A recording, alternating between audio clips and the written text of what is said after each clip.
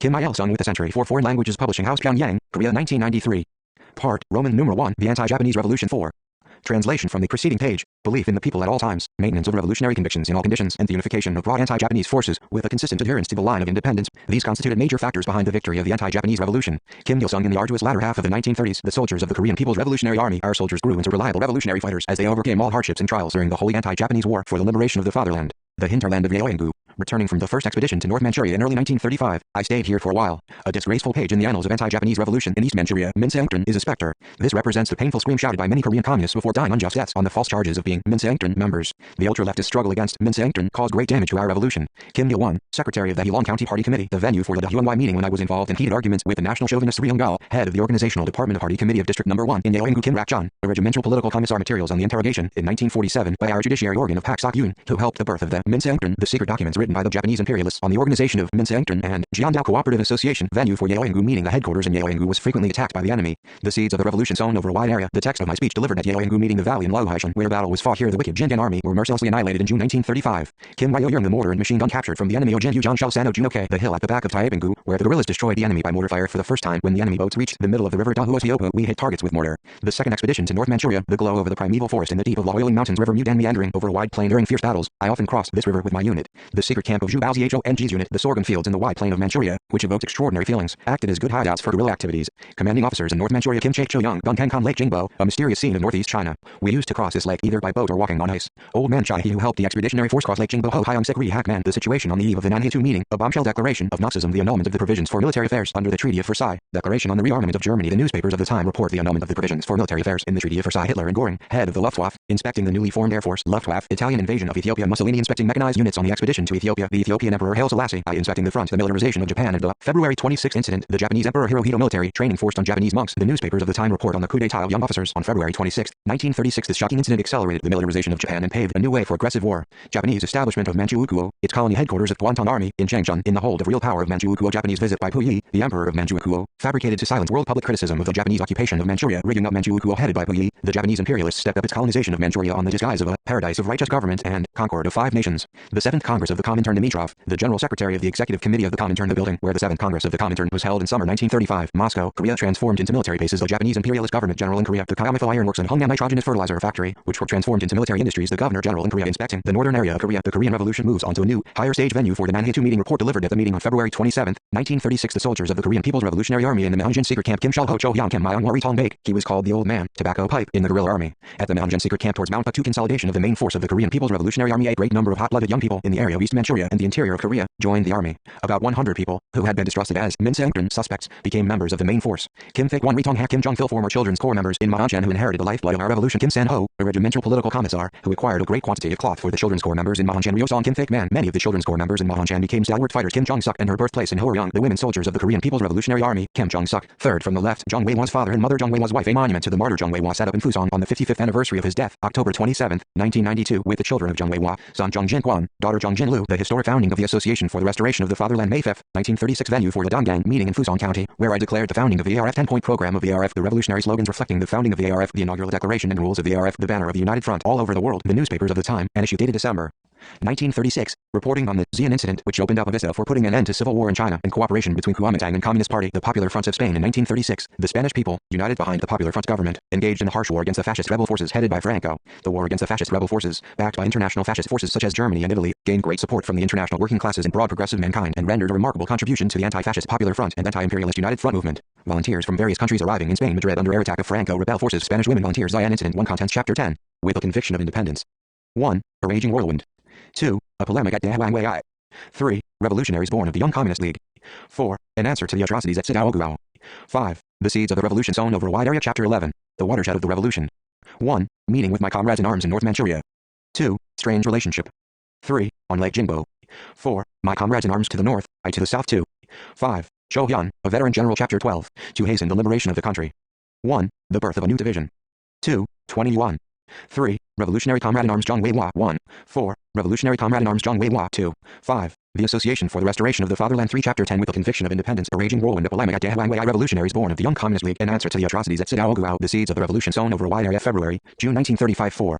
1. A raging whirlwind, the days of trial passed as in a dream. The ranges of snow-covered mountains that had obstructed our way were now far behind, and the expedition to North Manchuria, marked by bloody battles and tormenting experiences, had ended in victory. The Korean communists now had fresh hopes of developing the revolution by following up their success. Though exhausted by illness, I stood on the top of a peak of the loiling mountains with my men, shouting triumphantly and gazing down at the hills of Wangjing. The fatigue that had accumulated for months in the smoke of battle and severe cold seemed to vanish in an instant, and I felt my heart swelling with joy as if I were already standing on the hill behind my hometown. On my return to Wangjing, however, I was bedridden for several days. I had a high fever that had attacked me again in the wake of the fit of cold I had suffered from on the last leg of the expedition. On top of that, the ominous news that a whirlwind of purge had made havoc of the guerrilla zone reached my sickbed. The men nursing me were indignant at the crimes committed by the leftist elements who had disrupted the guerrilla zone. Party members, young Communist League and Women's Association members, who just a few months before were working in the Wangjing Valley in the cause of the revolution, had scattered, abandoning the guerrilla base that had been built and defended at the 5 cost of their blood, hurling curses upon the authors of the murderous scheme and its executors. I shuddered, my heart chilled. A crushing despair, frustration took over my senses. The universe seemed to have come to a standstill in one instant, and everything in the world to be crushed under the weight of a glacier. This tragic event dwarfed the trial we had experienced on the heights of Luozigu. Crossing the Tianqialing Mountains while suffering from a severe cold, with only 16 men under my command, was not a trifling matter, but it was nothing compared to what I had to deal with in connection with the issue of the Minsancton.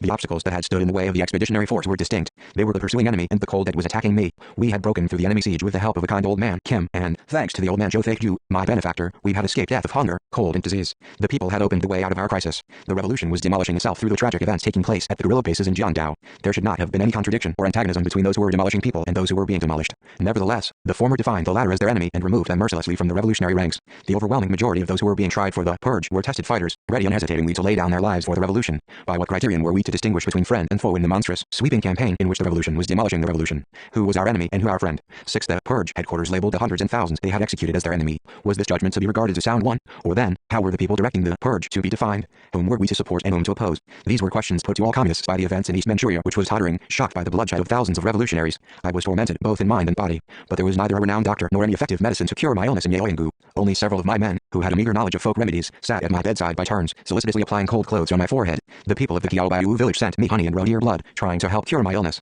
Old Chinese men brought tea and brewed it, inquiring about me. They bade the guerrillas to take good care of me, saying that my health was essential for the defense of the guerrilla zone and for the anti-Japanese struggle. Honey, tea and reindeer blood were all good remedies, but I sent them on to my comrades in arms who were ailing on their return from the expedition. Some of them were suffering from a bad cold, some from frostbite, and some from colitis or bronchitis. One day, though ill myself, with Don Cap Ryan's help, I went to visit my sick comrades. The sight of their ragged clothes pained me. They were still in their battle dress that had been stained with the smoke of powder and were ripped by bullets. The desire to provide them with abundant food and clothing took firm hold of me, those comrades in arms who had endured the severe winter cold with me in the shadow of death. 7. I sent my orderly to the sewing unit. At the time of our leaving for North Manchuria on the expedition the previous autumn, I had given John Munjin the assignment to prepare summer clothing for the unit for the following year. I told the orderly to bring the first batch of approximately 20 uniforms for the men who were back from the expedition if the assignment had been carried out. In those days the sewing unit was located in a forest at Solvagul, far from the Huangwai. It consisted of only several people including John Munjin and Han Song-hu. John was a veteran who had joined the guerrillas after some training in dressmaking in Dongning County, while Han was a recruit who had become a guerrilla after working for the Children's Corps in Yaoyanggu. It was not John Munjin but Han Song-hu who arrived with the orderly, bringing the uniforms to Yaoyanggu. Han had been taking care of John, who was pregnant, in the forest of Solvagul, which was as good as a desert island, and had been waiting for months for the return of the expeditionary force from North Manchuria.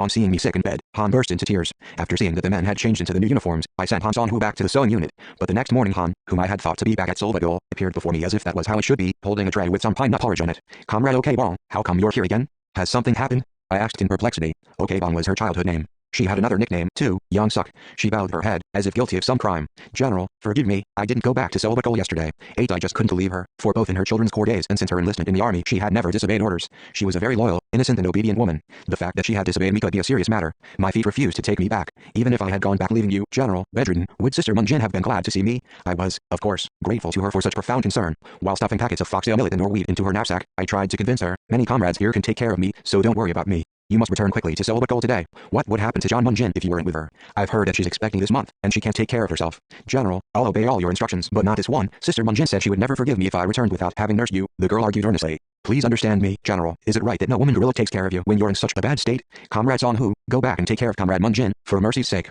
At this moment, the company commander Yosak got her out of her predicament. Comrade Commander, Han Song-hu is not a midwife. How can a girl who has never given birth help a woman in childbirth? They persuaded me. The company commander promised to find an experienced woman to send to Solvagul. From that day on, Han Song-hu solicitously nursed me day and night. She brought me pine nut porridge on a tray at every meal. 9. Probably on her order, men of the 4th Company had gathered pine nut cones, digging them out of the snow in the forest near Yaoyanggu. The company commander himself went out with a pole every morning to pick the cones. Han Song-hu took excellent care of me, sometimes sitting up the whole night through. She said she would not be worthy of being called a Korean if she failed to bring me back to health through her nursing. One day she cut off her hair and made pads and soles for my shoes. Just this one single deed was enough to convince me that she was a woman of great sympathy, that she would rejoice over her friends' happiness or cry over their misfortunes, or even would offer pieces of her own flesh to the needy without flinching. blood is thicker than water. The whole of her family were revolutionaries of strong sympathy and humanity. Her father Han Chang-sop was one of the foreigners, like Ri Guang, Kim Shal and Kim Un-sik, who had worked for the anti-Japanese revolution at Bai Hamatang and in the surrounding area from the outset of the struggle. In charge of an organization of the anti-Japanese association in Dafangzi, he had worked hard to obtain provisions for Ri Guangji's special detachment, and in the spring of 1932 he fell, stabbed to death by a soldier of the Japanese punitive troops. Her elder sister, Han Ok-sun, was burned at the stake. Her elder brother, Han Song-yu, perished in battle. My comrade in arms Han Hongguan, who mostly operated with us in the enemy-held areas from Wangjing until the guerrilla base was dissolved and later distinguished himself as the commander of a detachment of the Allied anti-Japanese forces in North Manchuria, was Han Song-hu's cousin. Han Hongguan and his 4 brothers had all died heroically on the battlefield. Han Song-hu and her elder sister had resolved to join the guerrilla army in order to be revenged on the enemy who had killed their father. When about to leave their home, the question arose as to who would remain to take care of their mother and the house. The sisters discussed the matter heatedly. Han Song-hu was as yet too young to join the army, so she was on the defensive the whole time during the argument. "Don't look down at me because I'm younger," she retorted. "I do all the work you do and I'm as tall as you are, sister. You're tall enough, but you still smell of your mother's milk." The elder sister calmly counterattacked. "You mustn't look up at a tree you can't climb. As the saying goes, be a good children's corps member and take care of mother at home." Neither of them would give up the honor of joining the army. While her daughters were arguing about their future lying in bed, their mother had heard scraps of their conversation. She sewed 2 knapsacks all night long of exactly the same size and shape out of the one cotton skirt she had. The next day, she filled the knapsacks with parched rice flour. Only then did the daughters realize that the 2 knapsacks had been prepared for them just like a dowry that a mother would offer to her daughters who were to take leave of their mother. That day the mother summoned her daughters and said, "Your mother does not want to be looked after by you, my daughters. We have not yet won our country back, so you need not think of taking care of me as your filial duty. I can get along without your support. You may join the guerrilla army right now, mother," the daughters exclaimed, throwing themselves into her arms. From the bottom of their hearts they pledged loyalty and left their loving mother in tears. In the spring of 1934 we recalled Han Song-hu to the sewing unit which was directly under headquarters supervision. We expected a great deal from her. If there was any weakness in her character, it lay in her cheerful attitude towards everything. She was too soft a woman and surprisingly good-natured, but she lacked the alertness needed by a soldier. This lack was the cause of her being captured by the enemy and ended in her giving up the revolution halfway. One day, having received my instruction to come to the main body from a detachment, she, with other soldiers, was moving north, and in the forest of Areohezi, Mingan County, was surrounded by the enemy. Not knowing that dozens of soldiers of the puppet Manchukuo army were approaching her with rifles at the ready, she was humming while washing her hair at a brook. While we were organizing a new division after advancing to the Fusong area, she was undergoing trying days as a prisoner, being interrogated by the enemy. In Luozigu, there was a conscientious Korean among the guards keeping watch over the prisoners, who secretly sympathized with her. He had been working for the revolution before his capture. He had signed a letter of surrender and was now living in disgrace. When he knew that the hangmen were going to execute Han Song-hu, he advised her to escape. He said he would discard his rifle and run away with her to Korea or deep into a mountain where they could live in a hut. She agreed and succeeded in fleeing with his help. Later the man became her husband. We all lamented at the news of her capture. Some women guerrillas felt so bad that they lost their appetite. That was natural because they had lost a comrade in arms whom they had loved as if she were their own 12 younger sister. The veterans who fought in Wangjing and knew her worth still recollect her lovingly. It is said that Han Song-hu's children regretted their mother's past immensely, saying that it would have been good if their mother had stayed with the guerrillas until the country was liberated as other women fighters had. Of course, it would have been much better if she had not been captured by the enemy and had continued to fight. But a revolution is not traveling on a highway, still less a 100-meter race in which the athletes make off at the starting signal and rush on without meeting any obstacle on the way until they reach their goal. A revolution can be said to be an endless journey of people who forge ahead towards victory through success and failure, through advance and retreat, upsurge and setback, which one may repeat or which come in the wake of the other, whatever the turns and twists that can take place in the course of these long endeavors. It is said that whenever her sons and daughters blamed her, Han Song-hu would reply, "You needn't worry about the stains in the records of your parents. The Workers' Party of Korea does not lay the blame for the parents' mistakes on their children. Our leader does not consider the children responsible for the crimes committed by their parents. That is his policy. Everything depends on yourselves. Therefore, don't worry, only be loyal to the leader." I believe she was right.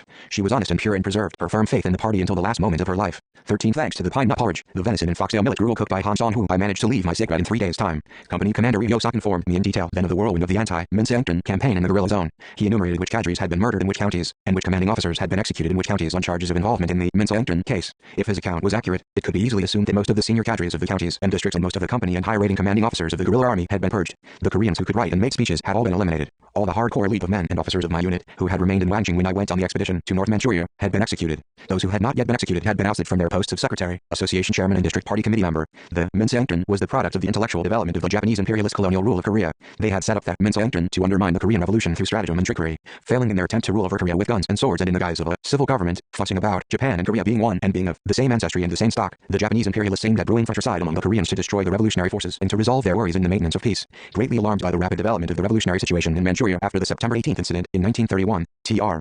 14 Governor General Sato saw to it that the Minseongtun was formed in Yanji in February 1932 by instigating pro-Japanese nationalists such as Pak Sok-yoon, who had been sent to East Manchuria as a member of the Jiandao inspection team, John Song-ho, an influential man in the Yanbian Autonomy Promotion Association, Pak Tu-young, advisor to the Manchukuo army in Yanji, and Kim Tong-han, a first-rate anti-communist agent. The Minseongtun clamored ostensibly for the right to national survival, the building of a paradise of freedom, and for the Koreans' autonomy in Jiandao as if it were its highest aim to solve the problem of the Koreans' livelihood. But, in effect, it was a spy organization for stratagem manufactured by the Japanese imperialists to paralyze the anti-Japanese spirit of the Korean people, isolating Korean communists by harming them through trickery and disrupting the revolutionary ranks from within by driving a wedge between the Korean and Chinese peoples. The reactionary nature of the Minseongtun was clear from its organizational policy or its program and other documents preaching the industrialization of life under Japanese imperialist colonial rule, that it was the only way for the Korean nation to survive. The enemy described the period of his colonial rule over Korea and Manchuria as the optimum, absolute period for securing the right to survival and its expansion. He depicted Korea and Manchuria, which had been turned into a land of gloom under his colonial rule, as a land of freedom and autonomy, while clamoring for a paradise of freedom to be built in Jiangdao by the Koreans. The Japanese imperialists tried to break the good neighborly relations between the Korean and Chinese peoples and communists and their revolutionary ties 15 by creating the impression that the Koreans had welcomed imperialist Japan's occupation of Manchuria and her colonial rule, that they had territorial ambitions for the Jiangdao area. The real nature of the Minseangton as an organization of anti-communist stooges can be easily seen from the records of its projectors and those who became the head, deputy head and director of the organization after its formation. Jo Pyongsang, director of the Gyeongsong Capital Club. Pak Sok-yoon, vice president of the Mail Sinbo Daily News, Tr. John Song-ho of the Yanbian Autonomy Promotion Association and Kim Tong-han projected the scheme of the organization and exerted all their efforts for its formation. They advocated patriotism and love of the people, professing themselves nationalists and revolutionaries, but they were, without exception, traitors who had long been converted by the Japanese imperialists. Pak Sok-yoon, for instance, at the age of 16, took the first step towards his pro-Japanese career when he went to Japan to study, and then continued his studies in comfortable circumstances at first-rate universities, such as the Faculty of Law and the postgraduate course of the Tokyo Imperial University and University of Cambridge in England. He is said to have annually received approximately 3,001 for educational expenses, a colossal sum, from the Bureau of Education of the Government General while he was studying in England. After his studies abroad, he was installed in prominent posts. He worked as a journalist of the Tonga Ilbo, the vice president of the Mail Sinbo, part-time counselor of the Foreign Ministry of Manchukuo commissioned by the Japanese Foreign Ministry, and then as consul general of Manchukuo to Poland. Later, he was a member of the 16 Japanese delegation, led by Matsuoka Yoshiyuki, the Japanese foreign minister, who afterwards signed the neutrality treaty between the Soviet Union and Japan, attending a General Assembly session of the League of Nations held in Geneva in 1932. These uncommon records are sufficient to show how well he was trusted by the Japanese ruling circles. In order to allow him to build up his reputation as a nationalist, the Japanese imperialists permitted him to write editorials denouncing their colonial rule and to stand up in a frontal confrontation with the governor general against his scheme of changing the Korean surnames into a Japanese manner, and to involve himself towards the end of the war in the Pacific, Second World War,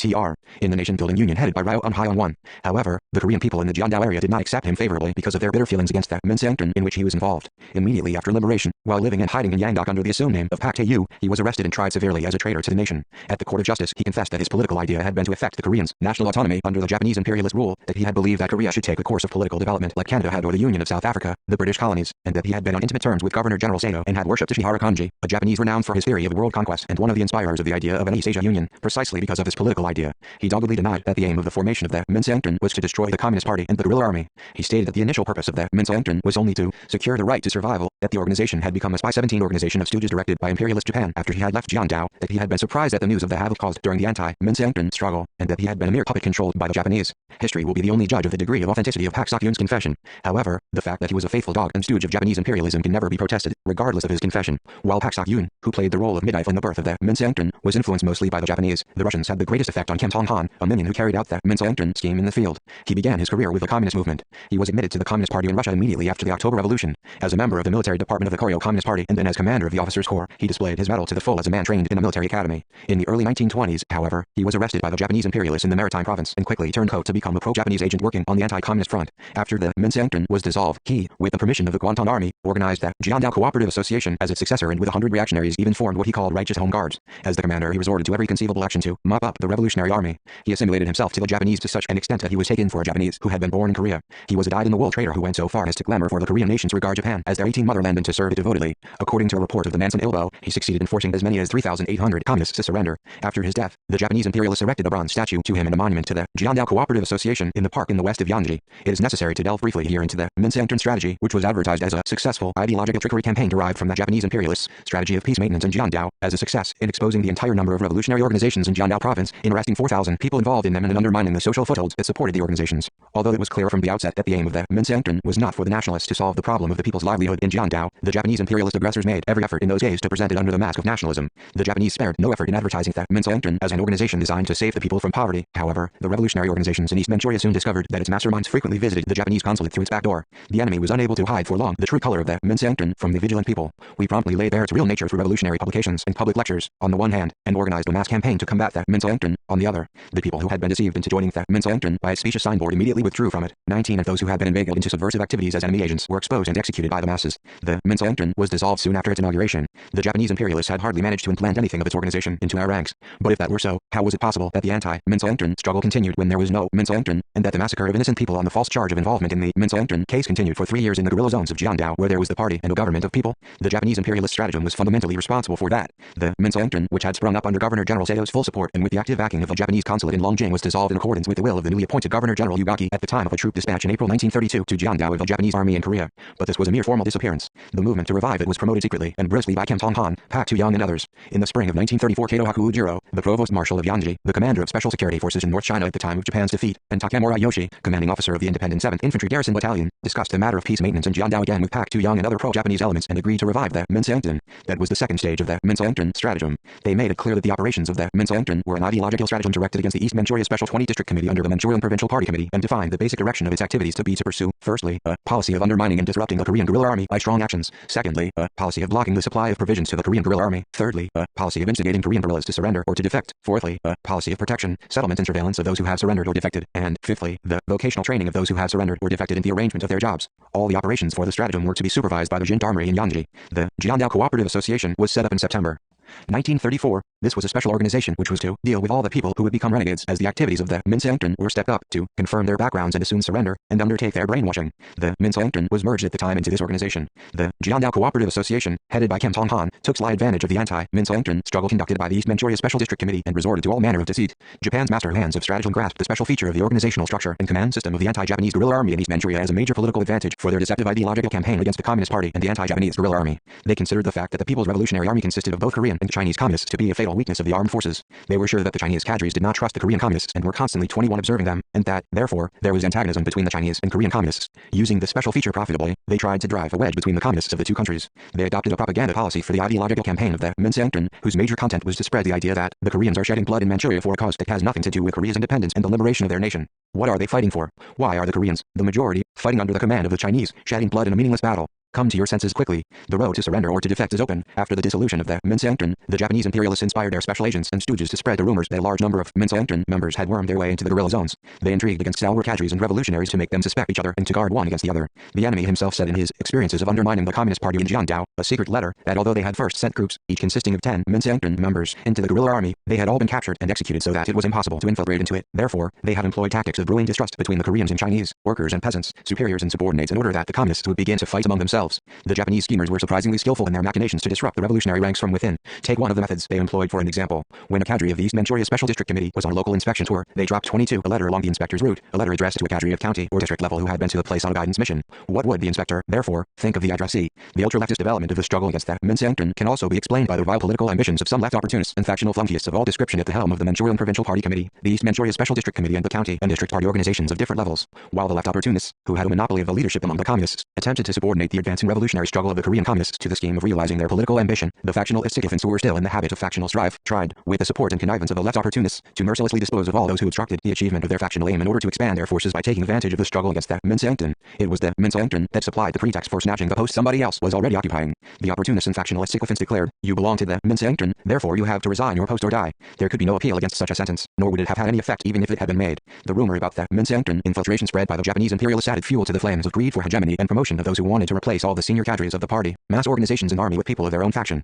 The soaring number of the results of the purge that had been 23 undertaken in the name of the Minseongtun were of enormous benefit to the schemers who were working to destroy all the revolutionary forces in the guerrilla zones. In the final run, the enemy and friends joined in with the crushing of the guerrilla zones. Such a monstrous alliance had never taken place in the history of revolutionary war in any part of the world. The brutal, absurd and crude way of combating the Minseongtun, which dwarfed the martial laws of fascist states and religious punishments in the Middle Ages, was attributable to the vicious Japanese imperialist stratagem and the political imbecility and despicable aim of some of the cadres of the East Manchuria Special District Committee. The indications for identifying Minseongtun members in those days were almost limitless and could be classified into hundreds of categories. If a cook of the guerrilla army had failed to boil rice well enough, that was a reason for charging her with involvement in the Minseongtun. If a grain of sand was found in the cooked rice, or if a man ate rice with water, the cook who had prepared the meal or the man who ate it with water was condemned as evidence of having attempted to cause diseases to the people in the guerrilla zone and as an action of the Minseongtun. A person with loose bowels was charged with an act of the Minseongtun because it would weaken combat power. An instance of moaning was considered to be an indication of Minseongtun because it would paralyze the revolutionary spirit. An accidental shot was condemned as an act of the Minseongtun because it would let the enemy know the location of the guerrillas. A verbal expression of homesickness was called an act of Minseongtun because it would 24 encourage nationalism. A hard-working attitude was denounced as a sign of Minseongtun to hide its identity, and so on.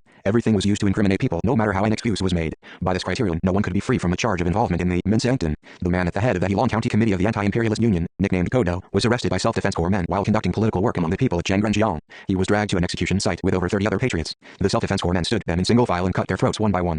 Naturally, Kodu's also, but, strangely, his head did not fall off. The skin and flesh of his nape slipped onto his back, with his whole body drenched in blood. It was a fatal wound, more painful than death. The executioners left while Kodo lay unconscious. Coming to at night, Kodo pulled the skin and flesh back to his nape, enduring the terrible pain, and bandaged it with a strip torn off his clothes. He then crawled 15 miles on all fours through steep mountains and reached the Ulankan guerrilla zone. However, the leftists took him to a tribunal of the masses when he was still suffering from the wound. They said that he was an enemy agent who had injured his neck on purpose and had come to the guerrilla zone to worm his way deep into the revolutionary ranks. The leftists read out a lengthy accusation, but none of the masses approved it. The men who had arranged the trial decided to refrain from passing the death sentence on him until he was identified through a period of examination, but they assassinated him anyway. 25 The ultra-leftist wave of the anti-Minseangton struggle was the roughest of all the counties in the Heilong County. That was because those at the helm of the party organization in this county dealt unjustly with the people's fates to fit in with their ulterior political purpose. The spearhead of that purge was directed at stalwart people who were exemplary in revolutionary practice, who enjoyed a high reputation among the masses, who did not flatter or compromise with injustice. Kim Sontu, of all the Korean cadres, combated that Minseangton in an extremely ultra-leftist manner. While the East Manchuria Special District Committee was located in Wangjing, he led a loose life there. Taking his wife along, he organized drinking bouts and played cards frequently with cadres of the Special District Committee and County Party Committee. As his wife gave herself the airs of a modern woman, neglecting the house, the Children's Corps members had to do all the household chores for her. Kim Sontu, declaring the opium poppy flower to be beautiful, got the people to plant poppies, to collect the juice from their fruits and to deliver it to him. For all this he continuously chanted, "Clean politics." It was preposterous that Kim Sontu, who led such a scandalous life, purged true revolutionaries by charging them with involvement in the Minseangton case. He even went to the length of forcing Children's Corps members to write confessions that they had joined that Minseangton. Kim Kun-soo, as the head of an agitation station at Yongsingun, Longjing, had rendered distinguished services by his political work, was caught in the meshes of the political intrigue hatched by the leftists and was dragged to an execution site. 26 At the last moment of his life, he announced at the execution site, "I am not a Minseangton member. If I am really under suspicion, cut off my ankles instead of killing me. If my ankles are cut off, I won't be able to run away. If you only cut off my ankles instead of killing me, I'll be able to weave mats with my hands and thus contribute to the revolution. I lament dying without working any further for the revolution." Look, that fellow is acting like a Minseangton member even when he's going to be executed. The men who directed the purge said and beat him to death with heavy sticks. The iron hammer of the purge fell also on the heads of guerrillas beyond the bounds of the party and mass organizations. Yang Theoke, with a peasant-like nickname of Scraping Ho, was an exemplary guerrilla.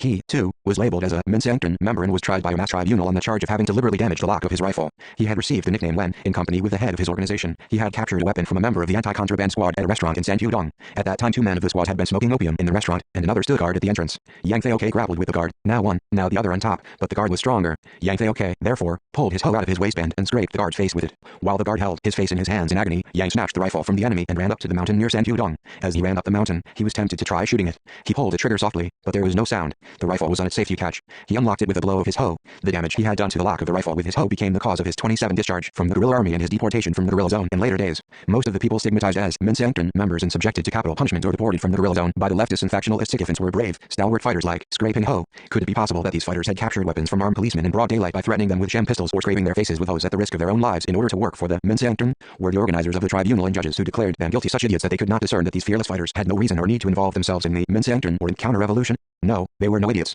This was not a question of the power of reason. Could there be such idiots among the revolutionaries who lacked the power of judging even such cases? According to the testimony of fighters from Nantu, hundreds of Koreans in Zhejiang alone had been murdered on false charges of involvement in the Minseangton case. Zhu Baozhong, who was deeply involved with the East Manchuria Party organization and was well informed of the state of affairs in Jiangdao, testified in his reminiscences that 2,000 people had been killed, labeled as Minseangton members. In order to exaggerate the results of the purge, the masterminds of the anti-Minseangton struggle tormented the Minseangton suspects beyond endurance, members of party organizations, mass organizations and even activists in the Children's Corps, with cruelties inconceivable to communists. 28 Kim Sontu, Songil and Kim Kwanil, who had led the purge, ended up in being given the verdict of involvement in the Minseangton and were shot. Songil and Kim Kwanil were fine people, but they flattered their superiors instead of establishing judge, and made inadvertent mistakes. I was surprised to learn that they had shouted, "Long live General Kim Il-sung," when they were executed. They would often argue with me about major political lines. No doubt they had come to their senses at least at their execution and had soberly reflected their actions. Pak Yeon-suk was one of 5 excellent modern women in Wangjing. She had sparkling eyes, so that the people of Wangjing called her the woman with morning star eyes. Well informed in art, she worked as the head of the children's department in Wangjing for some time. She was still young, but was relatively well experienced in underground work. Her father-in-law Cho Chang-won, Cho Lautor, was in charge of the anti-imperialist union in his county.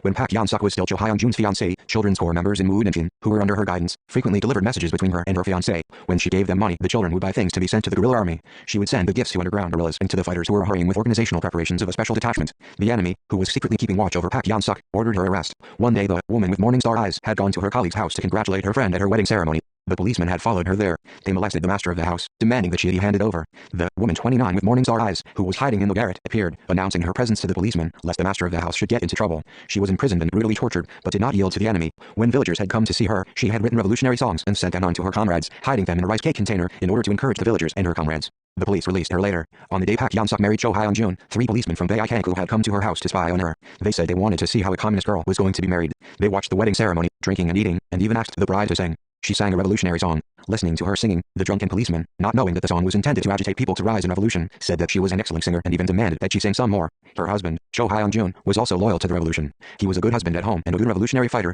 but unfortunately a bullet pierced his leg and he became lame. From then on, he was not as successful in his work among the local people as he had been before. He had no horse to ride, still less a vehicle. Nevertheless, he limped many miles to perform his duties. It was obvious, therefore, that he was unable to do as much as the others did. The Purge headquarters labeled him as a lethargic element, suspected him to be involved in the Minseongtun, persecuted him and kept watch over him. Park Yeon-suk was dismissed from the office of the leadership on the excuse that she was the wife of a Minseongtun member. I heard a rumor in this context that she was going to divorce him. 30. I persuaded her not to. I said that the issue of the Minseongtun was a passing one, that it would be settled sooner or later, and that Cho Hyung-jun had been excellent at underground work from the outset, had been a good fighter ever since he came to the guerrilla zone, a revolutionary with considerable theoretical knowledge. I asked her why she was going to divorce him, and even criticized her. Later we sent her to the Soviet Union. If she is still alive, I wonder how she will recollect her days in Wangjing where even the trees and the grass were trembling in the hot wind of the anti-Minseongtun campaign. Everyone in the guerrilla zone, men and women, young and old, vacillated. The bitter thought prevailed. A revolution is a puzzling thing. They kill each other for no special reason, even inventing crimes against each other. That's what they do. The Koreans have reclaimed the barren land in Jeondao and have pioneered a revolution. But now these pioneers are being murdered and ousted. What's the real intention of those who do these things? What is this, if not a purge to snatch hegemony?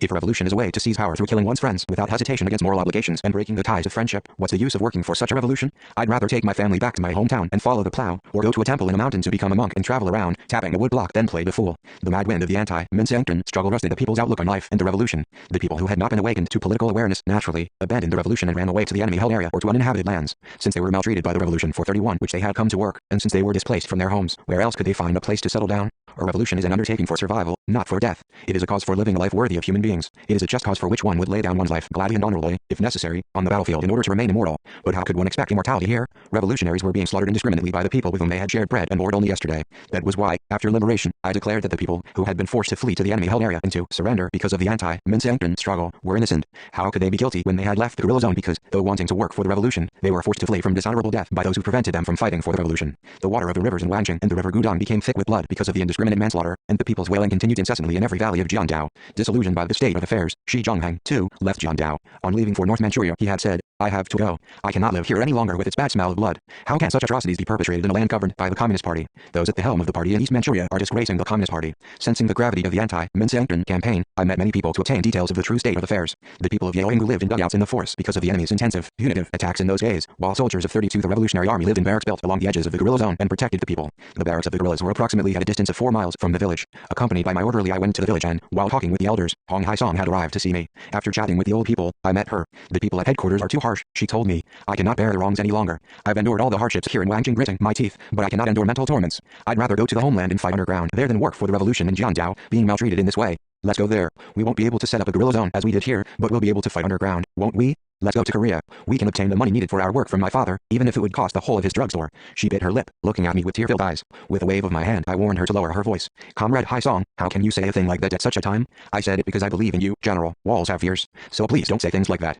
I was very sorry to have heard her confession. If even Hong Hai-song had made up her mind to leave the guerrilla zone, how many people would remain in Wangjing to carry out the revolution? The thought made me gloomy. She loved the guerrilla zone more ardently than anybody else, and the people in the guerrilla zone, too, were so fond of her. She was a daring underground operative, a vivacious, 33 enthusiastic children's teacher, and also a part-time doctor who, though not licensed, was efficient in both diagnosis and treatment. Some cadres of the East Manchuria Party Organization and the Wangjing County Party Organization had cured 3-year-old scabies thanks to her treatment. The people she had cured of this ailment were grateful to her and never failed to greet her. The cadres praised her, saying she was a gifted woman. Hong Hai-song regarded herself as a necessary and even as an indispensable person to the guerrilla zone, and here she was suggesting that I desert. This single fact was enough to incriminate her as a Minseongtun member and to subject her to capital punishment. I was grateful for her trust in me, to have confessed what lay hidden in her heart. What horrible atmosphere had enveloped the guerrilla zone to make this girl, who was so full of ardor and fighting spirit, consider running away? Jeondao, now strewn with her dead comrades, was no longer a land of promise or the sweet home she had loved with unstinted devotion. Because of all this, I refused to comply with her suggestion. "Comrade Hai-song, we cannot. It's not only one life that is at stake. If we're unable to endure the sufferings and choose to take an easy way out at a time when the revolution is at stake, how can we consider ourselves true communists? Though it is painful and disgusting, we have to stay here to settle the issue of the Minseongtun and continue the struggle. This is the only way for revolutionaries to take to save the revolution." She gazed at me while I spoke, wiping away her tears. 34. "Please forgive me. I said it all because the prospects are so bleak. I've been waiting anxiously for your return from North Manchuria in order to tell you all this, General, but I'm not alone in this. People in the Minseongtun jail have been waiting for you, Comrade Commander. When will Commander Kim return? Is there no news from Commander Kim? Is there no way to let Commander Kim know the situation in East Manchuria? They say, while waiting impatiently for your return. And we had only the rumor that the entire North Manchuria expedition party had died. The Japanese said the same thing in their newspapers. Hong Hae-song pressed her hands to her breast, trying to curb her bitter feelings. Remorse rent my heart at the sight of the teardrops forming in her eyes, just as if they were drops of blood. Her words made me ponder over my responsibility of a man fighting for the Korean Revolution. If I could not stop the reckless, blind manslaughter being perpetrated in the name of a purge, threatening thousands and thousands of lives at a juncture when the revolution was about to be crushed in this way, or it might revive and rise again, then I was not entitled to call myself a son of Korea, and there was no need for me to remain alive. I proposed to the leadership of the East Manchuria Party organization to convene a meeting to rectify the mistake in the anti-Minseongtun campaign. An inspector from the Manchurian Provincial Party Committee, almost at the same time, also suggested the convocation of such a meeting. 35 A few days later, I received a letter informing me of a joint meeting of the military and political cadres of East Manchuria that was to be held at UNY. Prior to my departure, I called in at the barracks of the cooks. I went there to see Hong In-suk, a woman who they said had been depressed for several months because of being suspected as a Minseongtun member. I had obtained some fabric in North Manchuria and was going to give it to her as a present. My comrades in arms had warned me, saying that if I gave a gift to a person suspected of involvement in the Minseongtun, I would be handing the purge headquarters material against myself. But I ignored their warning. Could kindness ever be a crime? 36. 2. A polemic at WNY. It would be incorrect if someone were to think that I had started a polemic about the Minseongtun issue at the WNY meeting with the people at the helm of the East Manchuria Party organization. The argument had begun already as early as October 1932. My unit, which had started moving towards North Manchuria, had stopped over at Wangjing for some time. During my first days in Wangjing, I guided the party work in District No. 1, Yeolyungbu. There I saw that the anti-Minseongtun campaign was being conducted haphazardly, in an ultra-leftist manner, by officials of the county and district party organizations, contrary to revolutionary principles. One morning I was looking around the village, accompanied by Ri Young-gal, head of the organizational department of the district party committee. Someone screamed in the office of the district party committee. I stopped. Who's that? I asked. For some reason Ri Young-gal looked embarrassed. People from the county party committee are questioning a man named Ri Jong-jin. Why? Is he a Minseongtun suspect? 37. It seems so. The man has denied it for 3 days, but they keep on torturing him to squeeze a confession from him. I'm so distressed at the sound that I can't work properly all day long. Let's go by quickly. Why is he suspected? He worked in the enemy-held area and returned a few days later than expected. That must be the reason. Can that be a reason? Comrade Commander, be careful of what you say. One word like that can be the cause of being labeled a Minseongtun member. The whirlwind of the Minseongtun has made it very hard to live here. I walked into the office in spite of Ri Young-gal's advice. A man from the county party committee and some guards of the district were brutally questioning Ri Jong-jin. As I entered the room, the cadre from the county party committee thrashed the victim furiously as if to show off to a stranger how splendidly the Wangjing people were conducting the class struggle. Ri Jong-jin had been a servant of a Chinese landowner for more than 10 years. His wife had been killed during the enemy's punitive atrocities, and he had left his 2 children in the care of other people to join the revolution. After he came to the guerrilla zone, he had worked as party secretary of a branch of the district. The masses had held him in high esteem. There could be no reason for such a man to involve himself in the hostile organization and counter-revolution. How could his delayed return from work, and an inadvertent mistake in work, be the cause of suspecting him for involvement in the Minseongtun? I gave the cadres from the county and district party committees some needed advice and made them stop the questioning. 38. Comrades, as far as I understand, there's no reason for dealing with Ri Jong-jin as a Minseongtun member. It isn't right to whip him without exact evidence simply because he made a mistake in his work. The Minseongtun should be combated prudently on the basis of scientific evidence, I said. The questioning was suspended, but after I left Yeolyungbu and went to Macon, Ri Jong-jin was murdered. The incident occasioned the spreading of the news that Commander Kim Il-sung from Mantu had stopped the county party cadres from questioning a Minseongtun suspect and had denounced them. The news reached ears of the cadres of the Wangjing County Party Committee and the East Manchuria Special District Committee. The news spread throughout Yanji, Keelong and Huncheon beyond the bounds of Wangjing. Some people commented apprehensively, what disaster did he wish on himself by interfering in the matter? He seems to be blind to fire and water. Others said, Commander Kim did that because he hasn't experienced Wangjing. He's a man from Mantu, isn't he? Still others praised me cautiously, saying, anyway, he's a man with plenty of guts. What I said and did in the office of the district party committee was, in effect, the beginning of my arguments with the leftist elements on the issue of the Minseongtun. The polemic intensified from the beginning of the year 1933 when the purge in connection with the Minseongtun issue was most scandalous in the guerrilla zones of East Manchuria. That year many Korean military and political cadres and revolutionaries who had been stigmatized as Minseongtun members were either killed or ran away. 39. I also was nearly caught in the Minseongtun intrigue. The chauvinists and factionalist sycophants, who were swaying the purge to an ultra-leftist mess, tenaciously attempted to connect me with the Minseongtun. The evidence they advanced was ridiculous, including what they called the case of a kidnapped landowner from 2 men. A Chinese anti-Japanese nationalist army unit of over 100 soldiers, stationed in Luoshuhazy in those days, had requested me to help them obtain clothing. We had persuaded a landowner to help us in this matter, a landowner whom the National Army had captured for obtaining economic aid, but failed. With the help of the escaping landowner, we had procured cloth and cotton enough for 500 uniforms. The event was called the case of the kidnapped landowner from 2 men. We had provided all the Nationalist Army soldiers in the Wangjing area with clothing from the aid goods. Judging from the situation at the time, it was quite probable that, if they were not properly clothed in the severe winter cold, the soldiers of the Nationalist Army would defect or surrender to the enemy. By itself, without cooperation of a friendly army like the National Salvation Army, the Revolutionary Army would have found it difficult to maintain the guerrilla zone. Kim Kwon-il, who was promoted to the office of Wangjing County Party Secretary as a successor to Ri Young-guk, denounced, in league with some cadres of the East Manchuria Special District Committee, the guerrilla army's procurement of winter clothing for the National Salvation Army with the help of a landowner as an act of righteous capitulation. He said that Kim Il-sung, who was in command of the army and connived at 40 and encouraged the work of the Minseongtun, must be held responsible. The fact that they fussed about responsibility even by mentioning my name showed that they had, in fact, schemed to do away to the last man with the Korean cadres with any authority to speak in East Manchuria. They went so far as to make the ridiculous allegation that a large number of Minseongtun members had wormed their way into the Wangjing guerrilla army because Kim Il-sung had neglected the anti-Minseongtun campaign. They tried to bring me to the purge tribunal by hook or by crook. Their intrigues led to a frontal clash between them and me. I refuted them with a strong argument that the procurement of clothing for the National Salvation Army with the help of the landowner could never be a righteous act, still less the work of the Minseongtun, and then I unhesitatingly expressed my opinion about the anti-Minseongtun campaign. Since combating the Minseongtun means combating spies, nobody has the right to be indifferent to it. I do not wish to see the Minseongtun infiltrate into our ranks either, but I cannot remain an onlooker at the murder of innocent people perpetrated on the excuse of purging the Minseongtun. Such an act of murder undermines the revolution and benefits the enemy. Can we remain silent? Take a look. What kind of people are they, whom you've labeled Minseongtun members? Aren't they indomitable fighters who have shared all our hardships in the guerrilla zone with death hovering? Why would fighters like that join the Minseongtun, which is against the revolution? Your arguments are untenable. 41 The leftist elements became angry at my statement and shouted, do you object to the line of the anti-Minseongtun struggle? If your line of anti-Minseongtun struggle is for killing your friends who are loyal to the revolution, I cannot support it. If you're selecting Minseongtun members, you have to truly identify them on the basis of scientific evidence. Why are you disposing of people one by one who are working for the revolution, enduring hunger and hardships in this mountain? Isn't this strange? I refuted. I criticized them incisively and brought the matter to a critical point. The leftist elements on the East Manchuria Special District Committee said that I lacked knowledge of the Minseongtun. Well, if you say so, I myself will see the people you've defined as Minseongtun members. I said, if you want to hear what the prisoners say, you may be present at the hearing. A company commander nicknamed Hunter Jang, his real name was Jang Ryong-san, was among the Minseongtun prisoners kept in the jail at Lishagu. His father was a renowned hunter in the Wangjing area. Jang Ryong-san had learned marksmanship by frequently accompanying his father when hunting. He was such a crack shot that once he had prepared dough and then hunted 8 roe deers to cook dough flake soup.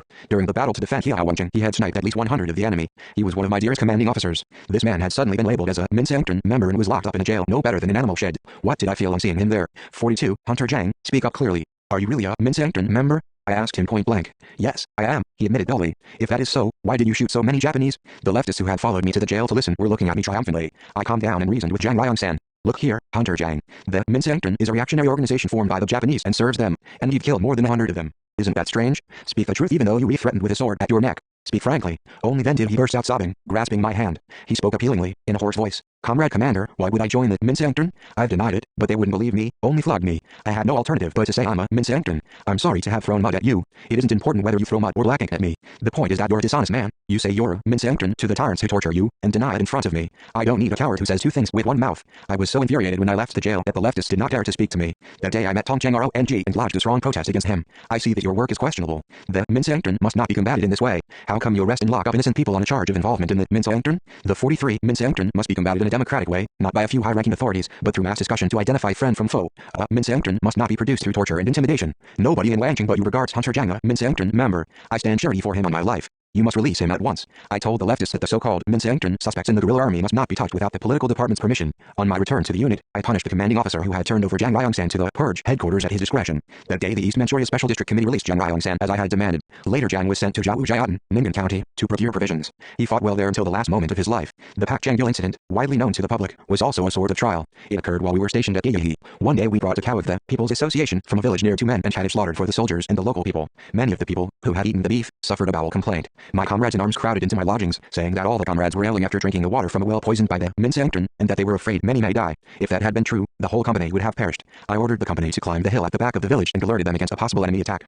44 Strange as it may be, I myself did not feel any stomachache until a long time had passed, nor was there any sign of the enemy attack I had anticipated. I summoned the company commander, the political instructor, the young communist league secretary, the youth worker and other officers of the company and asked them if they, too, believed that the well had really been poisoned. Yes, probably, the officers answered unanimously, without considering the matter. But I have no stomachache although I ate the beef late in the evening and early this morning, I said. If other people suffer from stomachache, the company commander and I should also suffer, but we don't. How can this be explained? The commanders may not suffer probably because they were served with clean soup, the company commander hazarded. That's not true. The commanders and the men ate the soup from the same pot, and there's no law that the poison doesn't foul up the portion for the officers. Meanwhile, a platoon leader who was patrolling the village brought a boy as tall as a rifle to me, saying that the boy was a Minseongtun member and that he had poisoned the well. The boy was Pak Changgil now under suspicion. The platoon leader said that the boy had frankly admitted his crime before the villagers. Hearing the news that the culprit had been arrested, the village was astir. Some people cursed him as a good-for-nothing, and some hurled abuse at his mother, that she deserved to be flogged to death. Changgil had grown up in hardship, herding pigs for a Chinese landowner. One of his brothers was serving as a company supply officer 45 of the guerrilla army, and another was working in a branch party organization. I could hardly believe that the boy with such a family background could do such a harmful thing that might destroy a company of the guerrilla army.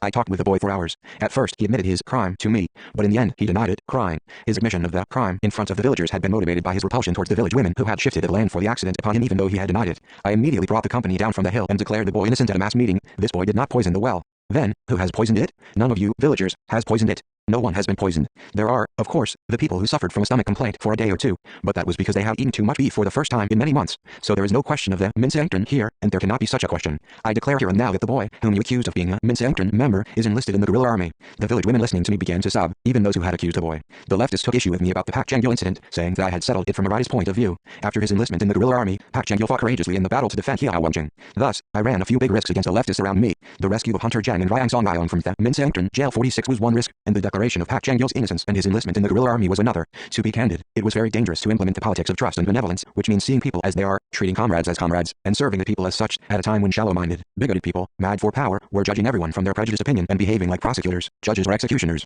But it was imperative for me to combat them at the risk of my own life. The best self-protection under the surveillance of distrust, which suspected everything as the work of the Minseangtern, was to refrain from meddling and shutting one's eyes to everything. But I raised the banner of revolt against everything that I considered unjust with courage and my belief that if a man lacked the resoluteness to condemn injustice as he saw it, he was as good as dead and had no need to live. If one cared for only one's own comfort, how could one be a revolutionary? I was convinced that, no matter how violent the whirlwind of purge was, it was a passing phenomenon, that if we dedicated ourselves to the struggle against it we could ward it off. The left chauvinists and factional sycophants who had become addicted to an abuse of power through the purge of what they called the Minseangtern have even cooked up and published a Minseangtern structure of the East Manchuria Party organization and a Minseangtern structure of the People's Revolutionary Army, exact copies of the organizational systems of the party and the guerrilla army in the East Manchurian guerrilla zones. The leftist schemed to give us the impression that the Minseangtern had sent many of its agents into the guerrilla army and to 47 drive a wedge between my men and me to prevent me from stopping their campaign against the Minseangtern. One day a cadre came to my unit with a letter from the head of the organizational department of the East Manchuria Party Committee. I was amazed after reading it. It did not mention the source of information, but it said that one of my men, named Han Pong-sun, was plotting a Minseangtern action in a big way and was going to kill me, and that in view of the seriousness of his crime, he must be arrested without delay. Han Pong-sun's crime was awful, but somehow it was difficult for me to believe the letter. In the first place, the attempt for a big Minseangtern action seemed unfounded.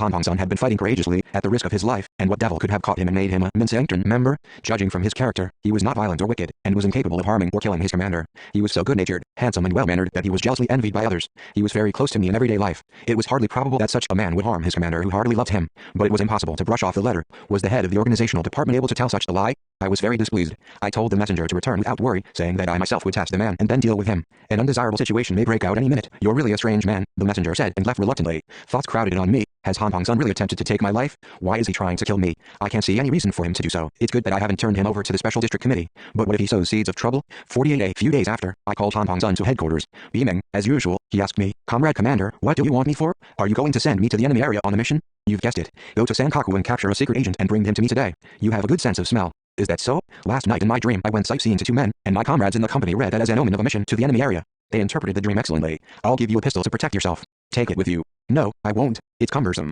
I'll lure him by words. Don't worry, please. All right, hide the pistol in the ground and retrieve it on your way back. Han Pong-sun buried the mouse air on the way as he was told, and walked onto the town of Sankaku. He found a named secret agent, and said, wouldn't you like to go and see the communist zone? I'll guarantee your safety. That is how he coaxed the agent and brought him to the guerrilla zone. I questioned the secret agent myself. I know that you're a dog of the Japanese, but I won't kill you. In return you must do something for us. Since you've taken an oath of allegiance at the gendarmerie, you may continue to do as you're told by the Japanese. Only inform us in advance of coming punitive attacks on us. I won't give you any other mission. If you acquit yourself well, you'll be recognized as a revolutionary. Can you do that? 49 The spy said that he would do whatever I told him to, and begged for insurance that the members of the revolutionary organizations would not kill him. I saw to it that Han Pong-sun escorted the spy back to Sankaku. Needless to say, he performed the mission with credit. After this assignment was fulfilled, I said to the cadres of the East Manchuria Special District Committee, I gave Han Pong-sun a pistol to test him, but he didn't run away. I told him to capture a dog of the Japanese, and he did. As I gave him both a pistol and cartridges, he could have harmed me easily if he had wanted to. But he didn't. Can such a man join the Minseangtern? They retorted, a Minseangtern member can imitate this sort of an act. He didn't run away or harm you to win the confidence of the cadres, to worm his way deeper into our ranks, and launch a big Minseangtern venture.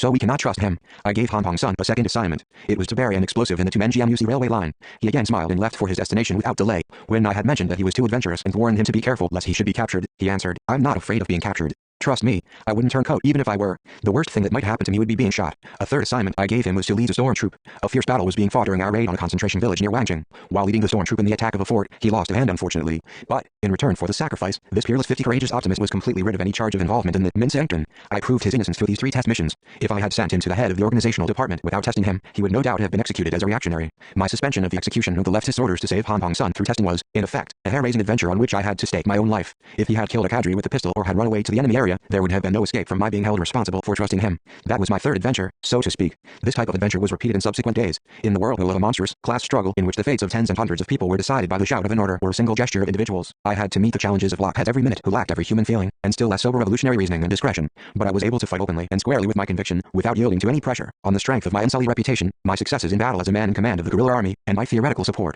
Besides, many of the Chinese cadres in the leadership of Jiang Dao had been greatly influenced by me during my days in Jilin, and they did not dare attempt to connect me with the Minseongtun and dispose of me. When the raging wind of the anti-Minseongtun campaign was sweeping the guerrilla zones in East Manchuria, I rose from my sickbed and prepared for my trip to Dahuangwai. I was not strong enough to attend the meeting after weeks of illness, but I had to participate in it in spite of everything, as I had proposed 51 holding it. Nevertheless, the 4th Company commander, its political instructor, and many other comrades in the army objected to my departure for Dahuangwai. Comrade Commander, it said that representatives from both the Manchurian Provincial Party Committee and the Manchurian Provincial Committee of the Young Communist League have arrived. That isn't a good sign. No matter how well justice is behind you, Comrade Commander, you're alone and they have the majority, the political instructor of the 4th Company tried to convince me. Even my orderly Ote-san was apprehensive about my trip to Dahuangwai. There was not a single optimist to encourage me with smiling prospects and blessings that one would like to expect from the meeting at Dahuangwai. It was not without reason that they were worried about my trip. It was February 1935. By that time, the party headquarters at all levels and party members in East Manchuria had been secretly alerted by the Manchurian Provincial Party Committee to step up the purge operations and the campaign on 2 fronts against the left and right trends to remove all the counter-revolutionaries lurking in the party and wipe out factional strife, nationalism and social reformism, in order to make the entire party Bolshevik. After receipt of these instructions, all the party organizations in East Manchuria were mercilessly conducting the anti-Minseongtun campaign in a more ultra-leftist manner.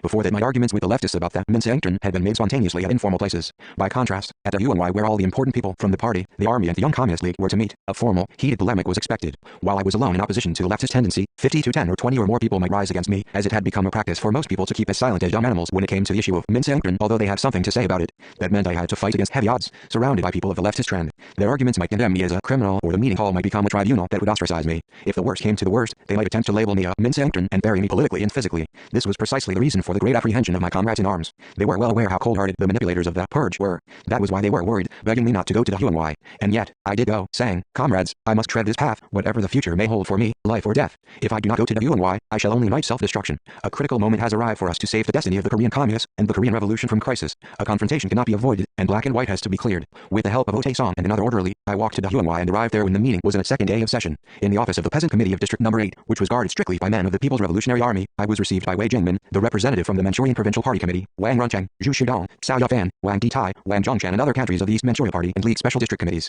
In this 53 spacious office building, the meeting, which the Chinese termed the Joint Meeting of the East Manchuria Party and League Special District Committees, was in session. In Korea, the meeting is called the Dahuangwai meeting. At one time, some historians called it the meeting of military and political cadres of the Korean People's Revolutionary Army. This cannot be considered accurate. The meeting went on for about 10 days. Attendance was irregular as some people kept coming in and leaving. Most of those present were Chinese, and I remember, there were only several Korean cadres including Song Il, Rim Su-san, Jo Tong-uk and me. Jo Tong-uk was a translator throughout the meeting for the Korean cadres who did not know Chinese well. I attended the meeting in the capacity of a member of the East Manchuria Special District Party Committee. The Dahuangwai meeting was convened because Zhang Ziyun, alias Little Zhang, in the capacity of an inspector from the Manchurian Provincial Committee of the Young Communist League, while visiting Jiangdao to become acquainted with the work there, had made the absurd report to the Provincial Party Committee that 70% of the Koreans in East Manchuria were Minseongtun members. If his report had been true, what would have happened to the revolution in East Manchuria? It was natural that the Manchurian Provincial Party Committee dispatched its representative to East Manchuria to take measures in dealing with the situation. Arguments continued day and night. The argument began to grow heated when Zhang Ziyun repeated his view expressed in that report that 70% of the Koreans in East Manchuria and 80 to 90% of the Korean revolutionaries were Minseongtun members or suspects, and that the guerrilla zones were Minseongtun training centers. 54 The atmosphere of the meeting was swayed towards supporting his report. Some people said that the purge committee should be strengthened. Others uttered high-sounding phrases, insisting that the purge of the Minseongtun was a special revolutionary measure to surround and destroy the counter-revolutionaries lurking in the ranks, and still others clamored for the seeds sown by the Minseongtun to be rooted up mercilessly and more thoroughly. I put a few questions to them. If most of the Korean revolutionaries active in East Manchuria are Minseongtun members, it means that I and other Korean comrades present here are members of it. If so, are you holding this meeting with the Minseongtun? If we belong to the Minseongtun, why have you called us here to discuss politics with us, instead of locking us up in a jail or killing us? Do the statistics you have compiled include the revolutionaries who lay down their lives on the battlefield? If the statistics include them, how can their death in the war against the Japanese be explained? It follows that the Japanese have killed a large number of their own people. Was it necessary for the Japanese to kill these Minseongtun members whom they had tried so hard to train? Do you consider 80 to 90% of the First Company, now guarding the conference hall, as Minseongtun members? As I posed these questions, an icy silence fell suddenly over the conference hall, which had been in a state of excitement. The silence seemed strange even to me. The audience simply stared at Wei Yangmin's face on the platform, who made no reply. I continued, 55. As you know, if heterogeneous elements occupy 80 to 90% of something, that thing changes into something else. That is science. The allegation that 70% of the Koreans in East Manchuria belong to the Minseongtun implies that all the Koreans except aged people, children and women are Minseongtun members. If so, is the Minseongtun fighting for the revolution in East Manchuria in a bloody war against their masters? Some people openly say that most of the Korean communists active in East Manchuria are Minseongtun members. This is also illogical. If they were, what have they been fighting a hard battle for in the guerrilla zones, which have been in a state of constant blockade over the past 3 years, without housing, clothing, and being fed properly even in the severe winter cold? If 8 to 9% of the Korean revolutionaries, let alone 80 to 90%, were Minseongtun members, it would be impossible for us to safely hold this meeting, because this conference hall is guarded by the first company of fully armed Koreans. All the renowned revolutionaries and cadres from East Manchuria, whom the enemy has been trying to destroy for years, are present here. If your statements were true, most of the first company must belong to the Minseongtun. So, isn't it strange that they don't attack us with their efficient weapons and make a clean sweep of us? The people who had declared that we were all Minseongtun members were likewise unable to answer this question. The first company was miserable when you declared it to be a Minseongtun company. According to the investigation which I myself conducted in the company for about 20 days, there was no evidence that proved any of the company belonging to the Minseongtun. On the 56th contrary, it has become a model company during my guidance and inspection, and has given birth to another company, the 7th company. The results of testing people in the practical struggle have also eloquently proved your statement to be unfounded. The statement that most of the Koreans and Korean revolutionaries in the guerrilla zones in East Manchuria were Minseongtun members. The report says that the guerrilla zone is a Minseongtun training center, that the party and the league are also Minseongtun organizations, and that Ri Young-guk is the head of the Wangkang County Party, Minseongtun, that Kim Myung-gun is in charge of organizational and military affairs of the Minseongtun in Wangkang County, that Ri Sang-muk is in charge of organizational affairs of the East Manchuria Party, Minseongtun, that Chu Jin is in charge of the Minseongtun in the 1st Division of the People's Revolutionary Army, and that Pak Chun is the chief of staff of the Minseongtun in the People's Revolutionary Army. If so, can the East Manchuria Party organization, the Wangkang County Party organization in the 1st Division of the People's Revolutionary Army, be considered to belong to the Minseongtun? Am I to regard the cadres of the East Manchuria Party organization as the controllers and leaders of the Minseongtun? The audience still kept silent. Only Wei Jengmin, the representative from the Provincial Party Committee, who was on a mission to analyze, sum up and evaluate the developments of the struggle correctly and objectively, eased attention slightly by expressing his view that it was a mistake to identify the party and league organizations themselves as the Minseongtun, and that the whole and the part should be distinguished. 57 I emphatically declared that the labeling of most of the East Manchurian people as Minseongtun members was an insult to the Korean people, and that such a view must be rectified immediately at this meeting. My assertion met with an instant rebuff from Cao Yafan. He said, "You're flatly denying the existence of the Minseongtun. However, that is your subjective view. There are now hundreds of Minseongtun suspects in jails. They have confessed with their own mouths that they have joined the Minseongtun and have written confessions with their own hands. What do their oral and written confessions mean? Does it mean that you don't recognize material proof? I don't recognize what you call oral and written confessions because most of your material evidence has been squeezed out through torture. I have been to your jails and interviewed dozens of your suspects, and none of them admitted to his confession. I trust their loyalty more that has been displayed in their life and work than your material evidence. Tell me frankly, how did you rest those confessions? Most of your Minseongtun suspects have made false confessions, unable to endure the painful tortures by the purgers. You are now manufacturing a Minseongtun which is not a Minseongtun." At that moment, Cao Yafan shouted, "Budui." No. The word Budui grated on me to the point of anger. Cao Yafan, of all people, dared to say no. My fist banged on the floor as I retorted, "What do you mean by no? The Koreans in Jeonnam are now watching you, because you have hunted people at random by abusing your authority." 58. Who killed Kim Jong-ryung, political commissar of the Antu guerrilla unit? Who killed Kim Il-won, secretary of the Heilong County Party Committee? Answer me frankly here and now.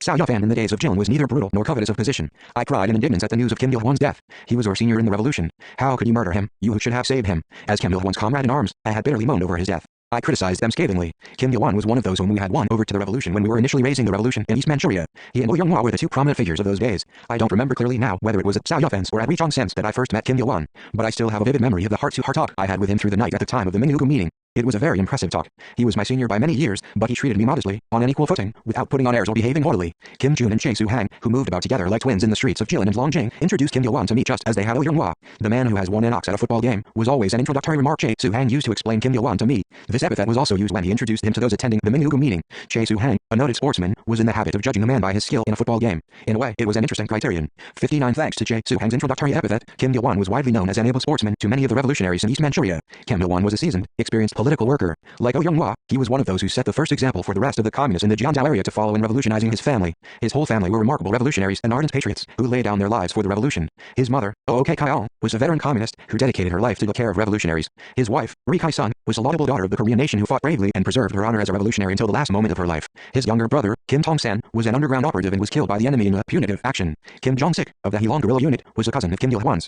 His relations on his wife's side, too, dedicated their lives to the revolution. His wife's brother, Ri Ji-chun, was one of those who paid a visit to us in Jilin and received directions for struggle from us. In short, Kim Il-won was a right seed. He was well informed. Kim Il and Pak Young-sung, who had done underground work with Kim Il-won in Heilong for many years, often recollected that his method and style of work was seasoned and that he was popular among the masses. Kim Il and Pak Young-sung developed as party workers under his influence. I think it was because of these merits that Kim Il-won was sent now and then on missions to work among the men of the National Salvation Army. In those days, the soldiers of this army in Heilong all respected him and treated him cordially. 61 Ri Tasun's unit from Antu suddenly crowded into Chechangzi in order to mop up the National Salvation Army. The soldiers of the Jintan army searched the village for the National Salvation Army. They thus discovered a bundle of leaflets at Kim Il-won's house, a bundle of important leaflets which his mother was to deliver to another local organization. Saying that he had discovered the Communist Party, Ri Tasun began questioning the whole of Kim Il-won's family. Kim's mother said that a stranger had left the bundle, but the interrogator did not believe her. Ri Tasun's eyes glared maliciously. While Kim's family was being threatened, their neighbor, a landowner, begged the interrogator to be merciful, saying that they were not Communist Party members, but innocent peasants, and that he was standing surety for them on his honor. Thus the crisis was warded off. This was because Kim Il-wan had had such a good influence on the landowner in everyday life. What was most characteristic of Kim Il-wan was his uncompromising attitude towards injustice and unshakable revolutionary principle.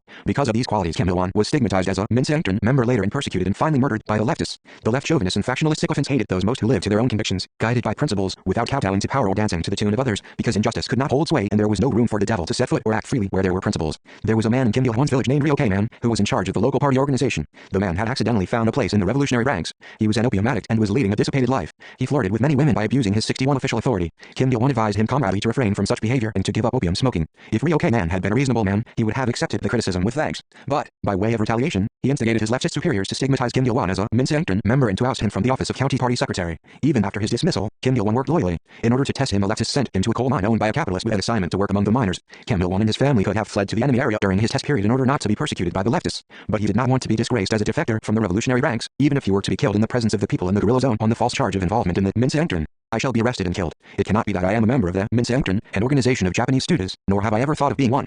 However, it would be appropriate for me to uphold the honor of a revolutionary even if it means being killed here on a false charge of involvement in the Minseongtran, for if I surrender to the enemy and turn coat to save my life, it would mean a greater loss to the revolution. Then the crime of betraying the revolution would not be atoned forever. My last wish is that my whole family should fight staunchly until our country is liberated and becomes independent. That was what he had said to his mother and wife when he had had a premonition that his days were numbered. 62 one day in November 1934, the leftists brought him to trial. Ryo Man's malicious charge against him was absolutely false. This man is the worst of reactionaries. He has not confessed a single word, in spite of long questionings. There is no knowing whether a serpent or a viper is coiling inside him. If this fellow were kept alive, our revolution could be shattered to shreds in less than 10 years. Should he be allowed to live or should he be killed? None of the audience answered the question. Some people whispered, how could a communist revolution be carried out if such people were all killed? But nobody spoke out openly against the charge. The people of Chechnya knew that the charge was unfounded, but could not speak against those in power, for if they had, they, too, would have been accused of being Minseongtran members. The leftists sentenced him, one of the founders of the Heilong guerrilla unit, to death. Wait and see who is a real Minseongtran member and who is a true communist. History will make black and white clear, Kim Il-wan shouted, glaring at them, on his being sentenced to death. Hearing this, the men of the National Salvation Army unit under the command of Sun Zhongqiang shouted angrily, wielding their rifles, why are you killing Kim Il-wan?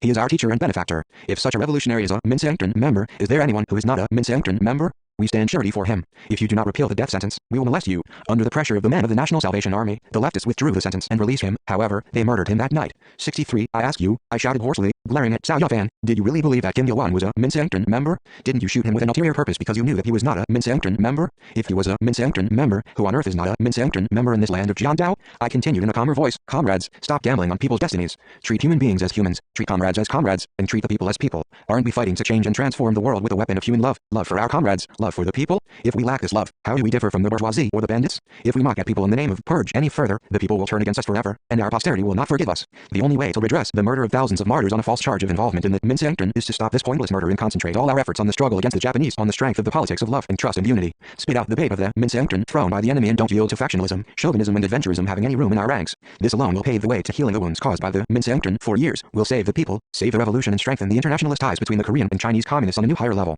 The real harmony of the revolutionaries of our two countries must be based on mutual respect, mutual understanding, class confidence and fraternity. We must guard against the pursuit of hegemony more vigilantly than anything else in our joint struggle. If one side pursues a selfish purpose or sacrifices the other for this purpose, such cooperation will not be a 64 durable one. In short, our harmony will last only if it is motivated by trust and love. At the Huanwai meeting, there was a heated argument on the matter of personnel. The argument started when some of those at the helm of the Special District Committee made the assertion that only the people of the majority nation, not the minority nation, could be cadres, that it was inappropriate and irrational that the minority nation should guide the majority nation. They pointed out that the Koreans of the minority nation were not in a position to lead the majority nation, and that, worse still, the Korean revolutionaries could not become cadres, for they were given to factional strife, were vacillating and liable to turn reactionary. It was a known fact that the Manchurian Provincial Party Committee had issued a secret directive that the policy of selecting and appointing mainly Koreans as cadres of the East Manchuria Party leadership should be switched over to the policy of centering on the Chinese. The import of this directive was that in the light of the Koreans' failure in both the nationalist and communist movements in the past, their being liable to vacillate or to turn reactionary, the difference in language and customs, the revolutionary basis of the minority nation was not durable, success and independence in the communist movements under the leadership of the minority nation was impossible, and that, therefore, the Korean basis in East Manchuria should be replaced by the Chinese basis. The directive demanded that the secretary of the East Manchuria Special District Committee and other major cadres should be appointed by the Manchurian Provincial Party Committee, and that Koreans should 65 not be promoted, except in special cases, to company commanders and higher ranks. I did not believe at that time, and still do not believe that the directive was motivated by the will of the Central Committee of the Chinese Communist Party. When the directive was issued, the leadership of the Chinese Party was on a long march of 25,000 li, breaking out of the Jiangjia's army encirclement. In the vortex of civil war, the Central Committee of the Chinese Party, treading the thorny path and shouldering the heavy burdens of revolutionary war, was in no state to give attention to developments in the northeastern frontier of the country. Many of the measures taken by the Manchurian Provincial Party Committee were copies of the directives issued by the Comintern Oriental Department, which was under the direction of Wang Ming and Kang Sheng, or were adopted in line with with its directives. The distance from Harbin, where the Manchurian Provincial Party Committee was situated, to Irkutsk, Vladivostok or to Khabarovsk, where the offices of Comintern's Oriental Department were, was much shorter than to Jingnan Mountains or Yunnan. The contention that a minority nation was not in a position to lead a majority nation seriously affected our dignity. It was a fallacy that contradicted the communist principle of selection and appointment of cadres and ignored the composition of the cadres in East Manchuria. I again started on new arguments. The Korean and Chinese communists have the noble task of fighting the Japanese imperialists, their common enemy, until the day of victory. The matter of personnel must, therefore, be settled in a way to strengthen the militant solidarity of the Korean and Chinese peoples in their common struggle against the Japanese, and the principle of selecting and 66 appointing cadres loyal to the revolution and competent from the point of view of Marxism-Leninism must be maintained. As you know, the Koreans pioneered the communist movement in East Manchuria. The Korean people make up the overwhelming majority of the cadres and party members in East Manchuria. Why do you shut your eyes to this fact and claim the guidance of the minority nation by the majority nation, or the replacement of cadres from the minority nation by those from the majority nation now after several years of joint struggle? We're not advocating the theory of the Korean nation's superiority or of the inferiority of any other nation from a nationalist point of view, but the tendency must be rectified of promoting incompetent and unqualified people indiscriminately simply because they come from the majority nation. The nationality or political affiliation or the magnitude of the population should not be the criterion for a selection of cadres. Whether a person belongs to a minority or to a majority nation, he can be a cadre if he is qualified, and cannot be one if he is not. Then somebody spoke up, saying that most of the Korean revolutionaries had been involved in the nationalist movement or in factions and, therefore, they were not qualified to be cadres. I refuted him then and there. The overwhelming majority of the Korean revolutionaries working in East Manchuria are from the unsullied new generation who have never been involved in any factions. You well know that the young communists from the main class, whom we have trained stinting no efforts, make up the main force of the People's Revolutionary Army. These young people are also working as cadres of the party, Government 67, and mass organizations. There are also people who had participated in the nationalist movement or who were involved in factions in the past, but they have all been transformed on revolutionary lines. Scarcely had I finished when another man counterattacked me on another subject. He said that the Minseengton was the son of factionalism, that factionalism was the son of nationalism, and that nationalism was the son of Japanese imperialism. This absurd allegation stunned everyone. To put it in reverse order, he meant that Japanese imperialism had supported the people who participated in the nationalist movement and those who were involved in factions in the past.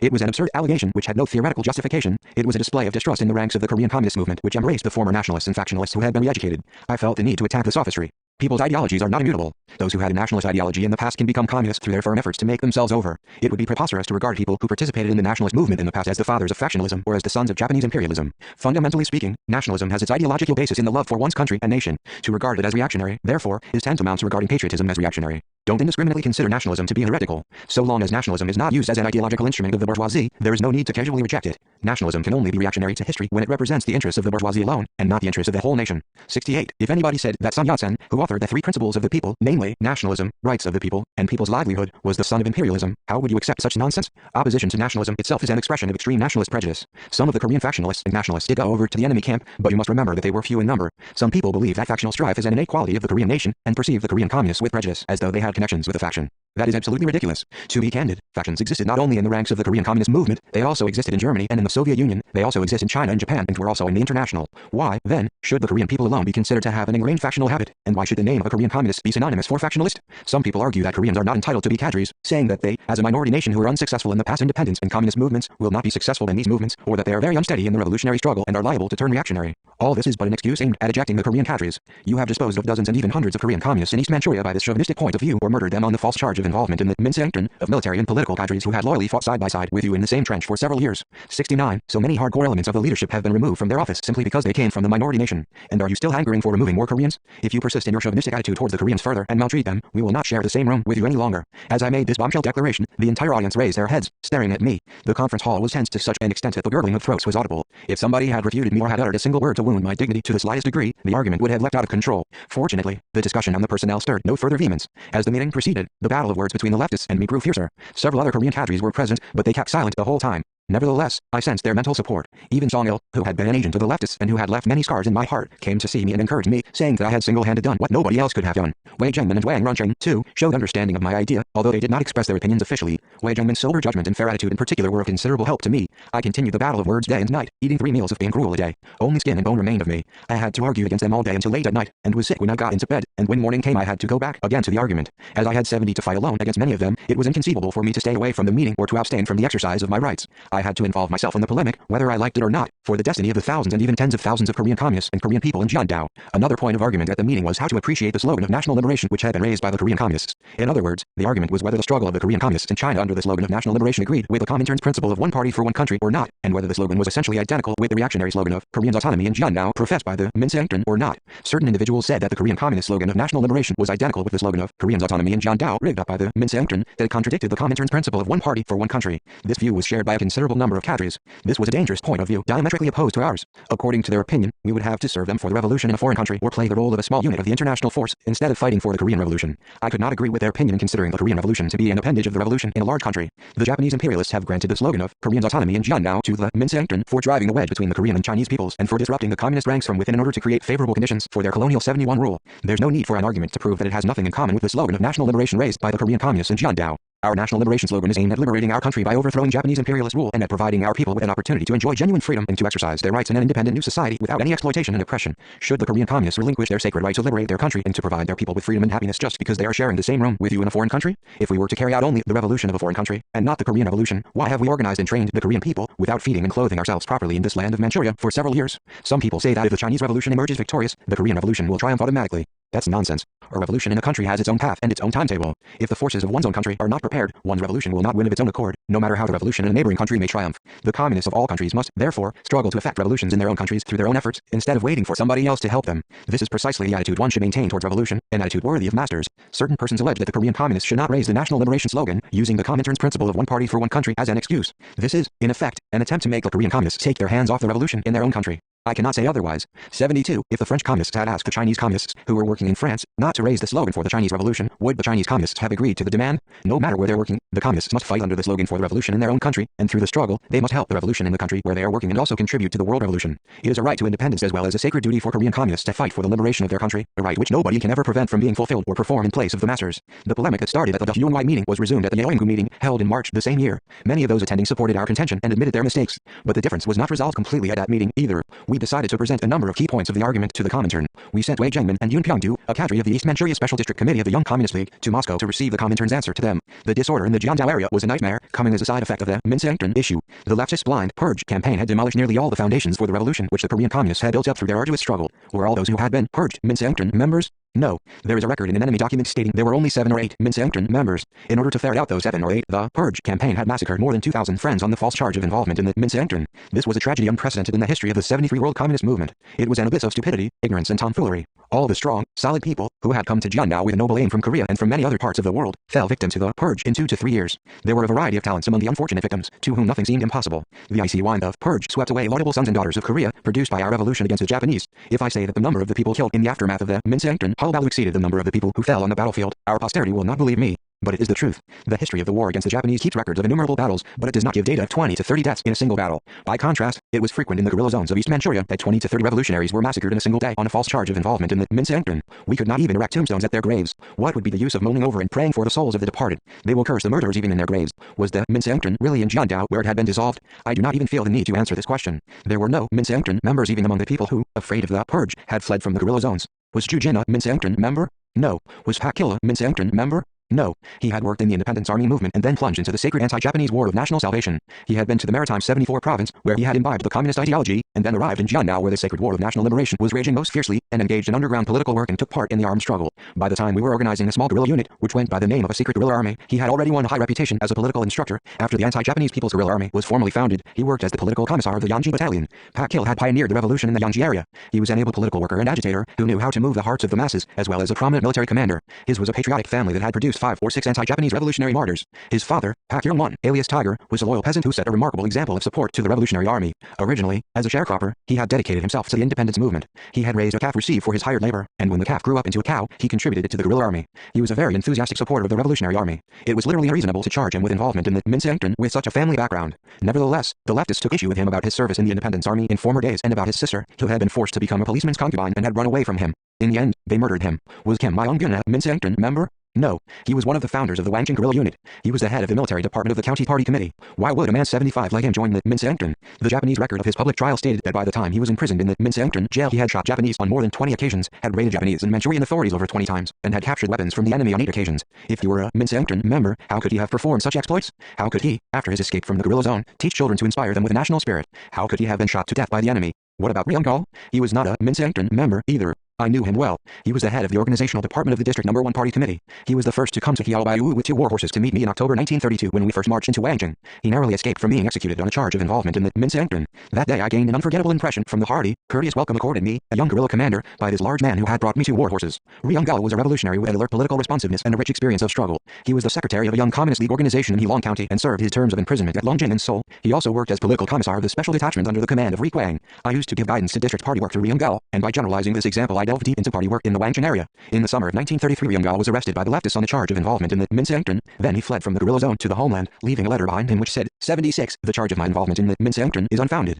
He established the base of his activity in the Poryong area, formed a communist union by rallying young and middle-aged patriots in North and South Hamgyong provinces, and organized the struggle against the Japanese, against their construction of military roads, against forced rice delivery, and forced labor drafting. In the course of this struggle, he was arrested by the Japanese police and was imprisoned at Seoul. He was sentenced to 12 years of imprisonment. The Japanese court knew who he was. Should such a man have been executed as a Minseongtun member? The polemic at the WNY meeting was significant in that it removed the stigma of the Minseongtun from people like Ryung-gul. The polemic at the meeting and the subsequent conclusion given by the Comintern absolved the executed people from disgrace. Their physical lives could not be revived, but their political integrity was rehabilitated. Another significant point of the meeting was that it exposed the wicked and brutal Japanese imperialist scheme and the political absurdness of those who had been deceived by their scheme, and also that, by so doing, it arrested the political coup by the leftists, binding them hand and foot. Indeed, the leftist deviation of the purge was a political violence and a coup against the lower echelons, a coup that was staged overtly by those in power in order to physically destroy their subordinates. Our activities were widely known to the Koreans living in East Manchuria after the WNY meeting. In this written effort, I have given a tedious account of the Minseongtun incident as I recollect it. However, this is not aimed at particularly accusing the authors of the tragic event to the whole world or at settling my account with the criminals. These reminiscences are intended to give the younger 77th generation a clear picture of the enemy's scheme and stratagem to divide and disrupt the revolutionary ranks from within, to show that they were made not only yesterday, but are still being made today, and will continue tomorrow, and that chauvinism and the political clumsiness of leftist elements is still hovering like a specter around us, and to give the younger generation a lesson about the establishment of judge of the Korean Revolution and about the national spirit of independence.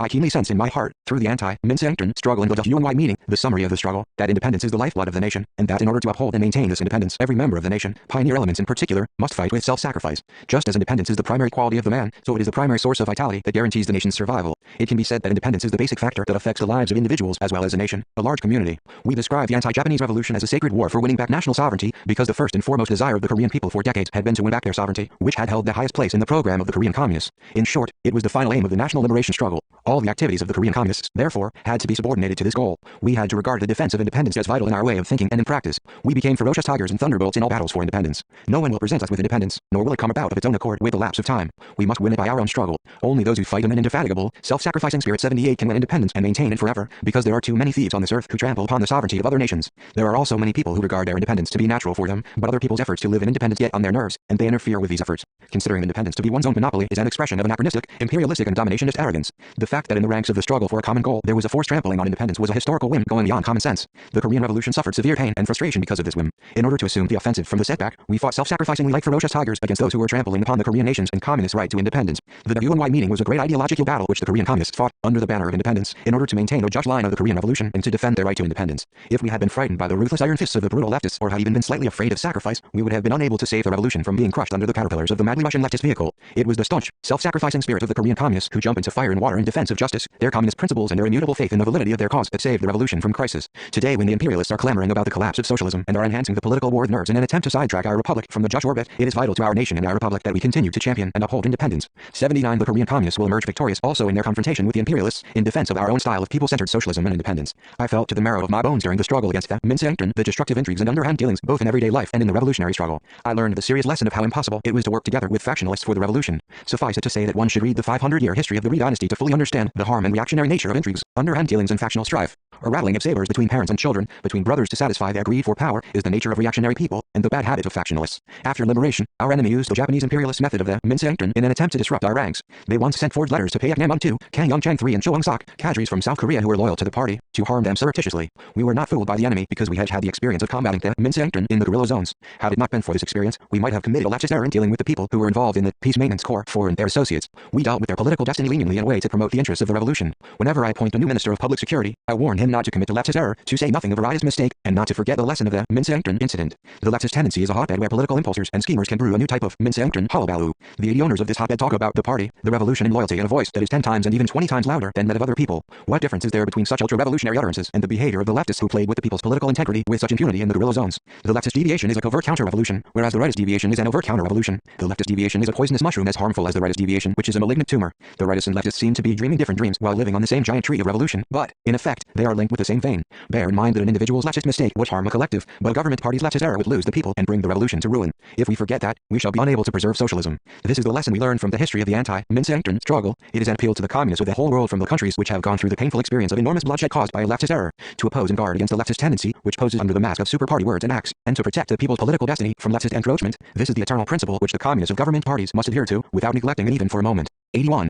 3. Revolutionaries born of the Young Communist League youth work is an important activity to which I have been devoting painstaking efforts throughout my life. My days in Jilin are an illustration of the fact that my revolutionary activities began with the youth and student movement. Before my imprisonment in the Jilin prison, I worked among young people and students, and after my release, too, I continue to do so, but now in the form of underground work. In the summer of 1930, when I contacted workers of the Comintern Liaison Office for the first time, I was appointed Chief Secretary of the Young Communist League in the eastern region of Jilin Province, and from then on I worked in the YCL. Needless to say, youth work was part and parcel of my military and political activities while in Wangjing. To direct the work of the YCL in the guerrilla army was a natural part of my duty as the commander responsible for political affairs in the army. In addition, at the request of the leadership of the East Manchuria Party organization and the workers of the Wangjing County Party Committee, I devoted much time to YCL work outside the army. In those days the party, the Young Communist League and the Children's Corps were called the Alliance of Three Generations. In this 82 alliance, the YCL occupied an important place next to the party. People called the YCL the relief of the party, the reserve of the party or the reservoir of the party, and in order to emphasize the importance of its mission and role, they named it the second party. The party meetings discussing strategic and tactical questions that were important in the development of the revolution and the measures to implement them were always attended by the YCL secretaries together with the party members. The East Manchuria Party organization called a meeting like this a joint party league meeting. At the joint meetings the YCL secretaries and the party members had equal rights to speak and to vote.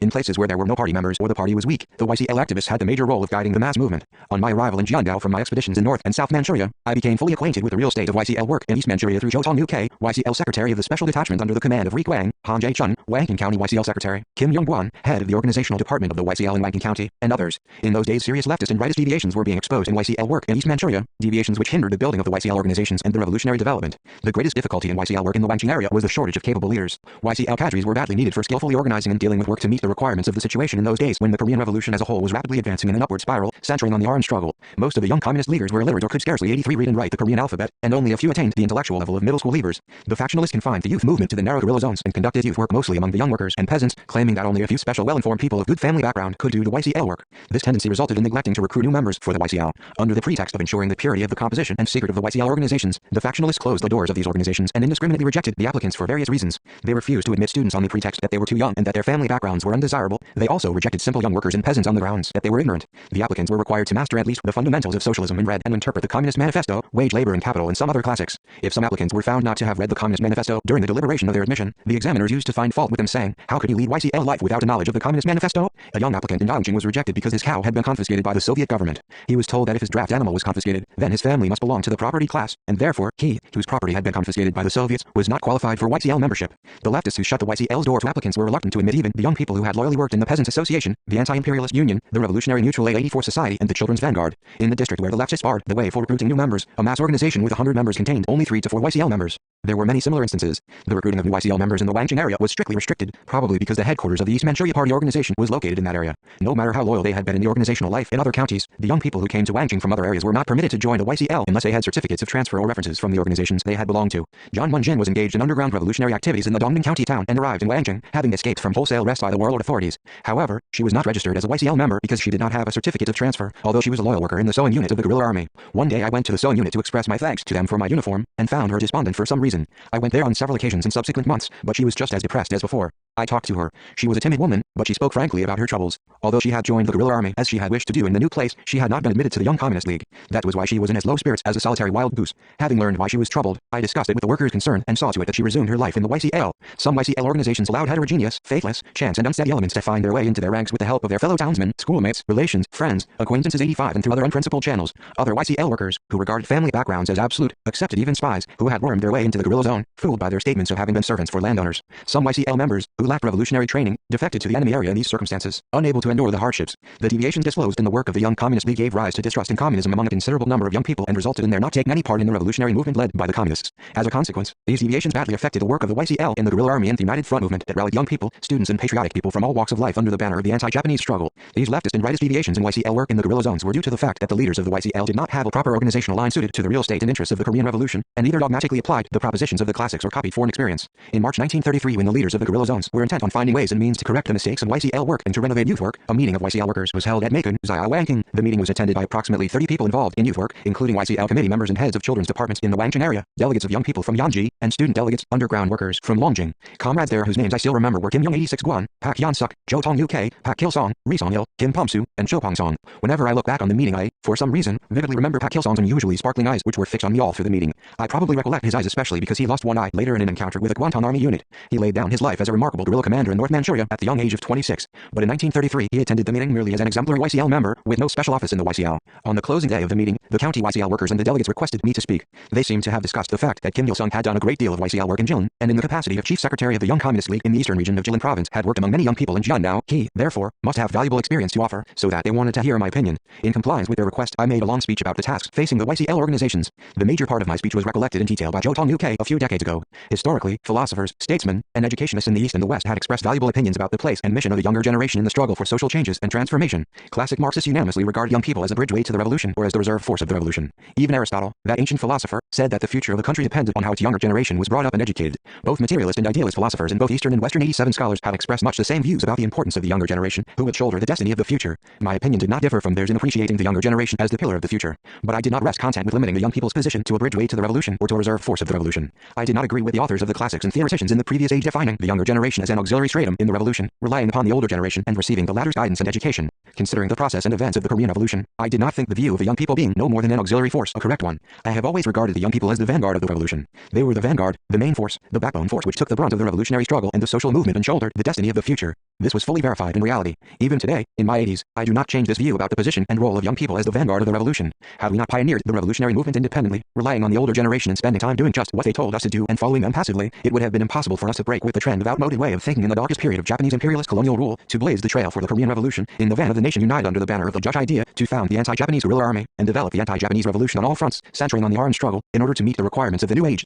88. The history of the national liberation struggle in our country clearly shows that young people were always in the forefront of the struggle. They fought courageously, fearing neither prisons, death nor the gallows. The young people of Korea were in the van of the March 1st Popular Uprising, 1919, TR, risking their lives, and shouted patriotic slogans as the main force of the June 10th Independence Movement, 1926, TR. That swept the streets of Seoul. The young people and students were also the motive force of the student incident in Gwangju in November 1929. Though not directed by anybody, they rose in revolt, closed ranks and swept through the streets to the open square of struggle like angry waves at the point of a bayonet. The young communists of the new generation had emerged as the motive force of the national liberation struggle from the middle of the 1920s and marked a new chapter in the history of the anti-Japanese revolution. The fact that my youth had begun with young communist league activities was written in detail in the previous volumes. The whole period of the revolutionary struggle against the Japanese coincided with my youth. At that age I commanded regiments, divisions and corps. At one time some of our people had imagined me to be a gray-haired general, but I was scarcely 34 years of age when I made a speech at the Pyongyang Public Stadium on my triumphal return home. Guerrilla warfare was not like wars of old, where generals of the opposing forces had single combats on horseback, wielding spears, while their men beat drums in encampments fortified with palisades, or in which soldiers shot arrows from high walls, nor was it like a modern war in which sophisticated weapons are employed and commands are given by telephone or radio. Generals in their 50s and even in their 70s, 89 can give commands in such battles. In guerrilla war, by contrast, both men and their commanders must fight in the biting cold and icy snow. Commanders, too, had to shoot machine guns at times and charge into a bayonet attack when the situation demanded it. A man without the physical health and strength, possessing a sound mental power, could not withstand a burden like that. Most of the fighters were in their 20s who fought in the anti-Japanese revolution. Yang Jinyu became a commander of the 1st Root Corps of the Northeast Anti-Japanese Allied Army at the age of 32, and Chen Hanzhong commanded the 3rd Directional Corps from the age of 27. Oh Young-huk died at the flowery age of 29 while discharging his strenuous duty of a regimental commander. Indeed, it is no exaggeration to say that the anti-Japanese armed struggle was conducted by the young people on their full responsibility. How can we regard the younger generation in this context as a mere bridgeway to the revolution or as a reserve force of the revolution? This standpoint of mine was reflected in my speech and talks that day. Young people are the backbone of the main force that propels our revolution. The history of any country in the world shows that young people were always in the forefront of the struggle for social transformation. They have the strength to level mountains and to wall off the sea. It is precisely work with the youth that will awaken them to political consciousness, organize and encourage them to stand in the front line of the revolution. How deplorable it is, however, that the Young Communist League is shutting out the masses of the young people. Some YCL organizations are not recruiting fine young people on the pretext that they are 290 young. That's a typical example of closed-doorism, so to speak. Is Ryu Kwon-sun remembered as a heroine, a product of the March 1st movement in the history of our nation because she was old at the time? General Nam, I said, should a man at 20 fail to subdue the land, who will in later years call him a man of caliber? If we reject or ignore young enthusiasts in their teens, on the excuse of their being too young, the Young Communist League will become a middle-aged people's organization, not that of young people. If the YCL admits sages and wise men who have had 10 or 20 years of training, how can it then be an organization of young people? The next subject that interested the delegates was on the method and style of work. I spoke lengthily on this subject. Also, the YCL workers must acquire a proper method and style of work in order to organize broad sections of young people. Supposing the YCL member failed to kill an enemy soldier though shooting 5 rounds of ammunition, the guerrilla army has a motto that a single shot must kill an enemy. Therefore, if all 5 shots missed the target, something was obviously wrong. If the YCL member who made that mistake was criticized and disciplinary measures were taken against him by his organization, are such dealings to be considered appropriate? You, comrades, must not deal with such a matter in any old way. You must first study the nature of the mistake from various angles, from the sides and from behind, whether the weapon worked properly or not, whether the front and rear sights were at a good level, whether the rifleman had the butt against his shoulder securely and pulled the trigger softly, whether he breathed properly while pulling the trigger or not. You must closely examine 91 everything, and you must also find out whether he has any physiological weakness or not, whether he is short-sighted or far-sighted, or astigmatic, and whether he is a coward or not. Such a case should be discussed after studying it from various angles, instead of being attributed to an unsound ideology and subjected to an ideological struggle without discrimination.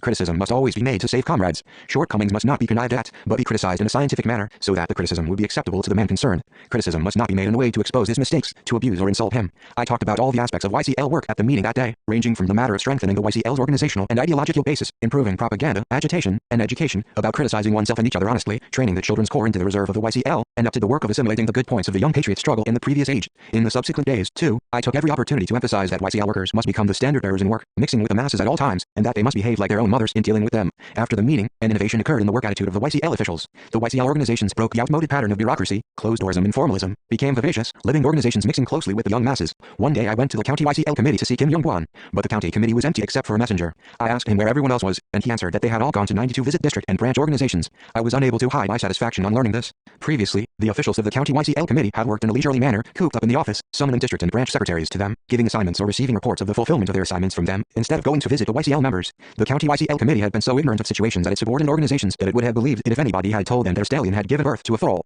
and yet, it had been in the habit of holding meetings for an ideological struggle and shouting hurrahs if everything had been settled. The YCL organizations had considered meetings and criticisms to be solutions to all problems, but this conventional method of work began to disappear from the attitude of the YCL officials. YCL workers now started to visit branch organizations in the guerrilla army and local areas and to help them in their work in a responsible manner. The people who had been spending time on empty talk and paperwork in the office of the county YCL committee were now going out to their subordinate organizations, were mixing in with YCL members, attending meetings of groups and branch organizations and helping their secretaries in drafting work plans. Cadres of the YCL gathered in the office of the county YCL committee only on the day designated for a meeting. Many able workers emerged from the ranks of YCL activists capable of skillfully dealing with every situation and condition, as well as many seasoned leaders who gained a good method and style of work. Kim Pomsu, head of the YCL's organizational department of District No. 8 of Yenji County, was a man who had participated in the meeting at 93 Mingugu. His parents, however, did not even know that their son was an able YCL worker who was loved by the young people. When Kim Pomsu was a primary schoolboy, his mother was so proud of her only son that she used to carry him to school on her back. He grew up, thus basking in his parents' love, and when he reached adolescence, he was already married, much earlier than usual. Even after his marriage, his parents controlled his outings strictly in order to keep their son from participating in the social movement. Nevertheless, Kim Pomsu made the back room of his house a meeting hall and secretly made a dog hole in his fence, a hole large enough for a man to pass through, and then would summon young people to the meeting hall.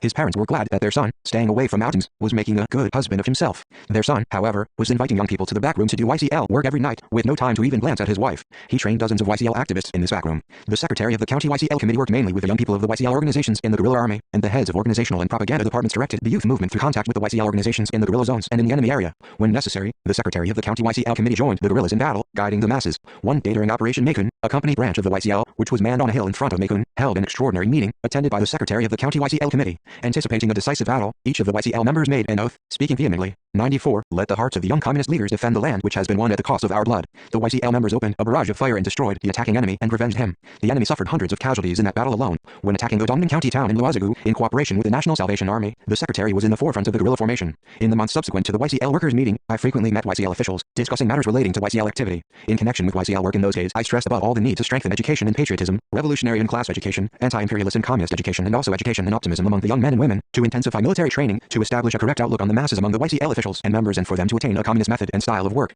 We directed the YCL organizations to pay preferential attention to political, military and economic questions on hand and to exert all their efforts to finding solutions to those problems. The Young Communist League was not an academic or enlightenment organization, nor was it a club. It was an organization to educate and to unite the masses of young people for the victory of the revolution. Therefore, all its activities were always subordinated to the political, military and economic practice at the time. That was the way to make each of the YCL organizations a living, working organization and a source of strong motive power. In those days the people, including the youth, in the guerrilla zones were neglecting economic problems, namely, the problems of food, clothing and housing. The food needed by the people in the guerrilla 95 zones was met mostly with provisions captured from the enemy. The arid land in the guerrilla zones could not yield enough food for the people for the year. Whenever they ran out of food, the people turned to the army. In this way the tendency to depend on the guerrilla army developed among many officials and inhabitants of the guerrilla zones. Some people even neglected preparations for farming in the hope that, when their food ran out, the army would naturally attack the enemy and capture provisions for them. In the spring of 1934, I celebrated a day with comrades of the 3rd Company at WNY. In addition to giving guidance to the company, I asked about the farming preparations and found them deplorable. Even though it was the plowing season, the people in that place were idling the time away leisurely, without making any preparations for spring sowing. What were they going to do then? I was not alone in my surprise. The secretary of the county YCL committee, who was there, did not hide his dissatisfaction either, saying, "How is it these people are so lazy?"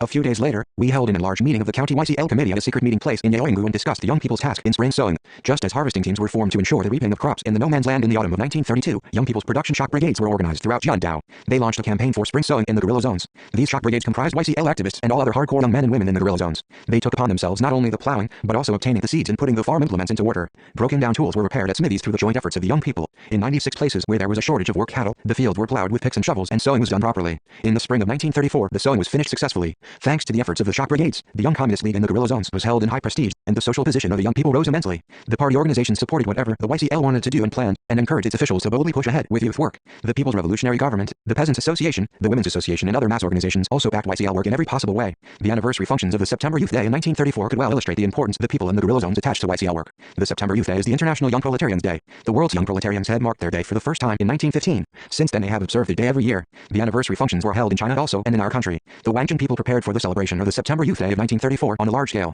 Anticipating the function, we sent operatives to the enemy area and invited groups of visitors from different villages on the one hand, and, on the other, we obtained rice, flour, meat and other supplies needed to treat the visitors on the anniversary day. Some supply officers even brought tea with them. The guerrilla army attacked the enemy, capturing the essential products needed for the festival. An arch decorated with pine needles was set up in the square of Yaoyangbu, and an array of pictures describing the battle results of the 97 guerrilla army were on display around the square. Propaganda slogans were also put up in the spaces between the pictures. There was an excellent painter in the 5th Company in those days. He had come from the Soviet Union and was also surprisingly good at calligraphy. He even drew a sketch map showing the achievements of the People's Revolutionary Army and exhibited it on the outskirts of the square. The pictures he had drawn were so vivid that they seemed to be alive and moving. We emptied the government building to arrange lodgings for the guests and also set up posters to show to the visitors. Prior to the September Youth Day, Jiguanglazi, Yunggalazi, Tiangaling, Junjiaolu and other villages in the guerrilla zones and in their vicinities had selected delegates and sent them to Yaoyangbu. Because the enemy had set up concentration villages and strictly controlled people passing through the wall gates, the delegates from the enemy area were unable to arrive in groups. They came singly, in work clothes with sickles in their hands or baskets on top of their heads, as if they had been coming to do field work. On the day of the function, the young men and women and other people in the guerrilla zone, dressed up in new silk and serge suits made from trophies captured at Baisenkaku, gathered in the square. The county YCL officials, too, came to the square in new suits and supervised the start of the celebrations.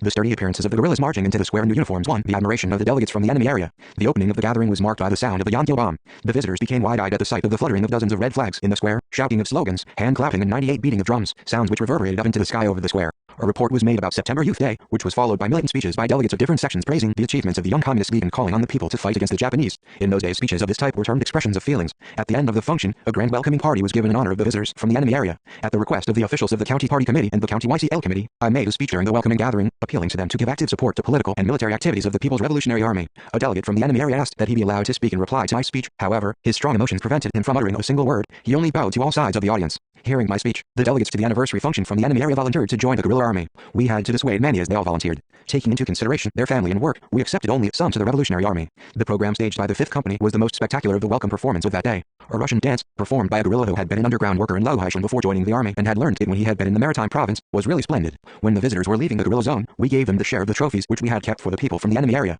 99 I have gone into great detail here about the September Youth Day function of 1934 because it was the largest and most impressive of the young people's festivals in the guerrilla zones. In those days we considered international anniversaries very important and attached great significance to the Comintern, the Communist Youth International, the International Labor Union, the International Peasant Union and other international organizations. Just as the Comintern was the international center of the communist parties throughout the world, the KIM was the international center of the young communist leagues of all countries. KIM is the Russian abbreviation of the Communist Youth International. The organization which we were in touch with while working in Harbin was an organization under the KIM, and the organization which recommended us to study in Moscow was a KIM organization which was functioning as the youth department of the Comintern. The practical struggle to implement the program of the Young Communist League produced a large number of excellent young revolutionaries who adorned a record of the history of the national liberation struggle. The young man nicknamed 13 Bullets, 5, Steel Spade, Kim Pong Uk, Pak Kil Song, Wang Zhonghe, Kim Fake Man, Kim Chung Jin, Ju Chunil, Ri Sen Sun, Kim Pumsu, Gadar Ai Tonghua, Ri Sun Hu, Pak Ho Jun and other innumerable anti-Japanese heroes and heroines were trained and educated through life in YCL organizations. Among these renowned heroes and heroines were guerrilla commanders, underground workers and educationists. The meeting of the Young Communist League held in the secret hall at Yaoyangbu also discussed the matter of extending and intensifying activities in the enemy area, along with other items on the agenda. 100 There were few hardcore politically and practically qualified YCL leaders in the enemy area.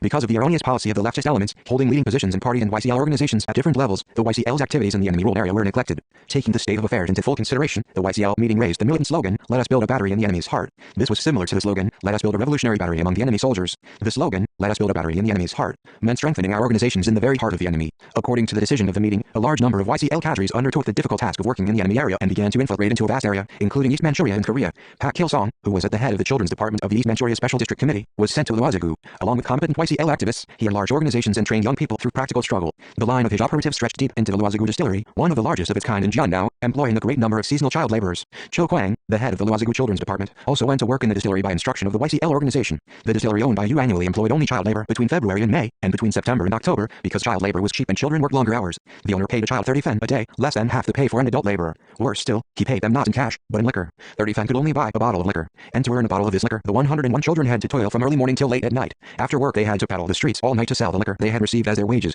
Under the guidance of the YCL organization, Cho Kwang stirred up the child laborers to the struggle for higher wages. Mustering a dozen colleagues whom he had admitted into the Children's Corps organization after being employed in the distillery, he agitated them to go on strike. Posting guards at each entrance of the barrack-type dining hall, he himself made speeches. He found it hard to rouse the children, who were not accustomed to organized life, to strike. He patiently persuaded them, repeating, "A bottle of liquor isn't adequate to provide you with enough to live. Let's unite and get paid as much as we have worked. If we join our efforts, we can bring the owner of the distillery to his knees." In response to his call, the children refused to go to work for 3 days. Even the children who were going to work, afraid of losing their jobs, were persuaded to resolutely join the ranks of the strikers. Through 2 strikes, they defeated their employer and raised their daily wages from 30 fen to 40 fen. Pak Ho-jun, a member of the Luozigu YCL committee, was very successful in his work in the enemy area, thanks to his great organizational ability and skillful work among the masses. He was the man behind the scenes who guided the work of rallying the child laborers of the distillery behind the anti-Japanese organization and led the strikes of victory. But he was arrested in the course of his work. The enemy rejoiced immensely over his arrest, just as if they had found all the secret organizations in the Luozigu area. But they were mistaken. They did not succeed in bringing Pak Ho-jun to his knees. 102 in an attempt to placate him although half dead, the enemy said, "You're still young and have the world before you. You're too young to die. Have you no pity for your mother living alone with all her hopes pinned on you? If you tell us about the YCL organization and the names of its cadres, you'll receive a big premium and live in luxury.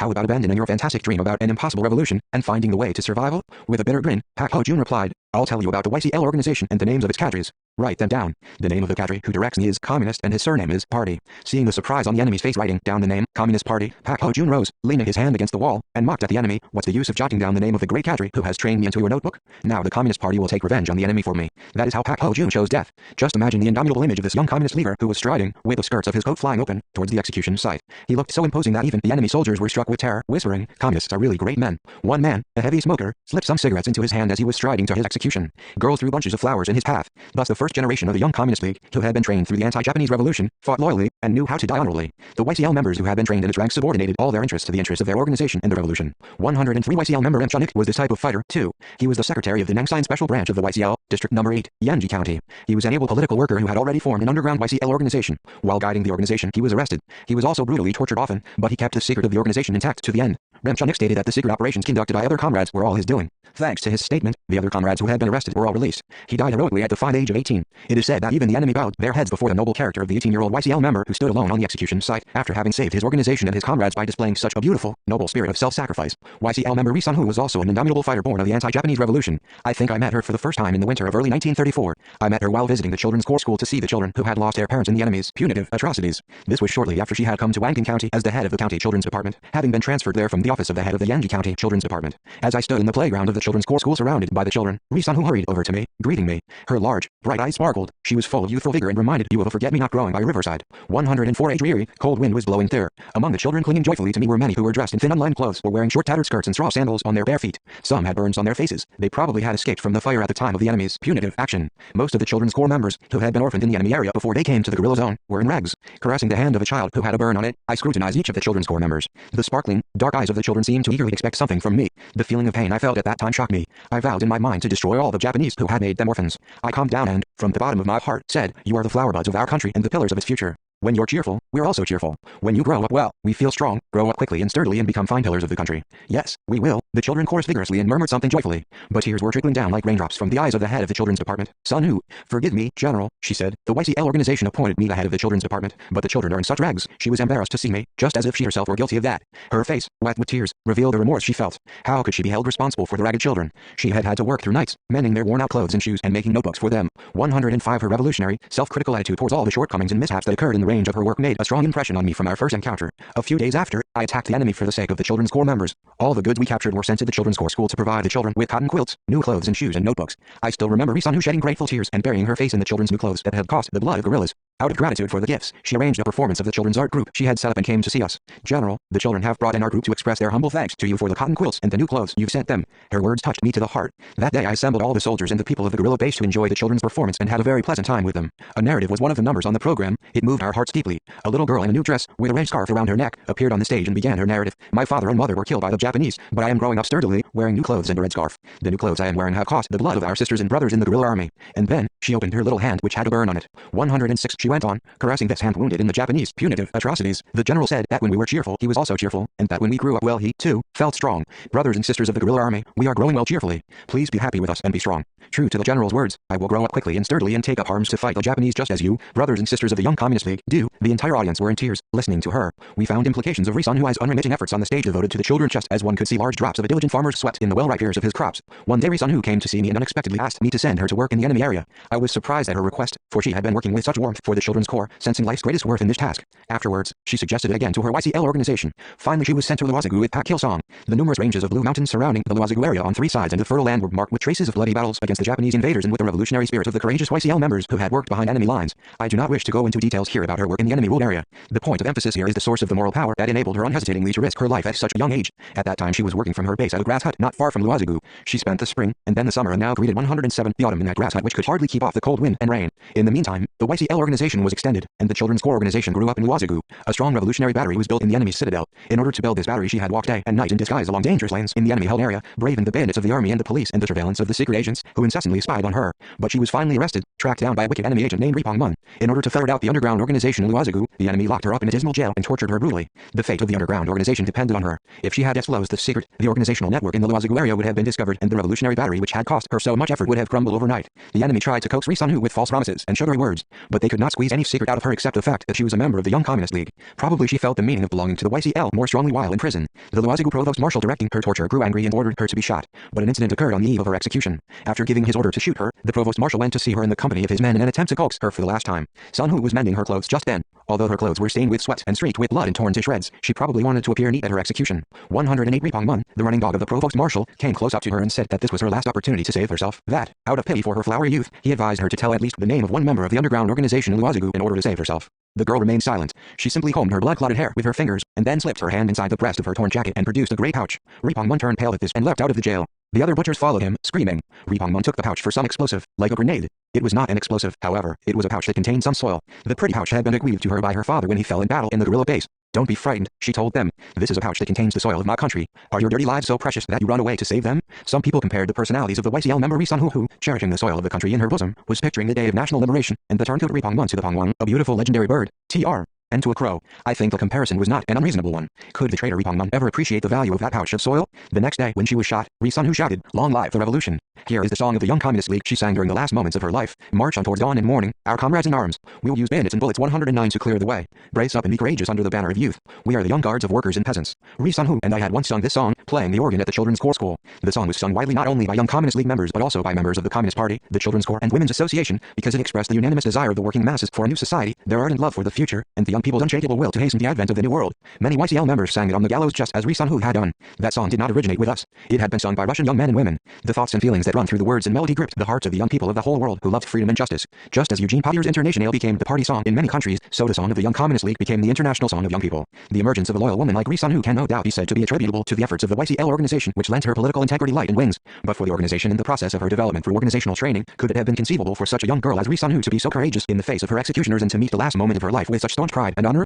110. That is why I still say that the organization is a house and a university which gives birth to heroes and heroines. One member of the Young Communist League or of the League of Socialist Working Youth, who has been trained through organizational life, has the strength to defeat 100 and even 1,000 of the enemy. Each one of our people is a match for 100 foes because every one of them has been hardened through organizational life. Each soldier of our people's army is a match for 100 and even 1,000 foes because every one of the army has been fully tempered politically and ideologically, militarily and technically in the furnace that is called an organizational life. Nowadays, young people grow up into fighters, heroes and heroines and revolutionaries through the organization of the League of Socialist Working Youth. It can be said that the Young Communist League in the years of the anti-Japanese war was a school that trained professional revolutionaries countries, whereas the League of Socialist Working Youth today is the base which trains the vanguard of socialist construction. The young people are still fighting in the main direction of attack on all the fronts of building socialism just as they did in the revolution against the Japanese. The LSWY is a reliable main force which our party holds very dear and takes loving care of. Wherever this main force advances, great exploits are performed and miracles achieved. The West Sea Barrage, the Northern Railway, Kwangbok Street, the Mayday Stadium, the Manjian School Children's Palace, the Taekwondo Palace and other monumental structures, the lasting wealth of our country, are full of the precious efforts and sweat of young men and women of the age of the Workers' Party. That is why our people love the Young Speed Campaign Shock Brigades. 111 the members of the LSWY and other young people in our age display innumerable communist, commendable deeds winning everyone's admiration.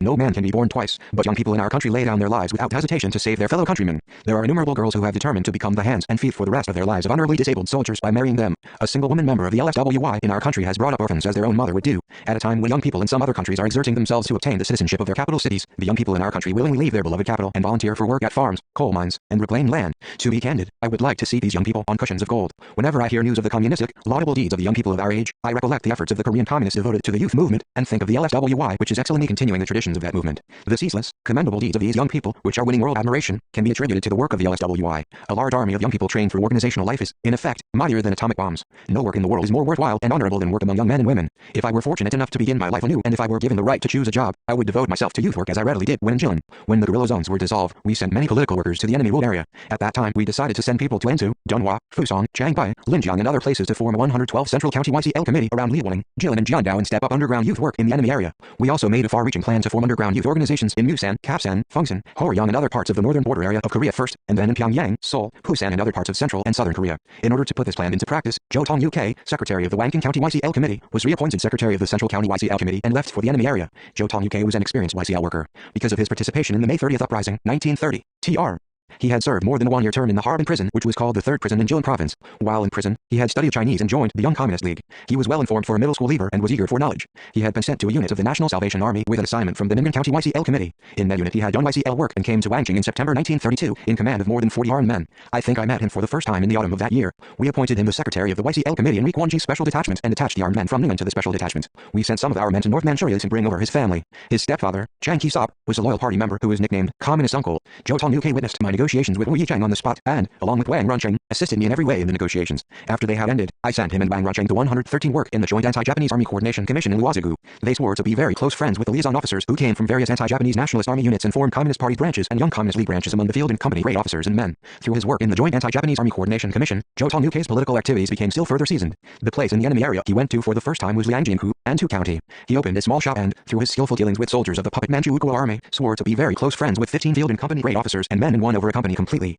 According to Jo Tong UK's plan, the company rose in mutiny and then escaped into a mountain. Jo Tong UK went to Chechangzi to establish contact between the mutineers assembled in the mountain and the guerrilla army, but the leftists suspected him as a Minseengton member and tried to arrest him. Later he said, recalling the event, at that time, the leftists on the East Manchuria Special District Committee questioned me as follows. Songil was a Minseengton member and was executed. When he was the secretary of the Wangking County Party Committee, you worked under him as the county YCL secretary. Since Songil was a Minseengton member, you, too, must be a Minseengton member. You had better speak the truth before we produce evidence. That is how they tried to intimidate me. I made up my mind to run away. Comrade Kim Jong-suk, who was serving me meals, supported my decision. She even gave me my 114 traveling expenses. With that money, I returned to Liangjin-ku and then crossed to Korea with my mother. He continued to do youth work in subsequent years in many parts of Korea. Just as Kim Jin-suk's soul was inherited by Ri Subok 7, Ri Subok's soul by Kim Kwang-chul 8 and Han Young-chul 9, the lifeblood of the Young Communist League was carried forward by the Democratic Youth League, and the latter's lifeblood has been inherited by the League of Socialist Working Youth. At a time when young people and students in some countries have become the cause of social trouble and minions of counter-revolutionaries and are pulling down the towers which their grandfather's generation had built, our young men and women are reliably carrying on the revolutionary cause as a bulwark and shield pioneered by their revolutionary forerunners. Millions of young men and women, who are unfailingly loyal to the leadership of organizing Secretary Kim Jong-il, are now affiliated with the League of Socialist Working Youth.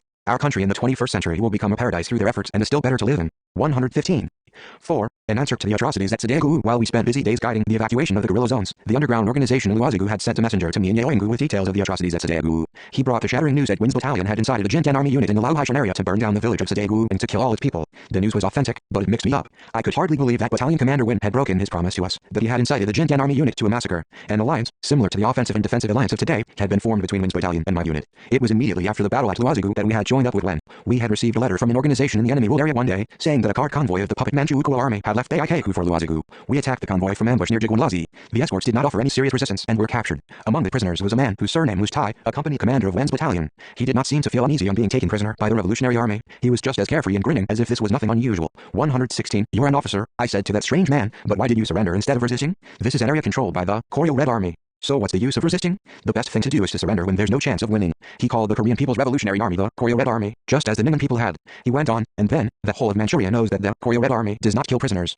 Company Commander Tai, the son of a poor peasant, had joined the Manchukuo army in order to earn some money for his wedding. He had heard that the army paid considerable salaries. Some of our comrades remarked that he was too ignorant for the world, but I thought that, although he was an officer of the puppet Manchukuo army, he could live conscientiously if we taught him befittingly. When we were about to free the pals after talking to them, Tai said, "Please, sir, take anything you want from these carts, but be kind enough to return the money and rifles to us. If we go back empty-handed, the soldiers won't get their salaries, and probably, the battalion commander will shoot us." I permitted them to return to Luozigu with their full cartloads. Our comrades saw them off, commenting jokingly, "Hey, we've only lost time for sleep and wasted ammunition." Tai asked, handing a whole cartridge box to our company commander, "Ryhyo-sak, friend, fire a few shots at the sacks of dried slices of radish, please." He seemed to be moved by our generous treatment. But since we put the ammunition box back onto the cart, the escorts themselves fired a few shots at the sacks, unloaded their rifles, 117 wrapping the cartridges up in a handkerchief and throwing it away into the grass, and only then they left. This event won Tai battalion commander Wen's special confidence. Whenever he had a supply convoy to send, Wen ordered Tai's company to escort it, for Tai would return safely each time without being waylaid, whereas the other companies would lose all their supplies. We would attack other convoys, but no Tai's. Whenever he was on a convoy mission, Tai would send his men to let us know the date, hour and route of his convoy as well as ways of identifying it. Thus, the battalion commander came to realize that Tai was under the protection and concern of the People's Revolutionary Army. One day Tai, on meeting the battalion commander, said casually, "My company in Luozigu is under the protection of the People's Revolutionary Army. How about forming an offensive and defensive alliance between our battalion and Commander Kim's unit and living in safety?" Wen pretended to be startled at first as if something serious had taken place, but true to his original intention, he readily agreed, saying that it was a wonderful way of self-protection. Tai conveyed this message to us. Our answer to Wen was that we agreed to his idea of the alliance on the condition that the puppet Manchukuo army unit would not harm the people's lives and property. It was an unusual, gentleman's agreement reached without any negotiations or signatures. The terms of our alliance implied maintaining friendly relations, each side refraining from attacking the other, rather than the original meaning of the offensive and defensive alliance, that the two sides cooperate in both offensive and defensive actions. This alliance had worked well in respecting each other's interests and developing mutual cooperation. As we were faithful to the principle of non-aggression, Wen had sent large 118 amounts of ammunition, food, grains and clothing to the Revolutionary Army on several occasions. He had even delivered important military information to us on the movements of the Japanese army. Considering the above-mentioned peaceful relations of the alliance, I could not believe that Wen had incited the Jindan army to a punitive action at Sadegu. I sent a messenger to company commander Tai to find out. The messenger confirmed that the atrocities at Sadegu and Wen's betrayal were true. Tai sent me word that Wen, under pressure of his Japanese masters, was breaking the alliance. We had to give an appropriate answer to Wen's betrayal and the atrocities at Sadegu in which he had played the role of guide. The headquarters daily resounded with my men's demands for revenge. The commanders also stirred the men on to make the enemy pay for the bloodshed by the people of Sadegu. A mad dog should be controlled by the stick. This was a motto of the Revolutionary Army. I considered their demands to be just. If we left the Jindan army unit in Laohaishan and the puppet Manchukuo army unit in Luozigu as they were, we would be unable to guarantee the safety of the people living in these areas or to support the work of the underground organizations in every village through military means, nor could we then ensure the smooth advance of the People's Revolutionary Army to North Manchuria. Worse still, we could expect confusion in the work of dissolving the guerrilla zones. We had also planned to evacuate the inhabitants of Wangqing and Hunchun to Luozigu as the guerrilla zones were being dissolved. We decided to attack the Jindan army unit and Wen's battalion simultaneously.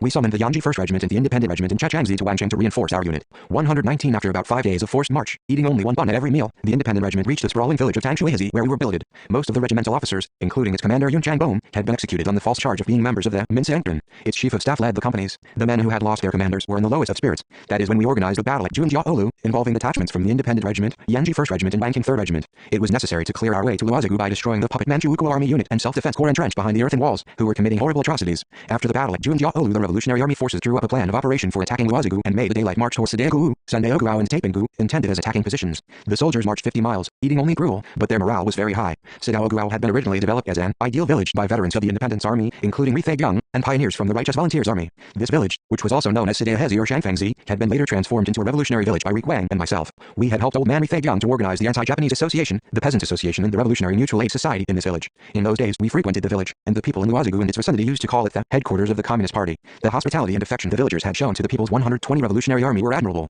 I was often moved by the enthusiasm of the village people who, on hearing of the arrival of the Revolutionary Army, would come running to greet us, without even stopping to put on their shoes. Sandaohizi, situated near Sadegu, was also a well-known revolutionary village under our influence. There was a distillery run by Chinese people at the foot of the hill in the west of the village. I, accompanied by Zhu Baozhong, used to meet cadres of the underground revolutionary organizations and others in this distillery. Our old friendly feelings for the people of Sadegu remained as unchanged as the river Suifan flowing along this village, but it had been burnt down and the people had been buried in the earth. The Ikan house, Okan is equivalent to 36 square feet. TR of Rithaigyang beyond the hill had also been burned and only the foundation stones were left standing. We had held a meeting with Zhu Baozhong and other commanders of the NSA units in that house the previous year to discuss operations for attacking Luozigu. The old man built a school near the site of the house and became absorbed in educating children. He had initiated education with a stout heart even when the shootings and shrieks of the outrages were still ringing in his ears. He had hidden a son of his friend in his house in the days of the Independence Army. The young man fortunately survived the atrocities. He said that he had witnessed the Jintan Army soldiers committing the atrocities that day from a hill where he had a bird's eye view of Sadegu on his way back from a visit. The brutalities were the result of the unjust interrogation of a young Communist League member, So Il-nem, who was working as an operative live in the town of Luozigu. He had been suspected of being a 121 member of the Minseengtern on a charge of stealing some article in a shop, had been arrested and interrogated by the head of the revolutionary organization in Sadegu.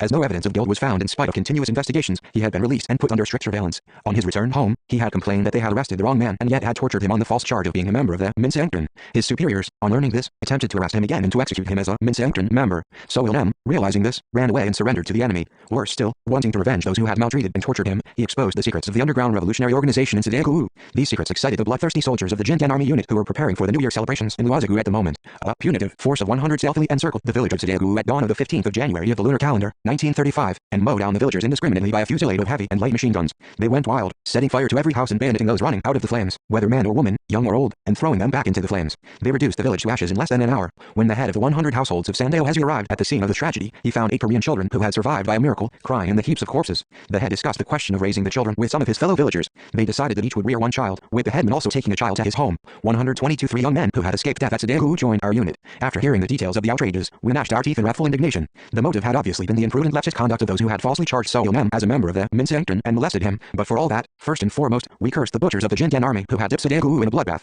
The massacre at Sadegu was the pinnacle of savagery, heinousness and brutality that could only be committed under the manipulation and at the instigation of the Japanese imperialists. These offspring of savage marauders were capable of committing any crime, who had intruded into the royal palace of a foreign country, had unhesitatingly murdered the queen of that country, and burned her dead body to remove all traces of their crime. I heard about this only incident, 1895, from my father when I was young, and could not repress my anger. The murdered queen, whose corpse could not be retrieved, was none other than Queen Min, alias Empress Myeongsong, who gave birth to Sunjong, the last king of our country. Queen Min, who had seized Korea's state power in her hands and become the chief of the pro-Russian faction, stood firm against Japan. The Japanese rulers were thrown into consternation. They made Miura, their minister resident in Korea, form a group of murderers by enlisting the Japanese garrison and police forces, and even those of gangsters and hooligans, to storm the Gyeongbok Palace. Miura's henchmen stabbed the queen wildly with Japanese swords, burned her dead body and threw her remains into a pond in order to remove all traces of their crime. 123 The Korean people had not had much respect for Queen Min. They had believed her to be a mastermind who had ruined the country through an open-door policy. Some people did not have a good opinion of her because she, as a daughter-in-law of the royal family, had removed Tiwanun, her father-in-law, from regency in collaboration with foreign forces. Some innocent people even had the idea that our country would not have been reduced to a colony if Tiwanun's policy of national isolation had been maintained for another 20 or 30 years. This being the case, it would not be difficult to understand the grievous feelings the people had entertained for Queen Min. However, no matter how discredited she had been by the people, politics was one thing and her queenhood another. She had been a member of our nation, the mistress of the royal family and representative of state power who had ruled the country on behalf of King Kojong. The barbarous act of the Japanese rulers who had provoked the only incident was, therefore, a heretical encroachment on the sovereignty of our people and on the traditional dignity of the royal family. The Korean people did not tolerate it, having a strong feeling for nationality. They respected their monarch and cherished an exceptionally strong sense of national dignity. Worse still, the ordinance of keeping one's hair bobbed was enforced. National anger burst out into volcanic eruption. Our people's reply to the only incident and the bobbed hair ordinance emerged in the resistance of the righteous volunteers. In the year of Gyeongsan, 1920, Tr. which is known as the year of large-scale, mop-up atrocities in Jiandao, the Japanese army massacred Korean people in Manchuria. It was an explosion of an unprecedented murder mania of the Japanese who tried to retrieve the great defeat they had suffered at Fenwudong in Chingshanli 10 through massacring the 124 unarmed Korean nationals living in Manchuria. A Japanese army force returning southward after giving up the plan for an expedition to Siberia, and another advancing northward to Manchuria from Ranam, turned all the villages en route where Koreans were living to ashes, and shot the young and middle-aged people en masse. By applying the same method used when murdering Queen Min, they sprinkled petroleum on the corpses and burned them to remove all traces of their crimes. The Great Kanto earthquake in 1923 recorded, along with the natural disaster caused by the Krusel movement, the man-made calamity imposed on the Korean nation by the Japanese ultra-nationalists. The gangsters saw the earthquake as a good opportunity for suppressing the Korean nationals and killed them mercilessly throughout Japan with swords and bamboo spears. In order to distinguish the Korean nationals from many other people, they made every man and woman who looked like them in outer appearance pronounce Ju-go-on-go Ji-sen, which means 15 yen 50 sen in Japanese. The people who did not pronounce it fluently were regarded as Korean nationals without exception and murdered. During the first 18 days of the earthquake, our nation lost 6,000 of its compatriots. This is only a tip of the iceberg of the crimes the Japanese militarists committed against the Korean people and a bit of Japan's modern history discolored with massacre and plunder. The atrocities in the village of Sadegu were only a repetition of that history. There was an underground organization in the village. Why was vigilance lacking to such an extent? That was what I asked old man Rithagyeong out of my wrathful indignation and bitter resentment. And yet, it was a foolish question. Even if they had been watchful, what could they have done? They could 125 not have kept a sentry at the village as there was no standing army. Even if they had kept guard, they could not have done anything against the great number of armed soldiers pouncing stealthily on them at dawn under cover of darkness. General, we were too easygoing. We, the old ones, are to blame. Living in comfort under the protection of the Revolutionary Army, we seem to have forgotten that we are a ruined nation and the people at war for independence. There was an old man who worshipped Gandhi among the inhabitants of Sadegu. The old man said with an awkward smile as if he had said something wrong. I was surprised to hear that there had been a worshipper of Gandhi in this mountain village. How come that old man worshipped Gandhi? I asked. I think a gentleman from Korea had told him about Gandhi. He had even shown him Gandhi's letter published in a newspaper of our country. Since then, that old man had preached the theory of bloodless independence, mentioning something about violence and nonviolence whenever he came to visit with his neighbors. In my days in Jilin, I had criticized the doctrine of nonviolence with Pak So-sim after reading the letter from Gandhi carried in Jo Sun-ilbo. The letter read, Sabarmati, the 26th of November, 1926. Dear friend, I have your letter. The message I can send is to hope that Korea will come to her own true ways, absolutely truthful and nonviolent. 126. Yours sincerely, M.K. Gandhi. As can be seen from the letter, Gandhi preached that the Korean people achieve independence through nonviolent resistance. Apparently an advocate of nonviolence who had been charged charmed by Gandhi's way of thinking, had sent a letter to Gandhi. No young Koreans in Jilin accepted Gandhi's theory. No one was foolish enough to imagine that the outrageous and rapacious Japanese imperialists would hand independence to people on a silver plate to those who advocated nonviolent disobedience. But Gandhi's way of thinking won some degree of sympathy and support from a few of the nationalist fighters who had abandoned armed resistance or had withdrawn from the independence movement. Gandhi's idea that, although he cursed British rule, he had no intention of harming any of the British and that organized nonviolence alone was capable of prevailing over organized violence of the British government, won the sympathy of broad sections of India's people, the humanitarian spirit running through his idea influencing them. I cannot imagine how far that idea conformed with the realities of India. Even if it was a reasonable idea, the methods of achieving independence could not be alike for Korea and India, the two colonies whose suzerains were different, one an Asian power and the other a European power. India was India and Korea was Korea. I could not understand why the theory of bloodless independence had such a lingering effect on a man in Luozigu, where the military and political activities of the People's Revolutionary Army were most intensive. 127. That man must have realized at the moment of his death that the theory of bloodless independence was illusory. How pathetic it would be if he had died without realizing it. The Japanese are running wild to allay their thirst for blood, and yet he absurdly preached bloodlessness. Ri Tae-gyung, unable to say anything more, shook his fist. You're right, old man. Blood will flow in the fight with brigands. A mad dog must be controlled with a stick. General, the lives of Koreans are much too cheap. How long must the Korean nation live like this? Please let the enemy pay for the bloodshed in Sudaegu. If you revenge the enemy, then I can die in peace. When seeing me off, he repeatedly requested that I revenge the enemy. I will bear your words in mind, I replied. If we return without avenging the people of Sudaegu, then don't permit us to enter the yard of your house. We left for Luozigu with a firm determination to take revenge on the cutthroats. I had fought all my life for the dignity of the nation. I am able to say that I have been fighting all my life to defend the dignity and independence of the nation. I have never shown mercy towards those who harmed our nation and infringed upon the sovereignty of our country, nor have I compromised with those who looked down upon our people or mocked at them. I have maintained friendly relations with those who have been friendly towards us, and broken with those who have been unfriendly or discriminated us. If they struck us, we gave them tit for tat. If they smiled at us, we smiled at them. A cake for a cake, and a stone for a stone. This is the principle of reciprocity I have adhered to all through my life. 128. In the past, the powerless feudal government of Korea applied extraterritoriality to the Japanese residing in Korea. Just as the South Korean rulers today are conniving at the illegal acts of the U.S. Army soldiers without having the law on them, the feudal government did not punish offenders with the law of Korea, even though the Japanese outrageously harmed the lives and property of our people. The Japanese people were to be punished only by Japanese law. However, such an extraterritoriality had no place in the areas of the Korean People's Revolutionary Army activities. We had our own law which did not tolerate any form of offense against the Korean nation and the territory of Korea. The murderers who had committed the outrages in Sudaegu could not pass with impunity under that law. We planned to occupy the fortress on the West Hill and storm into Luozigu on the day of the Tenno festival. The Hunchon regiment had arrived to reinforce us. As the columns of the Revolutionary Army were advancing towards Luozigu, men of the Wangching regiment who had been to the town on a reconnoitering mission approached me with Company Commander Tai. He had suddenly come to tell me about when. Tai said, the battalion commander is trembling with fear on hearing that the People's Revolutionary Army is surrounding Luozigu to attack it. He said that he had only let his man tell the Jindan Army unit where Sudaegu was as they had asked, and had had no inkling that such atrocities would take place. He's sorry that he had made the mistake of guiding the Jindan Army unit to Sudaegu under Japanese pressure and letting his soldiers rob the people of their properties. He said further that he had not intentionally broken the promise he had made with Commander Kim and begs for your mercy. 129. I thought deeply over Tai's words. It was obvious that Win had broken his promise by failing to prevent his men from robbing the people of their property and by letting his man show the Jindan Army unit the way to Sudaegu. But this treachery could be dealt with leniently because an officer of the puppet army had to be at the beck and call of his Japanese superiors. If we destroyed Win's battalion, what would be the consequence? The offensive and defensive alliance between us would be ruptured and another unit much more wicked than Win's battalion would be sent to Luozigu. The enemy was sure to do that whether we wanted it or not. This would invite further outrages like those perpetrated at Sudaegu. Our planned effort to evacuate the people from the guerrilla zones in Wangching and Hunchon to the Luozigu area would have difficulties, and our intention to maintain this area as a strategic stronghold for the KPRA would meet with a great challenge. Then, what was I to do? I made up my mind to draw the battalion commander closer to our side instead of punishing him, and to strike at the Jindan Army unit base in Luohaishan to demonstrate how those who had harmed the people would be sent to their doom. According to reports of those who had been to the area of Dongning County on reconnoitering missions, a reinforced company of the Jindan Army was stationed in Wangbi-1, Luohaishan, and it consisted of the cutthroats who had made havoc of Sudaegu. The scouts even learned that it was a task force detached from the notorious Yoshizaki unit. I conveyed my decision to Tai. The People's Revolutionary Army will suspend its plan of attacking Luozigu. It is true that Win broke faith with us, but we still place our 130 hopes on him. How can Win guarantee his re-expressed faithfulness to the offensive and defensive alliance? If his promise holds true, he must guarantee the safety of both army and people during the People's Revolutionary Army's joint athletic meet in the town of Luozigu during the Tenno festival. Convey our opinion to the battalion commander. We will wait here for his reply. Tai notified us on returning that the battalion commander, Win, had accepted all our demands. Our regiments quickly changed their combat formation into a festival one. The officers, who had planned the attack on Luozigu, were now busy drawing up lists of sports events that would be enjoyed by both soldiers and people, and forming teams that would demonstrate the might of the unity between the army and the people. Thus, we organized a grandiose joint athletic meet of the army and the people in the heart of the walled town of Luozigu occupied by the enemy, under the protection of his forces, whose mission it was to clean up the revolutionary army, an athletic meet unprecedented in the history of war. Even our underground operatives came out on that day to enjoy the meet. The soldiers of Wen's battalion were delighted by the unique festival. The people who had been so depressed by the atrocities in Sudaegu were again in high spirits, thanks to the Tenno festival. The joint athletic meet clearly demonstrated our consistent stand and will, at home and abroad, that we were always ready to establish friendly relations with an army that did not harm the people, irrespective of the army's name and affiliation. In Taipinggu we held a meeting of military and political cadres who were higher than the company political instructor and mapped out a detailed plan of the battle at Luohaishan. Then we held a ceremonial 131 memorial service for those killed in Sudaegu. The service became an excellent forum for inciting the officers and men of the Revolutionary Army to revenge the enemy. I think it was mid-June 1935 when we finished off the Hongxiu tour at Luohaishan.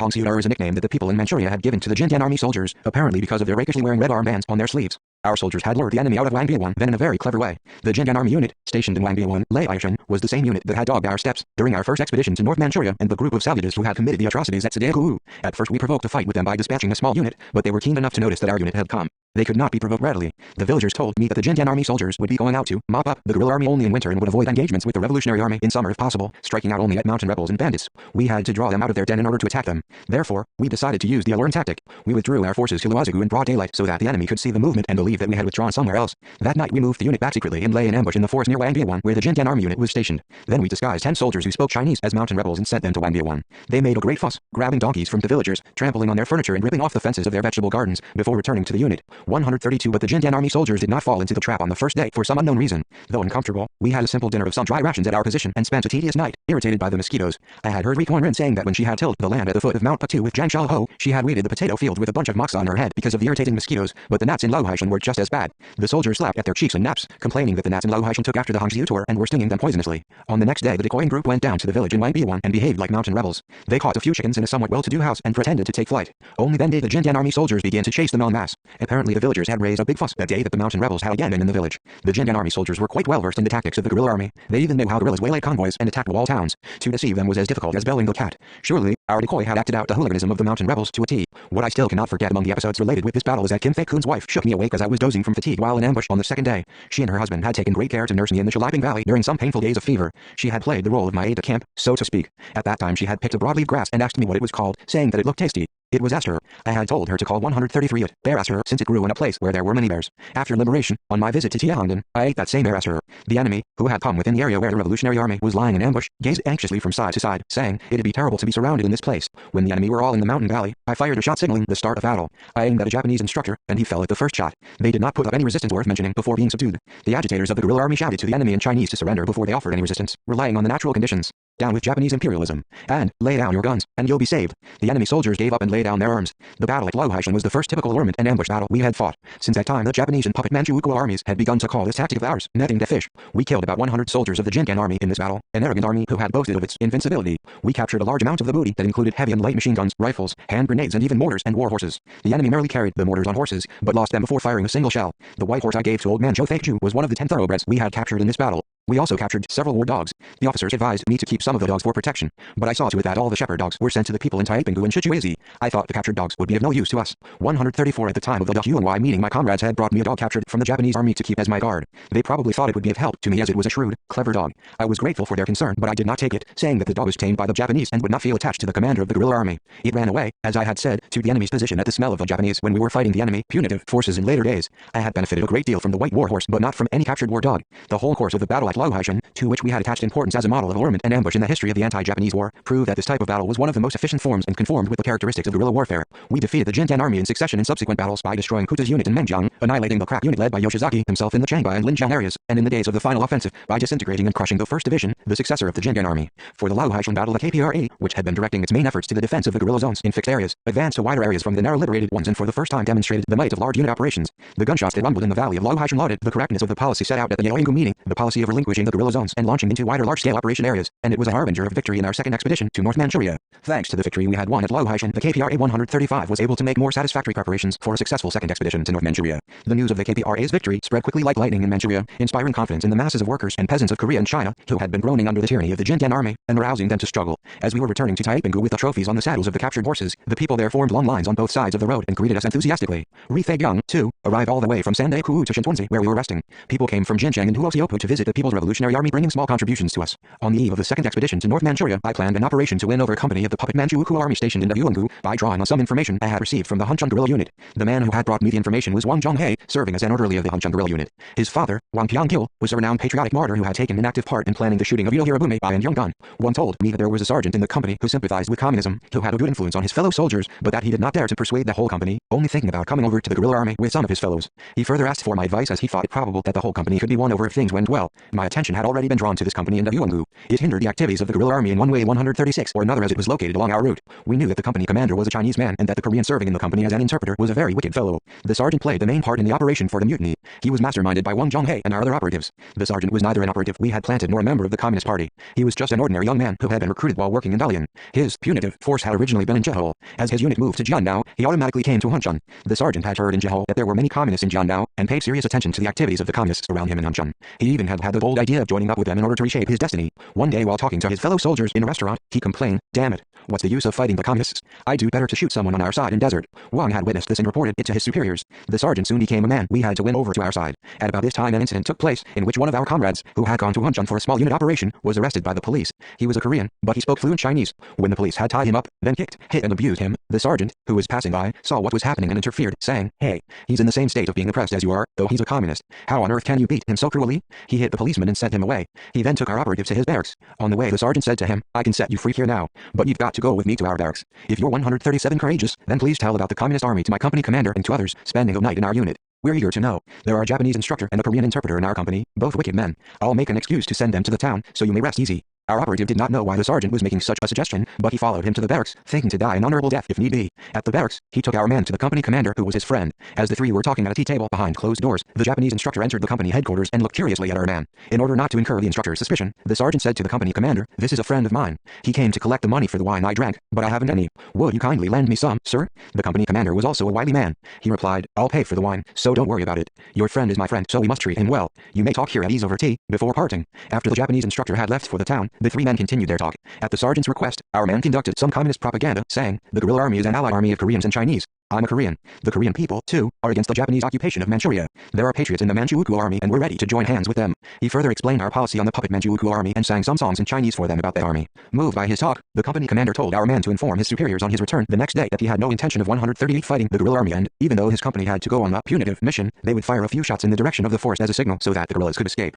Seeing our man off, the sergeant said that he wanted to keep in touch with our man in the future, and that it would be good for our man to be in contact with him. He requested that he report to his political commissar what they had discussed that day. In this way we could keep in touch with the company. We increased our activities still further to encourage them to revolt. I gave Wang Zhonghe a detailed assignment and sent him back to Uongu. Wang got in touch with the sergeant again and worked to help the whole company to revolt. The sergeant made the following earnest request to Wang: "We do what we are doing against our will. There's nothing more shameful for a man than playing the role of a puppet of others. We envy you. The whole company's ready to revolt, so please raid my company." We dispatched a force of 2 or 3 companies to the vicinity of their barracks. The companies surrounded the barracks and, at the time the soldiers of the puppet Manchukuo army were doing their morning exercise, they fired warning shots and shouted at them. The puppet Manchukuo army company sent a representative for negotiations. He was none other than the sergeant from Dalian whom we had influenced. The sergeant demanded ceasefire and told our man about their intention to revolt. True to their determination, about 150 officers and men of the puppet Manchukuo army killed the Japanese instructor and Korean interpreter, loaded all the enemy's belongings in the town onto horse carts and arrived in our guerrilla zone, blowing their trumpets. 139 of the commanding officers of the Hunchun regiment had a long discussion on how this company should be admitted into the People's Revolutionary Army. Some suggested dissolving the company and appointing them to the new companies of the People's Revolutionary Army, while others proposed enrolling the company whole, instead of dissolving it.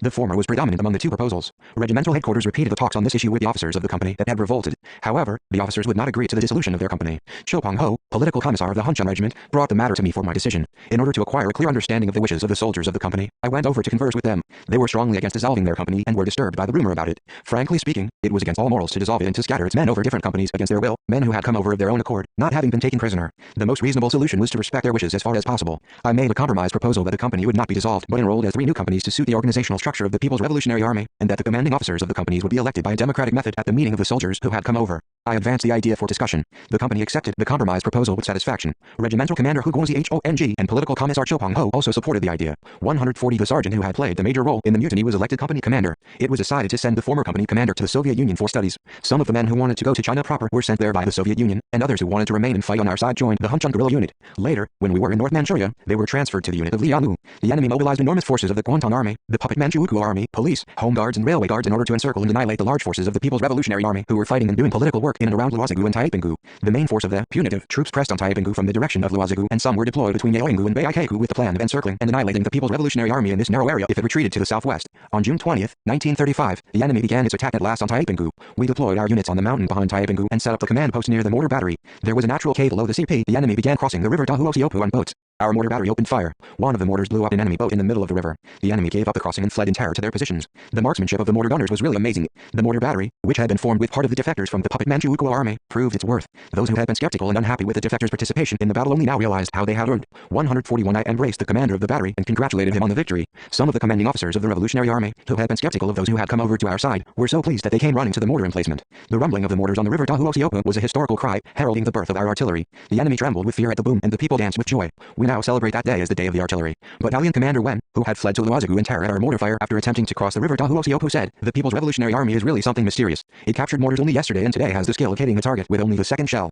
Who can rival such an army? It's a fool's job to do that. I will never fight Kim Il-sung's army even if it means a Japanese sword on my neck. Needless to say, this information was delivered to us by Company Commander Tai. As the People's Revolutionary Army displayed its might by defeating the enemy in succession at Luohaishan and Taipinggu, our revolutionary organizations worked energetically in many places. The head of the Anti-Japanese Association in Luozigu said proudly that after the People's Revolutionary Army had crushed the Jinten Army unit at Luohaishan, the people living in the town had come to him, not to the village government, to register marriages and to report childbirths. We do not forgive anybody who harms the people. We demonstrated this will of the Korean communists once again powerfully in practice at Luohaishan and Taipinggu, but those who harmed the people were extremely wicked. We will exist only when we stamp out 142 communism. This was the belief of the people's enemy. We still had to fight many a battle against those with this belief. The blood shed by the enemy in the battle at Taipinggu stained the river Dahuosiopo for over a week. It was said that an unprecedented number of days swam up this river in shoals that year, probably because of the blood. 143.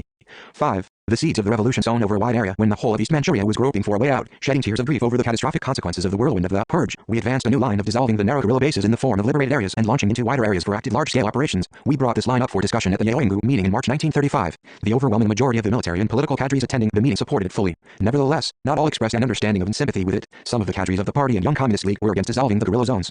They attacked us, arguing, "What's all this silly talk about dissolving the guerrilla bases? Why did we build them in the first place if we're to abandon them? Why did we shed our blood for 3 to 4 years defending them and starving in rags? This is a rightist deviation, capitulationism and defeatism." The academic circles now call their idea the theory of defending the guerrilla zones to the last man. The strongest proponent of this theory at the Yaoyingu meeting was Ri Kwang-im, one of the founders of the Ning'an guerrilla unit. Ri 144 had conducted work mostly among the youth at the Ning'an County YCL Committee and at the Eastern Area Bureau of Jilin Province of the YCL. He was later sent to the Wangjing area to make preparations for the formation of the anti-Japanese Allied Army with Chai Shiaro Ng, Fu Zianming and other commanders of the Chinese nationalist anti-Japanese armed units. I think he attended the Yaoyingu meeting as an acting secretary of the East Manchuria Special District Committee of the YCL. He attacked those who insisted on evacuating the guerrilla zones, arguing, "If we quit the guerrilla zones and move over vast areas, what will become of the people? You say that the people will be evacuated to the enemy area from the guerrilla zones, but doesn't this mean throwing the people right into the jaws of death? The people who had shared life in the shadow of death, forming an integral whole with the army? Can the Revolutionary Army conduct guerrilla warfare without relying on the military and political stronghold called the guerrilla zones? If the revolutionary people tempered in the guerrilla zones go to enemy-held areas, doesn't it mean that we'd be losing tens of thousands of revolutionary masses whom we have trained with so much effort? Won't the dissolving of the guerrilla zones result, finally, in the revolution retreating to the point where it started in 1932?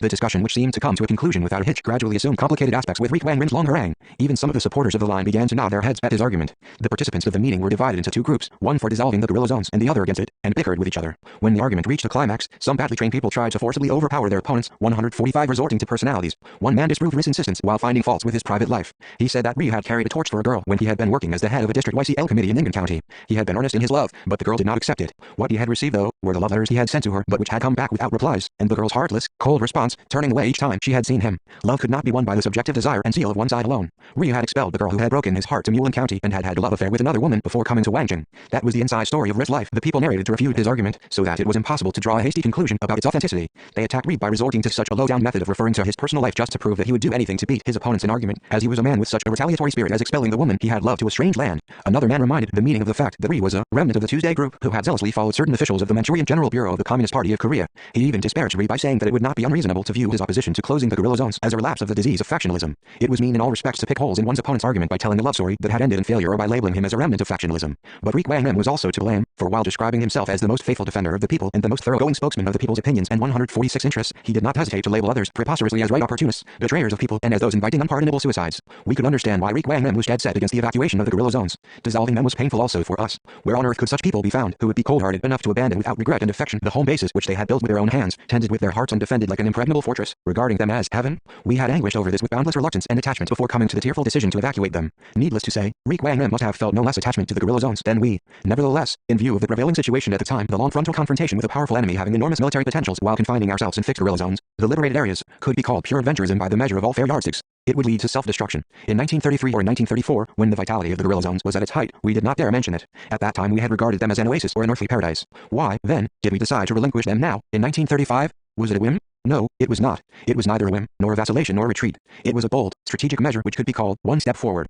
We were determined in 1935 to close down the guerrilla zones because it was a requirement of the objective and subjective circumstances prevailing in those days. 147 We could say that the guerrilla zones set up along the Tumen River had fulfilled their mission and tasks. The greatest task of the guerrilla zones had been to protect and train the revolutionary forces and, at the same time, to lay firm political, military, material and technical foundations for further expansion and development of the anti-Japanese armed struggle. But, at that time we had not defined the period of the fulfillment of the task as 3 or 4 years. We had only thought that the shorter the period, the better it would be. In the heat of the armed struggle, the army and people had become unconquerable fighters. The guerrilla army, which had had several dozens of soldiers at the outset, had now developed into a People's Revolutionary Army with enormous strength that was capable of large-scale battles to defend the guerrilla bases and of attacking cities. The People's Revolutionary Army accumulated a wealth of political and military experience, the experience of fresh, original guerrilla warfare. The guerrilla war was a blast furnace into political and military academy that produced fighters, and this blast furnace produced only pure steel. Those who had tilled stony fields or raised cattle and horses in the landlord's stables had become competent fighters after having been tempered in this blast furnace. The anti-Japanese political and military academy made fighters of even those rustic dunces and casual laborers who had thought that wealth and poverty depended on the lines of their palms, or on what the fortune-tellers and sorceresses had to say. I once had been convulsed with laughter by Kim Jarin's story about the days when he was a manservant, for that story had been tinted with such comedy that no one could listen to it without laughing.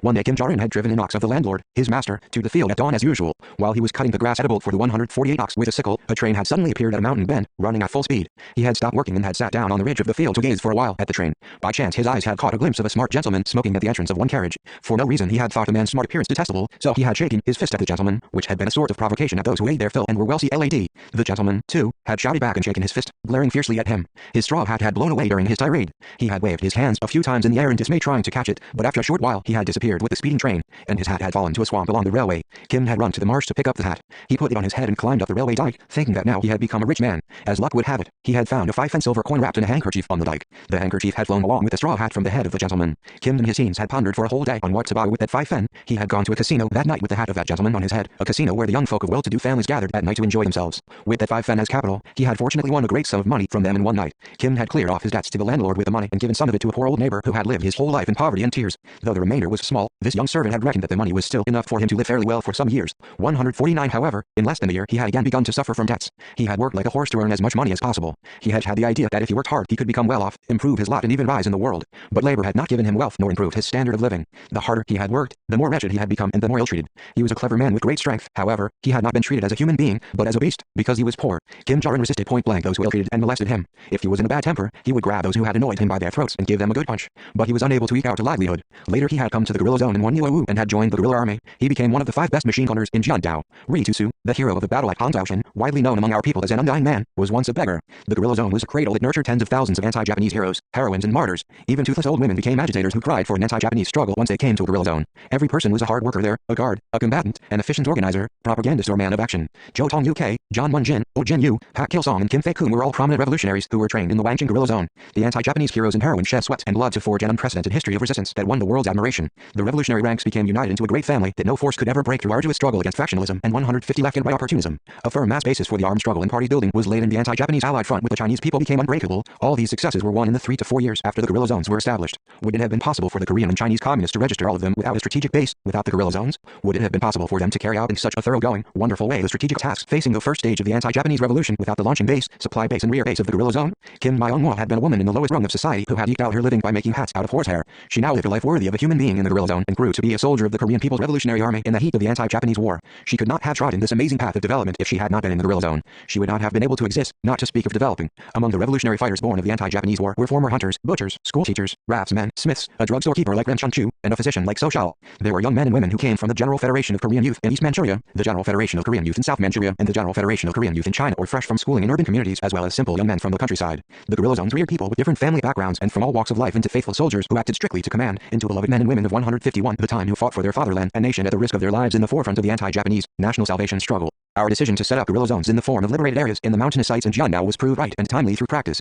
But, at the time when the vitality of the guerrilla zones was still being demonstrated, we emphasized in Yeoingu the urgency of the dissolution of the guerrilla zones. Why? Because there was no need to defend the guerrilla zones any longer as they have fulfilled their mission and tasks. The revolutionary situation in the Jiandao area in the mid-1930s required the Korean and Chinese communists to change their line to cope with the developments in the new age. To defend the guerrilla zones in the same way as we had done while shouting for do-or-die battle while entrenched in them was, strictly speaking, tantamount to maintaining the status quo without any will to develop the revolution any further. If the revolution could be likened to flooding water, their contention was nothing but arguing for it to stay in a lake or in a reservoir, instead of flowing out to the sea. Revolution can be likened to a large, long river, which, breaking against steep rocks and roaring, whirling and eddying through gorges, meanders towards the sea, taking billions of tiny drops of spray with it. Have you ever seen a long river flowing back toward mountains, instead of flowing into the sea? A backward flow or standing still is not for rivers. The river flows forward all the time. It runs ceaselessly to the distant sea, its destination, while overcoming obstacles and embracing its tributaries. The river does not become stale because it moves without stopping or rest. If it stops its flow even for a moment, decay will set in 152. Some corner and all sorts of plankton will reproduce in it to build their kingdoms. If the revolution excludes innovation and regards existing policies as absolute, it will be like a river that has stopped flowing. The revolution must renovate its tactics steadily as required by new circumstances and conditions to attain the strategic goals it has set.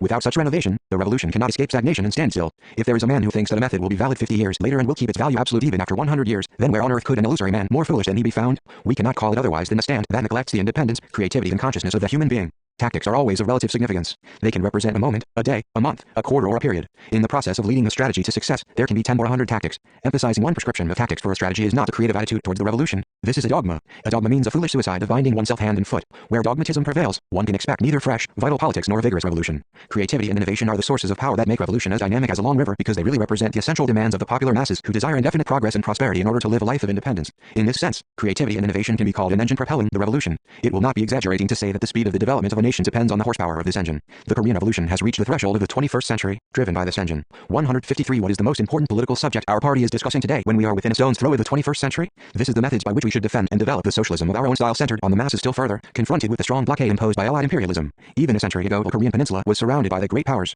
Their warships were always on the sea off Khan. Whenever the feudal government took a stand of rejecting Westerners and the Japanese, sticking to the policy of national isolation, they would fire several shells and demand open door policy. The Japanese imperialists fabricated a pro-Japanese cabinet and manipulated it to enforce the reform of the nation's politics. The Japanese advisors, ministers and emissaries they had sent hovered around the king and queen. This was also a form of encirclement. Encirclement and blockade have been trials imposed upon the Korean nation historically by foreign aggressors and imperialists. I, along with my nation, have lived my whole life in this encirclement and blockade. Is this a fate brought about by the country's geopolitical characteristics? Needless to say, these could be the reason. If the Korean peninsula was situated at a corner of a glacier in Alaska or in the Arctic, the predilection of the great powers for our country might possibly be changed. Isn't that so? But such an if does not exist. It does not matter where a country is situated. The nations following an independent road without kowtowing to the great powers must always be prepared to become targets of the Green Berets or victims of many Torricelli bills wherever they are situated on earth. Therefore, those who are determined to live independently must always be ready throughout their lives to break the siege imposed by the imperialists. 154 The anti-Japanese guerrilla bases in Jiandao were in a tight siege in 1935, too. That year the enemy siege reached its apex. While we had decided to come to a finale in the revolution by changing our lines, the enemy attempted to achieve a decisive victory in their purge of communist bandits by tightening the siege to the maximum. The Japanese imperialists mobilized hundreds of thousands of their crack troops, encircled the guerrilla zones in double and triple rings and launched a punitive attack every day to stamp all the living creatures there off the face of the earth.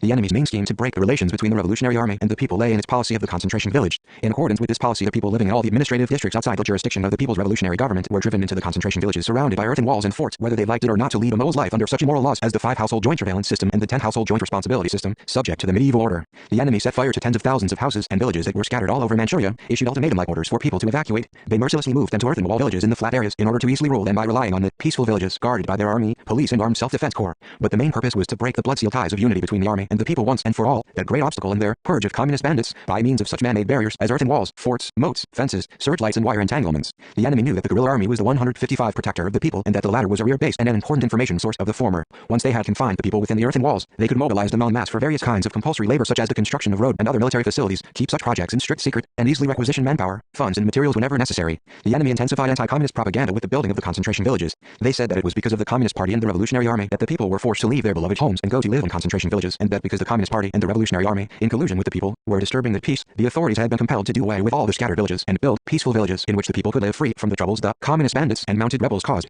The enemy built square earthen walls and drove 100 or 200 households into each of the wall villages. Houses were built in rows like the residential quarters in a modern industrial center in order to facilitate police surveillance. The people from one village, once they were in the concentration villages, were separated in a way that they could not become neighbors. Even the people who were relatives or intimate friends could not be neighbors, as they had been dispersed in different directions. This measure was for preventing like-minded people from conspiring for disturbance of the peace and from an attempt to form secret societies. How they schemed to sow the seeds of dissension and estrangement between the residents of the concentration villages can be seen from the 156 5-household joint surveillance system alone. They formed a group of 5 households and, if one of them was found to be communicating with the guerrilla army, they punished all the households in that group. In the worst cases, they killed all the people of the 5 households. This was the notorious 5-household joint surveillance system. The administrative officials, armed police and army strictly controlled food grains to prevent even a pound of rice from getting out to the People's Revolutionary Army. When the people went to work beyond the earthen walls, the police searched their lunchboxes to see if they had extra rice for the communist bandits, and indiscriminately deprived them of their lunchboxes if they had more than their share. The peasants living in the concentration villages were not allowed to go beyond the walls before dawn, even though they wanted to begin work earlier to deal with the arrears of field work, and they had to be back before dusk. It was almost impossible for the Revolutionary Army to expect any food supplies from the people in the concentration villages. The farm products from the guerrilla zones could not satisfy the food demands of the soldiers and the inhabitants. Worse still, the enemy incessantly hampered their farm work. The crops as well as the people became objects of their scorched earth operations. They trampled sprouting crops, burnt growing crops, harvested and carried away ripe crops by mobilizing armed men. This was a mean hunger operation and strangling siege for starving the army and people to death in the guerrilla zones, whom they were unable to annihilate through arms. The Minsankton had been dissolved, but the enemy's scheme to divide and disintegrate the revolutionary ranks from within and without was more vicious than ever. The leaflets enticing our men to surrender carried pictures of pretty nude girls and pornographic pictures of 157 intimate relations. Beautiful women, bribed by money, wormed their way into our ranks under the guise of Rosa Luxemburg or Joan of Arc and became absorbed in corrosive schemes to benumb the military and political cadres and to hand them over to the police or the gendarmerie. All this was a great murderous farce used to reduce the guerrilla zones in Jiandao into a solitary island totally isolated from the world of humanity, to raise them to the ground and strangle them. If we had failed to comprehend the developments and become engrossed in defending the exposed guerrilla zones, the Revolutionary Army would have ended up in a loss of military initiative and in being drawn into an endless war of attrition. Then, the revolutionary forces trained for several years would have broken up. To have become preoccupied with the defense of the narrow guerrilla zones would have resulted in playing into the hands of the enemy, frenziedly trying to crush all the soldiers and people in the Red Territory through 3 three-dimensional warfare. It was justifiable that the majority of those attending the meeting criticized the argument of defending the guerrilla zones to the last man as adventurism. What I still think strange is that most of those who insisted on the defense of the guerrilla zones at the Yaoingu meeting were self-important men, extremely dogmatic and leftish in their everyday life. Strangely enough, they gave wide berth to people who had a creative and innovative attitude and belittled those with dreams and imagination. Nevertheless, we managed to persuade these radical, self-opinionated people at long last at the Yaoingu meeting. The issue on relinquishing the guerrilla zones, unlike the issue on the anti-Minsancton struggle which had been decided to be submitted to the 158 Comintern, was settled by the meeting's decision. This was yet another success achieved in our fight against leftist adventurism. The Yaoingu meeting marked a turning point for the People's Revolutionary Army to switch over from strategic defense of the guerrilla zones to a new stage of strategic offensive. Thanks to the decision of the meeting, we were able to leave the narrow guerrilla zones and create a new age in which we could energetically conduct active guerrilla warfare with large units in the vast area of northeast China and Korea. The arena of the People's Revolutionary Army activities, which had been confined to the 5 counties in Jiangdao, would expand dozens of times. Needless to say, the wider the scope of our activities became, the deeper the quandary the enemy, blockading the narrow area, would find itself in. It would be comparatively easy for them to surround the 5 counties, but it was quite a different matter with the several provinces in northeast China. So far they had had an easy time of it, cooped up in fixed areas after encircling the guerrilla zones, but from that time on they were forced to fight battles which had been unprecedented and had not been dealt with in military manuals, treading on the heels of the People's Revolutionary Army. The enemy described our evacuation of the guerrilla zones as signifying the decline of the communist bandits in Jiangdao as a result of the thorough punitive operation of the Imperial Army through dispersed disposition, but they had to recognize it as a voluntary act based on new tactics for switching over to large-scale guerrilla actions and as an offensive measure. This new strategic measure made the enemy uneasy, striking terror into them. Knowing that we were evacuating the guerrilla zones, the enemy interfered with our efforts in every possible way. They further tightened 159, the military blockade, on the one hand, to prevent the army and people from slipping out of the guerrilla zones and, on the other, conducted an ideological offensive in every way to confuse the minds of the people by misleading public opinion. They said that the abandoning of red territories meant the end of the armed struggle and that the communist quitting of guerrilla zones signified abandoning the guerrilla movement. These maneuvers of the enemy were the major obstacle to our efforts to evacuate the guerrilla zones. In addition, the people did not welcome the evacuation and this more than anything else troubled us. It was no wonder that they did not accept the new line without mental agony which even a political and military cadre like Rik Wang Lim had not readily agreed to. Some people entreated us not to do away with the guerrilla zones, asking, why are you so eager to suddenly abandon the guerrilla zones today, zones which you publicized as heaven until yesterday? What is it all about? The old man, Othehu, submitted a petition to us on behalf of the people in July entreating us not to relinquish these zones. Various conjectures and judgments were made by the people in the guerrilla zones. Each day 1 or 2 ominous rumors of doubtful origin spread, confusing the people. Rumor had it that the Revolutionary Army was evacuating the red territories to lighten its burden of protecting the people, or that the guerrilla army was leaving Jiangdao to fight in the homeland by basing itself on the Rangan Mountains in Korea. Some people said that the Revolutionary Army might be going deep into the Soviet Union or China proper to recover from its state of exhaustion and to expand its forces on a large scale before coming back to Jiangdao. On top of these conjectures, misleading rumors set afloat by the enemy's 160 appeasement squads were rife, plunging the public opinion of the guerrilla zones into chaos. We held a joint meeting of the army and the people in Yaoingu and patiently explained the urgency and correctness of dissolving the guerrilla zones. The delegates dispatched to various counties and revolutionary organizational districts in East Manchuria convened meetings of like nature and enlightened the army and people. The people understood very well that not to dissolve the guerrilla zones meant death, and accepted the policy as a justifiable strategic measure. However, the majority of the people backed out at the practical stage of dissolution, refusing to go to the enemy-controlled area. They pleaded, saying, it's all right if we have to live on grass and water boiled with animal hides in the guerrilla zone. We'd rather die of hunger here than go to the enemy-ruled area. How can we live there under the harassment of the Japs? We'll die here if we have to, but don't send us there. Under the slogan, let us persuade the people repeatedly. We called at their houses every day. We held meetings of districts and organizations to persuade them, but quite a few of the people stuck to their opinion that they would not move to the enemy area. I am one of those who well know what great strength the propaganda and agitation of the communists produce. Some comrades say that it is an infinite strength, but you can't say that it works in all circumstances. This can be proved by the fact that many people did not move to the enemy area, but went deep into the mountain valleys instead. Some people volunteered to join the army to escape from having to live under enemy rule. Even the Children's Corps and Children's Vanguard members who were not old enough to join the army irritated 161 us with their requests to follow the Revolutionary Army. At that time Wang Sunhu clung to the sleeves of the guerrillas and insisted that if they would not take her with them, they had to shoot her. So the Yanji guerrilla unit accepted her into the guerrilla army. It probably was due to her persistence that she, as a small and fragile woman, surmounted the difficulties of armed struggle, risking her life thousands of times, and is still adding glory to herself as a revolutionary fighter today. Fei Piang Ryo and Zhou Sansan are also veterans who joined the Revolutionary Army when the guerrilla zones were being evacuated. At that time we recruited many young men and women and even children into the guerrilla army. Officials of the party, the YCL and the People's Revolutionary Government, who had braved all sorts of hardships with the people for years in the guerrilla zones, took up arms and joined our ranks. Some people volunteered to work in the sewing units, arsenals and hospitals of the Revolutionary Army. In the course of evacuating the guerrilla zones, the ranks of the People's Revolutionary Army expanded rapidly in this manner. The units of the People's Revolutionary Army, with the people's warm support and encouragement, tried their best to make preparations, obtain supplies and improve the arms needed for guerrilla warfare in extensive areas. In those days the Women's Association members worked with full devotion, emptying the drawers of chests to make uniforms, knapsacks, handkerchiefs, puttees and tobacco pouches for the soldiers of the Revolutionary Army who were leaving the guerrilla zones. We, in turn, gave of our best for their evacuation. The main thing was to expedite the preparations for the people's evacuation, to meet their demands and the actual situation. How detailed and substantial the preparations for moving them were at that time can be seen from the 162 census taken in the guerrilla zones in Jiangdao shortly before the evacuation of the people. The census contained the names of the people who were to leave the guerrilla zones for other places, their ages, occupations, the names and addresses of their relatives and friends, their official duties, their levels of education, technical skills, destinations, the amount of food grain they had, and so on. In accordance with this list, the officials of the guerrilla zones classified the people to be sent to the enemy area, to the homeland, and to deep mountains where they would be able to farm. They also grouped separately the people who could go to their relatives and those who could not, children without any support and patience, and evacuated them in a trustworthy manner with an armed escort. Each of the families evacuated to the enemy area, homeland or to mountainous areas was granted about 30 to 50 yuan of aid money, and was also supplied with fabrics, footwear, vessels, and a variety of other necessities and kitchen utensils. We fought several battles to obtain the money and materials to be distributed among the people. Of these battles I still vividly remember the dramatic raid on the concentration village in Daojing, an unusual battle in which Opaek Ryong taught his uncle a lesson. It was also a kind of tragicomedy in the history of the suffering of our nation that Opaek Ryong slapped his uncle's face. We had captured a large amount of weapons and supplies in the battle of the village, 20 Model 38 rifles, 40 cattle and horses, dozens of sacks of rice and wheat flour, tens of thousands of yuan of money, and so on and so forth. These trophies were too much for the soldiers to carry themselves. The officers fetched people from the village 500 to 600 meters away from the battle site. An important tactical principle of guerrilla warfare was swiftness in the attack and withdrawal. Unless the 163 trophies were disposed of quickly, the withdrawal of our unit would be delayed and it would give the enemy a chance to counterattack. At this urgent moment, a mustached peasant would not carry a load and only grumbled. He even prevented others from carrying loads, saying, "Hey, you'll get into trouble for carrying loads for the guerrilla army. Don't be rash for the sake of the future." Unable to bear with him, Opaek Ryong said, "If you don't feel like carrying loads, sir, then go home." But the man, instead of going home, continued fussing about their meeting with disaster if they carried the loads. Opaek Ryong lost his self-control and slapped his face. Then, he asked a distant relative, "Isn't that fellow a reactionary?" "Why?" "That's Ochin Sam, your uncle." Opaek Ryong was very surprised. It surprised him that his uncle was behaving like a fool, not as a Korean would do, and what was even more surprising, he had not seen his uncle until he was over 20 years old. When he was still a baby, his uncle had left his family and wandered from place to place, so he did not know his uncle and vice versa. While he had grown up to be a revolutionary, his uncle had turned into a weak man who feared the revolution, and was so feeble-minded and cowardly that he not only shunned the revolutionary struggle himself but also hated to see his children take part in it. Opaek Ryong was sorry that he had slapped his uncle's face, but did not know how to apologize. Instead, he sent him a letter through a distant relative, which read, "Dear Uncle, 164 I behaved badly to you because I didn't know you, so please forgive me. If you don't want to be treated badly by the young people, join the revolution." As his nephew had advised, Ochin Sam did revolutionize his family later on. He not only became a revolutionary himself but led his wife and children to participate in the anti-Japanese struggle.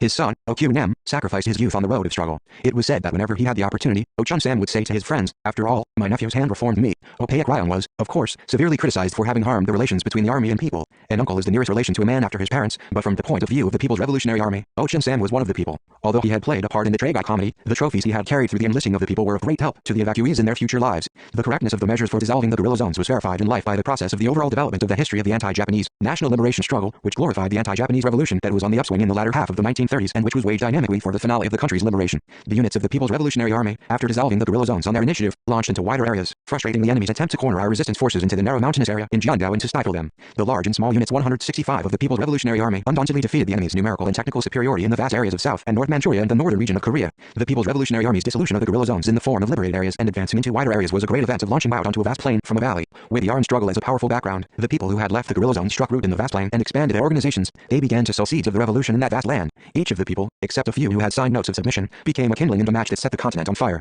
Our political operatives turned off the enemy area. The dissolution of the guerrilla zone started in May 1935 and ended in early November of that year when the Chechangzi guerrilla zone was evacuated. The evacuation of the guerrilla zone in Chechangzi was finished about half a year later than in the others, primarily because of the tenacious siege by the enemy who had surrounded it in double and triple rings and waited for the people to starve to death, and also because of the irresponsible attitude and inefficiency of the officials in charge of the people's lives in this district. When choosing the sites for the guerrilla zones at the Mingyugu meeting, the people from Heilong had strongly insisted that Chechangzi was a suitable place. Kim Jong-ryong, a delegate from Nantou County, had also said that Chechangzi was ideal. This area with its fertile land, thick forests and steep mountains was an ideal natural fortress on which both we and the enemy had set eyes. It was a desolate, mountainous area, no different from any other areas in Jiangdao, but it was very highly 166 evaluated by the modern geomancers who had acquired the knowledge of military affairs in the course of guerrilla warfare. This place, in view of its name, had nothing mysterious in the military sense. The natives had said that Chechangzi meant a place where carts were made. In order to prove the military importance of Chechangzi for the guerrilla army, the people from Heilong had asserted that the unit of Hong Pom-do had lured the Japanese army to the banks of the river Gudong and annihilated it in Qingshanli probably because of the unique features of this place. We had dispatched the independent regiment to the area of Bantu in the spring of 1934 to give armed support to the construction of a guerrilla zone in Chechangzi. Kim Il-wan, Kim Il and other political workers had also gone to Chechangzi. The independent regiment chased a company of the puppet Manchukuo army out without great difficulty, which had been stationed in the vicinity of Chechangzi, and became the new master of the place. With the backing of this regiment, the people in the Yulangkong guerrilla zone swarmed into Chechangzi and established the Heilong County People's Revolutionary Government across the river Gudong. Later the people from Wanyuwu and Sangyeong arrived one after another via Shanqiandong to this place and hoisted the flag of the Yanji County People's Revolutionary Government at the entrance of the Dongnansha Valley. In this way, the People's Revolutionary Governments from two different counties existed side by side for 1 year. A strange phenomenon. The Chechangzi guerrilla zone had advanced in high spirits just like a vehicle with 2 engines, or like a carriage pulled by a pair of white horses with bluish manes. The food situation had not been so bad in the early stage. 167 the members of the party leadership who had been dispatched from Nantou, according to the decision of the Yaoyingu meeting, were to guide the work of evacuating the Chechangzi guerrilla zone. But they did not even inform the army and people of the policy of dissolving the zone. Worse still, they attempted to kill the special representative we had sent there, under the charge of being a Minseengton suspect. When I heard about it later, I was very surprised. Chechangzi was the last stronghold on which the revolutionary masses in Jiangdao, particularly in Yanji, Heilong and Nantou, relied. Probably it was because this was the last stronghold that the officials in charge of the evacuation of this zone had taken such an irresolute stand. I must say that it was indeed admirable how the people of Chechangzi, shoulder to shoulder with the army, had defended the guerrilla zone in the suffocating blockade until November 1935. As I briefly mentioned above, the atmosphere in Chechangzi at that time was not a tranquil one. The leftists caused anarchy in the zone on the pretext of the struggle against the Minseengton. Worse still, a great number of the revolutionary people suffered severely from famine. When we started large unit combined operations in the area of Mount Patu, Kim Fyong, Ryu Kyung-soo, Oh Taek-ryung and Pak Young-sun often recalled the hunger they had suffered in Chechengzi. Even after liberation, Kim Myung-hwa, Kim Jong-suk, Wang Sun-ho, Kim Sha-ho, John Hu and other women veterans, whenever they sat down to a meal, would cry on remembering the days in Chechengzi. Kim Myung-hwa and Kim Jong-suk had been cooks for the Corps headquarters at that time. The situation of the guerrilla zone was reflected on the headquarters dining table. The cooks climbed the mountains every morning to bark 168 the pine trees for Wang Di-tai and other commanders at headquarters. They had to prepare 2 bundles of pine tree bark as large as the bundles of bean stalks for a day's meal of the headquarters. They boiled the bark in a water of strong ashes of oak for over 3 hours, scooped it out after it had become soft, rinsed it in a river before pounding it with a paddle, and then washed it again in fresh water. They repeated these processes several times until supper time and then mixed it with rice bran to make gruel or cakes. This was the best food in Chechengzi. If one ate these cakes, one had clogged anuses. Children had a hard time of it in those days to make their bowels move. Their mothers would dig out the clogs in their anuses with sticks, with tears stinging their eyes. Even grown-ups suffered a great deal from clogged anuses. And yet, they again ate the food made of pine tree bark the next day. They had to eat food without salt. They could eat saltless gruel and cakes, but it was difficult to eat salad or soup made of edible herbs without salt. Sometimes the messengers who would come there gave them a few grains of salt from the small pouches they carried at their waists. Several people would touch a grain of it with their tongues lightly by turns before handing it over to others. It was indeed tantalizing. When the pine tree bark ran out, they would go to the rice mill and collect rice bran and make gruel. That gruel was much better for eating than the gruel made from old herbs. Her gruel was so coarse and hard that they felt pain in their throats each time they ate it. Even such gruel was not sufficient, and many people died of hunger. All the people waited for spring. They believed that in spring the merciful, plentiful land would deliver their pitiful lives from starvation. But even spring could not prevent death of hunger, either. What spring 169 gave them were weak, negligible new sprouts that had emerged from under the snow. These sprouts were not enough to sustain them. The people began to catch snakes that had not yet awoken from their winter sleep. And then they caught rats. Rodents were extinguished in Chechengzi. Frogs and their spawn became the people's foodstuff. When Kim Sha-ho was recalling how tasty boiled frog spawn had been as they were glutinous and soft like boiled millet, I, on the contrary, shuddered as if that sticky stuff was in my throat. Even though I had partaken of a variety of food with the gorillas, I could hardly have any reasonable imagination of the taste of boiled frog spawn. The fur-lined shoes 11 which they had used while plowing were also put into the pots. After drinking a bowl of tasteless water boiled with these shoes, the people of the guerrilla zone sowed seeds, crawling just as the soldiers do. They dug out the seeds after 2 or 3 days of sowing to eat them. The People's Revolutionary Government and mass organizations kept sentries at the fields sown with seeds to prevent the seeds from being dug out. But even the guards, unable to endure the hunger, ate them stealthily. At night children would creep into the kitchen of Corps headquarters, thinking that they would find leftovers in the mess hall where important persons, like the commander of the Army Corps, had their meals. But that was an absurd dream. They did not know that, as they were starving, Wang Di-tai, the commander of the Army Corps, too, was starving. Nevertheless, the children would have died of despair if they had not expected to find some scorched rice at the bottom of the pots in the kitchen of headquarters. When the cooks gave them the scorched rice, they would weep and gulp it down, saying for shame that they would not 170 come again. But the cooks found them prowling around the kitchen the next day, too. In this famine the people crawled along the furrows of the crop fields to weed them. They scraped the field with their fingers before collapsing. They would rise again and scrape it until the tips of their fingernails became worn out. After a second weeding, the ears of barley came out. The people stripped off the grains of barley which were only juicy without seeds and ate them. They were so weak that they were unable to rise. They reached their hands out with great difficulty for the ears and chewed on a few grains. The people of Chechengzi were able to remain pure human beings even though they were nearly dying of hunger, thanks to the fact that the communist ideal which had influenced their way of thinking and conduct for years and the communist ethics of sacrificing themselves for the collective had transformed all the revolutionary masses in Jiandao into saint-like, virtuous men and women. The inhumane idea of a man eating another man's limb dared not assert itself in Chechengzi. In the famine that came before the harvesting of barley, the children, before anybody else, began to die one after another, unable to stand the hunger, followed by the men. A greater misfortune fell upon the women who had been born with the obligation to help their husbands and children until the last moment of their lives even though they, too, were starving. They had to suffer a still worse agony of covering their husbands and children who had died of hunger with fallen leaves without coffins and not being able to shed tears for lack of energy, even though they wanted to weep, until they became insensible in front of each corpse. 171 The famine in Chechengzi was the result of none other than the Japanese aggressor army which had blockaded this zone and of its repeated brutal, punitive attacks on it. The officials in charge of the guerrilla zone did not make every effort to provide food to the people either. The reactionaries and wicked elements, who had wormed their way into the leadership, fooled the people with such super-revolutionary speeches as, "We must endure hunger. Never give in. To die is to surrender." The people of Chechengzi defended the guerrilla zone to the last, refusing to go to the enemy-ruled area, even though they were murdered on a false charge of being a Minseengton suspect or died from hunger. Their fortitude and their unbreakable revolutionary spirit still move our hearts today after half a century has elapsed. In October 1935, when the evacuation of the guerrilla zone was on the order of the day, 20 people of Minseengton suspect families, including those of Kim Il, Nam Chang-soo, Ri Kang-sun and Kwon Il-soo, formed a solidarity household in the deep valley of Jeonnam-cha and continued their struggle to cast off the stigma of Minseengton even in this way until the summer of 1936. This was a unique way of living by which several families joined into one household to eke out a living and to fight in unity. They pooled their household goods into a log cabin and elected their head. He would give appropriate assignments to everyone by the day, week and month, and review the results of their work. In this way, they led an organized life. They were the last defenders of Chechengzi. The enemy sent in thousands of their troops to effect a tight siege. They changed the previous scorched earth tactics of punitive attack by the army and police into a comprehensive, great siege tactic in military, 172 political, economic and other fields, and repeated the punitive operations to crush Chechengzi once and for all, only to be defeated every time. In October 1935, they committed thousands of their troops for a large, punitive operation. The brave defenders of Chechengzi repulsed the enemy's attack heroically this time, too. They even brought down an enemy plane with small arms that was bombing the guerrilla zone. In November of that year, most of the people of Chechengzi evacuated from the guerrilla zone towards Nayai Ocean, together with the army. One of the defenders of Chechengzi, Payak Hakrim, who also suffered hunger, fell ill and fought for a long time shoulder to shoulder with the people during the siege, still says, "If you don't know the extreme misery the people in Chechengzi suffered in the days of the anti-Japanese war, don't dare to utter a word about a hard life. If you don't know how the soldiers and people of Chechengzi endured hunger and cold and survived the enemy's punitive atrocities even during the siege, don't dare to pride yourself on overcoming some difficulty." While organizing and conducting the evacuation of the guerrilla zones, we appreciated our people's sense of organization and steel-like discipline and their faithfulness to the revolution and indefatigability, and became confident that we would emerge victorious in any difficult circumstance if we we mobilized such people and guided them properly. Once a people rise as a single unity to combat injustice at the risk of their lives, no blockade or scorched earth operation will succeed against such a people. This is a convincing lesson demonstrated by the history of the international communist movement. The people all over the world still clearly remember how the international blockade, the armed interventionists of 14 countries imposed on the new Russia ended. 173 Germany under Hitler's rule did not succeed in blockading Leningrad either. Even under the rain of bombs, the defenders of Leningrad continued to bake bread, manufacture tanks and promote production. In 1943, when the world bourgeoisie was noisily claiming that Leningrad would fall, the working people of this city wrought a miracle by attaining higher productivity than that of 1942. The blockade and the punitive attacks the army of Jiang Jia launched on several occasions against the anti-Japanese bases in China ended in repeated failures. The United States has been blockading Cuba for 30 years, but has not succeeded. She is spending enormous energy to blockade this small island country, but her scheme has not worked out. Recently, the draft resolution proposed by Cuba, in opposition to the Torricelli bill, was passed at the UN General Assembly. The international community cast a cold glance at the United States' anachronistic policy of blockade. Fidel Castro said, "When a man finds himself in a dangerous situation, a great amount of adrenaline is secreted in his body. Adrenaline is a hormone which strengthens the function of the heart. This adrenaline symbolizes the optimism of the Cuban communists. The United States, Japan, and other modern imperialist states are now blockading our country in the political, economic, and military spheres. But the Korean communists have a sufficient amount of vitamins of the just type with which to frustrate that blockade. The attempt to conquer the Workers' Party of Korea, the Democratic People's Republic of Korea, and the Korean people by military means or to stifle them politically and economically is a wild daydream, like an attempt to break a rock with an egg." 174 After the evacuation of the guerrilla zones, small units and political workers actively infiltrated into the homeland. The seeds of the revolution were sown in the vast lands of Manchuria and Korea. I never forgot Wangjing after the evacuation of the guerrilla zones, nor slighted Jiandao.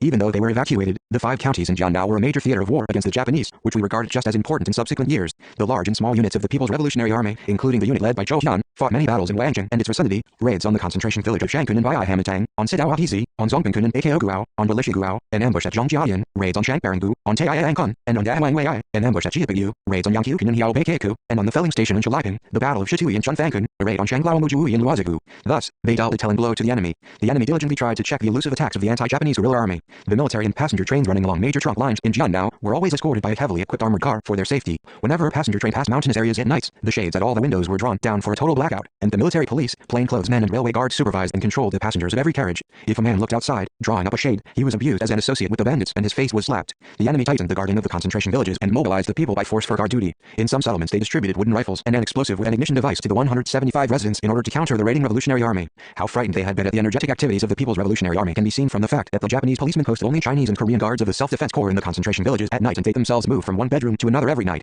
Among the Japanese policemen and the members of the self-defense corps of Manchukuo, drug addicts appeared one after another who were weary of war and of armed service. The Matsuumura incident, which took place in the Shixian area, illustrates what inglorious defeats the Japanese imperialists suffered in the mid-1930s. Matsuumura was an intellectual who had been a teacher in Japan before taking refuge in Manchuria. He had been suspected of having become involved in the Red Teachers Union. He took 2,000 yen as an advance payment and promised to work as a superintendent at the Felling Station of Mount Patu, a station run by a Japanese. A few months after his appointment, we attacked that Felling Station. Matsuumura carried the trophies for the Revolutionary Army and had a talk with me. He enjoyed our concert performance. Then he said that he now clearly understood how strong the Revolutionary Army was. He submitted his resignation to the head of the Felling Station on his return and went back to his native village. He was sure that Japan's defeat was just a matter of time. The lumberjacks who had been under the influence of the guerrilla zones derailed one train after another in Wangjing and in its vicinity. Although the guerrilla zones had been evacuated, the spirits of these zones remained in Jiandao, striking terror into the hearts of the enemy. 176 Chapter 11 The Watershed of the Revolution. Meeting with my comrades in arms in North Manchuria. Strange relationship on Lake Jingbo. My comrades in arms to the north, I to the south. Zhou Xian, a veteran general. June 1935 March 1936 177. 1. Meeting with my comrades in arms in North Manchuria, the People's Revolutionary Army completed preparations for the second expedition to North Manchuria at the battles on Laohaishan and at Taipinggu. The expeditionary force, which was made up of several companies from the Wangjing and Hunshan regiments and the Young Volunteers Corps, left Taipinggu in late June 1935, enjoying a cordial send-off from the people. The expeditionary force reached Baringu via Shichuazi and Sidaohezi, and then tackled the tricky task of scaling the Loiling Mountains. Some of the guerrillas from the independent regiment from Nanzu were in the long, marching columns. Of all the veterans still alive, Oh Jin-yu, who belonged to the Wangjing 4th Company at the time, might well have been the only one capable of recalling the second expedition to North Manchuria. Han Hongguan, John Mansong, Pak Fei-hua, Kim Fei-jun, Kim Ryo-young, Ji Pyonghak, Wang Zhonghe, Xian Shao, Ri Tu-chen, Oh Jun-ok, Zhang Xiaosan and others were also on that expedition, but they have passed away. At the time of the first expedition, the Loiling Mountains were covered with deep snow, but on our second expedition, the mountains were green with summer foliage, whereas in October 1934, we plowed through a snowstorm across these mountains. In June 1935, we had to climb them under a scorching sun, fighting off attacking swarms of 178 mosquitoes. Although the biting cold and heavy snow had been sheer torture, the burning sun and sweat were no less unbearable. The horses, laden with a mortar and heavy machine guns, struggled along the steep paths, intertwined with vines and trees. Whenever the horses balked, we would forge ahead by cutting away the thorn bush with our bayonets and sawing away fallen trees. While scaling the Loiling Mountains, the Chinese Worker Peasant Red Army, under the command of Mao Zedong and Zhu Te, was successfully stepping up the historic 25,000-li long march in China proper, breaking through the surrounding rings formed by Jiang Jia's army. After reaching River Dadu on May 30, 1935, the Red Army occupied an ancient chain bridge, called Ludding Bridge, after a fierce battle, and opened the road for tens of thousands of soldiers on the long march. May 30 marked the Deshi Dakai, leader of the Taiping Rebellion, attempted to cross the river. It was also the 10th anniversary of the May 30 atrocities in Shanghai. It should be noted that a daring, death-defying corps of the Red Army had crossed the Lud Ink Bridge on this fateful day. We were greatly encouraged by the news that they had crossed River Dadu, which arrived at Jiannao, following information on their campaign in Guizhou. After the battle at Lud Ink Bridge, the Red Army successfully crossed Mount Dakshu, one of the most difficult obstacles in its march, and Mount Jiaojin, and entered the Gansu Plain. In those days, we were more interested in heartening news such as the International Fair, held in Brussels, the opening of the Underground Railway in Moscow, and the Chinese Red Army's progress on its long march and occupation of a certain place, rather than the tragic news that the Yangtze River had overflowed, leading to the deaths of hundreds of 179,000 of people, and an earthquake in Taiwan had laid waste to thousands of houses. Our crossing of the Loiling Mountains constituted as great an event as the Red Army's crossing of Mount Dakshu on the Long March. Whenever orders were given for a break in the march, most of the exhausted men on the expedition would drop wherever they were and rest. Snoring would break out here and there. It was no easier to endure drowsiness than hunger, but no one complained at the high speed of the march or requested a slower pace. Everyone moved exactly as their commanders ordered. As everything about the campaign had been explained beforehand, the men knew all about the purpose of the march and were ready to surmount whatever difficulties lay ahead. The People's Revolutionary Army could have fought anywhere in East Manchuria, south of the Loiling Mountains, or in South Manchuria. Why, then, did we tackle a rough march across the steep Loiling Mountains for the first campaign in North Manchuria after evacuating our cradle and home base in East Manchuria? What were the political and military factors leading us to decide to go to North Manchuria, where the Japanese and puppet Manchukuo army forces were concentrated? The principal motive was to strengthen solidarity with Korean communists active in North Manchuria and pave the way for full-scale cooperation, joint, coordinated action with them. Just as most of the pioneers, leaders and standard-bearers of the communist movement in East Manchuria were Koreans, so the prime movers behind the communist movement in North Manchuria were Koreans. The core of the guerrilla movement in North Manchuria had also been made up of Korean communists. 180 Zhu Baozichong used every opportunity to speak highly of the Koreans' painstaking efforts and exploits for the revolution in northeast China. He said, in 1930, most of the secretaries of the county and district party committees in the northeast were Koreans. In Incheon, Boli, Tangyuan, Rea, Baoking, Heilun, Yilan and other counties in North Manchuria, to say nothing of many counties in Yanbian, most of the secretaries and members of the county party committees were Koreans. One spring day, when the anti-Japanese revolution had reached its final stage, I strolled with Zhu along a sandy track near the North Secret Camp in the vicinity of Khabarovsk, within a hailing distance of the Amur River. Recalling with deep emotion the joint struggle we had waged in the days of the anti-Japanese Allied Army, he said, one could not possibly talk about the development of the anti-Japanese Allied Army separately from the exploits of the Korean comrades. It's a well-known fact that more than 90% of the Second Corps are Koreans. The protagonists of the 1st, 3rd, 4th, 6th and 7th Corps are Koreans. Ri Hongguang, Cho Young-gun, Kim Chaek, Ho Hyung-sik and Ri Hak-man. Ever since Wei Jingmin and Yang Jinyu died, you, Commander Kim Il-sung, have been fighting the Japanese for several years as head of the 1st and 2nd Corps. Those of us who are responsible for the revolution in Northeast China often feel like bowing to you. We will erect a monument to the Korean martyrs in Northeast China when this war is over. True to his words, a decision was adopted after the war by the Jilin Provincial Party Committee to build a monument in Jilin and Yanbian area to the Korean martyrs. 181 of the Korean people were forced to lead a dog's life by the Japanese and Manchurian government authorities and landlords even in North Manchuria. The vast Songyao Plain and other plains connected by wasteland in North and South Manchuria constituted one of the world's largest granaries, yielding tens of millions of tons of grain annually. But the poor Korean expatriates and pioneers in this place had to suffer a shortage of food, clothing and housing the whole year round. At a modest party held immediately after the armistice, I saw Ri Young-ho cry as he recalled the hunger he had suffered during his childhood in North Manchuria. He said it was experienced by his family when living in Warinbun, Santaekuao or in Rea, so it must have been around 1915. The family had existed one whole autumn on cabbage stems because they had no food grain. He said that it had been as sweet as honey at first, but that after 3 days it made him feel nauseous. Young-ho, then a little boy, used to spit the tasteless stuff out under his knees, avoiding his parents' eyes, and drink only thin soup. His mother would cover her face with her skirt and weep. A pair of trousers made out of a rice sack was all that their poverty could afford to give him. Division pack meat, cleaned rice, TR, had been stamped in large blue letters in the middle of the sack. The sack had been cut, with little attention paid to its inside or outside, so that the letters had remained on the outside of the right trouser leg. But that didn't bother him at all, as he did not understand the meaning of those letters. He had perceived them as a mysterious symbol of maternal love and became attached to them. Although he put on his only pair of trousers with those mysterious letters every day, he did not taste rice throughout his boyhood, the rice signified by the letters inscribed on his trousers. 182 This is only one aspect of the poverty suffered by Korean expatriates in North Manchuria in those days. In his travelogue to South Manchuria, carried in the magazine KBO, Creation, TR, Ri Hongguo had said that there were mounted bandits everywhere in Manchuria and that they were extremely dangerous. But the mounted bandits in North Manchuria were more violent than the ones in East and South Manchuria. They provided another source of trouble in addition to the punitive atrocities ceaselessly perpetrated by the Japanese and puppet Manchukuo armies. The wild bandits regarded murder as a hobby. Every time hundreds of these bandits, armed with daggers and shotguns, would pounce on them in packs and commit murder, arson and plunder, so that our compatriots had to move from place to place from fear and anxiety.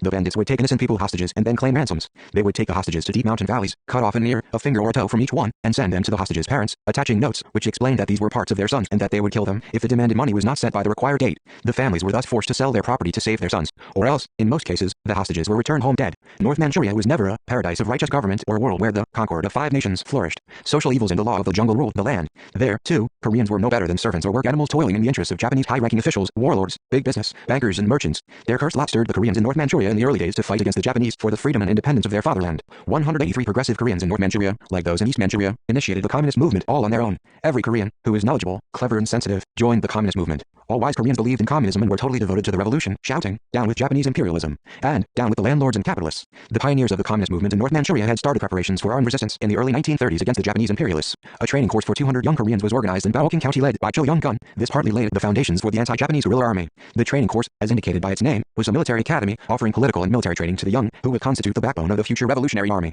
As I myself had done at Hwasong Uisuk School, the trainees studied history and military tactics and practiced shooting. The course comprised 10 companies and Cho Young-gun was the commander and, concurrently, the chief of general staff. staff, and Pak Jin-yu, his real name is Kim Jin-yu, the political commissar. Kim Ryong-hwa, who authored the 250-mile march and was also called Approved Mustache, had also worked at this course as a company commander. I think he was nicknamed Approved Mustache in the mid-1950s when the anti-US war came to an end in our country. Some changes took place in our people's lifestyles following the laying of the foundations of socialism. Most notably, people with mustaches, beards, long hair, shaved heads and shorts disappeared from the streets. The state did not pass any law stipulating a rigid style of trousers, beards, mustaches or hair, but such wonderful changes happened naturally. 184 However, only Major General Kim Ryong-hwa, an anti-Japanese veteran and director of the People's Army Arsenal, sported a mustache similar to that of An Chang-ho. Some of his comrades in arms advised him to shave it off. His wife and children, and even his superiors, persuaded him tenaciously, but it all fell on deaf ears. Instead, he merely trimmed his mustache in front of a mirror even more enthusiastically every morning. One day, he asked me, "Premier, what do you think of my mustache? I think it's a masterpiece. How can you be Kim Ryong-hwa without it, no matter how handsome you are? I can't picture Kim Ryong-hwa without a mustache." "Then you approve of my mustache?" "Approve? It's true that the people gave me, the premier, great authority, but they still haven't given me the right to rule on other people's beards and mustaches. It's up to you what to do with it. If you like it, keep it. If not, shave it off. Then, Premier, everything's fine. Frankly speaking, I've been harassed a great deal because of my mustache. From now on, I shall feel strong." He was all smiles as he left my office. However, a few months later, he was stopped by an officer guarding the cabinet building as he came to visit me because of that mustache. The duty officers would not let anyone enter my office if their appearance was not clean and hygienic. Hearing the bickering from the entrance, I opened a window and asked the officer what the matter was. I told the Major General that he couldn't enter until he shaves off his mustache, but he insists that it's an approved mustache. "Is it true 185 that you, Comrade Supreme Commander, approve his mustache?" the officer asked, casting a dubious glance at Kim Ryong-hwa. "If that's the trouble, don't annoy the Major General any longer. His mustache is inviolable. Since then, he has been called by his nickname, Approved Mustache, in the army, instead of his real name. He was married at 9, and followed the plow at the age of 11, playing the role of a householder. At the age of 13, as an orderly of Hong Kong-do, he had taken part in the famous Battle of Amun, where tens of thousands of enemy soldiers were killed or wounded. That is the kind of brilliant record this veteran soldier had. The training course at Beijing was organized with only young Koreans at the beginning owing to the prevailing opinion that Korean independence could only be achieved by an army of pure Koreans, and that chaos would reign if foreigners were in the army. However, the view that a purely Korean army would not facilitate an allied front with the Chinese nationalist anti-Japanese armed units and that worse still they might be isolated from the Chinese people, gradually gained weight. Consequently, the organizers of the course recruited 2 Chinese young men, but these 2 men turned code during the training and supplied secrets of the training course to the enemy. The training course transferred to a place 75 miles away from Beijing to take shelter from the enemy's whirlwind arrests and built a new building there, but it was unable to survive the enemy's punitive attacks and broke up. Cho Young-gun moved the base of his activities to Raohe and organized with Pak Jin-yu, Wang Kai-hong, Kim Ryong-hwa, Kim Ji-myung and other comrades in arms, another training course at a primary 186 school in Sunyitan, involving 70 young men, and selected the best trainees who were well prepared politically and militarily to organize a special Red Corps, or Red Terrorist Group. Its main mission was to liquidate the enemy's lackeys, guard the military and political cadres, and obtain arms. Using them as a backbone, Cho subsequently formed the Red Worker Peasant Guerrilla Army. Before and after the organization of the guerrilla units in Tangyuan and Raohe, armed units led by Kim Chaek, Ho Hyung-sik, Ri Hak-man, and Kim Hae-san were formed successively in Ning'an, Mishan, Boli, Zua and Waihe. This marked the start of the protracted resistance against Japan. Kim Hae-san and Ri Kwang-man laid the foundations of the 5th Corps with Zhu Baozhong, and Kim Chaek and Ho Hyung-sik, together with Zhang Chujian and Zhao Shangzha, organized the 3rd Corps. Cho Young-gun, Ri Hak-man, Ri Young-ho, and Young and Cho-il, together with Li Yan-lu, rendered meritorious service as standard bearers by forming the 4th and 7th Corps. The army song of the Korean Communists could be heard almost everywhere in vast North Manchuria, covering hundreds of thousands of square kilometers from the Loiling Mountains in the south to the Amur River in the north and from the Utri River in the east to the Dixingan Mountains in the west. While Kim Chaek led the guerrilla activities, centering on the Binjiang area covering the east and northeast of Harbin, Cho Young-gun and Ri Hak-man constantly raided, from their bases on the Wanda Mountains, the enemy's concentration villages and supply bases. In the second half of the 1930s, Ho Hyung-sik, in cooperation with Kim Chaek and Ma Tak-san, organized the Northwest Expeditionary Force 187 and advanced to Halem and several other counties to establish contacts with the guerrilla units in their flank, and made energetic attempts in this area. Kang Kun, using the Laobling Mountains as a base for his activities, attacked the enemy tactfully, operating continually in mountainous and open areas on both sides of the river Mudan. Although young, he was quick-witted and tireless. He rapidly developed into a promising military commander. The fighters from Jiandao played a great role in the development of the guerrilla movement in North Manchuria. Kim Chaek, Han Hongguan, Pak Kil-song, and Young, Cho-il, John Changsha and others, who had been fully tested and tempered in the practical struggle in East Manchuria, became active organizers, propagandists and leaders in North Manchuria and achieved a breakthrough in the difficult anti-Japanese war. The Korean Communists in North Manchuria always paid serious attention to the overall development of the revolution in East Manchuria and engaged in unremitting efforts to establish contacts with Korean Communists active in East Manchuria. They regularly received news through various channels about East Manchuria. Zhu Baozhong delivered most of the news to the comrades in North Manchuria. The messengers, who frequented Wanqing from the 5th Corps, led by Zhu Baozhong and using Ning'an as its base, and the fighters who had been sent from the 2nd Corps to 3rd, 4th, 5th, 6th, 7th, 8th and 9th Corps, active in North Manchuria, widely publicized developments in East Manchuria. The Eastern Area Bureau of Jilin Province, the Eastern Area Party Committee of Jilin Province, also acted as an important propaganda center of East Manchuria. Comrades in arms in North Manchuria 188 obtained red publications through this bureau, published in East Manchuria, and even such confidential documents as the 10-point program of the Association for the Restoration of the Fatherland. In those days, the bureau operated as a switchboard, connecting East and South Manchuria to North Manchuria, and vice versa. Ri Young-ho said that while head of the propaganda department of the Rea County Party Committee, he had been to the bureau and officially received the 10-point program.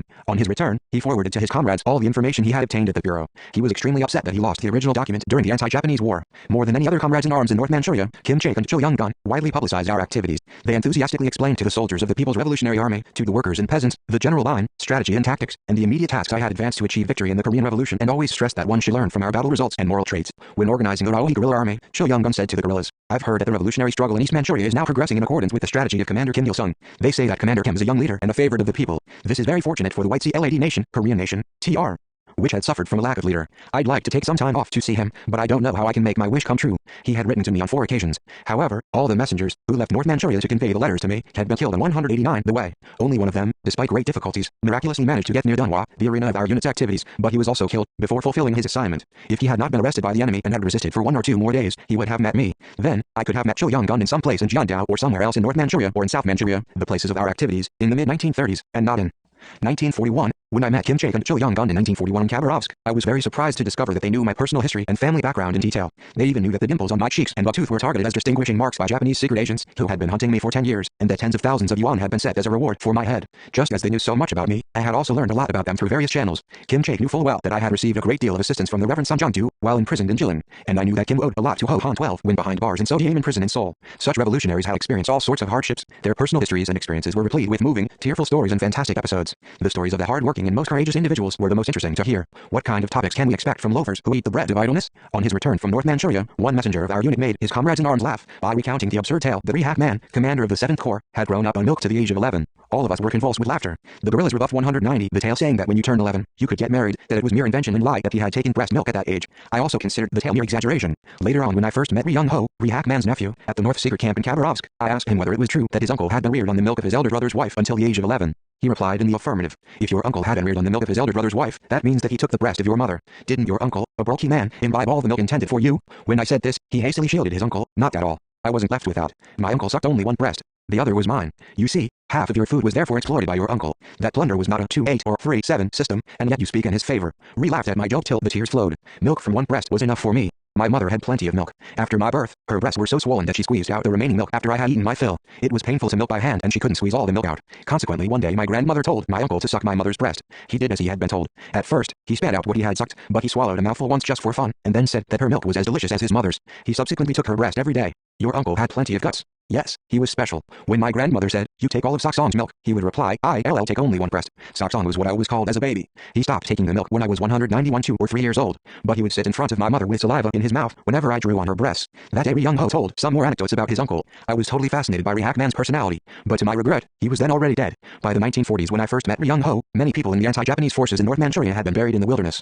and Young, who had fought in several units of the anti-Japanese Allied Army in North Manchuria, shed tears when calling out the names of his comrades in arms who had been buried in the wilderness of North Manchuria. But when we scaled the Loiling Mountains after the battle at Taipinggu, most of them were still alive and freely roaming the plains and mountains in North Manchuria, destroying the enemy like an angry tiger. These comrades in arms were so keen to meet us. They had many unsolved problems and had to overcome many difficulties to ensure cooperation with us. They also had to settle problems in their relations with the Comintern, Chinese communists and people, and with the Chinese nationalist armed units. We, too, had many things we wanted to tackle with them. While in East Manchuria, our heads ached, owing to the problems caused by the Minseengtern. In North Manchuria, they had their own problems. This state of affairs compelled us to hasten our second march to North Manchuria. We awaited from our comrades in arms in North Manchuria only the tender feelings of our compatriots. The anti-Minseengtern hassle had transformed to guerrilla zones in Jiandao, where the ethics of love and trust prevailed, into a land devoid of all tenderness. We had felt the absence of human feelings and had longed for them for ages in that wasteland, the human feelings which resembled an oasis. No matter how 192 steep the Loiling Mountains were, they could not stop our feelings from flowing like clouds to our friends in North Manchuria. We also effected the second expedition to North Manchuria to consolidate the militant alliance with the Chinese communists there, an alliance established during our first expedition, and wage a more efficient joint struggle with them as the new times required. In the mid-1930s, the imperialists, alarmed at the advance of progressive people and socialist forces, opposed to imperialism and war, were strengthening their international alliance against the independent forces of the world.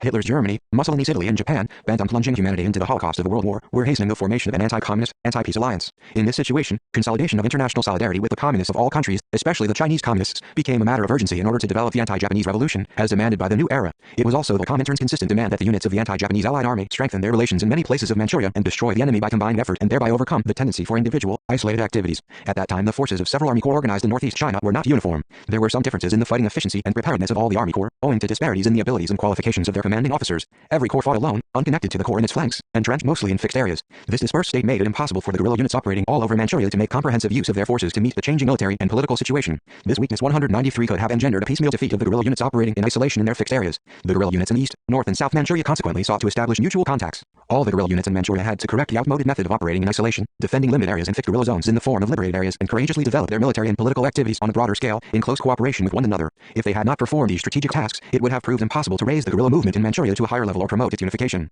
The anti-Mincenean struggle had caused discord and mistrust, which could have impeded the common struggle of Korean and Chinese communists. If we went to North Manchuria and cooperated efficiently with the Chinese communists, we could thoroughly dispel this awkward atmosphere. If we continued fighting in North Manchuria for some months, Wei Jingmen and Yun Pyongdu, who had gone to Moscow to receive an answer from the Comintern, would return. The meeting with Wei Jingmen and Yun Pyongdu was another important aim we had set for the expedition. While crossing the Loiling Mountains, the soldiers of the companies, which had switched from the puppet Manchukuo army, now operating under the Hunchun regiment, suffered many hardships. As they were not accustomed to marching in mountains, they were already exhausted after the first 2 hours. On my orders, Zhang Ryong-san from the Wangjing regiment took charge of the 3 companies and helped them through the march. Zhang had worked mostly between Junjiao 194 and Sankaku as a raftsman and was a very strong man. Each time he wielded a bayonet, the surrounding bushes were slashed into heaps. He climbed up the steep mountain path at full speed with 2 or 3 soldiers' rifles and knapsacks on his back, and he would jokingly encourage his fellow soldiers, "Hey, all of you who can't climb this mountain, change out of your pants into skirts and cut off your masculinity." Immediately, we scaled the mountains, undergoing all kinds of hardships, but it was only in July that we managed to find with much difficulty the place near Shandongtun where Zhu Baozhong was staying. He had previously been the head of the military department of the Suning Central County Party Committee, but now the new post of commander of the 5th Corps of the anti-Japanese Allied Army weighed on his shoulders. Several months earlier he had bent over on a stick to greet us, but this time he was without a stick and came out to Laokungu 2.5 miles from his secret camp and embraced me. Before I even asked, he excitedly told me about the situation in Ning'an. "My wound has healed up completely. We've organized a new corps since the departure of the expeditionary force from East Manchuria. The party and mass organizations in Ning'an have been working energetically ever since. All thanks to your expeditionary force, Commander Kim, which helped us so much last year. I'm relieved to hear that your wound has healed. Apparently the previous months have acted in your favor. Zhuo, you're the commander of the 5th Corps, and many other actions of yours deserve congratulations." That is how I congratulated him and asked after Ping and Yang. As I trudged along the land of North Manchuria, I felt the feelings of 195 friendship we had sealed in the flames of battle the previous year rise to the surface. It was indeed strange that the image of that Corps soldier had been so vividly engraved in my memory, as if he were a childhood friend of mine. On our arrival at the camp of the 5th Corps, we discussed joint actions with Zhu Baozhong, and here there was a slight friction, for Zhu had attempted to impose a course of action for the expeditionary force from East Manchuria on Hu Guozhong, commander of the Hunchun regiment, as if he was giving the orders. Consequently, the conversation between the two sides ended in deadlock. At that time, Hu Ren, political commissar of the 5th Corps, was operating in the area of Muling with his corps. Zhuo wanted our expeditionary force to go to Muling and help out Hu Ren in the fighting, and then advance to Wu Helen to take control of that area. It was not difficult to comply with that request. However, Hu, a man with a strong sense of dignity, flatly refused. He apparently took it for an order, rather than a request. And Kill and Kim Ryo-young held the same opinion. They became angry and said, "We have our own objectives on the course we have to follow. You have no right to order us to do this or that. The 5th Corps is the 5th Corps and the 2nd Corps is the 2nd Corps." They quite rightly lost their temper.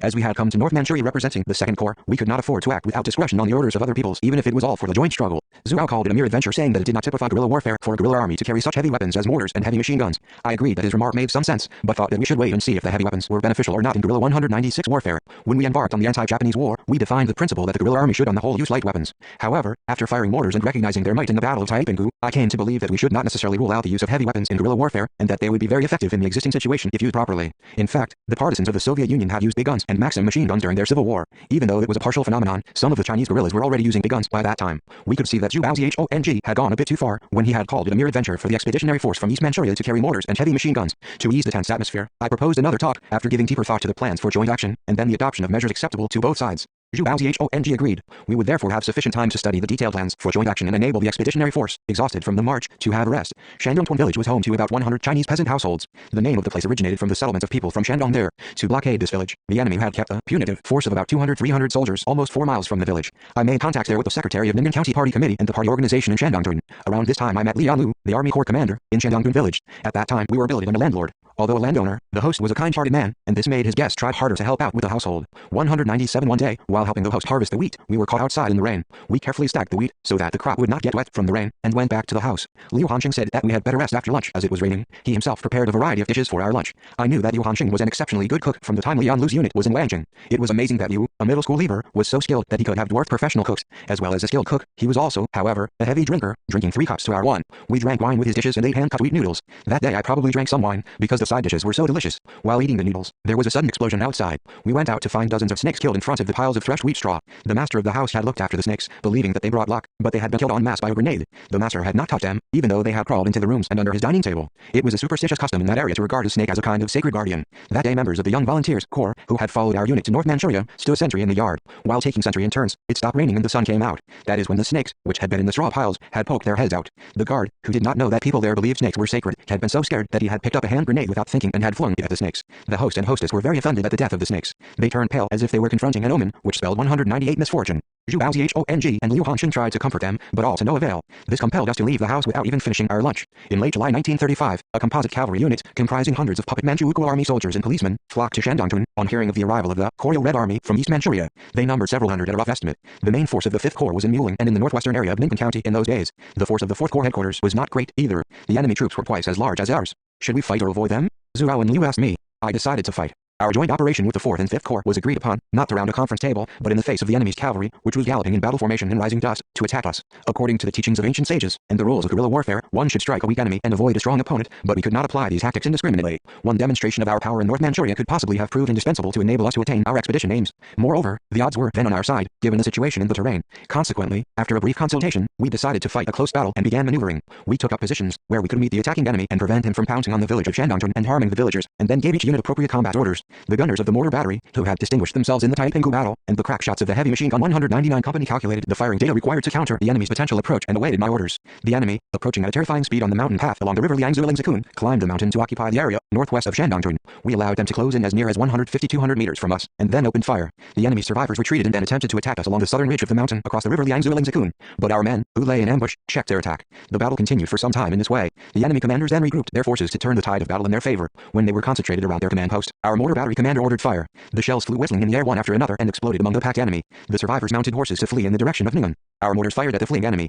Driven to a dead end, they shouted that they had never dreamt that the Communist Army would have mortar, and ran HLTER amid the gun smoke before taking flight in all directions under the cover of darkness. Our mortar barrage in that battle had major repercussions. The enemy claimed that we were carrying mortars provided as aid by the Soviet Union, and trembled with fear at the mere mention of the Koryo Red Army. During the Battle of Shandongtun, we fired all the shells we had captured in the Laohaishan battle, and then buried the mortars in the ground. The enemy soldiers had paid so dearly in the Battle of Shandongtun that they did not dare provoke us afterwards. They closed the wall gates 200 tight and did not venture out. Moreover, when we sent them a letter, the enemy even sent us military supplies like grain, edible oil and footwear. The Shandongtun battle, another victory in North Manchuria, along with the fantastic episode of the snakes we had killed with a grenade, remains in my memory as one of the most impressive battles of my life. The enemy trembled at the rumbling of the mortars, but the people bubbled over with joy. The joint operations with the Chinese Communists in North Manchuria yielded good results from the very start. They served as a reliable basis for consolidating the military alliance between the communists of the two countries. From then on, Zhu Baozhong never again remarked on the unsuitableness of heavy weapons. After leaving Shandongtun, we moved on to Doguzi and debated again at the House of the Fang our joint anti-Japanese struggle with the communists in North Manchuria. At our initiative and an agreement with Zhu Baozhong, the expeditionary force from East Manchuria decided to split into several detachments to wage a joint struggle in areas where the 5th Corps was active.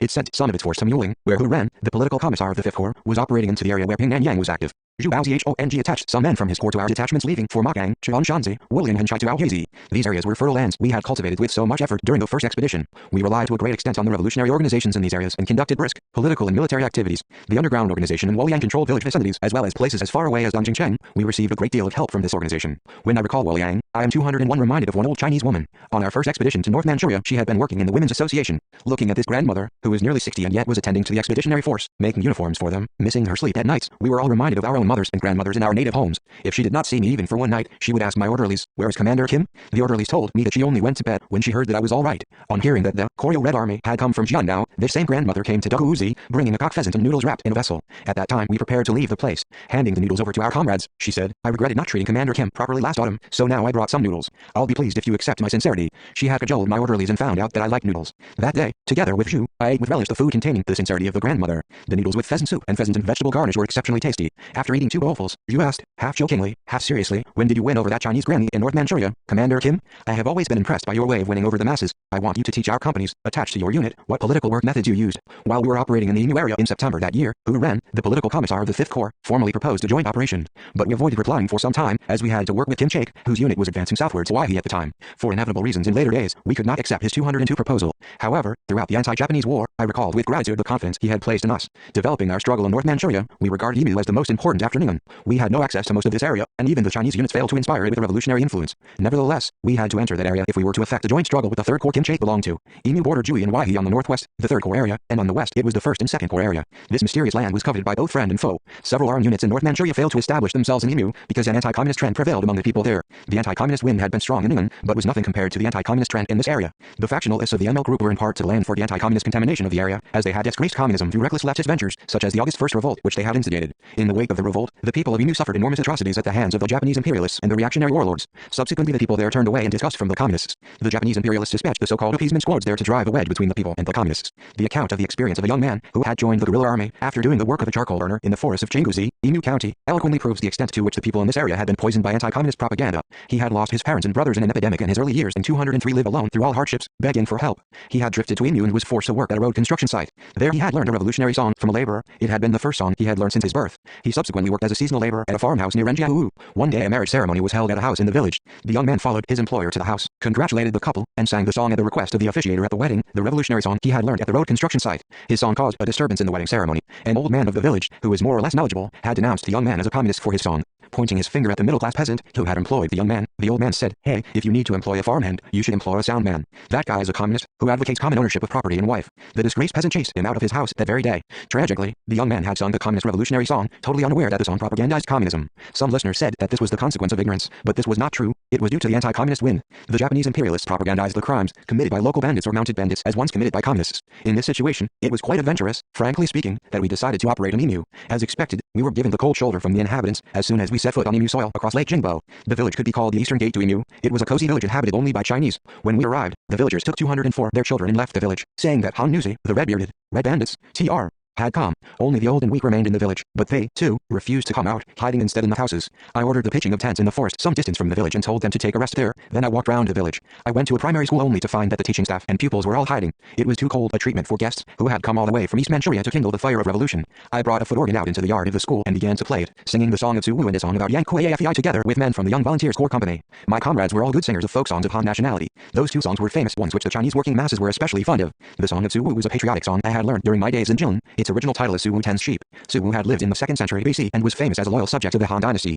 He went to the Xiongnu's in the north as a messenger of the Emperor of Han. The Xiongnu's detained him as a hostage and threatened not to release him unless he surrendered, adding that he would not be sent back until a male sheep bore a lamb. Consequently, Suwu was held in custody by the Xiongnu's for 19 years, but he never yielded. In short, the song truthfully reflected the patriotic ideas and feelings of the Chinese people. When we sang those songs to the accompaniment of the organ, the senior pupils of the primary school were the first to come out of hiding to approach us with curiosity and wonder. They sang to the accompaniment of the organ I was playing. Then the teachers and village 205 elders hesitatingly came out. It probably surprised them to have the Koryo Red Army singing Chinese songs so fluently, or perhaps they had felt a vague community between the Red Army and themselves owing to our song. The people, who had acted coldly to the expeditionary force, began to turn kind and envious glances at us. When all the people in hiding had gathered in the yard, I made an anti-Japanese speech in Chinese. Only then did they open their hearts to us. They praised us lavishly, saying that the Koryo Red Army was neither a gang of bandits nor a group of mounted bandits, and that it was really a patriotic, revolutionary and gentlemanly army. I can justly say that we influenced the Chinese people in North Manchuria at that time by singing the song of Suwu. I personally experienced the great role played by literature and music in moving the people and bringing them to their senses from that day. I can also say that this experience led us to attach extreme importance to literature and art as a weapon of the revolution. My experience at the Chinese village on Lake Jingbo was so emotional that I tried in various ways after liberation to find the text of the song of Suwu.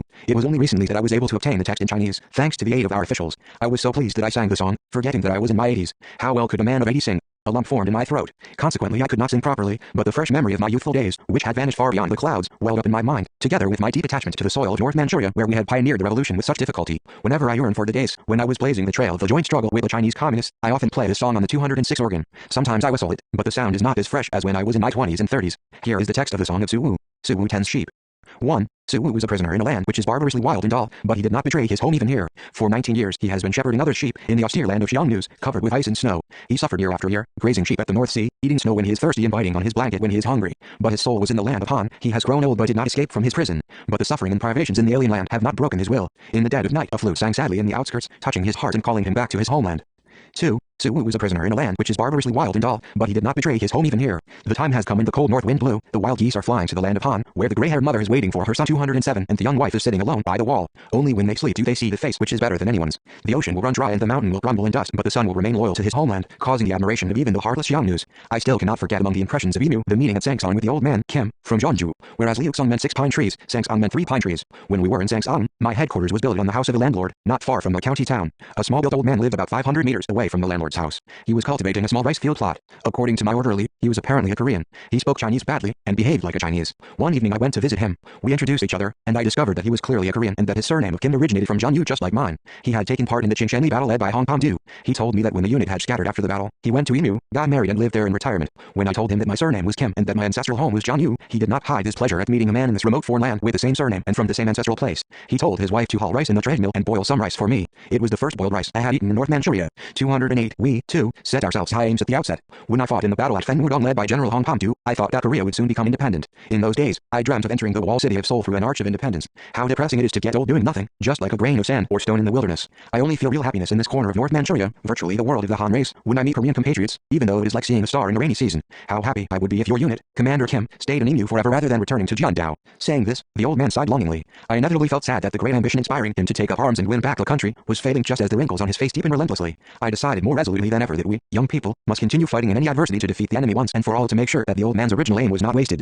The old man had only one ear. While chatting about various things after the meal, I asked him what had happened to his ear. He smiled bitterly, saying that he had lost it while fishing via a hole he had made on the ice of the river Mudan. He had caught a big carp and clasped it in his arms, but it had shaken so violently that it had lashed off his frozen ear. I was very sorry to hear that. I called at his house every night during my week in Sangsong and heard about Hong Pom-du from him. Once we were on speaking terms, I found that the people of Emu were no less anti-Japanese minded than the people of Jeondao. They had opposed communism because they had not received any guidance from any organization. Working among the people, I made friends with Liu 209 Young Cheng, the head of 100 households in village number 4 at Chinguzi, and, sometime later on, moved my headquarters to his house. On seeing that my unit refrained from imposing any burdens on the people, and instead gathered together, men and women, around bonfires at night to hold recreation parties, dance and study, Liu considered us an exceptional army. The soldiers he had seen before had all been hordes of men who had lorded it over and yelled at the people, regardless of the names of their armies. But when he saw the Koryo Red Army from Jeondao fetch water and sweep the yards for the people, cut the children's hair and behave in a friendly way, without any distinctions between superiors and subordinates, the whole village whispered that it was an unusual army. One night Liu informed me that the Japanese garrison and puppet Manchukuo army stationed in village number 6 were preparing to assault his village. When I heard about this, I ordered the whole unit of soldiers to go to bed earlier than usual.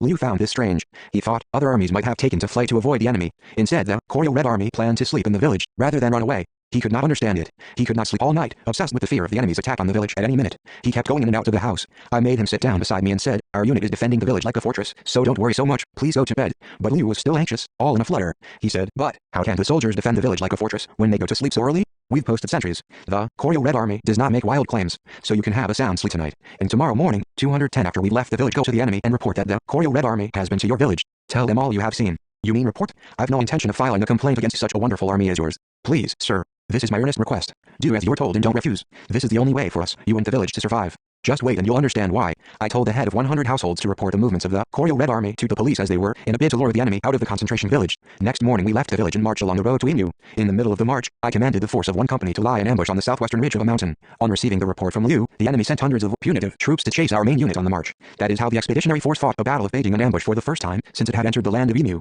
The Japanese garrison, also called military police, committed to this battle, was annihilated. Only one man narrowly escaped death under the barrage of the People's Revolutionary Army. A plane came to his rescue, but it accidentally crashed on landing, and I was told the man also went to heaven. When a group of visitors from our country went to Emu in 1959, a monument to the loyal souls, set up by the Japanese imperialists, was still standing in village number 6 in Chinguzi. In December 1935, we fought another battle near Gandhi, which is also called the Battle at Liukegu. We killed nearly 200 enemy soldiers in this battle. The story of an enemy officer who in despair hid in a 211 coffin in the field instead of a corpse concerned this battle. It would be difficult to enumerate all the battles we fought in North Manchuria. In autumn 1935, when we were fighting in Emu County, the Comintern informed, through Zhu Baozhong, that it had organized a joint headquarters for cooperation between the 2nd and 5th Corps and that it had appointed me political commissar of the joint headquarters and commander of the Y unit. My record as political commissar in the battalion, regiment and division no doubt prompted the Comintern to appoint me to that post. This was not what I had wanted. I was not ambitious for a high post. I was eager to meet the hardcore Korean communists active in North Manchuria, but the unexpected post of political commissar of the joint headquarters overpowered that desire. I was overweighted by the heavy responsibility of taking care of the political work of the other army corps, as well as the operations of the expeditionary force. Assuming this heavy responsibility, I was kept busy traveling about Ning'an and its neighboring counties to continue the political work of the two army corps until the meeting at Nanjing and after it, postponing a meeting with Korean comrades in arms in North Manchuria. However, we were able to put our friendship with the Chinese communists on a more solid footing. The result was far more positive than we had expected when embarking on the expedition. I was sorry that I could not meet Kim Chaek and Cho Young-gun in person, which I had set as top priority objective for the expedition. I had to leave it as a matter for the remote future. Even in the days when we maintained contact with the Chinese communists, we always recalled the Korean communists and patriots who were fighting bloody battles in the wilderness of North Manchuria, brave in all manner of hardships. The 212 more our meeting with them was delayed, the more intense and warmer became our feelings for them. Only in early 1941 did the Korean communists in East Manchuria and South and North Manchuria meet for the first time, introducing themselves and hugging each other with deep emotion and affection. Then we all prepared for the final campaign to liberate the country, sharing bed and board in one secret camp until we returned to the liberated homeland and embarked in nation building. They are all faithful veterans who fought against the Japanese and U.S. imperialists and tirelessly carried out the arduous tasks of democratic reform and socialist construction together with me during the most dramatic decades of the 20th century. The veterans, who had fought in North Manchuria, still share weal and woe with me to add a sparkle to the socialism of our own style. I hope that pure, beautiful memories, as well as the happiness of a bright future, lie in store for all these faithful people who have consistently supported me and our cause for over half a century. 213.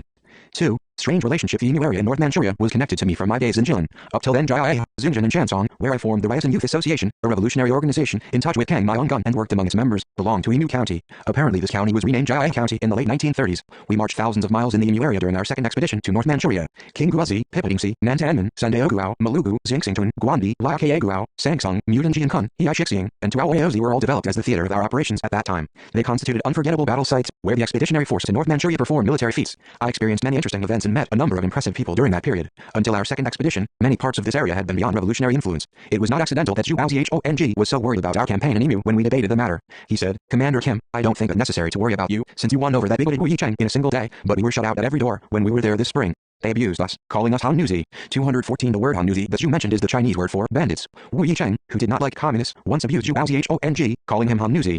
From then on, this epithet was applied to the communist army in general. True to Zhu's warning, we were treated as Han Nuzi as soon as we set foot in Emu. The immediate desertion by the people of Emu of their village, at the sight of the expeditionary force, calling it the Koryo Red Army, means that they were steering clear of us as much as of the Han Nuzi. Evidently, the word Han Red was synonymous for them with immorality and cruelty. Taking this situation into consideration, we devoted a great deal of time to working among the masses during the expedition. It was not a waste of time, as our efforts led the people who had shunned the People's Revolutionary Army to become its close friends and supporters. When these efforts brought former enemies into an alliance and alignment with the communists, we felt the greatest delight which could not ever be compared with the joy one would feel in winning the windfall. At a time when the faces of people who abandoned the guerrilla zones in tears after the Yaoyingu meeting still flashed before our eyes, and when anxiety over the revolution weighed heavily on our minds and body, it was marvelous for us to win such a big success in Emu. The greatest pleasure for a revolutionary is to gain comrades and friends, his greatest misery to lose them. Before entering Emu County, we had already made friends with Chai He, a naive Chinese fisherman, on Lake Jingbo at Xiao Sanzuzi, and crossed the lake with ease. Chai had shunned the Revolutionary Army before meeting us. A fisherman, he had lived by the lake for 30 years since the age of 19. He had been fooled by the Japanese 215 propaganda that the Koryo Red Army was a group of bandits. However, after seeing the stately, orderly appearance of the expeditionary force and won over by the men's simple, open-hearted personalities, he changed his stand and treated the Revolutionary Army cordially. An army finds it as hard to cross a river as to march hundreds of miles, so I shall never forget the trouble Chai took to help enthusiastically the expeditionary force cross Lake Jingbo, behind the enemy's back. A group of Korean visitors to China returned in 1959, bringing his photograph with them. In the picture Chai was an old man, who was past 70, with a wrinkled face, but I felt deep emotion on seeing his old figure with his great stature and long neck. We gained many friends and won over a large number of people in Emu, including Liu Yangcheng, the head of 100 households, who supplied us with some necessities at the risk of his life during the battle at Chinguzi, and an old man, Liu Chunfa, who sent his son to the guerrilla army in the vicinity of Haishixiang. While working among people of various strata, we achieved friendly relations with the regimental commander of the puppet Manchukuo army. The event happened one day, when the expeditionary force was engaged on a forced march for a whole night to attack a lumber station in Dunhua County, so it must have been the beginning of 1936. In the gray light of dawn, we stopped and built on a landlord's house by a roadside. It was no ordinary house. It was surrounded by earthen walls with forts, but he had no guards, as it occurred after the formation of the puppet Manchukuo army, and the Japanese did not allow anyone to keep private soldiers. 216 The landlord's house consisted of 2 wings. The rank and file occupied one wing, while the headquarters and supply officers were located in the other. We posted 3 men at the gate in the guise of farmhands to guard the house by turns, while the others rested. At about 4 p.m. the sentry reported that a carriage was approaching the house we were staying at.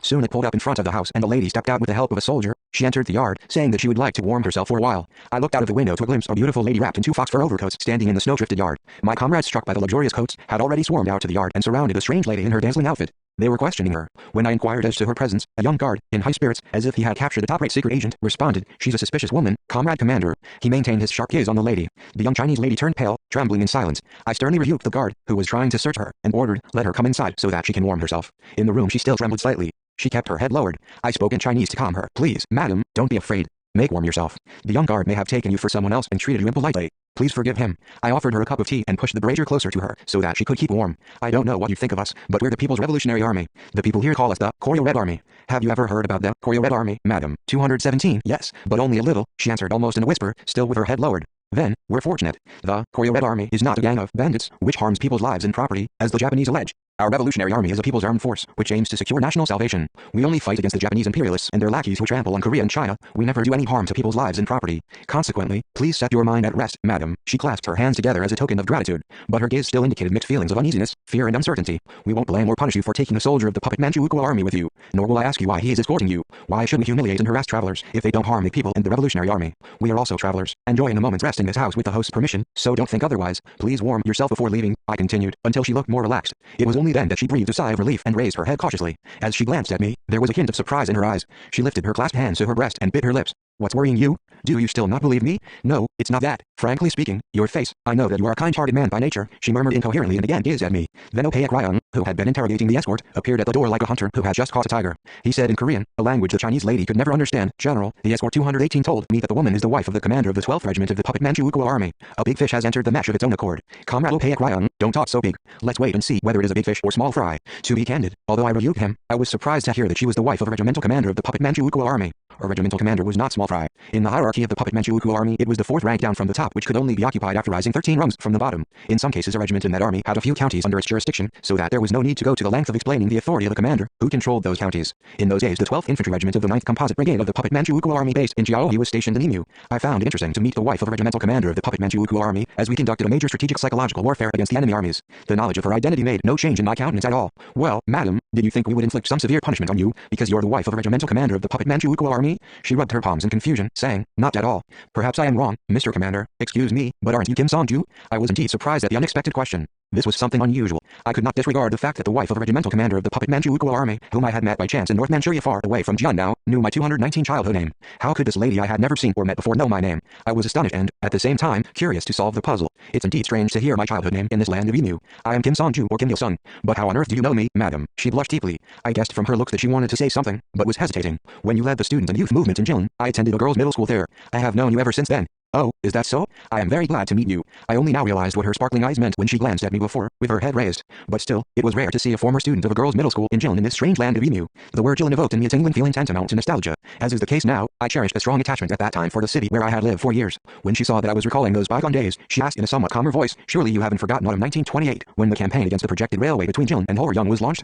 How violently Jilin seethed that autumn. You may not believe me, but I also took part in the students' demonstration. I still remember seeing you making a speech in the square in front of the Provincial Assembly building. A student of Jilin Girls Middle School who had shouted slogans among the demonstrators was now the wife of a regimental commander traveling to her parents' home in fox fur coats, escorted by a guard. Tears were trickling down her cheeks. Feeling as if ages had passed 220 since her school days, I looked at her in a different light. This woman, who had opposed the Japanese until only yesterday, was now living the life of a pro-Japanese. I gave deep thought to the reasons beyond her transformation. Did it reflect a degeneration, caused by the hopeless destiny of her nation? Looking at the earnest gaze of the woman, now recalling her days in Jilin, however, I realized that the bygone days, when she had fought against the Japanese imperialists, still lingered in her mind. Moreover, she had repented of her folly, here in front of me, with tears in her eyes, and recalled her school days. What made her start and tremble so much on seeing me? It must have been the prick of her conscience. Why are you silent, Mr. Song-ju? Please forgive me, a girl, who responded to you by shaking her fists when you made a speech. I am deeply moved to see you going through hardships in military uniform and feel so ashamed. Tears streamed down her cheeks again. Calm yourself, madam. Don't feel too mean. The days are too grim for us to be driven to despair and self-abandon. The situation at home and abroad calls on all the sons, daughters, and intellectuals of the Chinese nation who love their motherland and fellow countrymen to fight the Japanese and save the country.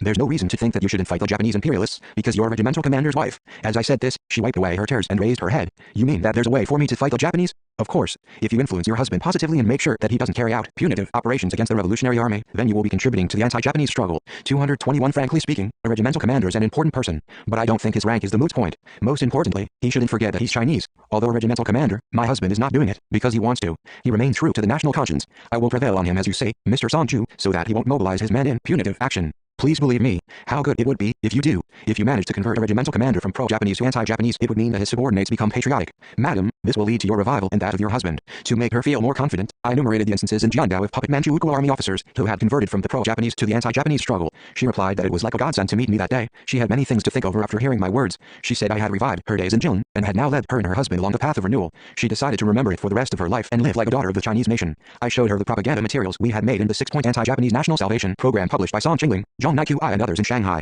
It was the program Wu Ping had shown us in Zhubaozi's hut in Ning'an during the first expedition. After glancing at her watch, she fumbled in her inside pocket and produced something wrapped up in a sheet of white paper. They were Chinese banknotes. Saying that she had obtained them by selling opium, she requested that I use the money as war funds. 222 I was thankful, but declined. Keep it. Today I regained my anti-Japanese schoolmate who had been lost, and this is my great fortune. My words induced her tears. Before parting, we prepared a rich dinner for her. On leaving she told me her full name, but I only remember her surname Chi. To my regret, I have forgotten her name. Some days later we received a letter from the regimental commander of the puppet Manchukuo army. It was a long letter, written in bold strokes, which stated that we were the noblest people in the world, and that he would help us with all his will, as we had protected his wife and saved him from a quagmire of crimes to follow the path of patriotism. His name was Zhang so-and-so, but my memory fails me in this matter. In later days we sent our supply officer to the vicinity of Inu County town to prepare for New Year's Day celebrations, according to the lunar calendar. To obtain various produce, such as frozen pork used to make New Year festive dishes, he went as far as the town, but was caught by the county police before he had fulfilled his mission. This fact became known to the regimental commander of the puppet Manchukuo army through a certain channel. He demanded that the police hand over the supply officer, as the army dealt with matters related to the People's Revolutionary Army. At first the supply officer believed that the regimental commander was going to kill him,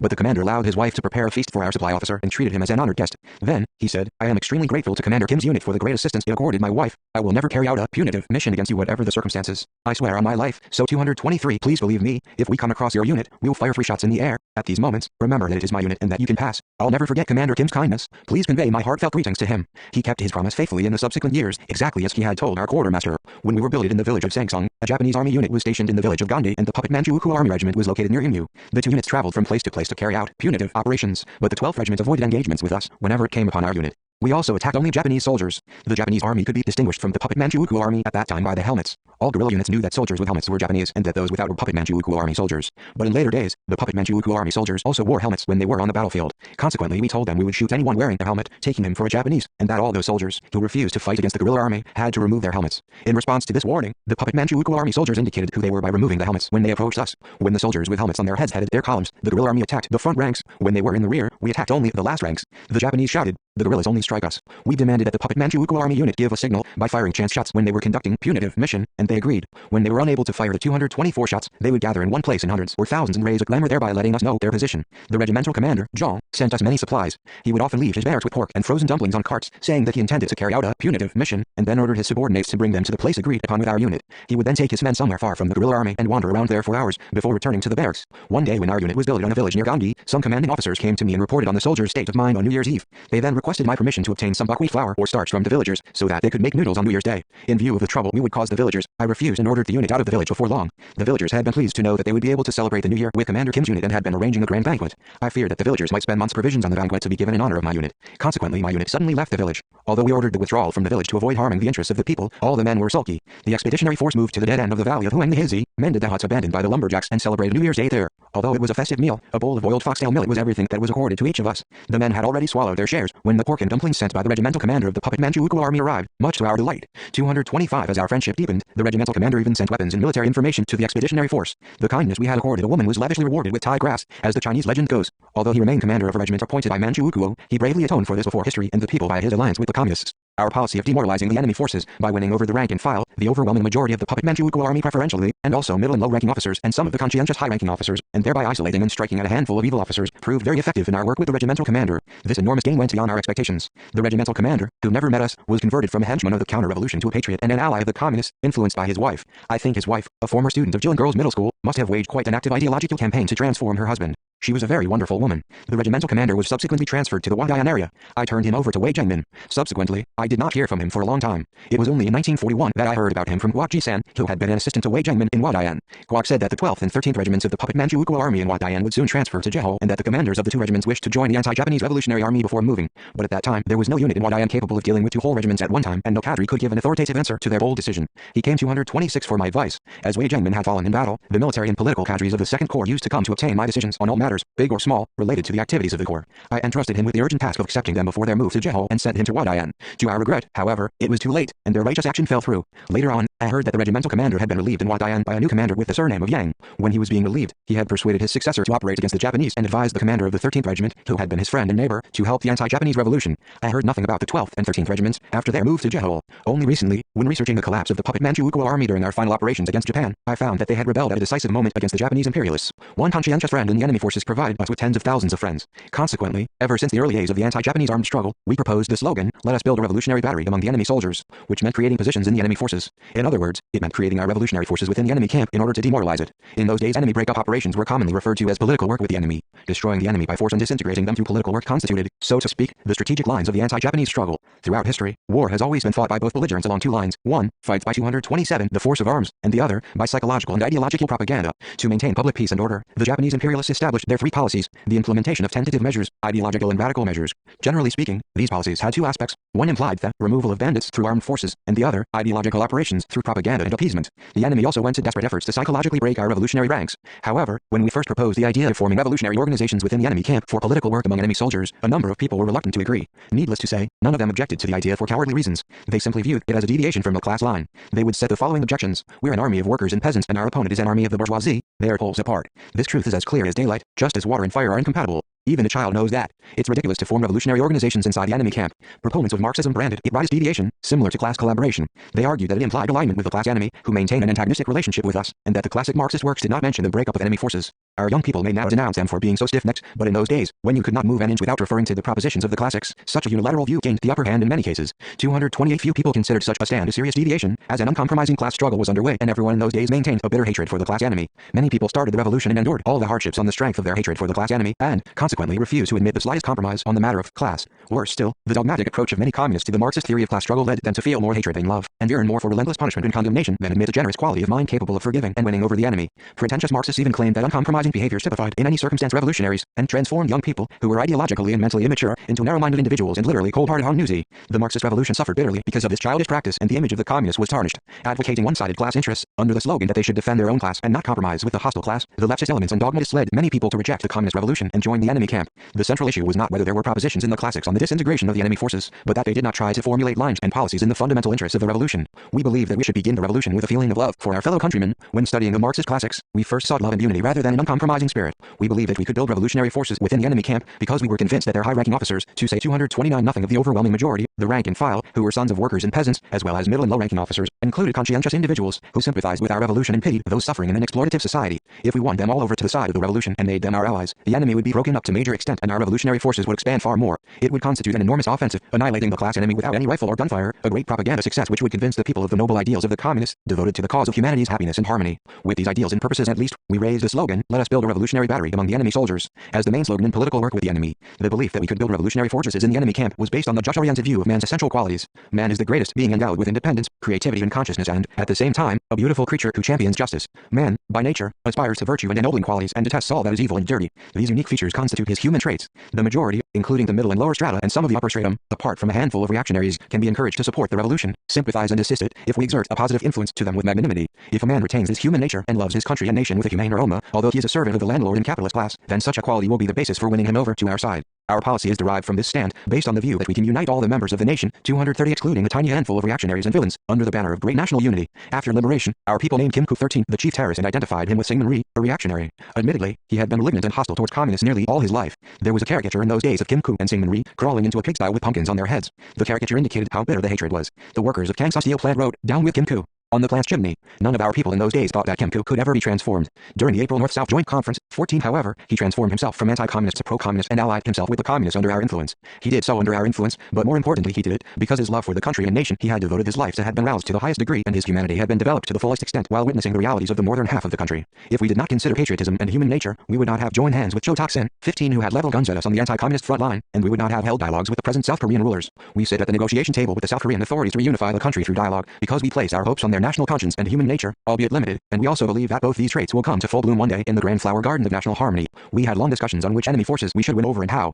No agreement was reached on the need to do political work to win over the Japanese army in particular. Most comrades admitted that 231, the middle and lower strata of the puppet Manchukuo army could be won over to our side, but they argued that it was impossible to win over the Japanese soldiers who had been steeped in Yamato Tamashi, Japanese spirit, TR, since childhood and blindly worshipped their emperor, had been tamed by a coercive discipline and therefore constituted our enemy. They said it was difficult to eradicate anti-communist ideas from the minds of the Independence Army commanders who had been trained at the Japanese military academy, let alone the Japanese soldiers and officers. However, an unexpected incident negated this argument. One-year typhus spread through some of the villages in Jiannao, and the Japanese soldiers locked the patients up in their houses and burned them to death. The punitive force then came to the village, where Tongchang Rong was bedridden. When a Japanese officer saw him lying in bed, he commanded his subordinate to lock the door and set fire to the house. As ordered, the Japanese soldier rushed to obey. Tong thought his last moment had come and, determined to die an honorable death by propagandizing for the last time, he condemned the Japanese atrocities, beating the floor of the room with his fist. LAS he had graduated from a university in Japan. He spoke fluent Japanese. He said, "You must be the son of a worker or a peasant. Why on earth did you come here and why are you killing the poor people at random? What do you get for this murder? How can a man be so immoral? How can you kill a sick man in this way?" The Japanese soldier was touched by his fiery speech, which pricked his conscience. He kicked the back door open and sent Tong out, unbeknownst to his officer, and then set the house on fire.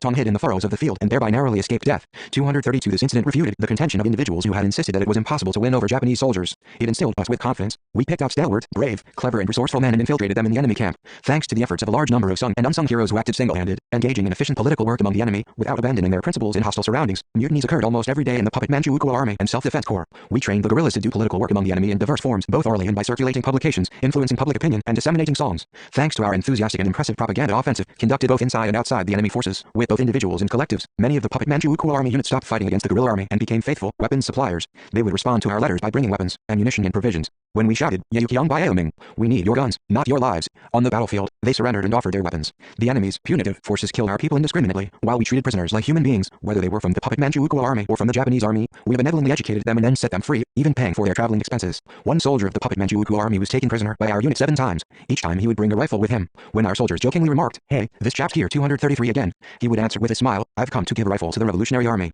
During our operations in East Manchuria, we won many enemy company commanders and higher-ranking officers over to our side, including the company commanders of Wen's battalion in Luozigu, Wanking County. Kaian Yanzhong, who so efficiently broke up Mogulin's unit in Nanhamatang in 1934, had been a company commander of the puppet Manchukuo army before we influenced him to switch to the communist cause. We had some friends assisting us among the Japanese soldiers, whom we shall never forget. During the defense of Hiaowangcheng, Opayak Ryan once brought me a note, addressed to the guerrilla army, which he had found on the body of a driver of the Japanese imperialist aggressor army while searching the battlefield. The writer of the note was of working-class origin and a member of the Japan Communist Party. He had been on the way to us, with 100,000 cartridges loaded on his lorry, but his plan had been discovered by the enemy at the foot of a mountain near the guerrilla zone. He had written the note and stuffed it in his pocket before committing suicide. The profound revolutionary spirit of this proletarian internationalist affected us all. The image of this member of the Japan Communist Party, who had surpassed boundless spaces of water and steep mountains to help us, leaving behind his dear parents, wife and children in Japan, and was now buried quietly at the foot of a mountain in a foreign land, moves our hearts deeply even now. I heard that the people of Hiaowangcheng had named the primary school in their village after him. However, I don't know if today the school is still called by his name. 234. Drawing on our experience gained while winning over the regimental commander of the puppet Manchukuo army in Emu, we successfully undermined the enemy forces in Daehuchaihi on the border of the Anzu and Danhua counties. A battalion of the puppet Manchukuo army, notorious for its punitive operations against the guerrilla army, was located in that place.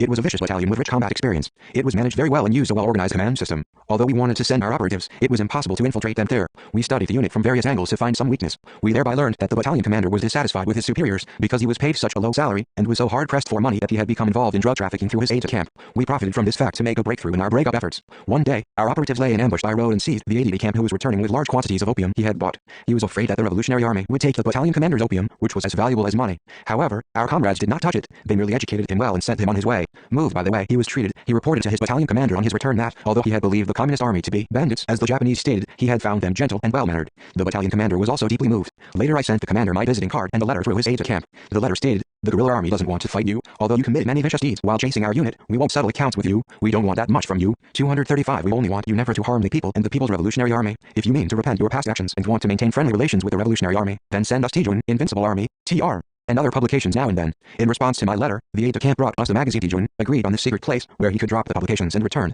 Since then, they sent us on a regular basis, through a certain hollow in an old tree, a variety of papers and periodicals published in and outside the army, as well as important military information. When we gave them money to buy some necessities for our unit and military supplies, they fulfilled all our requests. Touched by our goodwill, the battalion commander voluntarily treated our wounded guerrillas. He would hide them in his barracks and take good care of them. He made sure that they received excellent treatment until their wounds healed. He regarded the People's Revolutionary Army as a genuine army of the people, and, as our friendly relations intensified, he sent me a passionate letter entitled, "An Appeal to the Comrades in Arms on the Mountain." Human conscience follows the truth and sings the praises of love. I always stressed to my comrades that, whereas the enemy were trying to demoralize our ranks through deception and fraudulence, threats and blackmail, we communists must imbibe the hearts of the enemy soldiers with truth and love. The operatives, who took my words to heart and faithfully conducted political work among the enemy, included a young girl guerrilla. Her name was Im Ha. The well-known play, entitled Sunflower, describes her actual struggle. 236. I met her for the first time at a secret camp in Mahunjan in spring 1936, when we debated some important matters on the formation of a new division of the Korean People's Revolutionary Army and the preparations to found the Association for the Restoration of the Fatherland. She became extremely excited as she thought that she would follow us to the area of Mount Patu in the future. She was a charming, pretty girl, who was not very talkative but, at the same time, very determined. She was then not quite 20 and small in build for her age.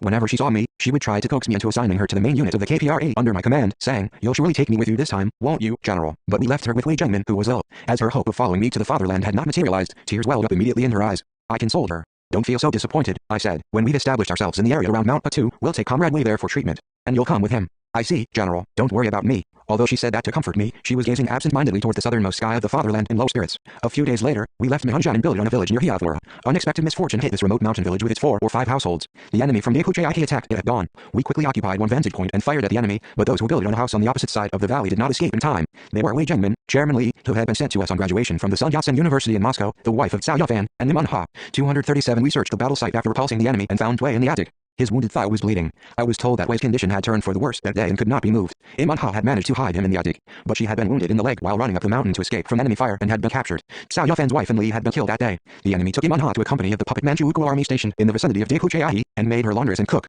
At first the Japanese instructor cruelly tortured her in a bid to make her talk, but as this proved futile, he changed his method. He tested her by giving her odd jobs. Im, lonely in the enemy camp, thought again and again about how she could be of service to the revolution. She decided on the bold plan of trying to persuade the whole company to switch to the side of the Revolutionary Army. She decided to try and stir the men's hearts by singing some beautiful songs and awakened the hearts which had become so uncouth owing to exhaustive military service. To make contact with the soldiers, she stretched out the clothesline in the yard of the barracks and sang a plaintive, nostalgic song, frequently touching the clothes. We composed a good song for political work with the enemy. We had set revolutionary words to the tune of a mournful old song sung by a widow over the grave of her husband, killed at the construction site of the Great Wall. She sang this song for rank-and-file soldiers, and other ordinary songs for the officers. The company had previously belonged to the National Salvation Army, but it had been reassigned to the puppet Manchukuo Army when the commander of the NSA had deserted. Consequently, the soldiers had a strong anti-Japanese spirit. Her lovely singing captivated 238 the soldiers' hearts. When they heard her singing that plaintive song, even officers gazed at a distant sky absent-mindedly, deep in thought. As the prisoner's good voice became common knowledge, soldiers came up and asked, "Will you sing a song for us, girl gorilla?" She would reply, smiling, "Of course, as it's free I can sing hundreds of times." And she would sing in a sorrowful way, adjusting her voice. The plaintive song carried the grievances of the Chinese people who were bleeding and dying under Japanese oppression.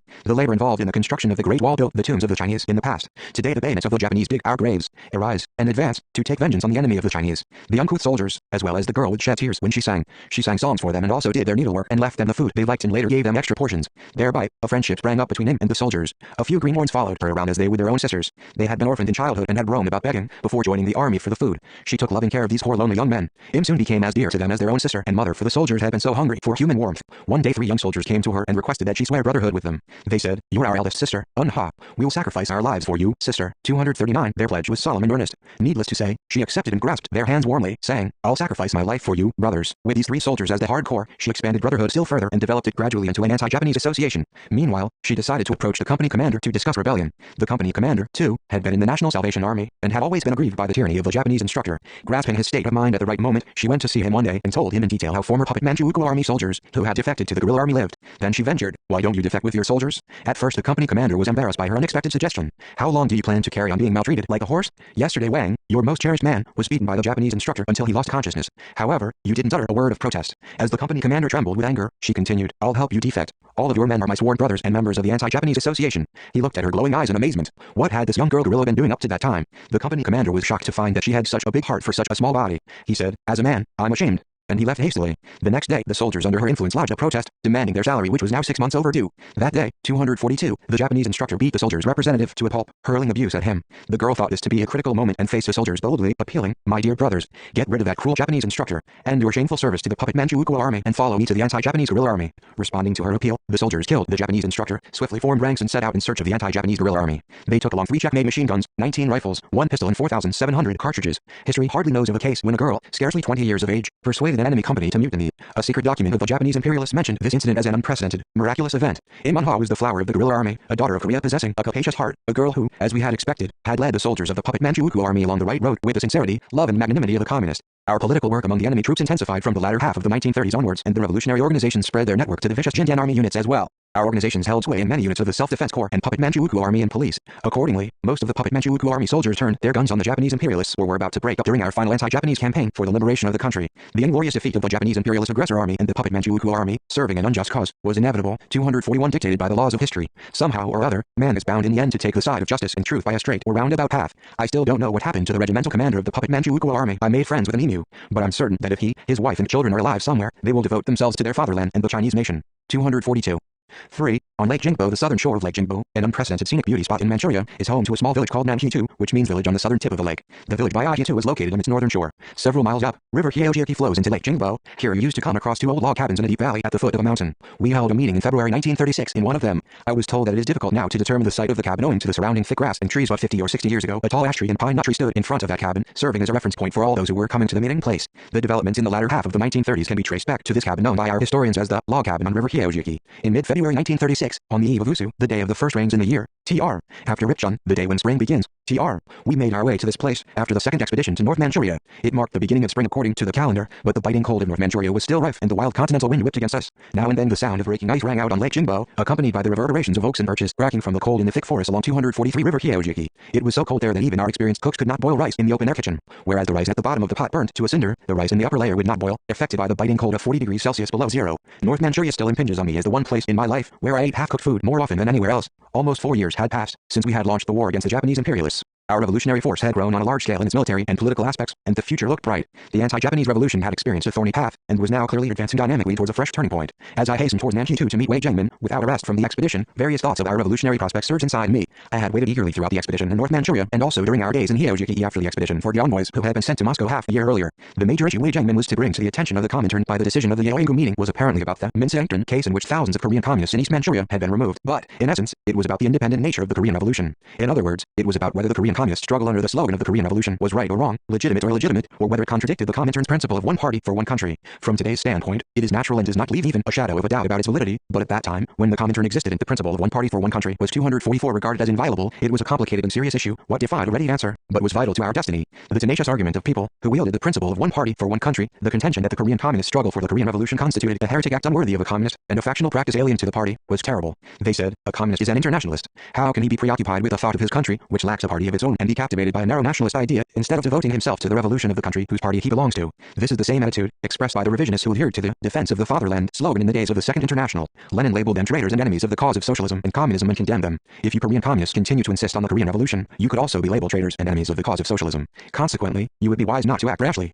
Naturally enough, I was not that worried about this matter, and in a sense can say that I already had a rough estimate of the answer Wei Jiangmin would bring, because our opinion was just and Wei had understood it fully. I had no doubt that Comintern officials would approve the appeal we had submitted on the fundamental issues of the Korean Revolution. My conviction that the Comintern would treat our problems fairly was both based on the consistent belief that our appeal to Moscow through Wei conformed in all aspects with the revolution's principles and interests and related to the situation at that time, when the Comintern was seeking a new line. 245 until 1919, when the Communist International was organized by Lenin, the Russian Communist Party was the only political party of the working class in power. The revolutionary left wing broke with the revisionist social democratic parties of the Second International and formed communist parties. However, they were very young in both ideological and organizational aspects and still not strong enough to independently carry out revolution in their own countries. The victory of the socialist revolution in Russia sparked vigorous struggles to break the chains of capitalism and establish Soviet republics on a worldwide scale, but these efforts were frustrated. Despite the favorable objective situation created by the emergence of the first socialist state in history, the revolutionary forces of each country were not sufficiently prepared to overcome the enemy and gain a conclusive victory. In these circumstances, the communists all over the world were compelled to reorganize the international communist movement and unite organizationally with newly emergent Russia and the Russian Communist Party as the axis. They had to establish the principle of democratic centralism in the form of the Comintern's organization and mode of its activities to make sure that the parties and revolutionary movements in separate countries obeyed unconditionally the directives of the international center. By accepting this requirement in a dogmatic way, some communists revealed a flunkyistic tendency to blindly follow directives from Moscow, disregarding the revolutionary aims in their own countries and their own national interests. This tendency caused a considerable loss to the revolutionary movement in individual countries. 246 However, the revolutionary movement developed and revolutionary forces grew in separate countries under the unified guidance of the Comintern. Communists in these countries began to emerge as forces capable of independently carrying out their revolutions. From the early 1920s onwards, communist parties sprouted in the colonies and semi-colonial countries in Asia and, under their leadership, the national liberation struggles advanced rapidly. The parties of many countries could now have their say and demanded the right to independently define their own lines. It was in actual fact difficult for the Comintern, situated as it was in Moscow at the helm of the world revolution, to formulate policies in good time which would suit the actual situation in many countries of the world's continents or regulate and guide their revolutionary struggles in such a way as to meet the ever-changing circumstances and conditions. The Comintern, composed of people from various countries, was restricted somewhat in the formulation of lines and policies and in their dissemination. The international communist movement was beginning to understand the need for a gradual change in its organization of revolutionary force and guidance of the struggle's development. Revolution cannot be imported or exported. This fact, coupled with the pressing need to unite the revolutionary efforts of each country into one single force, aroused the communists in every country to the need to establish just, formulating and implementing their own line and maintain their party's independence. This change in the situation constituted an important guarantee that the Comintern would confirm the independent nature of the Korean Revolution. When he set off for the Soviet Union via Hunchun in summer 1935, Wei Jiangmin promised to return via Harbin or Mulin and meet me in 247 Ning'an. Consequently, we planned to go to Ning'an after the Emu campaign. At around the time when we hurried to Nanking too, the fascist threat was looming ever larger on the international scene. The Spanish Civil War was developing into a violent war and was assuming an international character, owing to the fascists' overt armed intervention. Japan was to be the hotbed of a new war in the East. She was being precipitated towards militarism. With the formation of the Sato cabinet in the wake of the May 15th incident in 1932, Japan's party politics came to an end and the country was placed under the rule of a military cabinet. Japan thereby vehemently told the world, without the slightest hesitation, that war is the father of creation and the mother of culture. The fascist trend in Japan culminated in the coup of February 26, 1936, at the time when we planned to convene the meeting on Nanking 2. The incident finally led to the oppressive phase, where the doctrine of overseas aggression, advocated by the junior officers group, began to be implemented. The young officers, 1,000 non-commissioned officers and men who took part in the coup, assaulted the residences of the Prime Minister and several of the ministers, killing or seriously wounding important government officials, including the Lord Keeper of the Privy Seal, the Minister of Finance, the Inspector General of Military Education and the Grand Chamberlain. They occupied the Metropolitan Police Agency, the Ministry of War, the General Staff Office and the residence of the Minister of War, thereby gaining control of the heart of Japanese politics. The coup, staged under the slogan of respecting the emperor and eliminating treacherous subjects, was put down in 4 days.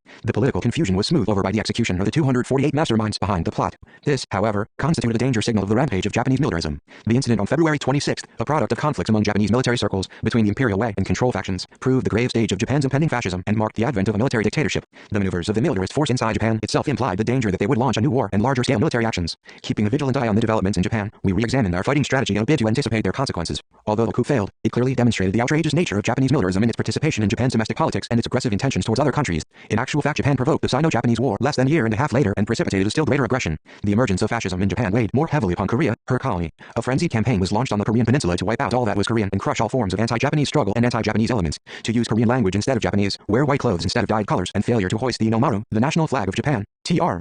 Visit the shrines, learn the pledge of the imperial subjects, or put on gira, Japanese wooden sandals, TR. These acts were all termed anti-Japanese, anti-state and treacherous behavior accompanied by a fine or penalty, arrest or even imprisonment. Some former proponents of patriotism now abandoned the last vestiges of their conscience in this violent campaign of national extinction, became turncoats and declaimed that Japan and Korea were 249 one and that the Japanese and Koreans came from the same stock in order to save their skins. Patriots were murdered while traitors cut a wide swath. The whole of Korea was being stifled. This oppressive situation made it imperative for us to move to Mount Batu and demonstrate that Korea was alive, Korea was fighting and that Korea would survive. These shocking changes occurred successively at home and abroad around the time when we met at Nanjing too. These developments were indeed oppressive, but they did not depress us. I was convinced that we could defeat the Japanese imperialists if we moved the armed struggle deep into the homeland. The march was arduous and exhausting, but the men's spirits were high as they anticipated the advance to the Mount Batu area. It was probably during our march to Nanjing too that we debated the significant lessons of the legend of Zenjuman village, situated off Lake Jingbo. It is a very interesting legend. A poor man and his daughter once lived in the village of Zenjuman on Lake Jingbo. The daughter, nearly 20 years of age, was a rare beauty, and all the young men around wanted to marry her. Her father had been endowed with the divine gift of seeing through waters of any depth. He once told his daughter, while angling the other day, I saw a golden mirror lying deep in the lake. To retrieve that mirror, I must first get rid of a three-headed monster living in the water. To do this, however, I need a very brave and bold assistant. I've been trying to work out these days how to find a suitable assistant. His dutiful daughter answered, I will marry the young man who helps you bring out that mirror. 250. He backed his daughter's idea. He disseminated the rumor about his daughter's decision in the neighboring villages. Many young men came to Zenjuman on hearing the rumor. However, when they heard the man's plan to get the mirror, none of them expressed a readiness to become his assistant. However, one young man whose surname was Yang volunteered. The old man and his daughter accepted his offer at once and promised him that the girl would marry the lad if they managed to bring back the mirror. One fine day the man went to the lakeside with the young man. After rolling out onto the lake, the man gave the lad 3 swords, large, medium and small, and said, when I come to the surface for the first time, you must give me the small sword, the second time, the medium one, and the third time, the large one. When you hand me the swords, you must act as quick as lightning. Don't be frightened. If you take to flight and fright, before getting the mirror out, both you and I will die. The boy comforted him, saying, please don't worry, sir. Soon the man jumped into the water. The lad sitting in the boat gazed into the water's depths, and the girl on the shore watched him. A few moments later the man's pale face broke surface. The boy swiftly handed him the small sword, as he had been told. The man dived into the water with the sword. The lake then began to surge in the depths. The man rose to the surface with one of the bleeding monster's heads, as large as a man's, and disappeared into the water with a second sword. In a few minutes, the lake ran high and the waves rose and seemed about to capsize the boat. The man, who was stained with blood, emerged, this time holding another of the monster's heads, the size of a horse's, and plunged again into the surging water with a third sword. Thunder boomed in the sky and the waves raged. The boat rolled heavily on the 251 waves, as if it were sinking. At this horrible sight, the girl on the shore felt as if her heart had stopped beating. She was so tense and fretful that she held her breath. The lad became deranged and rowed the boat with all his might towards the shore, forsaking his promise to the man and his attachment for the girl, who had been watching him. Enraged, the girl shouted at him, stamping her foot, and persuaded him to turn the boat back. She climbed in and rowed with the lad to the center of the lake in search of her father. The wind and raging waves subsided, but the man was nowhere to be seen. The boy and girl called out for him again and again, but the man died in the water and therefore there was no reply. The girl tearfully reproached the boy for breaking his promise. Quarreling, having no idea of the time, they both disappeared in the fog. Although the story varies a little from village to village, or from emu to England, this is the general outline. Apparently the name of Lake Jingbo originated from the Zenjuman legend. On hearing the legend we thought deeply about loyalty and the self-sacrificing spirit. My comrades cursed the young man as disloyal and cowardly. The legend affected them tremendously. Whenever a coward appeared in our ranks, the guerrillas would condemn him as the boy Yang on Lake Jingbo. To discuss measures and decide how to cope with the urgent historic tasks raised by the country and the nation, whose destiny was at stake, I considered it necessary to convene a meeting of military and political cadres of the Korean People's Revolutionary Army at AUDIOBOOK before leaving for Mount Batu. One evening in mid-February, when I was putting the finishing touches to the draft report for the meeting and waiting for the envoys, 252 who had gone to Moscow, the door of the log cabin was flung open and Wei Zhengmin appeared before me. He apologized profusely for arriving later than schedule, explaining that he had been laid up in hospital for a few months. Although he arrived late, he was met with our congratulations for returning to Manchuria after recovering from his illness. He looked much better now, probably because he had been to Moscow. I could guess just by looking at his composed air that his trip had been successful. Wei's return journey had not been smooth. He arrived in Ning'an via Harbin by rail and met the comrades of the 5th Corps of Zhubaozhong. On his way to Nanjing too, he had been stopped near Wongo village by the patrol police. After a short interrogation, the policeman had suspected him and wanted to take him to their substation. Wei was carrying important documents from the Comintern in his bundle. Everything would have been ruined if he had been taken to the station. He gave the policeman 50 yuan, and they let him go. Wei said jokingly that he had thought his body would be worth tens of thousands of yuan, but it turned out that it was only worth 50 yuan. For some strange reason, he said, let me shake your hand once more, Comrade Kim Il-sung. We've just shaken hands. What's it all about? I asked, puzzled. I want to congratulate you on one matter. This is a significant handshake. So, be happy, Comrade Kim Il-sung. After a serious discussion on the matters you've raised, the Comintern concluded that your opinions are all correct and issued some important directives backing them. Everything was settled just as the Korean communists desired.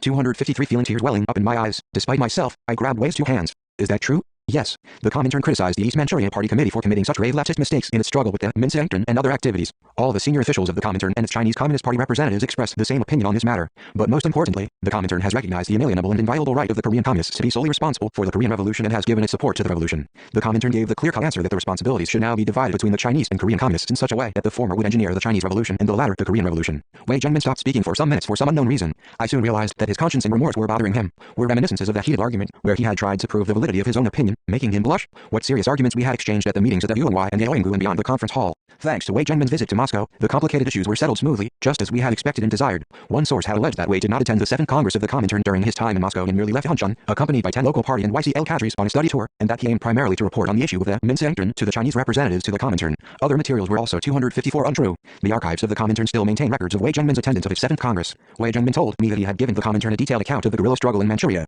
It went under the title, Fenkang's Report. In Moscow he used the pseudonym Fenkang, as well as his real name. There were discrepancies in the reports of leftist errors committed during the anti-Minseengtern struggle. Some of them blamed Wei for the errors, while others asserted that the deviations in the struggle against the Minseengtern were righted. Following his appointment as secretary of the East Manchuria Special District Committee, I did not believe that he was totally responsible for the injurious consequences of the anti-Minseengtern struggle. Frankly speaking, however, it is true that in the early days when, in his capacity as secretary of the Harbin City Party Committee, Wei came to East Manchuria in the winter of 1934 as an inspector from the provincial committee, he was at a loss as to how to deal with such a complicated issue as the Minseengtern. At that time, he was more or less influenced by the prevalent opinions that many of the Minseengtern members had infiltrated the revolutionary organizations and the guerrilla army and should therefore be purged to the last man. He subsequently confessed that at first he had suspected that most Koreans belonged to the Minseengtern. This statement would seem to be more or less true, judging from his reports about me to the Comintern. It reads, Kim Il-sung, Korean, brave and active, speaks fluent Chinese, a guerrilla. Many people say that he is a Minseengtern member, fond of talking to his men and trusted and respected by them as well as by the NSA soldiers. 255 Despite his mistakes in the early days, it is only fair to say that he contributed greatly to correcting the ultra-leftist deviation in the purge, going as far as Moscow and receiving the Comintern's answer on the Minseengtern.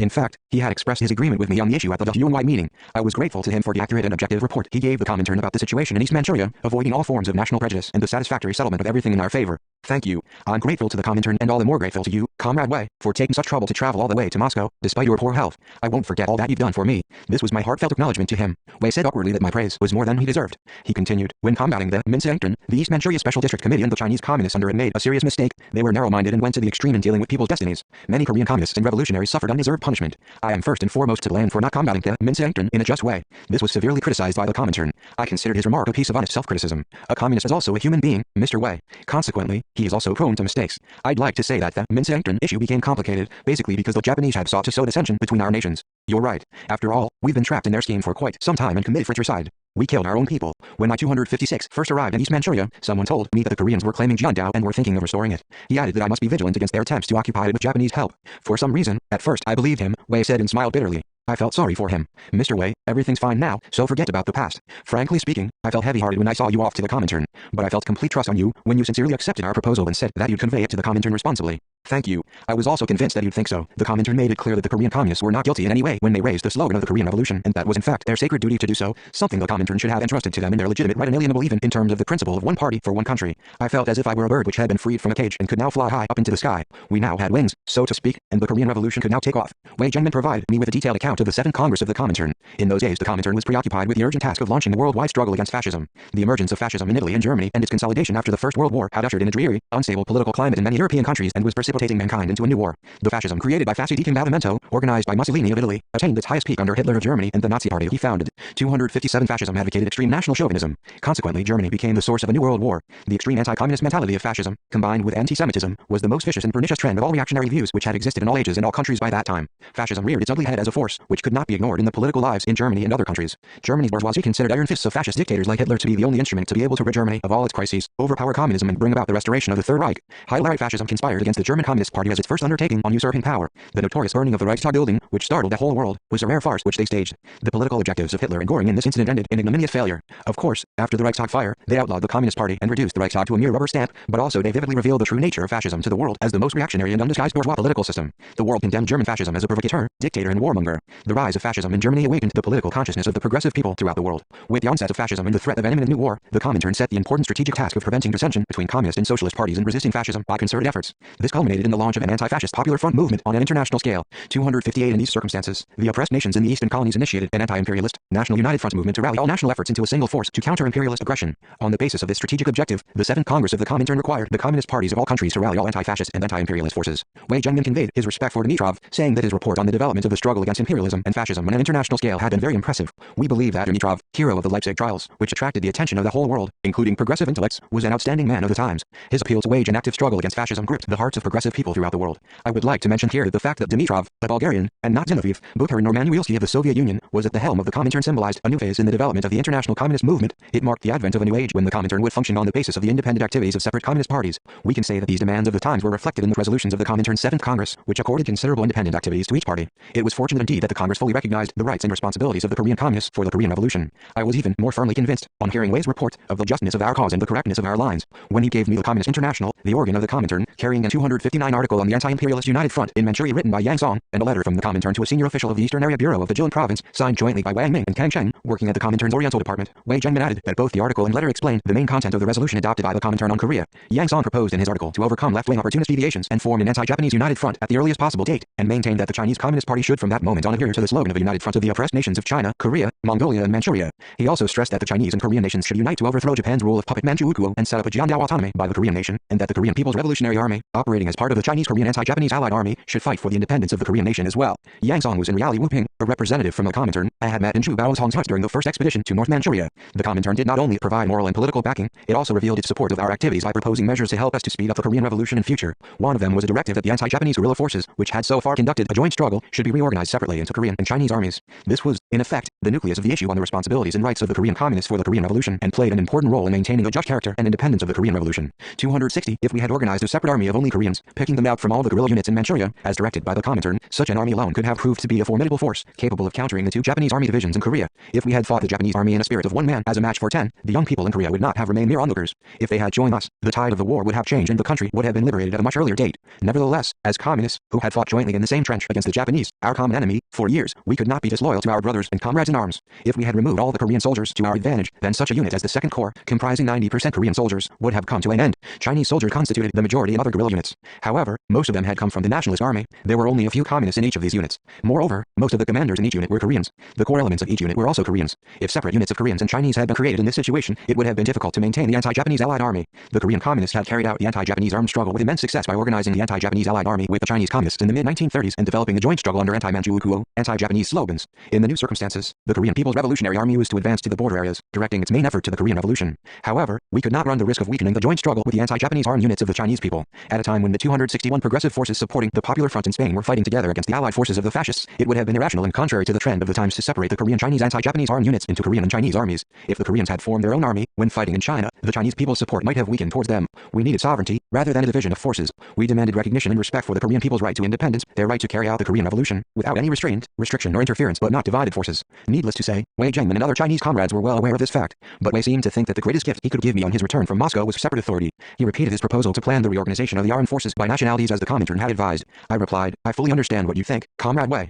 but I believe that we cannot look at the matter from only one angle. As we're communists, we have to consider everything on the basis of revolutionary principles and class interests. When they talk about the Korean Revolution, Korean communists do not seek to support narrow national interests. We believe that the national interests of the revolution should always be combined with international interests, and that international interests must not be detrimental to national interests. Therefore, I must give deep thought as to whether it would be more advantageous to the revolution to preserve the united Korean-Chinese anti-Japanese armed forces, which have been fighting for years in the same trench, or separate them on the basis of nationality. Perhaps you're 262 suggesting the reorganization of the anti-Japanese armed forces on the basis of nationality out of respect for the Korean communists, but we don't view this superficially. Furthermore, we are actually operating as the Korean People's Revolutionary Army, although fighting shoulder to shoulder with the Chinese communists. Consequently, I don't see any need to separate them. Wei was clearly pleased, but then asked anxiously, does that mean we will adhere to the directives of the Comintern? From a moral point of view, we have no right to bind you, Korean comrades in the anti-Japanese Allied Army. I don't think you need to worry about that, I said. I would suggest that, while operating as an Allied Army, we call ourselves the Korean People's Revolutionary Army when we're in our homeland in Korean villages in northeast China, and then announce ourselves as the anti-Japanese Allied Army when we're in Chinese villages. Surely that would mean preserving the Allied Army system and also carrying out the directives of the Comintern. Thank you, Comrade Kim. I didn't expect such generous understanding.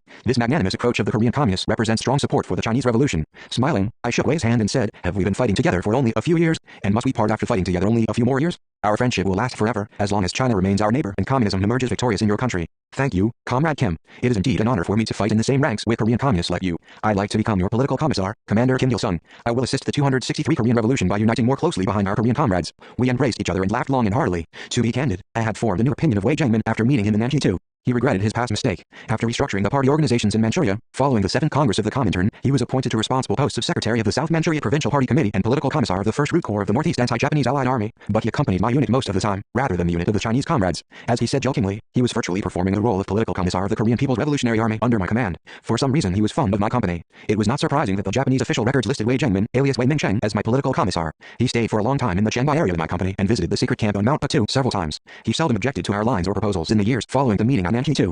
The alliance between the Korean and Chinese communists, which had undergone temporary trials due to the anti-Kuomintang struggle, entered the new stage around the time of the Nanjing 2 meeting. After it, we continued the armed struggle against the Japanese imperialists for nearly 10 years, jointly with the Chinese communists and Chinese anti-Japanese forces, developing the Korean Revolution and providing active assistance to the Chinese Revolution. History of the mutual support and cooperation between the Korean and Chinese communists can thereby be traced to the early 1930s. 264 A Chinese leader, referring to this fraternity and assistance, said that the Korean people's support for the Chinese people was thin and yet long-term, and that the latter's support for the former was thick and yet short-term. I think that this constituted a sincere evaluation of what our people, a small nation, had been doing for a long time to help the fraternal Chinese people. The meeting with Wei Jiangmin is an impressive event, which will remain in my memory for the rest of my life. As his visit to Moscow contributed greatly to the removal of obstacles to the Korean Revolution, I am still grateful to him. The following anecdote made my meeting with Wei still more memorable. One day towards noon, when we were making preparations for a meeting of military and political cadres, my orderly hurried to tell me that a big tigress was threatening our long-range observation post and asked for permission to fire. He explained that the post was located on the top of a rocky cliff, commanding a good view, but that down below the cliff there was a den where a big tigress lived with her 2 cubs. He continued that the guards had tried to change the post out of fright, but they continued to get along because they had no other suitable place, and the tigress had meant no mischief, but she had gone wild since the previous day.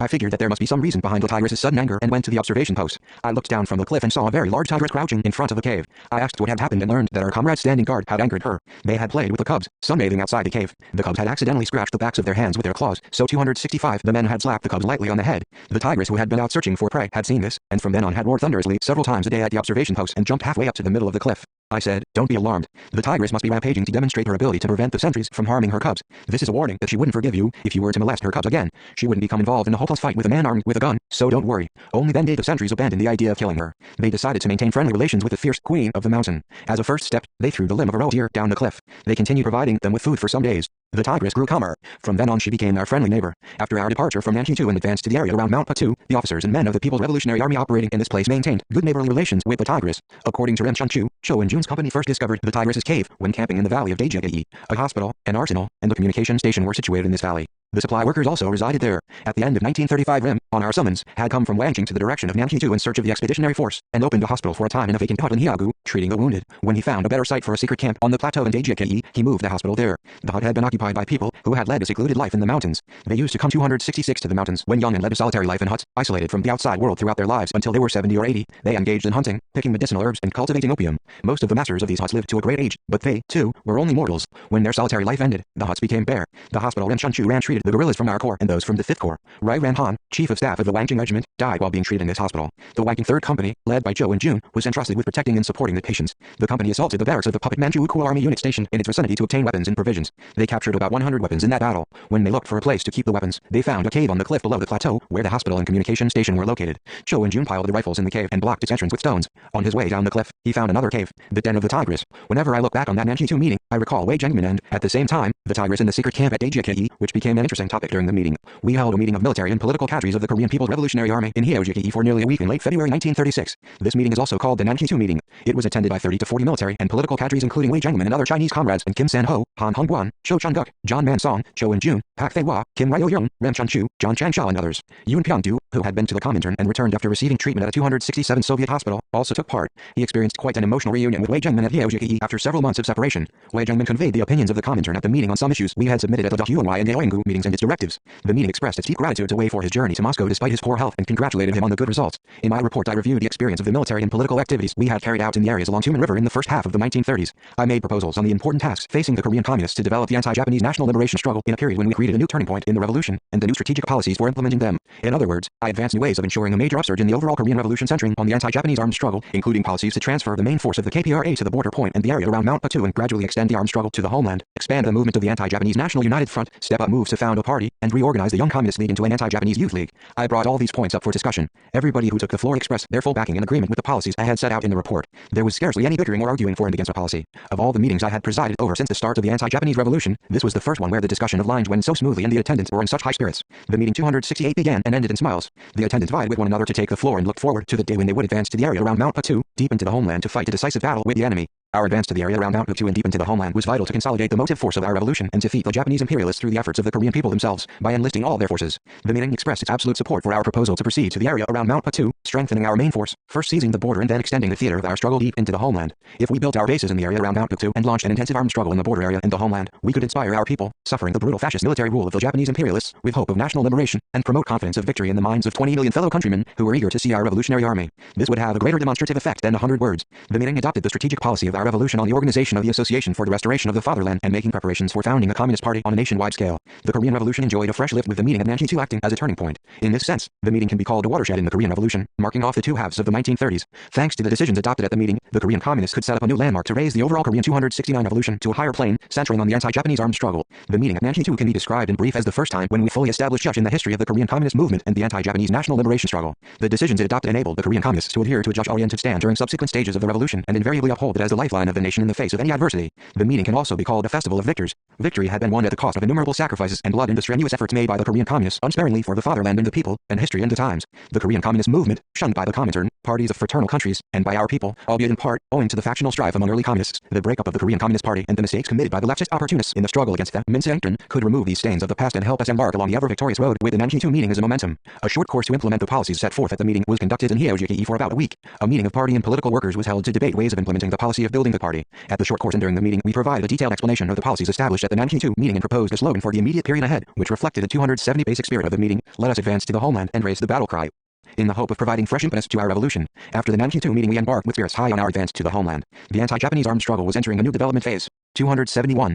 4. My comrades in arms to the north, I to the south. The wind was howling fiercely on the morning when we left Hyeoji for the area around Mount Batu after the meeting at Nanjing.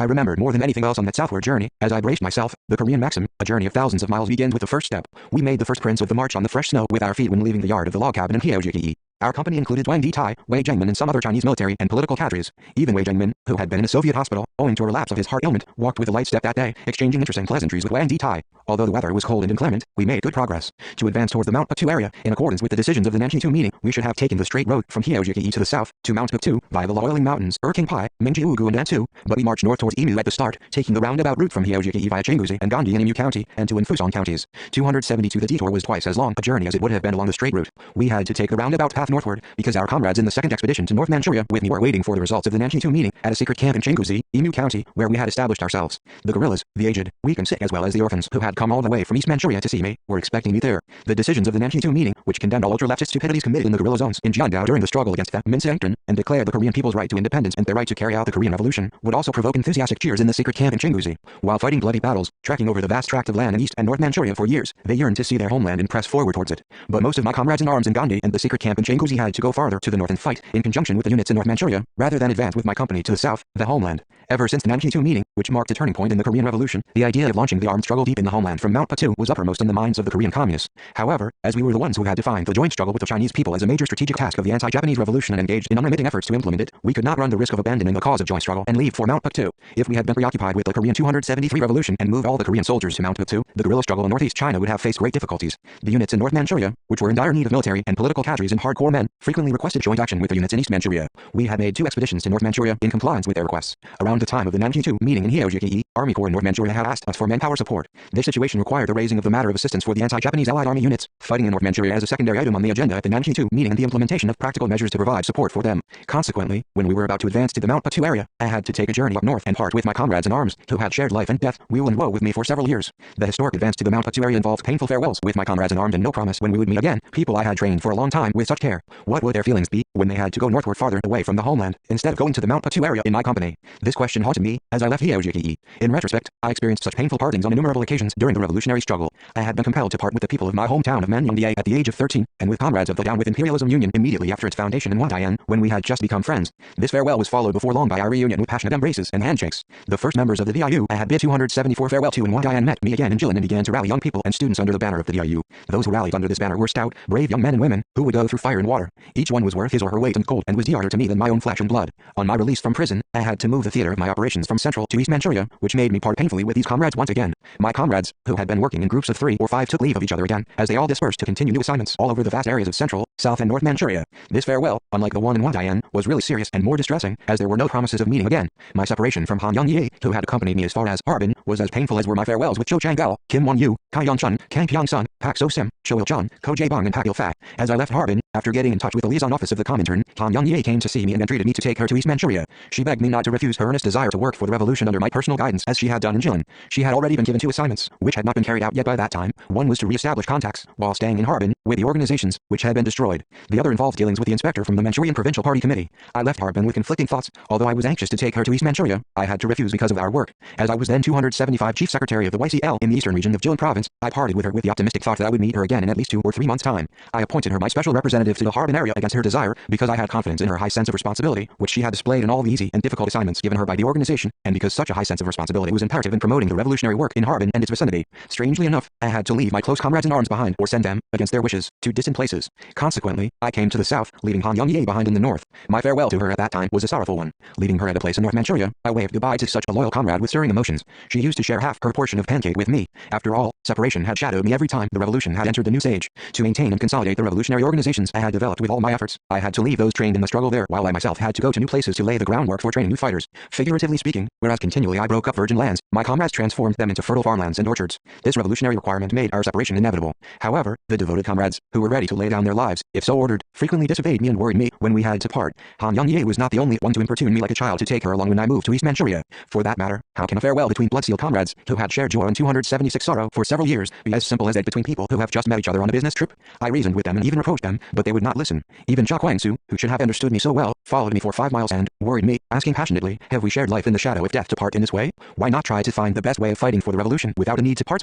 This separation was so painful for Munjo Yang that he cried like a woman. I often asked myself, is revolution really so cruel? Is there no way of making the revolution without parting with one another, as Jia Kwangsu claimed? But it was actually impossible. Therefore, I tried to persuade them, saying, we will soon meet again. Separation is only temporary. Let's endure the sorrow of parting by looking forward to our reunion. Let's part with smiles, rather than tears. According to one saying, every separation has its end. Reality, however, frequently betrayed my prediction. Only a few survived to see me again. Even those men would leave me to go to the world of no return. Some people say that life is an endless cycle of farewells and reunions, but many of us bid farewell to one another never to meet again. To be candid, therefore, I often felt uneasy and had ill-boding thoughts at partings. Again I had to say goodbye to my comrades in arms at the secret camp in Chinguzi, without making any promise as to when we would meet again, to the comrades I had fought shoulder to shoulder with in 277 East Manchuria for years. This sorrow lurked in our happiness, as we marched towards the Mount Buktu area. Noticing the sad look on my face, at a time when I should be happier than anybody else over the advance to the Mount Buktu area, Wei Zhengmin asked me if anything was wrong. I said no, as I could not express all my thoughts in one word and did not feel like showing my state of mind to others. Wei guessed a reason for my sad mood in his own way and said, by the way, Comrade Kim Il-sung, you only heard recently the news of your younger brother, Shao-ju, who died last year, didn't you? What a pity.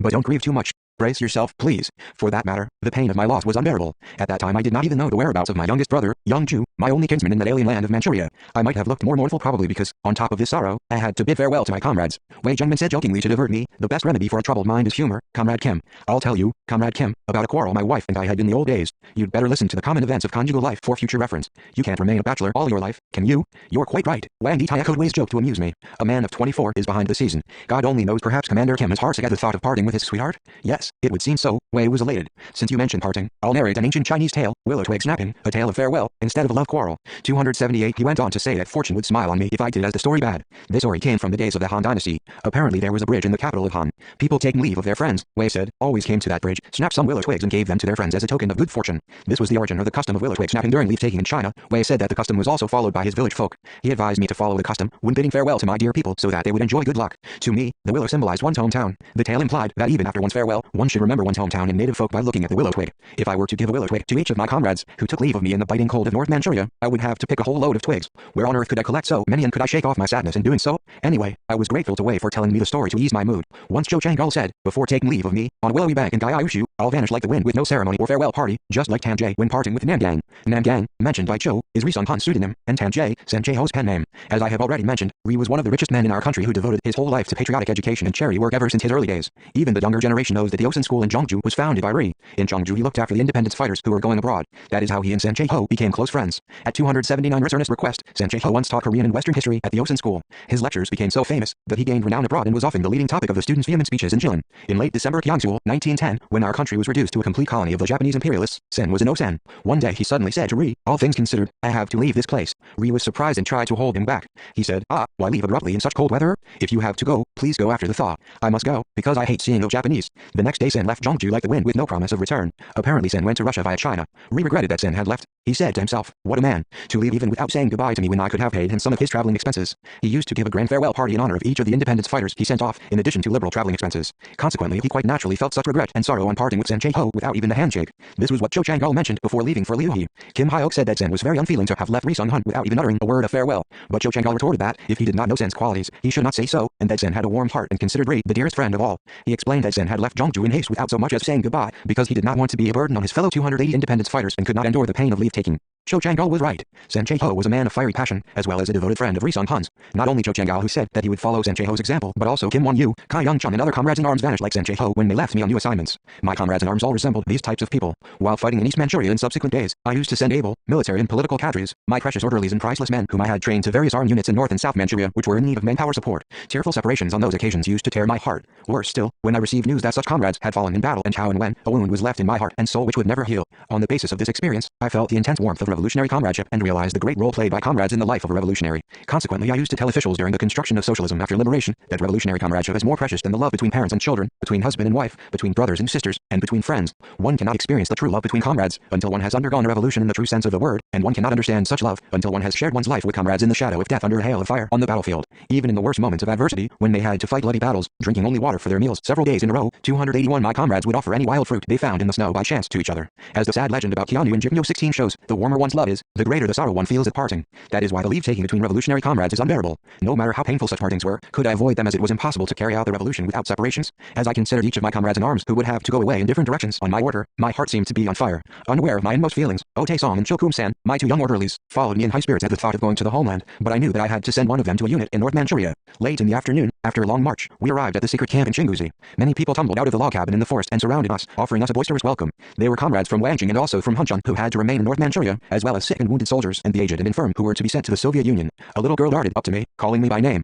She clung to my arm. Who's this? So you, too, have come. I picked her up in my arms and gazed at her small face. She was Ryang Kwedanyo, Ryangzon Wangji's daughter. She had lost her parents and her grandmother as well in the Wangjing guerrilla base. I came here, General, when I heard that you're coming. You're going to Mount Batu, aren't you? 282. Oh, my. How on earth do you know? Uncle Ryung Man told me. He said that all of us will go to Korea with you, General. I turned my gaze in the direction she was pointing to and saw Ryung Man on crutches, smiling among the men. I was so embarrassed that I was momentarily at a loss for words. I mentioned in previous chapters that he had been a company commander of the Wangjing guerrilla unit. As an officer, he had proved capable of commanding a battalion or regiment, given his qualifications and abilities, but when he had had his leg amputated, he had been discharged and withdrew to the second line. Although the wound had not fully healed, he had led an optimistic life, repairing weapons at an arsenal. General, I'm right, aren't I? While staying here, I've heard all that you've said over there. He talked volubly for some time and then asked me to tell him about the Nanjitu meeting. After unpacking, I gathered together all the soldiers and civilians in the secret camp and informed them of the decisions adopted at the Nanjitu meeting. Everybody cheered, raising their arms high. When I announced the Comintern's recognition of the anti-Minsaengtern struggle in Jiandao as ultra-leftist and its declaration of the inalienable and inviolable right of the Korean people to fight for the Korean Revolution, they shed tears, saying that now they could go to their homeland and home villages and fight a decisive battle in the homeland against the Japanese imperialists. All those born on foreign soil were so eager to see their fatherland that they could not suppress their surging emotions. Someone talked proudly of Mount Batu at the gathering. 283. No one seemed to think that he or she would have to stay in North Manchuria. The more excited they became, the more embarrassed I felt, for I had to tell them the truth.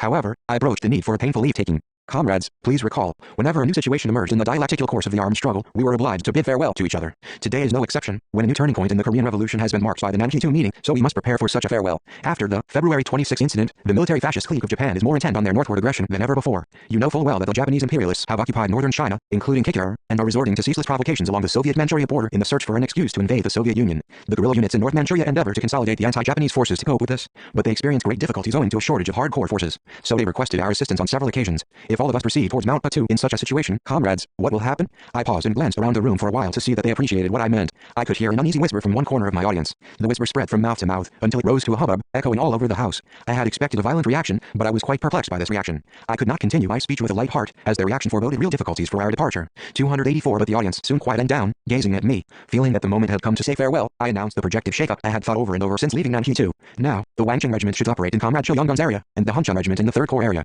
Comrade Kim Chake is in the 3rd Corps. Some parts of these two regiments will fight together with the 5th Corps, led by Zhu Baozhong in the areas of Ning'an, Muling and Waihe. The sick and wounded have to leave for the Soviet Union for treatment to recover at the earliest date. You'll have to excuse me, comrades. As you see, I came here not to take you to Mount Batu, but to say goodbye. They stared at me in silence for a few seconds. Contrary to my premonition of confused mumblings of disobedience and almost unbelievable quiet rain, in oppressive silence they watched me composedly. This was, indeed, strange. I was more afraid of that silence than of thousands of words of outspoken protest. But the silence did not last long. Sounds of sobbing broke the strange silence and rippled from corner to corner. I stood in confusion before the men who were disheartened at the declaration of leave-taking. But I discovered a magnanimous character in Cho Chun-duk, who had worked as a political officer for some years under my command. He comforted me, saying, "General, don't worry. We will deal with them properly.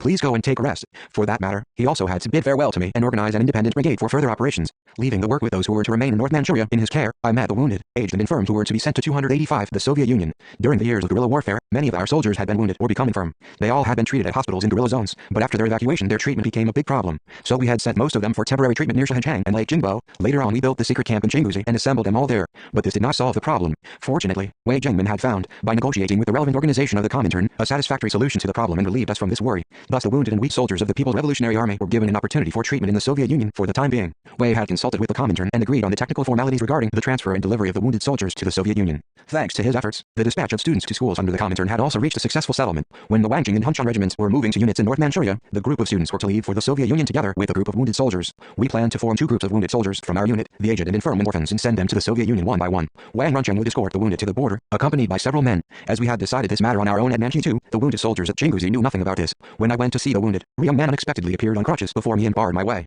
286 General, it's a thunderbolt from the blue. Do you mean that I, too, must go to the Soviet Union? His voice was loud from the start and his cheeks were twitching from his excited state of mind. Calm down, comrade young man.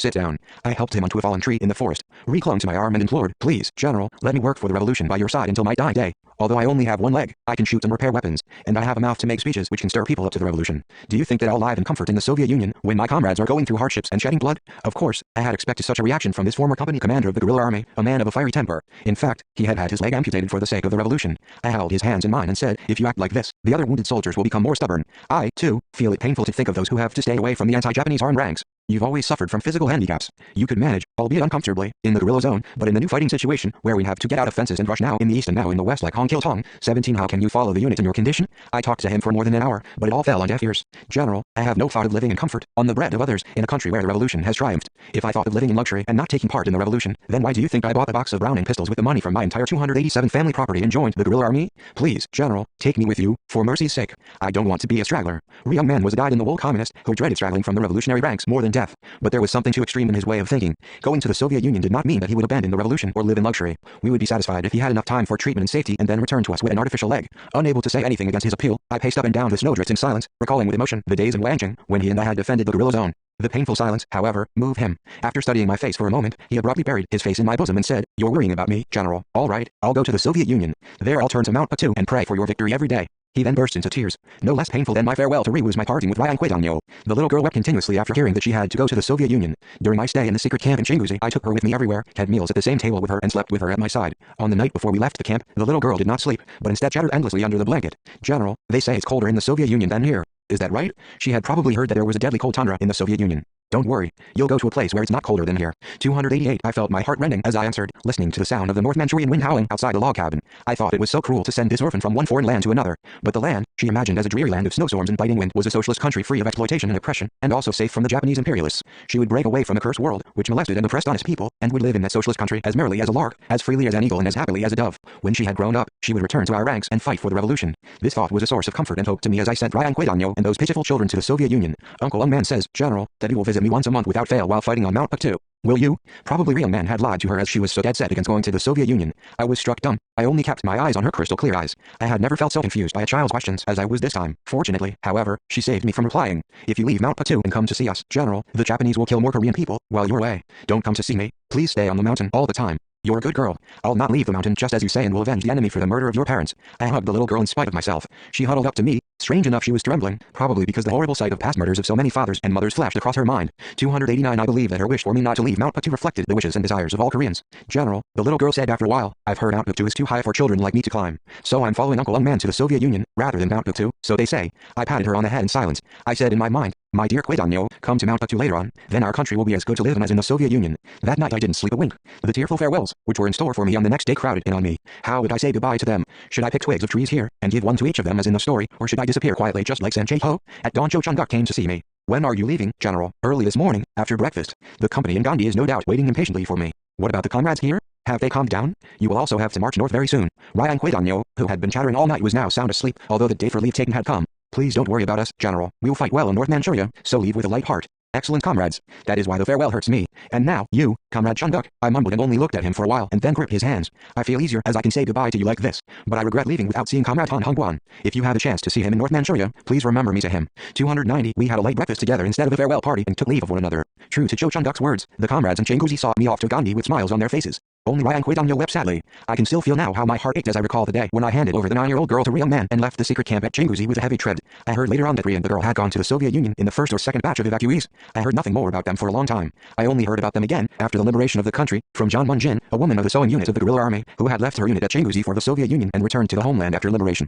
I was very happy to learn, albeit so much later, that they were in good health. Ryan Kwedanyo must be about 70 now. In other words, she's in the twilight of her life. I still picture her in my mind's eye, the daughter of a former battalion commander who had been withering away from mental agony owing to accusations that he was a Minsancton member. I do not imagine a grandmother on this side of 70, but rather a little 9-year-old girl. I cannot picture her as a grandmother. The image of a girl, chirping away like a sparrow that she wanted to follow me to Mount Patu, is engraved in my memory. The farewell at Changuzi was not very difficult because Cho Chang-duk had talked so well to his men before leaving for the north, but it was extremely hard to send Kim Ryo-young's company and the company which Oh Jin-yu belonged to, from Gandhi to the units in North Manchuria. 291. The company which Oh Jin-yu belonged to insisted on following me to Mount Patu in spite of everything. I tried to persuade them several times, but they said that they would go to North Manchuria and would merely accompany us as far as Antu. The platoon from the Hunchun Young Volunteers Corps insisted on the same thing and requested my permission. Wang Zhonghe, behind the mutiny of the puppet Manchu Ukula army soldiers in Hunchun on my instructions, was in that platoon, and masterminded attempts to obtain my permission. I talked to them for hours, explaining in detail the situation in North Manchuria. As Wei Jingmin was very envious of the platoon from the Hunchun Young Volunteers Corps, I had arranged to detach the platoon to his unit. The company Oh Jin-yu belonged to left Myeonjen in poor spirits. As I sent off the company in tears with Wei Jingmin on a windy hill in Myeonjen, I, too, wept in my mind over the sorrow of saying goodbye.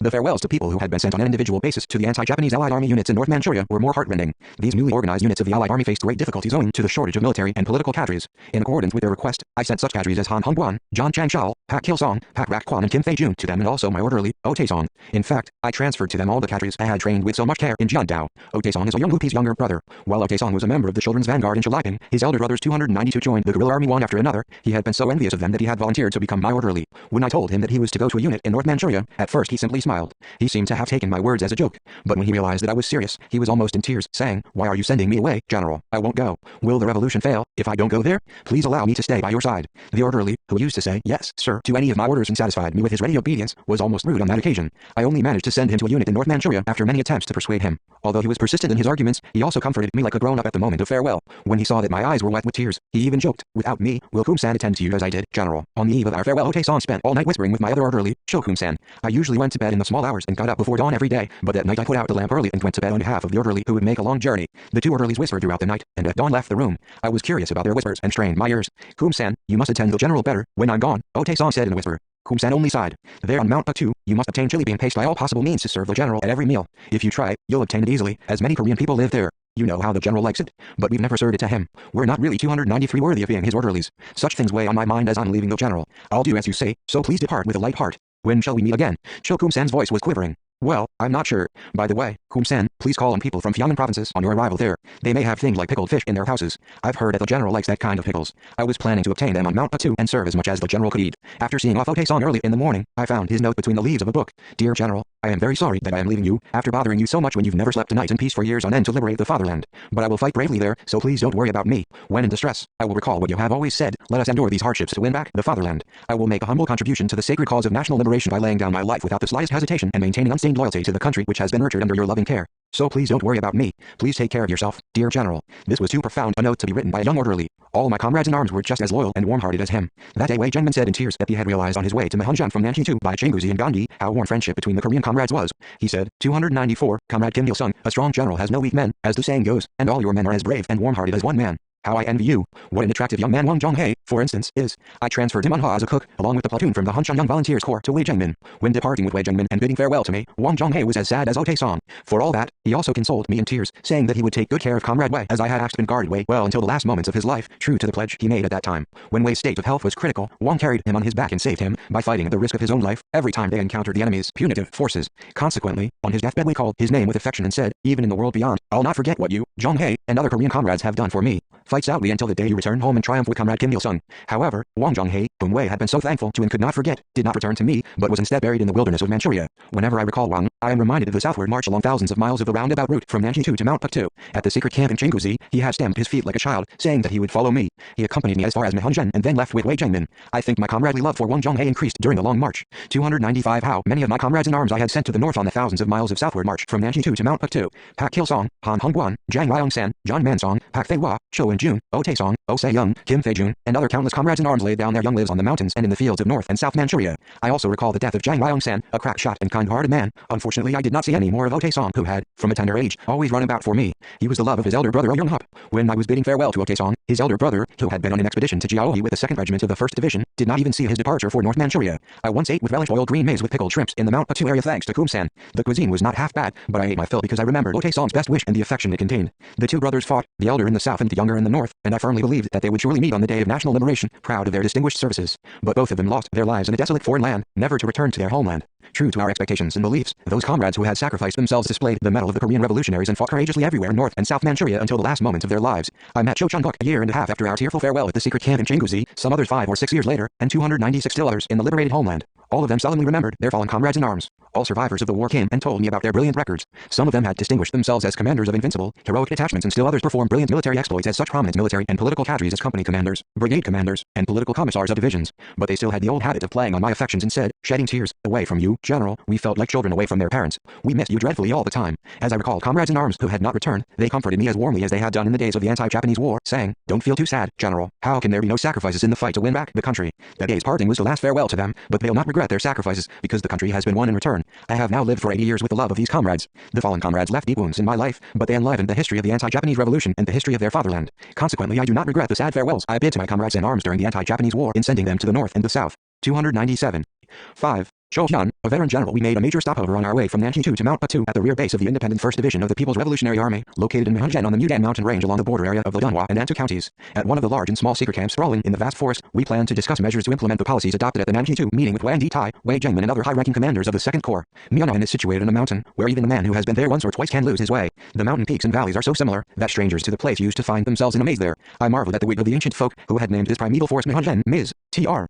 At first we were also at a loss on how to find the camps. Fortunately we came across the 1st Company of the 1st Regiment of the Independent 1st Division at Nyuzendingzi, which Pak Sanchal belonged to, and asked them to show us the way to Mihunzhen. But they refused, saying that typhoid fever was rampant there. They explained that there were dozens of typhoid patients in that valley and that it was dangerous for cadres to visit the place. 298 They added, many of them have already died. We cannot take you, General, to such a place. We cannot allow you to run such a risk. They flatly refused to show us the way. In those days epidemic diseases took a heavy toll of lives in the People's Revolutionary Army. Eruptive typhus and typhoid fever, which broke out in guerrilla zones, harassed us even after the evacuation of the guerrilla zones, mercilessly taking precious lives. These diseases seriously weakened the combat ability of the People's Revolutionary Army. As typhoid is born by man, it can also be controlled by man. Man can defeat epidemics. Epidemics cannot defeat man, so there's no great need to be afraid of them. You're making a mystery out of typhoid. I thus reproached them for their fear of epidemics. However, they continued stressing the typhoid danger and insisted that I should not go there. What do you say, General? Can man defeat epidemics? No, these diseases don't discriminate between the weak and the strong. No man is immune to them, just as no mouse is safe from a cat. You know how strong Company Commander Cho Hyun is, but he's been bedridden with typhoid for weeks now in Mihunzhen. What? Has that still-like soldier contracted the disease? If so, all the more reason for me to go and see him. I've come as far as Nyuzendingzi, and if I turn back here and go to Mount Puktu without visiting Mihunzhen owing to fear of the disease, then imagine how disappointed he'll be when he learns of it someday. You worry about my safety, but I've already suffered from epidemic fever in Wangjing. I'm immune, so don't worry. 299 Only then did the commanders of the 1st Company detach a platoon as our guide and escort. They begged me not to enter the patient's ward on any account, even if I visited Mihunzhen. To be frank, I was very disappointed to hear that Cho Hyun was ill. Although I said that a man could control typhoid fever, it was really a horrible disease. That cursed disease would even afflict a commander of the Revolutionary Army. It would naturally grow more rampant among such hot-tempered men as Cho Hyun. It would attack anyone, but used to play more havoc with hot-tempered and impatient people. I had the premonition that the life of my precious comrade in arms was at stake. What's happened to you, Commander Kim? Are you worrying about Comrade Cho Hyun? Asked Wang Di-tai, as he saw me walking silently, in low spirits. Although a brusque, unsociable, taciturn military commander, Wang had an amazing ability to read people's minds. Yes, but how do you know? I was grateful to him for breaking my silence. A man keeping silence is liable to be haunted by all kinds of trivialities. Why shouldn't I be able to guess? Your silence in the company of a friend like me indicates that you're preoccupied with the fates of people. You're right. I've been thinking of Jo-hyun all the time. I hope he'll be alright, but I feel very uneasy about him.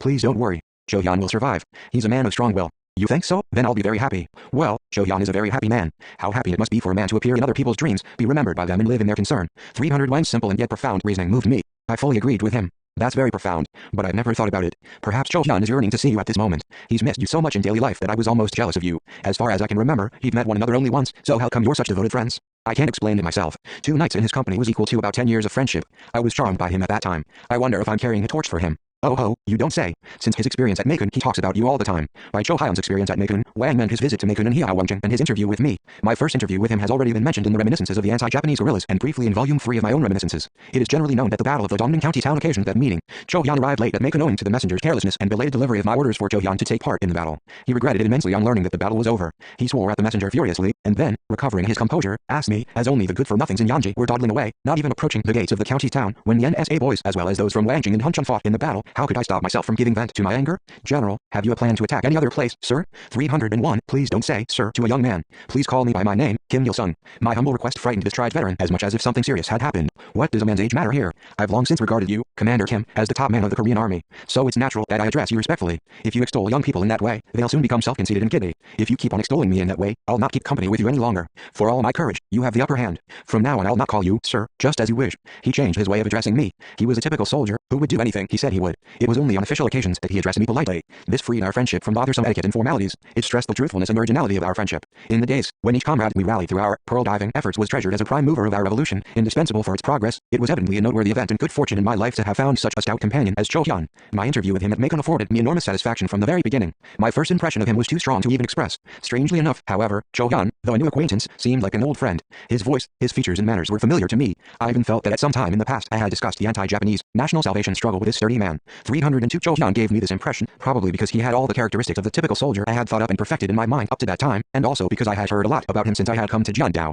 Jo-hyun was born in Jiandao, a foreign land, in 1907 when the national crisis was at its height. The year 1907 was a grievous year, which witnessed many tragic events in the history of our nation. That year Jun committed suicide in The Hague by disemboweling himself, King Kojong was dethroned, and the Korean army was dissolved. It was also the year when the right of all administration passed into the hands of the Japanese imperialists, because of the Jongmi 7-Point Treaty and government by undersecretaries. Jo-hyun's parents, who had brought him into the world in a land which was struck down by an economic crisis with an unprecedented destructive power, were anxious about his future. The annexation of Korea by Japan, the March 1st popular uprising, and the massive, punitive atrocities in Jiandao in the year of Gyeongsan, 1920, TR, were dramatic events which made young Jo-hyun's blood boil. The Independence Army, which was offering armed resistance in difficult conditions in a corner of Jiandao, gave him a ray of hope in those despairing, dark days. Hong Pam-do and Im Pyong-guk were his seniors and mentors. His childhood was linked inseparably with these brave, indefatigable veterans. He learned marksmanship and horsemanship from them. When he was 11 years old, his father Cho Wasem, who was an Independence Army soldier under the command of Hong Pam-do, began to assign him to deliver messages. That year his father presented him with a pistol. 303 The massacre of 1920 drowned all the Korean settlements in Jiandao in a bloodbath. Jo-hyun lost his mother in the massacre. He followed Im Pyong-guk to the maritime province of Russia with his father. Although a stranger to the place, the people and their language, he resolved to fight the Japanese imperialists all his life.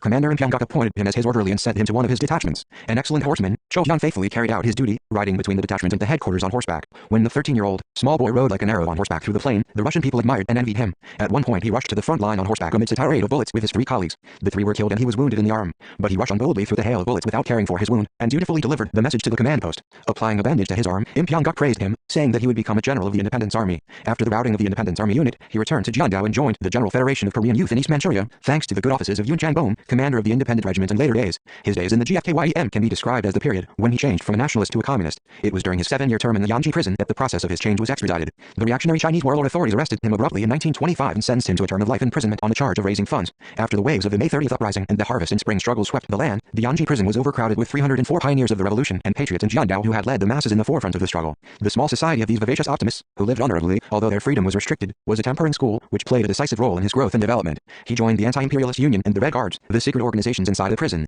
His trials in prison finally transformed this former orderly of the Independence Army into a fully fledged communist. Anecdotes about him and the breathtaking risks he took in Yanji prison, referred to by the warlord authorities as Jilin Prison No. 4, were well known in all the guerrilla zones in East Manchuria. His life in prison started with a showdown with Gantor, the emperor of the cell. The Gantor in his cell was a criminal, guilty of murder and robbery. He was taken to molesting the inmates. Each time a new prisoner was thrown into the cell, he robbed him of everything he had and made them his own. He used to grab the food portions of other people to fill his own stomach. Determined to teach him a lesson, Jo-hyun put a high-quality cigarette of the Cal brand between his lips and purposely gave one to each inmate except the Gantor. It was a wordless challenge aimed at provoking him. Angered, the Gantor ordered him to give all his belongings to him. Instead of of answering, Cho blew out a mouthful of smoke, thus enraging him. As the Gantor threatened to beat him, Cho Hyun leapt over some of the inmates and struck him in the face with his two handcuffed fists, and roared, "You scum! Whom are you talking such nonsense to? You committed murder outside and you're harassing your fellow man even in prison. Can there be a man more cruel and sinful 305 than you? You're the son of a commoner like us, aren't you? I'll be lenient and forgive you this time, but behave yourself from now on. Get down, and take your seat by the commode. This upper seat's mine." Realizing that he was no match for Cho Hyun, the Gantor sat beside the commode, as he had been told, and crouched there cautiously. The inmates, freed from the Gantor's oppression, followed Cho Hyun as their benefactor from then on.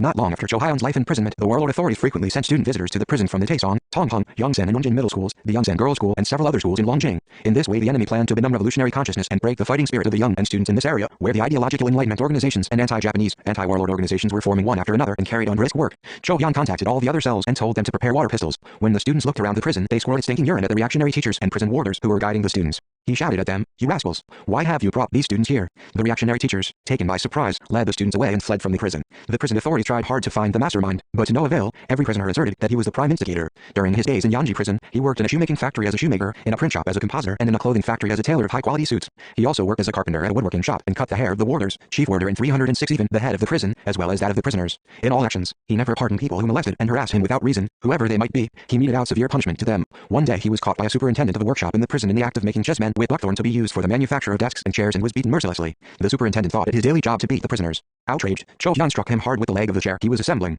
The prison authorities inflicted on him a week's confinement as punishment. But after that incident, the superintendent did not commit outrages on the prisoners anymore. Prison escapes constituted his most outstanding achievements in his struggle in the prison. With Yun Changbom and his other comrades, he succeeded in helping Im Pyongguk, his former superior in the Independence Army, and other revolutionaries to escape. A man of inborn audacity and tough training in a wild world, Cho Hyun was ready to burn himself and jump off a high cliff for the sake of justice. After his release, he joined the Red Guards in Taiyinmao and, after arduous struggle, joined the Communist Party. He subsequently became a company political instructor of the Yanji guerrilla unit of the People's Revolutionary Army. This amounted to everything I had known about this courageous man by the time I met him in Macon. After greeting each other at our first meeting, he said, "As things have come to this, I'll stay in Wangjing for about 2 days and have a chat with you before going. Will I bother you?" I agreed to talk with pleasure. We talked all night unaware that day was breaking. 307 next morning, the sentry warned headquarters that the enemy was about to attack the guerrilla zone. I manned the unit on the heights and, before climbing the mountain, said to Cho Hyun, "Please wait in the barracks. I'll be back after a bit of fighting." He leapt up on hearing this. Am I to wait in the barracks when I finally have a chance to fight? Cho Hyun is not a man to stay behind. Instead of following you, Commander Kim, even heaven seems to understand me today. I wanted to fight under your command at least once, so please take me with you to the heights. If you're so eager, then let's fight together.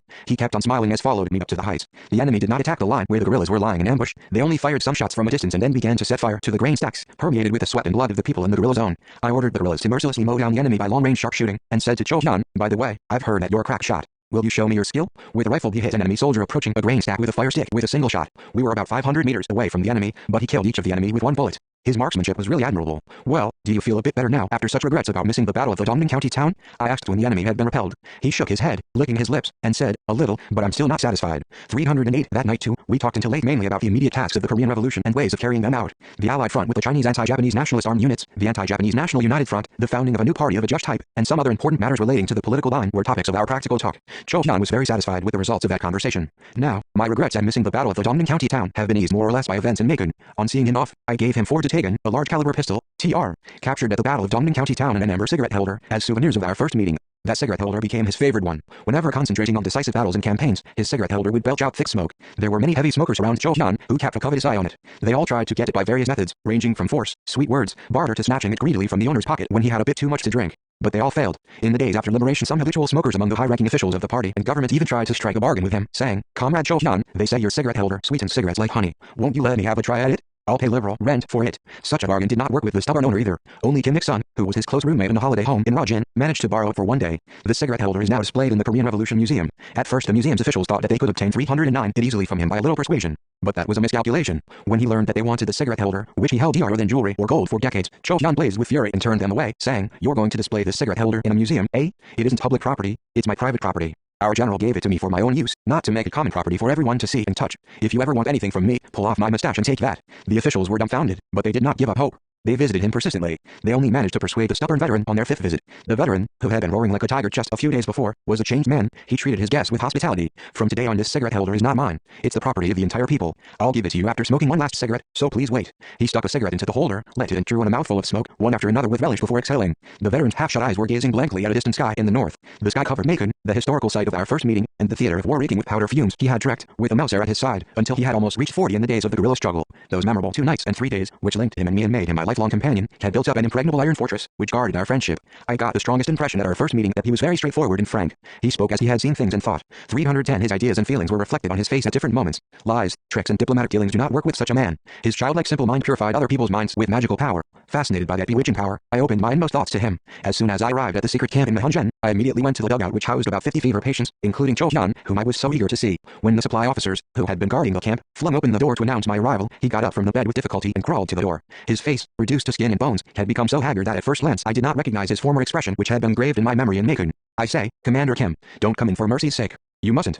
He looked at me with blazing eyes, waving his arms, so I hesitated for a moment at the door. Well, it seems the people here are rather inhospitable. I came here to see Cho Hyun, and yet you're turning me away at the door. Where are your manners? I said jokingly. However, he would not listen. It can't be helped, even though you say I'm inhospitable. Don't you know that this is a gate to hell? Ha ha, you said you've shot 100 boxfuls of cartridges, but I didn't know that you're such a crybaby. Realizing that his words had no effect, he swore at the supply officers who had brought me there. 311, you fools, why did you bring Commander Kim here? Is this the way to attend to him? The supply officers standing by the door became frightened and ran away. While he was reviling them, I strode to the middle of the room. You were as hard as a birch club, so why all this fuss about typhoid? As I took my seat beside him and held out my hand to shake his, he hastily hid his hands under the blanket. My body is full of typhoid germs. Commander Kim, please don't touch me, for God's sake. Why did you come to this storehouse of epidemic germs? Why did I come here? To see you, Cho Hyun. It's strange to see that you've contracted an infectious disease. I pushed my hand under the blanket and took his hot hand and held it for a long time. His eyes immediately filled with tears. Thank you, Commander Kim. I'm not worth. I thought I'd die without seeing you. Although he had previously begged me not to come near him, he now gripped my hand tightly and would not let go. Cho Hyun was at that moment like a child. He asked some questions about the second expedition to North Manchuria and explained for some time the damage typhoid had caused. I changed the conversation to personal affairs related to his fate. I've heard that you suffered severely from suspected involvement in the Minseangtren. Is that true? Yes, it's true. He nodded his head sadly and explained in haste how he had come to be suspected. 312. In Macon you told me a lot about the United Front. I believed it was the only correct line in the world. On my return to Yanji, I explained it to my comrades in the unit, and even Wang Di-tai, the corps commander, said that the United Front was vital to us. But I was accused of being a Minseangtren member while trying to realize the United Front. After our leaving for the first expedition to North Manchuria, Cho Hyun, leading his company, had proceeded to the border area between Dunhua and Wadayan counties and carried on energetic political and military work to expand the area of guerrilla activities. Expansion of the guerrilla zone in this area was dependent on good work with the Chinese nationalist anti-Japanese armed units encamped at the dead end of the Yuangu Valley. There were 2 mountain rebel units, each comprising 80 and 100 men, in the valley at the time. The unit with 80 rebels was well disposed towards us, for the operatives from the guerrilla army had conducted a great deal of anti-Japanese propaganda. This unit maintained friendly relations with the neighboring self-defense corps units. The self-defense corps units in the area had switched from pro-Japanese to anti-Japanese troops and gave active assistance to the rebel unit in various forms and ways, but the other rebel unit was given to robbing the people of their property and preparing to surrender collectively to the enemy, while maintaining secret contact with them in the Ushukun. Antagonism between the 2 rebel units, one aspiring to fight the Japanese and the other ready to surrender, was precipitating a bloody armed clash. If the unit trying to surrender had been left to its own device, it would have been impossible to lead the other rebel unit onto an anti-Japanese road or manage to affect the anti-Japanese allied front with it. 313 Cho Hyun gave a banquet, allegedly to help to reconcile them. The commanding officers of the unit, who wanted to surrender, were also invited to the banquet. When they arrived, Cho Hyun's company disarmed them by surprise, but he did not touch the other unit or attack the self-defense corps unit, which was on friendly terms with that unit. The fact that Cho Hyun did not attack the self-defense corps unit was fair and reasonable, as it conformed with the line of a united front. But the head of the political department of the corps headquarters and other leftist superiors incriminated Cho Hyun, publicly saying that as he had not attacked the enemy, he had actually surrendered to them. They dismissed him from his post of company political instructor and deprived him of his favored Mauser. This measure was so unjust that even Wang Di-tai protested, saying, if Cho Hyun is a Minseangtren member, who is not a Minseangtren in our second corps, Cho Hyun was demoted to private, and subsequently worked as head of the supply department of Wang Di-tai's corps headquarters for a year. He only became company commander at the end of 1935. I was saved, thanks to your efforts, Commander Kim. If you had not spoken out in our defense at the Yuanwai meeting, at the risk of your own life, I would have been forced to live like a mole as a Minseangtren suspect. Please tell me, Commander Kim, was it a surrender not to have attacked the self-defense corps? He sprang up from his bed and gazed straight into my eyes. His serious face flushed scarlet all of a sudden. I held his 2 hands in mine with affection and shook my head. How could that be a surrender? It was a just and good thing to do for the anti-Japanese front. Your demotion on the charge of involvement in the Minseangtren was preposterous. 314, that's right. I'm the last man to be a member of the Minseangtren. Damn those bastards. I can hardly repress my surging anger. It's shocking that thousands of people have been punished like you or killed on a false charge of involvement in the Minseangtren. They talk nonsense. How can such revolutionaries as Yoon Chang-bom and Pak Tong-gun be Minseangtren members? They chose and executed only the hard workers and good fighters, and swaggered about, putting on airs, as if they performed some great exploit. If that had represented the communism that we're after, I wouldn't have come to Jiannao from Maritime Province. The anti-Minseangtren struggle was a tragic event, which should never be repeated in the history of our anti-Japanese struggle. How many Korean communists were murdered? Fortunately, the Comintern officially pointed out the correctness of our opinions expressed at the Yuanwai meeting and the ultra-leftist error committed in the anti-Minseangtren struggle by the East Manchuria Party Committee, and assigned us the task of taking measures to correct the situation as quickly as possible. He shed tears while listening to me. If that's true, I want to give 3 cheers. Thank you, Commander Kim. What's important is how to make up for the wrongs done to comrades in arms who were murdered on a false charge and how to make up for the tremendous loss sustained by our revolution.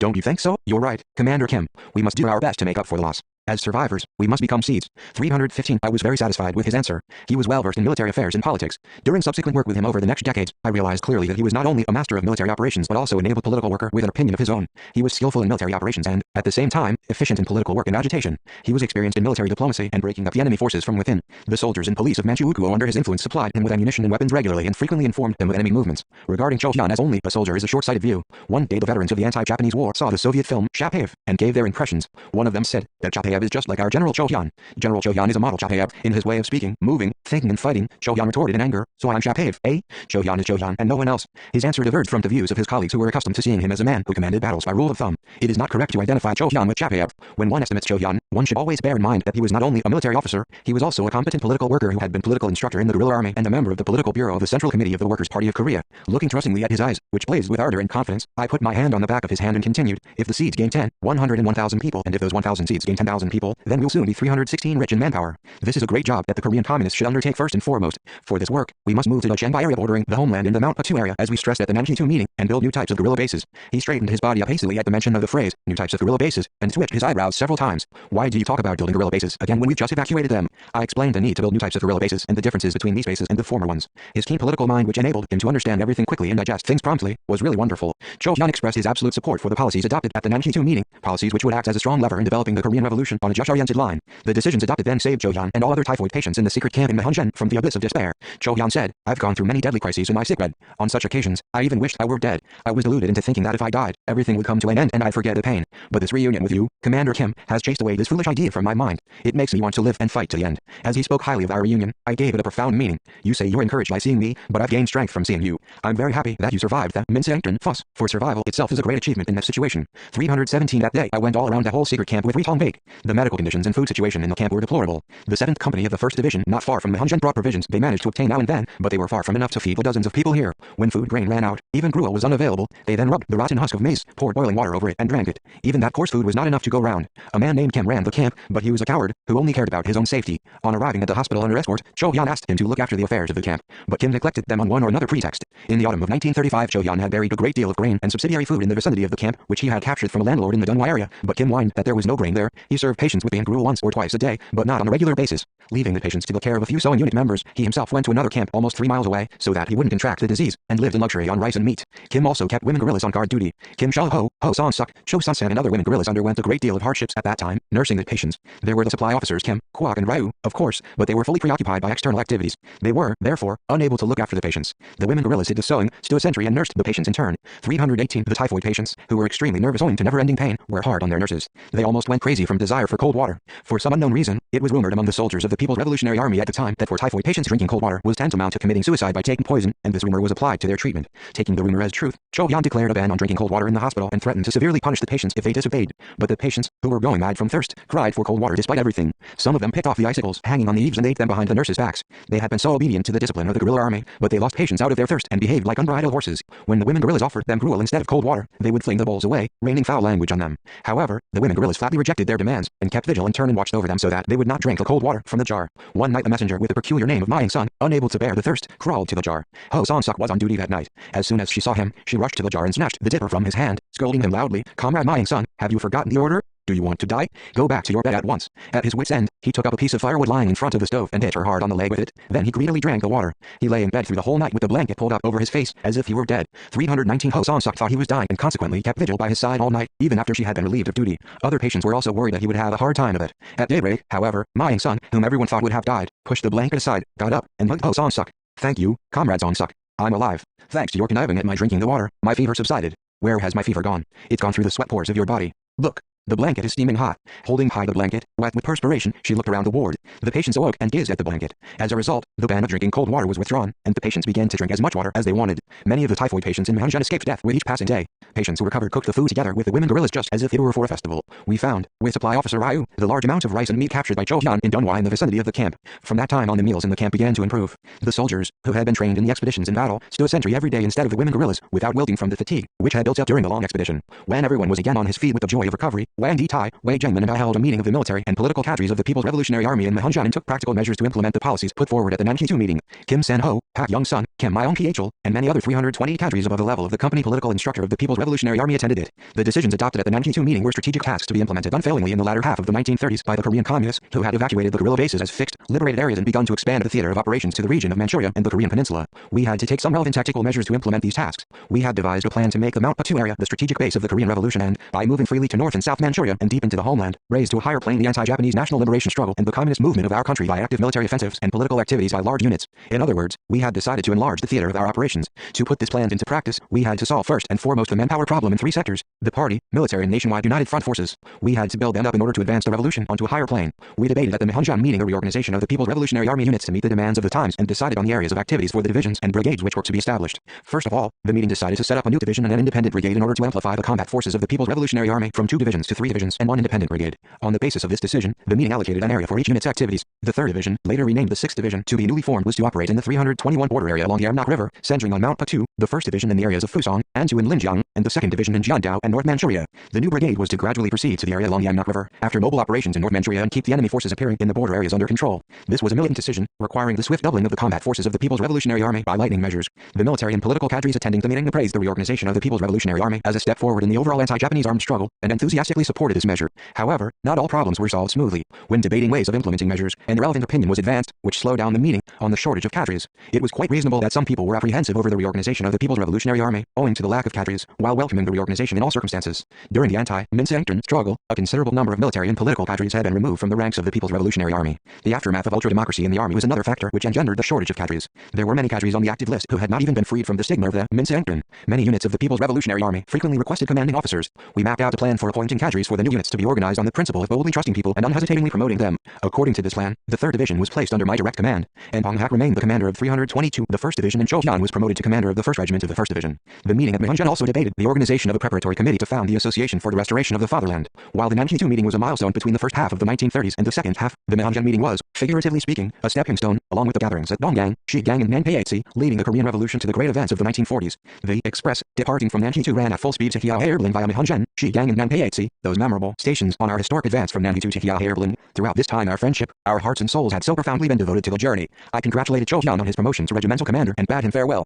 Next time let's meet in the Mount Patu area. I wish you health and success. He gripped my arm and, like a child, beseeched me urgently. If you don't take me with you, I won't let you go. I, too, want to go to the Mount Patu area and fight under your command. Why are you supposing that I like saying farewell to you, Comrade Cho Hyun? I, too, want to do the same, as a tender-hearted man. If all of you come over to my side, then what should we do with the other units? It's only when such commanders as you, Cho Hyun, and Cho Young-gun, Ri-Hak-man and Han Hongguan take charge of big fronts and fight, that our revolution will advance at a fast pace in wide areas. I want to see the Cho Hyun who has become a tiger, not a chicken. 323. Can I become a tiger? Oh, my. He repeatedly exclaimed, oh my, and gazed at something far off, with narrowed eyes. Then, I'll not persist any more today. But it'll be different next time. Don't forget me even in your dreams. I, too, will dream that I'm beside you. I met him for a 3rd time at the secret camp of Yang Mudingzi, Shigang, Fusong County. Of course, he again tried to strike the same bargain which had remained unsettled in Mahunjan. But, his wish was not fulfilled then, either. As soon as he came up to me, he requested that I transfer him to the main unit, but his attempts ended in failure. He wanted to be at my side all his life and tried his best to make this come true. But each of his attempts gave way to other temptations, which were stronger and more realistic than his own desire. In other words, he was impelled by his crystal-clear conscience and spirit of devoted service to come to the forefront of my concerns and interests. Keenly aware that, despite his wish to assist me by my side, he should be the first to give way and take the brunt in response to my call, he thereby demonstrated his loyalty and the charm of his character. These 2 wishes were involved in a continual tug-of-war in his mind throughout his life. Although these 2 wishes were dear to him, he always left me with the firm resolve to do his bit by taking up the post which I regarded as important in a difficult situation. This was evidently a pleasant contradiction, which ran throughout his life. Apart from his later years, when he assisted me as Minister of the People's Armed Forces and Minister in the Administration Council, he had lived all his life amidst powder fumes on the front line. He had fought hundreds of battles in the latter half of the 1930s, hundreds of 324 battles, large and small, including the battles at Sandae-ku, Wudaoguao, Xiaotanghe, Xiangguiling, Jianchang, Paogunbawi, Komuajari, Jian Sanfeng, Neerhong, Leo Jinchang, Muzhe, Fear, Weitangu, Tianbaosen, Dasa, Daijiangang, Yaochai and Hengkongu, were all associated with his name and fully demonstrated his talent and unparalleled bravery as a distinguished military commander. The nickname of Tough Fellow, which we often see in classified documents left by the Japanese imperialists, was given to Cho Hyun. The Japanese army and police trembled at the mere mention of Saiken's unit. Saiken is the Japanese pronunciation of Cho Hyun, Tr. Saiken became synonymous with an invincible general who struck terror into the enemy's heart. In the days after liberation, he helped build a new country by force of arms at the forefront on this side of the 38th parallel. 18 During the war against the U.S. imperialists, he commanded an army corps in the eastern sector of the front. His confident words of command, calling on the soldiers to charge, always reverberated across decisive battlefields, which the fatherland and people were watching. The farther he was from me, the closer and dearer he was in my mind. Just as the saying has it that even 1,000 miles seem only a hailing distance to bosom friends, I think space and time do not matter to friends who love and respect each other. Cho Hyun was a loyal man who assisted me more than others, although he was farther away from me. Ever since the early days of construction of the new country, he carried along everywhere my photograph in the folds of his pocketbook. The photo was the size of a matchbox. Funnily enough, I had no idea how he obtained it. Apparently he coaxed Jong-suk to give the photo to 325 him when leaving for the 38th parallel as commander of a brigade, but I can't be sure. When he formed a second front behind the enemy lines and fought guerrilla warfare, he looked at that picture whenever he missed me. One day he decided to give an official commendation on his own to a squad leader who had performed distinguished services in the enemy area. The squad leader's name was Kim Man-song. During the operations behind enemy lines, the squad had captured 50 vehicles, 22 3/4-ton trucks and 28 gun carriers, and killed or wounded about 150 enemy soldiers. The exploits deserved the highest decoration, but the Corps headquarters, out of contact with the Supreme Headquarters, had no decorations or letters of commendation.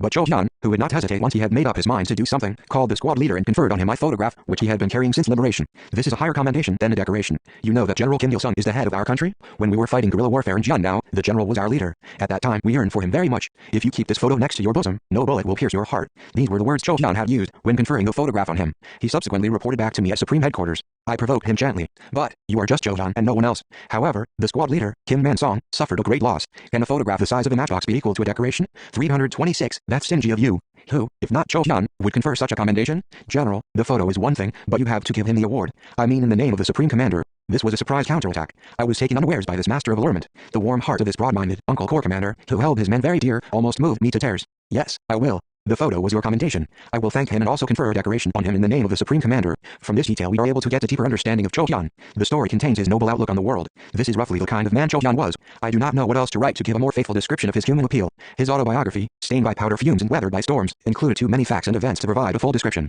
Cho Hyun was an optimist, who knew no disappointments all his life, a tank-like man, who pushed straight ahead in the face of all adversities. What kind of people did he love? He loved frank, ordinary, industrious, daring, faithful and imaginative people and also others who did not backbite and knew how to make the requisite decisions. He did not like sycophants, cowards, idlers or chatterboxes. He was always guarded against people who were enigmatic and masqueraded. The whole country knows that he was mad about chess. When he lost even one game, he would become so furious that he lost his appetite. For all this, he became even angrier if his opponent purposely lost a game or 327 played for a draw just to soothe him. Cho Hyun was also a rare film lover. He was so fond of films that organizing secretary Kim Jong-il presented him with a film projector. Cho Hyun liked war films best, but he hated seeing war films where too many people were killed. During his last days on his sickbed, I visited him several times. Weak from fighting his ailments, he looked so fragile and unsightly that he reminded me of a boy in his early teens. I even wondered if this was Cho Hyun, veteran of 100 battles and tough fellow who had struck terror in the enemy during 2 wars. His hands, which used to be as stiff as a plank, were as soft as a child's hands after losing their muscles and roughness. I gripped those hands and said, "Look here, Cho Hyun, can the tiger like Saiken fall down like this?" All of a sudden, his lips twisted and he burst into tears. I wiped the tears away with my handkerchief and calmed him down. "Don't cry, comrade Cho Hyun. Tears only make you weaker."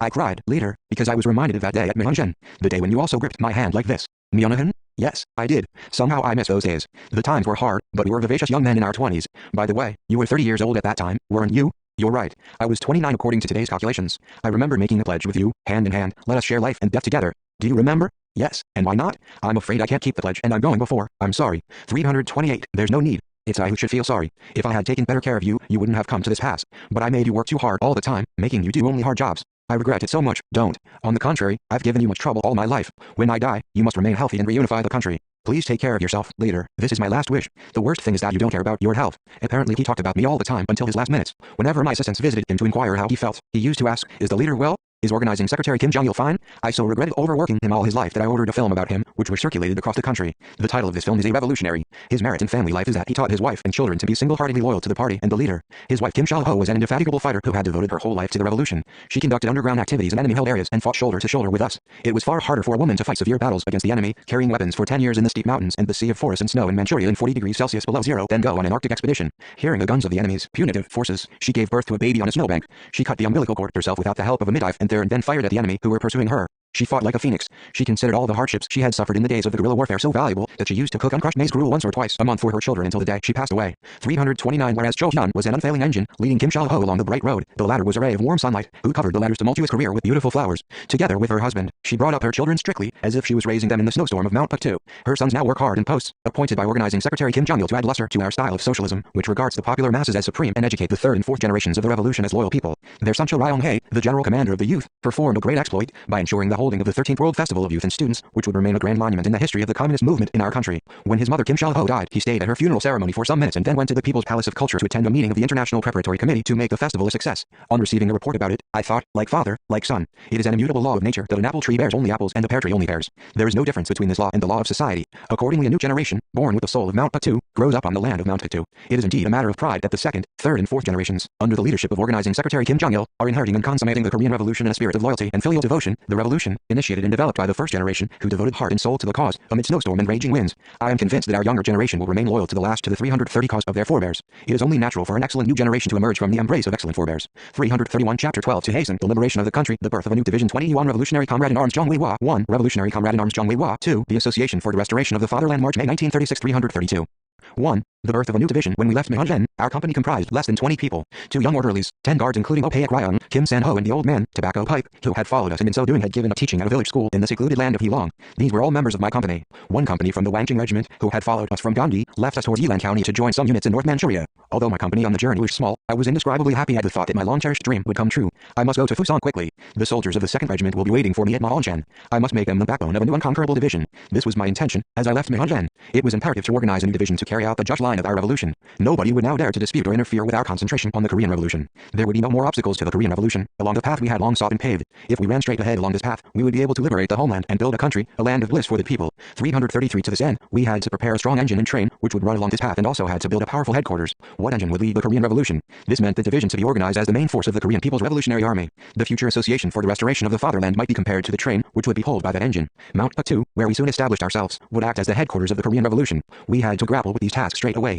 The new division we planned to organize at that time was not a conventional division, set aside exclusively for military operations to destroy the Japanese imperialist army and police, as well as conducting military operations. This division planned to advance to Mount Patu, our destination, and expand the network of party organizations throughout the homeland, rally all the people behind the ERF and other anti-Japanese organizations and rouse them and lead their resistance against the Japanese. Consequently, a political potential was needed to perform these tasks. Of course, other divisions also had to perform these tasks, but an elite division to lead other divisions in this undertaking was essential. Consequently, I compared the elite division to an engine. How was this powerful division, the engine of the Korean Revolution, to be organized? Most of the people I discussed this matter with proposed the recall of all Korean soldiers from different units of the anti-Japanese Allied Army and the formation of a large force and then a move to Mount Patu. Some others insisted that sturdy guerrillas be selected from different units of the 2nd Corps to form the division. Although their idea was sensible in some respects, none of them had considered the destiny of 334 our Chinese comrades who were fighting with us against a common enemy or the prospects of a joint struggle. Their proposal was motivated by their impatience to witness the birth of the new division without regard to everything else, or by a self-centered approach as it is called nowadays. In the end, I decided to divide hundreds of soldiers who had been under my command during the North Manchurian expedition among the units operating in Waihe and go to Fusan to organize a new main force with the 2nd Regiment operating there as the backbone by recruiting excellent young people from East Manchuria and the homeland.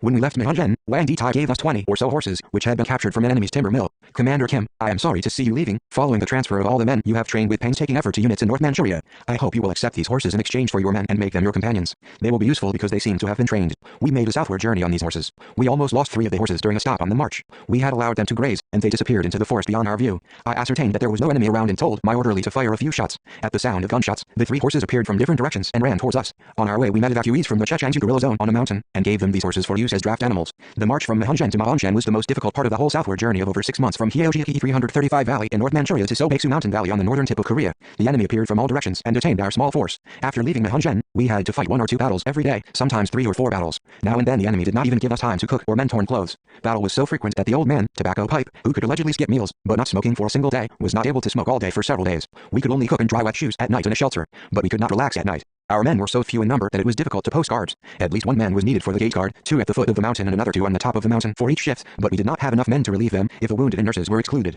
Consequently, I also stood guard now and then in place of the soldiers. During his patrol one night Kim San-ho saw me standing as sentry, and made a great fuss as if something serious had happened. He meant that the commander was too indulgent to his men. It was very hard to soothe him when he was complaining. I persuaded him to think of the young men. I said to him, "Look how exhausted the men are from march and battle during the day and from guard duty every night. How many times can I stand guard for them? When we arrive at Myeonjen, we shall have a number of people and I will have no opportunity to stand guard." Aware that I would not listen to him, Kim San-ho went away in silence. "Let's go to Myeonjen quickly," I said to myself. I thought that the embrace of many comrades in arms in a comfortable shelter was in store for us in Myeonjen, and that our 336 hardships would end there. Such hope strengthened and encouraged all of us who were exhausted by the march and battles to continue without proper food and rest. Every valley and mountain ridge of Atu and Fusan on our route to the south were familiar to me, and each plant and tree evoked in me strong memories. Songjiang, Zinlongkun, Shiali, Ziose, Liaoji Fenfang, Fear, Dadienzi, Liaochua, Nandienzi, Dujiadong, Winli, Neiaoshan and other places were closely connected in different ways with my younger days. Treading on familiar ground, I was stirred by irresistible emotions. When we climbed on the hill west of Daexibai Aicha, a striking scenery unfolded, which awakened deep emotions in my mind. mind. The out-of-the-way village at the foot of the hill was an unforgettable place where I had worked underground in the guise of a farmhand, preparing the foundation of the guerrilla army.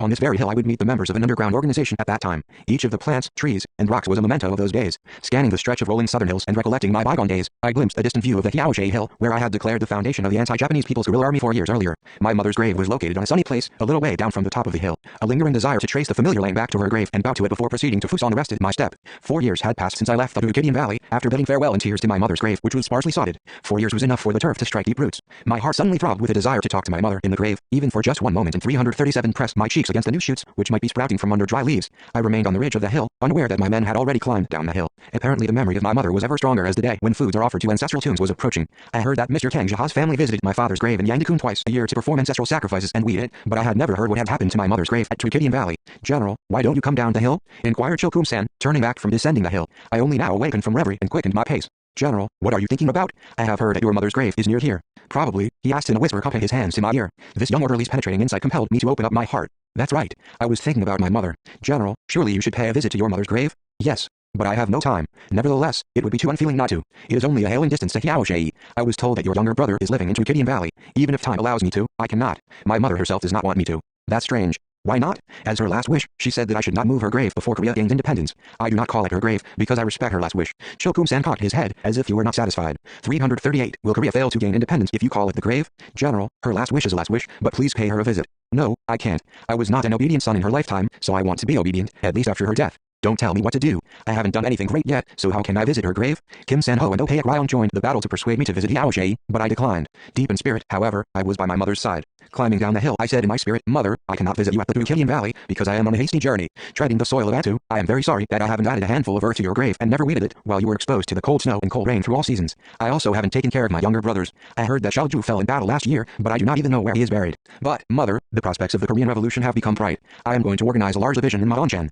As commander of this division, I will fight a decisive battle, centering on Mount Paktu. If I fail to liberate the country, I will not visit your grave as you so desired. But trust me and wait for me, Mother. I will liberate the country without fail and take you to Manmyonggi. We hastened our march towards Maonchan. We expected a great deal of our journey to Maonchan. Consequently, when a saddle-shaped mountain came into view beyond a sea of forest, all of us shouted, "That's Mount Mun." We first came upon an Sam ginseng field. The edge of the field was covered by 2 shabby and empty log cabins. In dusk we found another small log cabin in a deep valley. 2 or 3 men lived in 339 seclusion in this cabin. Here we met Kim Hong-bom, the head of the political department of the 1st Division, who was eating baked potatoes. Where was the 2nd Regiment? It moved to Jiaohe on an expedition early this month. Kim Hong-bom's casual answer acted as a thunderbolt from the blue. The absence of the 2nd Regiment meant that it was impossible to organize the new main force which we had planned at Nanchi 2. I felt as if I had lost a trusty prop. As it was operating as an independent regiment, it had been one of the pure Korean units renowned as the Koryo Red Army for its high combat efficiency. This regiment was composed of companies which had been selected from each county guerrilla zone in East Manchuria, including Yanji, Wangqing and Heilong. Most of its soldiers were closely connected with me. Kwan Young Byok, Kim Ju-hyun, Oh Young-hup, Kim Fyeon, and other hardcore elements of the regiment, to say nothing of regimental commander Yoon Chang-bom and its political commissar Kim Rak-chun, had been trained by me.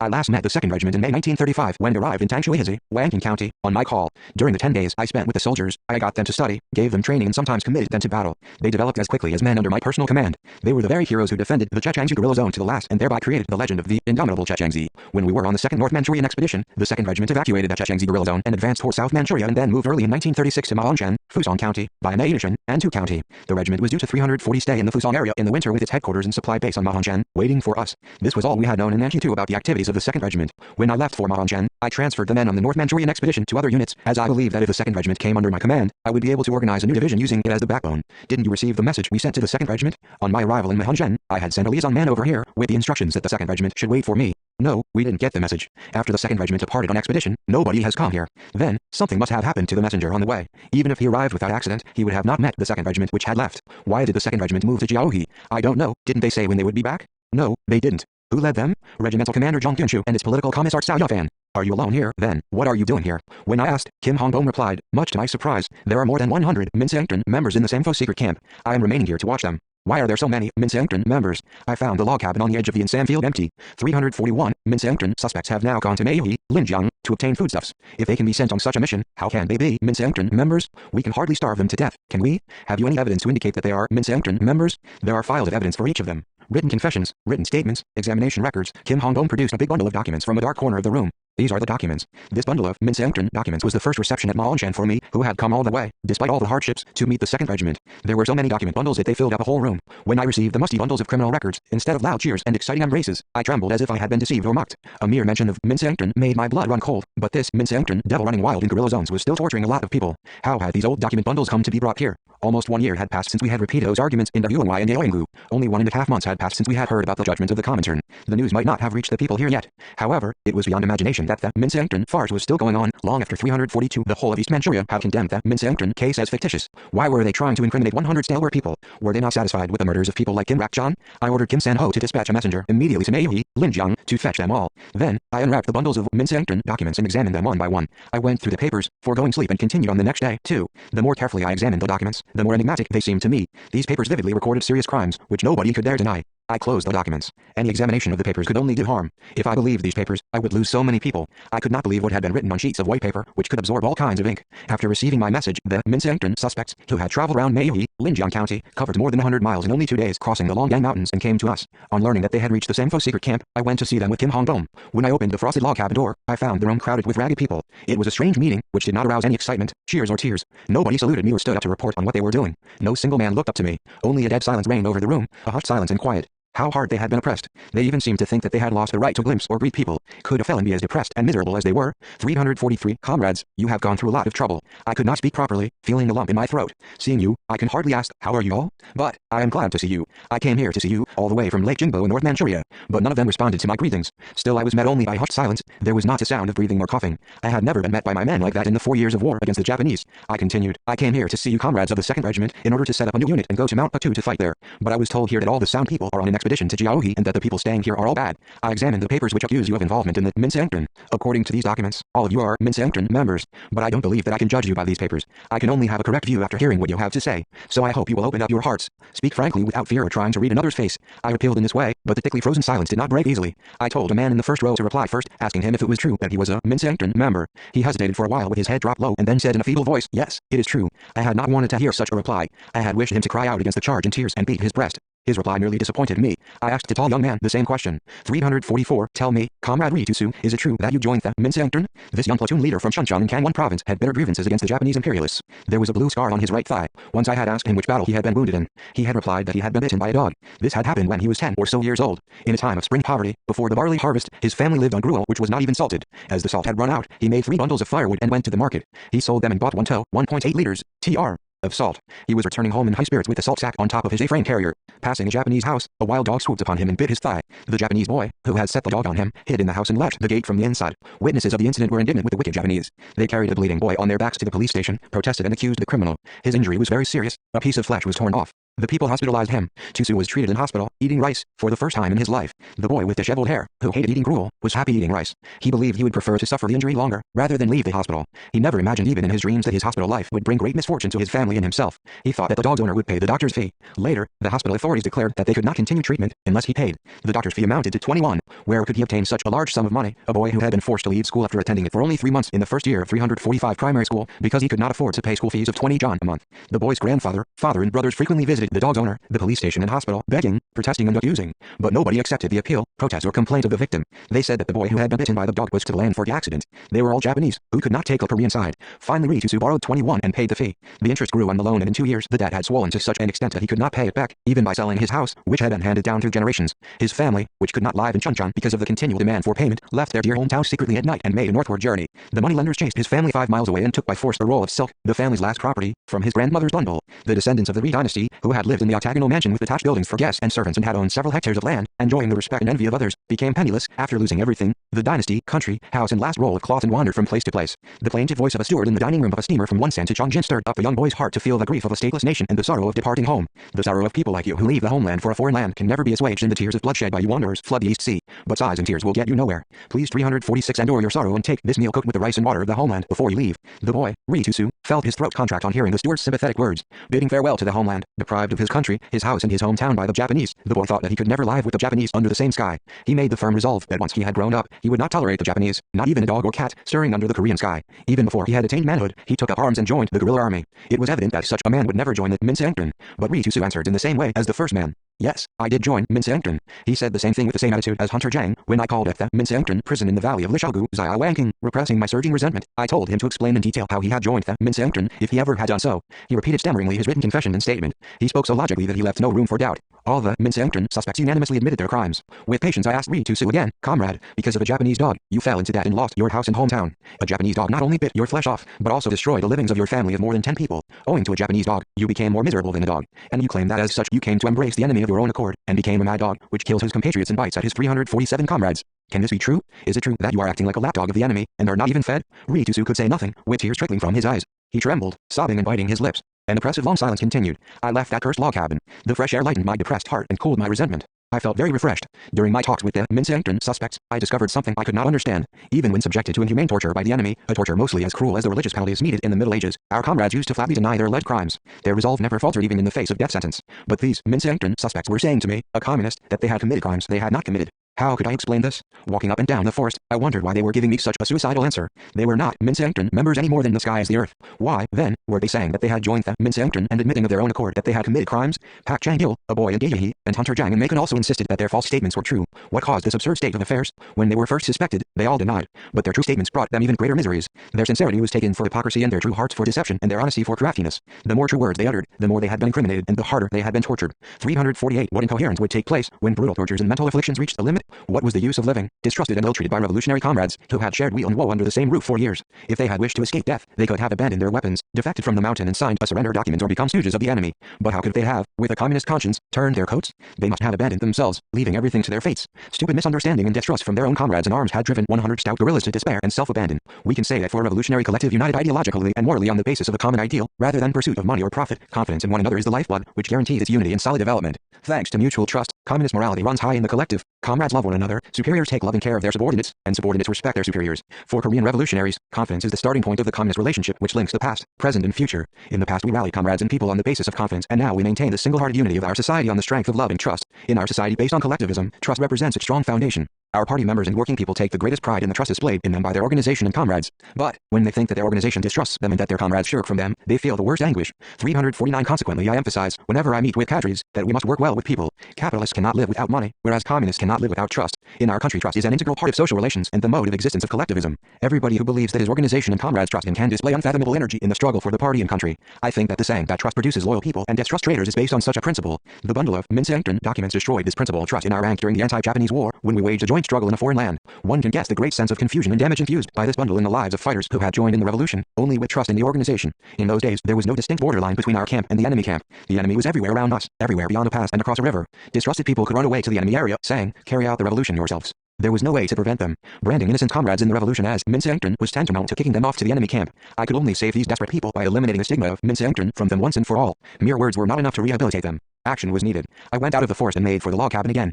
At that moment a woman soldier appeared suddenly before me from behind a tree. She was tall and beautiful with lustrous eyes. Apparently she was open-minded, but her face was bathed in tears. "General, I am not a Minseongtun member." 350. Her words surprised me and rejoiced me beyond measure. I was accused of involvement in the Minseongtun because I was married to a Minseongtun suspect. But he is not a Minseongtun member. Nor am I. How could we become spies of the Japanese? Both Mother Jang Xiaogu and I were wrongly accused of being Minseongtun members because of our husbands. This brave woman guerrilla was Kim Wok-sil, who in later days was nicknamed Woman General and received a gold ring as commendation for bayoneting 6 enemy soldiers at a stretch in the Battle of Fusan County Town. As daughter of a slash-and-burn farmer, she had joined the guerrilla army in Chechengzi. The Dongnan forest of the Chechengzi guerrilla zone was home to an arms repair shop managed by Pak Young-sun and the sewing unit run by Pak Soo-won. Kim Wok-sil was a cook for 20 members of the arms repair shop and the sewing unit. One day an accidental explosion occurred in the arms repair shop. The repair shop was enveloped in flames and powder fume in an instant. A young man, Kang Wi-ryung, working in the repair shop after his discharge from the army, stigmatized as a Minseongtun member, fell unconscious at the explosion, caused by mistake when he was salvaging cartridges. At this dangerous moment, frightened workmen rushed out in haste, but Kim Wok-sil ran into the repair shop through the flames and took the faint man out of the shop by carrying him on her back. Although Kang's burns were serious, the surgeon sterilized his burns, removed the burned skin from his face, applied baseline to the burns, and bandaged them.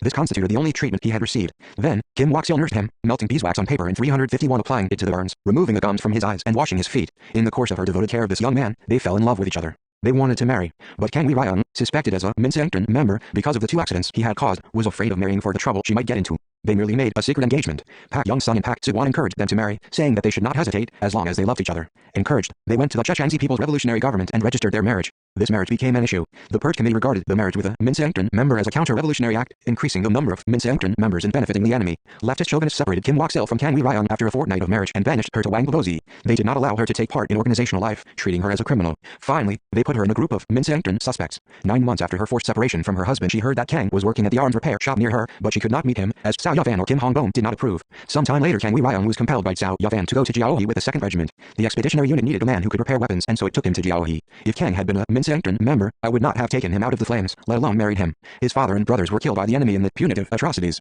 He fought courageously. Even men of the Chinese National Salvation Army spoke up in his defense at his public trial. I was thankful to her for her words. 352 Kim Wok-sil, like Zhang Xiaogu, was being treated as a criminal because of her marriage. I entered the log cabin with Kim Wok-sil. The people in the cabin did not stir and their heads remained low. Looking around the room, I said in an emphatic tone, "Comrades, raise your heads. I have not come here to accuse you of any crime or judge you. I am here to find comrades who will go with me to Mount Patu to fight. I am here to see my comrades in arms and revolutionary comrades. But you comrades claim that you are all pro-Japanese traitors and reactionaries who cannot become my comrades in arms. I refuse to believe this. If you joined the Minseongtran, why don't you go to the Japanese, rather than suffer hardships in mountains without eating or dressing properly? Why are you suffering all these hardships, instead of living in comfort with your wives or husbands in a well-heated room, engaging in farming? Tell me why. Have you borne your crosses for years merely for the Japanese imperialists? Have you endured the icy cold and snowstorms, eating and sleeping in the open in this desolate land of Manchuria to become a lapdog of the Japanese and kill off your fellow countrymen and comrades? Tell me, Comrade Ritusu, have you fought through all these hardships to become such an animal, like the Japanese dog which bit your thigh? Ritusu burst into tears and cried, How can I be a Japanese lapdog? No, I am not their dog. I am not a Minseongtran member. Then, they all shouted, No, nor am I. 353. They spoke spontaneously, as if at a meeting of indignation, condemning those who had incriminated them and giving vent to their grief caused by the Purge campaign. Everyone gave free expression to their pent up sorrow, waving their fists and shedding tears. Towards the end of the meeting, I instructed Kim Hong-bom to fetch all the bundles of Minseongtran documents and burn them. Kim Hong-bom was surprised. How can we destroy legal documents without the permission of the Purge Committee which prepared them? You will get into a great trouble if you burn them. Kim Hong-bom was an experienced political worker who had been a full-time party worker even before joining the army.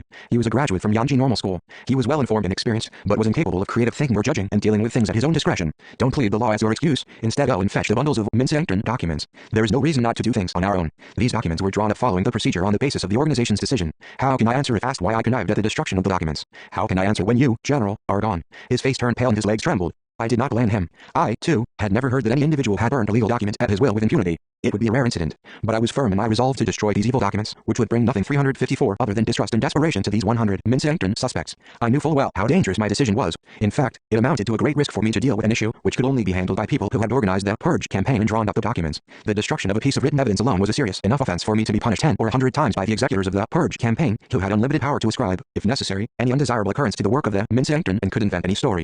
By way of reprisal, they could punish me as I had brought the issue of anti-Minseongtran struggle even to the Comintern. I told Kim San-ho to fetch the Minseongtran documents. My decision to destroy them was really audacious. I was resolved to do anything to save 100 men, even if it meant sacrificing myself. To finish off the meeting after preparing to burn the Minseongtran documents, I said, it is difficult now to decide who is a Minseongtran member or who is not, as nobody can prove it. However, I can declare clearly today that there is no Minseongtran member here, as you all denied this fact. I believe what you have said. You must understand that you should start with a clean slate now. Your sane records will no longer exist. However, you should bear in mind that the value of a revolutionary is appraised not by his past, but by his actions at present. All of you now have a white paper. The priceless nature of the life and struggle you record on this paper is entirely dependent on your efforts. 355. I believe that you will make a fresh start and record on this white paper the distinguished service you render to your fatherland, your fellow people in history. By declaring null and void any suspicion of your involvement in the Minseongtran, which troubled you so much, I wish to announce that from now on all of you belong to the main force of the Korean People's Revolutionary Army. I selected a few people from Minseongtran suspects and told them to pile up the documents on the ground, and then set fire to them. While setting fire to the documents, I wish to burn away the dishonorable past of Minseongtran suspects and hatred and mistrust in human beings, which are the root cause of all social evils. The destruction of these papers is still vivid in my memory, after much more than half a century, no doubt because I wished for something too great and serious to be forgotten.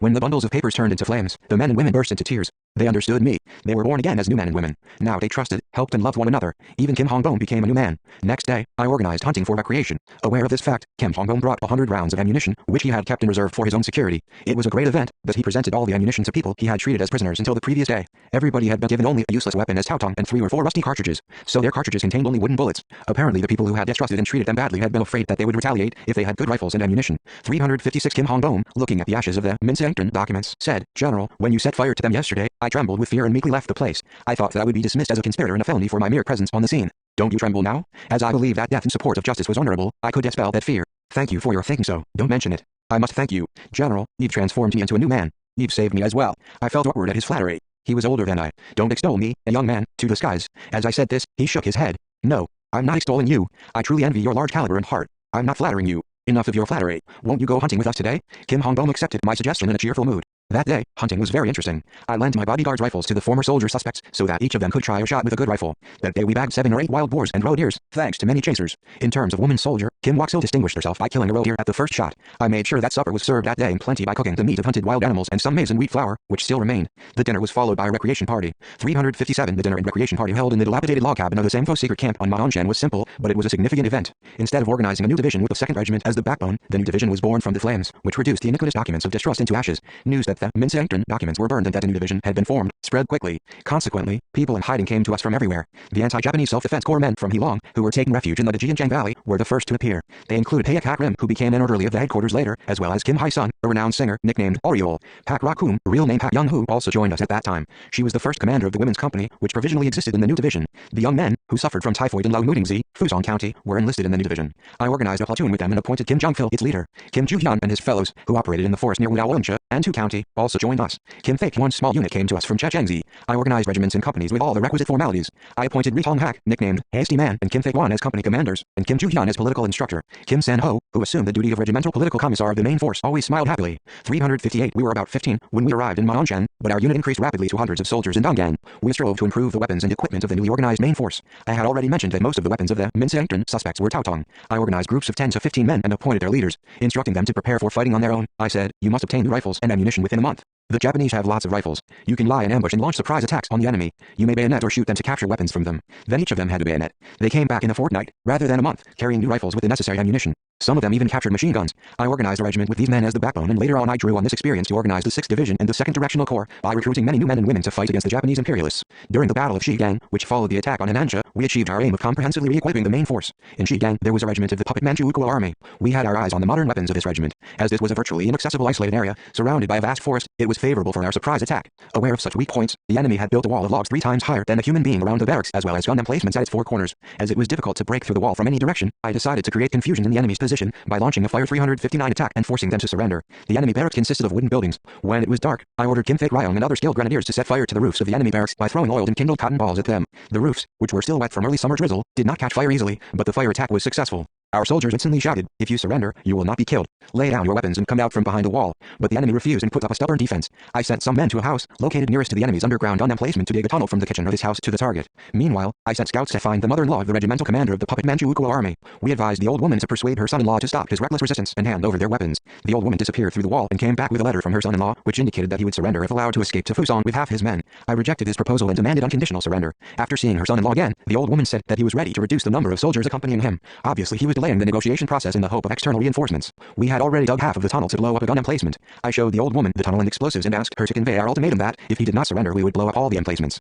360. The old woman went through the wall a 3rd time and came back to me with a smile. She said that her son-in-law requested that he be allowed to take only 2 bodyguards with him. I agreed. He lined his men and gathered their weapons in one place before escaping with 2 guards through the northern gate. All these weapons fell into our hands. If we had not organized the new division, we could not have thought of attacking such a big county town as Fusong and could not have won victory after victory on the Armnak River and around Mount Puktu. Contrary to my expectations, the 2nd Regiment was unable to help us organize and consolidate the new division. Only when we had established ourselves on Mount Puktu did we meet over 6 months later the 2nd Regiment we had planned to see at Maongshan. By that time our main force division had become fully fledged. Although their arrival was belated, my reunion with Oh Young-hup, Kwan Young-biok, Kim Fyong and other close comrades in arms marked the happiest event for all of us because we were able to share board and bed with them. Kang Lee-ryong also reached us safely and joined the new division. It was fortunate for me to think that the last scar would be removed from Kim Waksil's heart. The day after his arrival, I summoned Kang Lee-ryong. Comrade Kim Waksil is your wife, isn't she? This tall man went crimson. Apparently he felt awkward admitting that he had a wife. Comrade Waksil is not here. She is working in the sewing unit in the Hengshan secret camp in the rear several miles away. Go and see her there. I will give you a guide. 361. He hesitated, smiling awkwardly, and replied that he would go and see her later. If I send for her, it will take you twice as long to meet her, so you might as well go there yourself. I would prefer to meet her later. Thank you. Kang's indecisive attitude was a big disappointment to me. You may not mind, but I cannot remain indifferent to her loss of weight because of you. Go at once and don't make any more excuses. He dropped his head for a while and looked at me imploringly with tears in his eyes. He said that he could not go and see his wife before he had been appointed to a unit and that he had taken up arms for the revolution which he considered his first duty to attend. I felt obliged to give him an excuse for going to his wife. I will assign you a task. You should take over to the sewing unit the women soldiers who came here with the 2nd Regiment and make cotton-padded military uniforms there. You will be punished if you return before finishing this task. Kang Lee-ryong obeyed the orders. This was how the couple who had been separated against their will for a long time by the left-wing chauvinists met again with deep emotion. The destruction of the Minseangtren documents at Maongshan gave birth to new men, a new division, and new love. Thanks to our trust in people, we won everything. I can say that such trust generated absolute and unconditional loyalty to the leadership of the Korean Revolution in all our revolutionary ranks and further consolidated genuine ideological and moral unity behind this leadership during the struggle. 362. Following the birth of the main force of the KPRA, the historical roots of our single-hearted unity were irrevocable. irrevocably established in the minds of the Korean communists thanks to the values of trust, love and benevolence. These Minseongtun suspects in Madonchan remained loyal to the revolution until the very last moments of their lives, devoting their unstained consciences and warm patriotic hearts to time and history. They render distinguished service which will shine on forever in the history of our national liberation revolution. 363. 2. 20 yuan. While leftists examined the Minseongtun papers in the secret western camp of Madonchan, dozens of children suffered from illness, crying and shivering with cold and hunger in the shade of the secret eastern camp of Madonchan, where the spring thaw had still not set in. Most of these children were orphans who, with their elders, had experienced 4 years trials and tribulations in Chechangzi, the last stronghold of the revolution in Jiandao. After the evacuation of guerrilla zones, they came by an ocean to this rear secret camp in South Manchuria, where the enemy's atrocities occurred less frequently, under the protection of a People's Revolutionary Army unit which was engaged in a westward march. Some children in the Madonchan secret camp were children's corps members from Yanji. It was laudable that, when the guerrilla zones were evacuated, they came to this remote place of Fusong, instead of wandering in the enemy area, begging or picking pockets on roadsides, at shops or in markets. But how had these children, now under the protection of communists in the secret camp of the People's Revolutionary Army, come to be victims of hunger and cold? Did the people in charge of them suddenly become cruel to them, acting like stepfathers or stepmothers? Or did the children become spoiled and cry or grumble at a small difficulty? 364. No, neither of these was true. What, then, did their cry mean? Did it represent an inarticulate warning that their physical pain from cold and hunger had reached the limits of endurance? No, they had frequently experienced such hardship in the guerrilla zones. Our children's corps members did not resemble rich men's children, who would complain about such hardships. Such cold and hunger were overcome by these children, who had been orphaned and even bereft of their brothers. However, it was true that they were living in tears. One day when the meeting for the organization of the new division was about to close, Pak Young-sun slipped a note into my hand. The note said, "General, can you spare time for the children's corps members in Madonchan after the meeting? They are now in dire straits. I hope you will visit the Madonchan secret camp with me after organizing the new division. The children are eager to see you, General." Kim Jong-suk, too, gave me a detailed account of their miseries when I reached the secret camp later. Many of the orphans in Madonchan had been under her guidance before. She had been a children's corps instructor when she lived in Fuayandong. She said that the children were very fond of her when she was in the guerrilla zone. Naturally, Kim Jong-suk cared about the children. When the people suffered from famine in the Chechangzi guerrilla zone, she became closer to the children. Then she became cook for the corps headquarters. The starving children used to look in on her every night and ask for food. Sometimes they slipped into the kitchen and ransacked sideboards and rice jars. On those occasions she would give them scorched rice or pine bark cakes out of her own share which she had kept in secret. She used to miss one meal every day for the hungry children. 365. The children's corps members, who had suffered all sorts of hardships in Chechangzi, never forgot her benevolence. When these children came to Ocean with the guerrillas, Kim Jong-suk directed the children's corps there. I understood the reason for her tears, as she explained the children's miseries in Madonchan. The dire existence of dozens of orphans in the care of communists in the Revolutionary Army camp, far from the battlefield, constituted an alarming accident which must not be overlooked.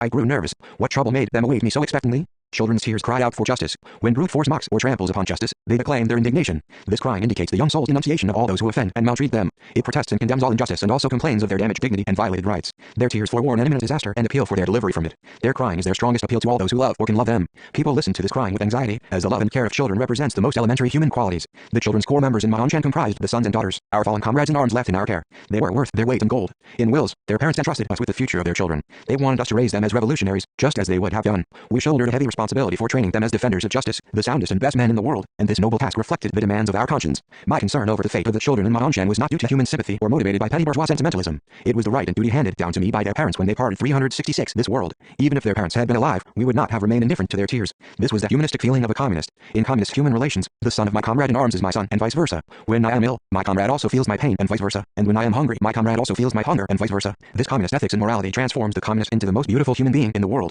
While rescuing his comrade's daughter from drowning, the chairman of the management board of sideline fishing teams discovered that his daughter was also floundering in water. An ordinary man would have rescued his own daughter first and then the other girl. Even if he had done so, he would not have been blamed. But the chairman saved his comrade's daughter first and then swam to his own daughter, but she was already dead. The villagers ran to him and consoled him in his sorrow, but he said calmly as he looked at the delivered girl, "I do not think my daughter is dead. This girl is also my daughter." Communists make the ultimate self-sacrifices, which are inconceivable to narrow-minded or selfish people, but they themselves regard it as nothing unusual, blush and feel shy at compliments. This is the personal charm of communists and a particular virtue of Koreans. Our original plan was to advance straight to Shanghai through Fusong after organizing the new division. However, the miserable state of the children in Madonchan led us to change our original plan. I would not have been free of anxiety without seeing them, even if I had gone to Shanghai. After the meeting at Madonchan, I went to see the children's corps members who were in the Madonchan secret eastern camp. Pak Young-sun, 367, head of the Madonchan arms repair shop, guided me to the camp. I was grateful to him for volunteering to guide me of his own accord. It provided a good opportunity for me to know him inside out. Our friendship, which had started in Macon, was consolidated by this reunion. At that time, he told me the long history of his family. It could serve as the source for a multi-volume novel.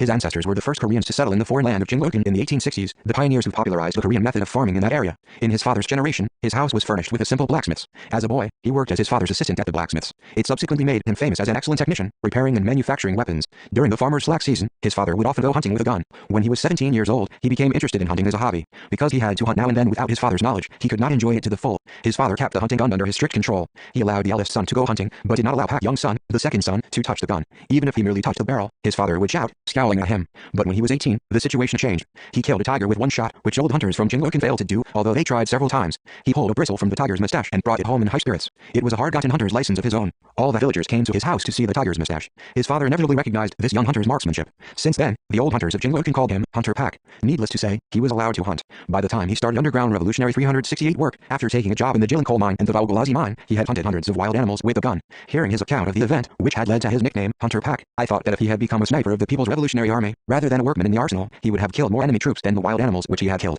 But I was surprised to learn that he was more skilled in smithery than marksmanship. In a combat unit, he was regarded as an ordinary soldier, whereas in the arsenal, he was regarded as indispensable. Pak Young-sun joined my company with several pheasants in a straw bag. His bag full of pheasants reminded me with deep emotion of Rik Wang, who had come to Mingu carrying on his back a heavy rice knapsack laden with several pheasants. Comrade Pak, do you go hunting nowadays? I asked him, pointing at the bag. He hitched up his back, wrinkling his face. I gave up hunting a long time ago. I caught these pheasants with a noose. I could not go and see the children empty-handed, so I caught them. You clearly love the children greatly. That's laudable. Do I love them? He queried and for some reason made a wry face. I am not worthy of such a compliment. I am a coward. Coward? Why? I am ashamed to think about it. Nevertheless, I must confess to you, Comrade Commander, once I called on the children in Maongshan with a dozen hares I had caught. How they were rejoiced seeing the hares. I was pleased, too. Then the head of the political department of the 1st Division suddenly blocked my way and rebuked me, saying, Who are you? Why are you hanging around here without permission? Who told 369 you to offer such charity? Don't you know that they have been labeled as suspects? He dressed me down and waved me away as if I were a fly. What happened next? I returned to the arsenal with the hares. Were you scared? Yes, I was afraid and indignant. Now I have sufficient courage to talk big, but I dared not to in those days. If the head of the political department had branded me a counter-revolutionary who helped young Minseangton members, that would have been the end of me.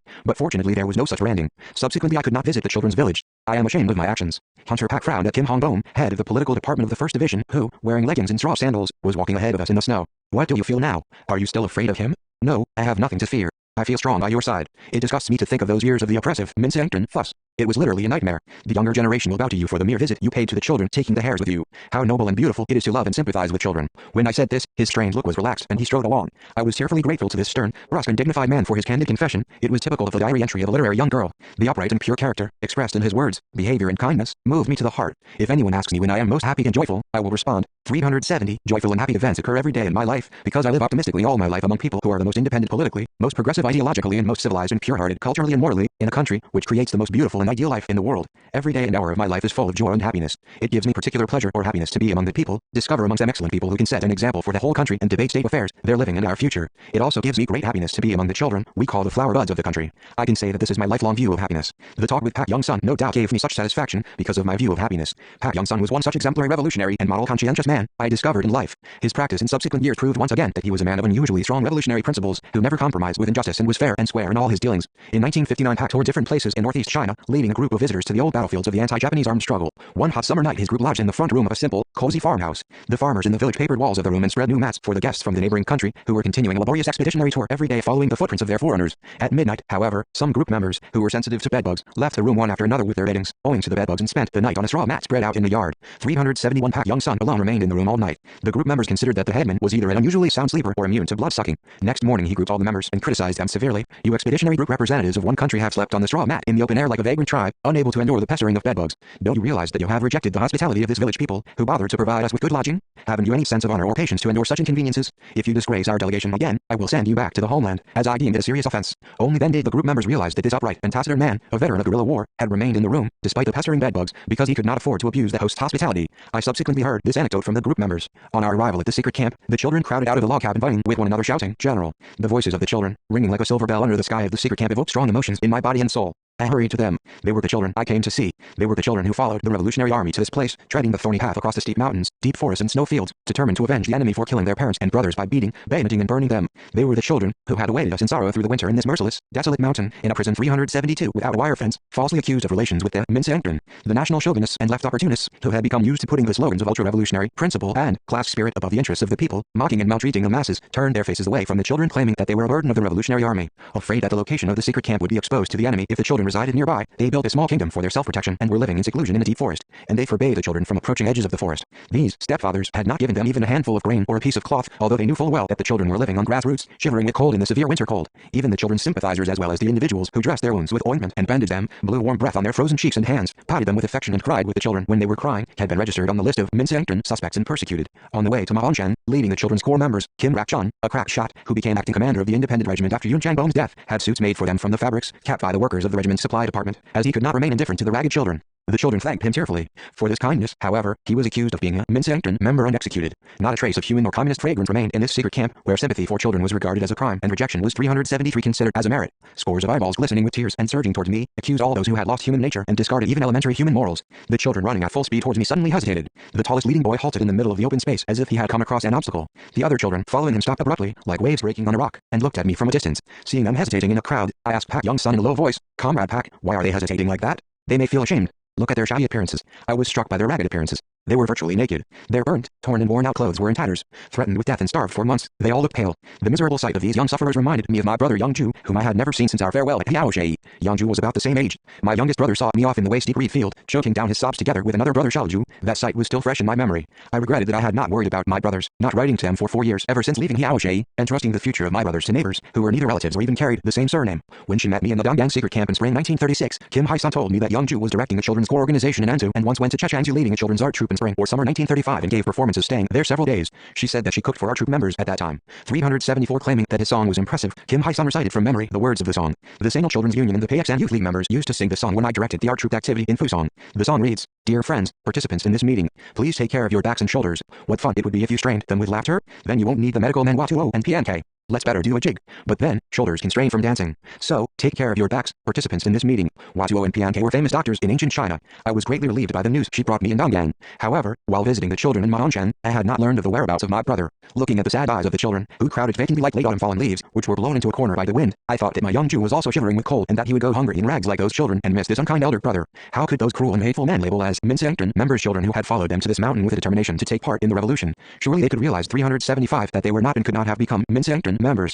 Had they no mercy or sympathy to feel pity for them and take care of them? How could those men, who had pledged to dedicate their lives to human emancipation, remain indifferent while children got into this mess? Children who were the weakest human beings and needed care more than anyone else. Pang Zhongwan, a writer and famous champion of the children's movement, who coined the word Arini child, TR, and established Children's Day for the first time in Korea, appealed to the world in his article Promise on Children's Day. Treat children better than grown-ups. Adults can be compared to roots and children to sprouts. If roots sit on sprouts, because roots are more important, then the tree will die. Only when the roots raise the sprouts can the tree, the family, thrive. This is one paragraph of the leaflet he wrote and distributed on the occasion of Children's Day, May 1st, 1923. Every word of the appeal reveals his warm affection for children. When I attended Changdok School, my teacher Kang Ryang UK often said similar things to the parents of school children. I am not sure whether he copied them from the Promise on Children's Day or adopted them in his own way. Anyhow, I saw truth in his words whenever he said to the school children's parents and brothers that one should respect children and that otherwise one cannot enjoy respect from them. Their appeal to treat children better than grown-ups is the voice of a noble idea which can ring out from the souls of people who love the younger generation more than themselves. 376 How strong an appeal to love for children is the famous saying, "A world without children would be a world without sun." All great men in the world, who left their names in history, ardently loved children. It was not only Carl Liebknecht's writings, which revealed that Marx was a faithful friend of children. The anecdote of how this great man used to become a horse or coach for his charming children is used throughout the world as a good topic of conversation. People still remember Pestalozzi of Switzerland, because he was an excellent educator who devoted all his property and life to children. All the great men of the East and West recalled by mankind were children's true friends, teachers and fathers, who regarded love for children as the noblest of all virtues. Why did the masters of Maongshan, who were neither nobles nor bourgeoisie, the communists in this secret camp, who preached humanity and chanted human emancipation whenever they opened their mouths, make the children so miserable? I could not repress my surging indignation. It was appalling to see that pure young souls, who had considered the revolution more sacred than their own lives, had been trampled upon mercilessly in their buzz. I was one of those who knew them inside out. I knew better than anyone else how these children had overcome famine in Chechangji together with adults, how they carried rice balls to the People's Revolutionary Army in Ocean and stood guard day and night to help them. Each child's biography remained fresh in my memory like a story. The experience of 9-year-old Ryo Song from Baikeku, who is now shivering with cold like a rain-wet chick under the shoulder of a taller boy, covering his exposed knees with frozen hands, eloquently spoke of 377, the grave nature of the hardships experienced by these children. He had already witnessed mass starvation in Chechengzi. When hungry, like other children, he found frogs in hibernation or dug out seeds in the field when the spring sowing season ended. Ryo Song's father died of hunger in Chechengzi. He picked barley ears in the field, rubbed them between his hands and placed a small handful of grain into his father's mouth, but could not prevent his father's death. With his younger sister, he overcame spring famine before the barley harvest season by living on herb roots and tree barks, and left Chechengzi following the People's Revolutionary Army, which withdrew to Ocean. But he was also treated as a Minsankton suspect because he was a brother of Kim Rak-chan's wife. On the long march to Ocean, 14 children's corps members, headed by son Myung-jik, fully demonstrated the indomitable fighting spirit and loyalty to the revolution, which they cultivated through their organizational life. Waist-deep snow and steep mountains blocked their way forward, and the punitive troops followed on their heels. On the first day of their march, they ran out of food. They appeased their hunger by chewing pine needles or making snowballs and licking them. When a maize cake was divided among 14 for one meal, it was decent food. When they slept in the open at night, son Myung-jik, Zhu Tuil, Kim Fei-chan and other older boys from higher classes sheltered the children under 10 years of age in their arms from the wind and kept watch, snatching a short sleep in turns. Son Myung-jik, head of the children's corps, demonstrated a distinguished organizational ability and leadership when looking after 370 78 the ranks. Ever since his days in 1UOU, he worked well with the children's corps members. Once he became engaged in underground work in the enemy area led by Kim Jae-soo. He had begun learning classics in the village school at the age of 7 and mastered a primer of Chinese characters in Myeong Symposium before he was 10 and moreover was clever and quick in visual learning. Consequently, he was the right boy for underground work. In his children's corps days he managed to oust 7 reactionary teachers including a Japanese language teacher from his school by mobilizing the organization and thereby won the confidence of revolutionaries from his early days. His family was made up of true revolutionaries. It had inherited a patriotic spirit through generations. His grandfather was a commander of the Righteous Volunteers around the time of annexation of Korea by Japan. His father Sun Hwa-jun was a revolutionary fighter, engaged in secret work as the head of 100 households in the enemy's administration. Kim Pong-sok, Sun Pong-sok, a male cousin of his father, was my faithful orderly who died several hours before the liberation of the country while leading a small unit's operations. What crime had these children committed, if any? They followed us to this remote mountain blowing on their frozen hands, saying that they would follow the Revolutionary Army even if they had to die. They would snatch a light sleep around a campfire, covering their bodies with dried leaves, longing for the liberated homeland, while the rich men's children dined on all kinds of delicacies on a table inlaid with mother of pearl. Why couldn't we dress these brave buds with decent cotton clothes and serve them with being gruel, even if we could not afford to supply them with luxurious food and clothing? 379. Hey, boys and girls, raise your heads. You are not to land for your worn-out clothing. Come quick. I approached the children with open arms. I had hardly finished speaking when tens of children wept loudly, surrounding me. I went into the barracks with the crying children. 4 or 5 children who were bedridden from illness for several days still lying, huddled up in a corner of the room without a blanket. I inquired into the disease they were suffering from. Nobody replied. The soldiers guarding the camp said that it was an internal disease, but they were not any more specific. Only Pak Young-sun knew full well that they were suffering from heartbreak. What disease could they name, when they themselves had branded the innocent children as Minsaengton suspects? I called my orderly and told him to take out my blanket from the knapsack. It was my one and only blanket, which we had captured when attacking the Japanese supply convoy in Wangjing. I thought I would feel much easier if I covered the sick children with even one blanket. The men took the hint from my words and bustled about to remove their blankets from their knapsacks. I returned the blankets to them. Comrades, take them back. Can my mind be warm, even if I cover myself with 100 blankets, when these children are ill in bed and shiver with cold? You'd better take care of them, before you become concerned about me. The supply department members of the secret camp dropped their heads on hearing my words. I continued in a thick voice. I cannot help pondering about the revolutionary view of worth. Why did we start the revolution and why do we still carry on the revolution 380 overcoming all hardships? We have embarked on the revolutionary path, not because we want to destroy something, but because we love people. We rose up in revolt against a hateful world to free people from all sorts of injustice and abuses, defend humanity and safeguard all the wealth and beauty created by mankind. If we had not sympathized with the oppressed class, if we had not felt compassion for the people who were crying in sorrow as a ruined nation, and if we had not loved our parents, wives and children who were living in poverty deprived of all rights, we would have returned to our well-heated homes, unable to endure the hardships even for a single day. How can we communists leave children in such a miserable state? Your unstained love for the people, the love you cherished when you set out on the road of revolution, began to cool down. This is what I regret now. In a sense, our revolution represents a revolution for the younger generation. How can we claim to be working for the revolution and be proud of being communists without feeding children properly or providing them with decent clothing? The children are the flowers of the working class, the nation and mankind. It is the noble duty of us communists to cultivate these flowers with due care. The future of the revolution depends on our education of children. The revolution is not carried out by one generation, it is consummated through many generations. Today we are responsible for the revolution. Tomorrow, however, these children will be the main force, bearing the destiny of the revolution. Consequently, if we are to be loyal to the Korean Revolution right to the end, we must raise stoutly our successors, who will carry forward our revolution. Moreover, they are the bereaved children of our comrades in arms. For the sake of our 381 loyalty to these comrades in arms, we must value and take good care of these children. If anybody turns away from the children for fear of persecution by higher authorities, how can he hold out his chest to the muzzle of an enemy's rifle? You have become unconsciously stupid, recoiled in a shell of self-protection, instead of sympathizing with suffering people. Comrades, please ask yourselves one question. Is this the behavior of communists who are out to transform the world? If you despise children, you despise yourselves. If we neglect them or shy away from their difficulties for the sake of our own self-protection, posterity will not remember us in the remote future. Our efforts for the children will affect their attitude towards us after many decades as well as the looks of the country they plan to build. The more warmly we love them, the more prosperous, civilized and beautiful the homeland will become in future. Comrades, by loving the children we immediately mean that we love the future. Thanks to the efforts of these children, our country will be built into a garden, which is bright with flowers. Let us take better care of the younger generation and train them for the bright future of our country and humanity. This was the gist of my speech in the barracks that day. I can say that this is my view on the younger generation, a view I have maintained throughout my 80 years. I still feel the greatest value of life and happiness when valuing and taking care of them. What pleasure would we find in our lives without children? This belief motivated us to bring up the pencil problem as an item on the agenda of the first session of the Provisional People's Committee of North Korea and prompted us to celebrate New Year's Day with children 382 every year.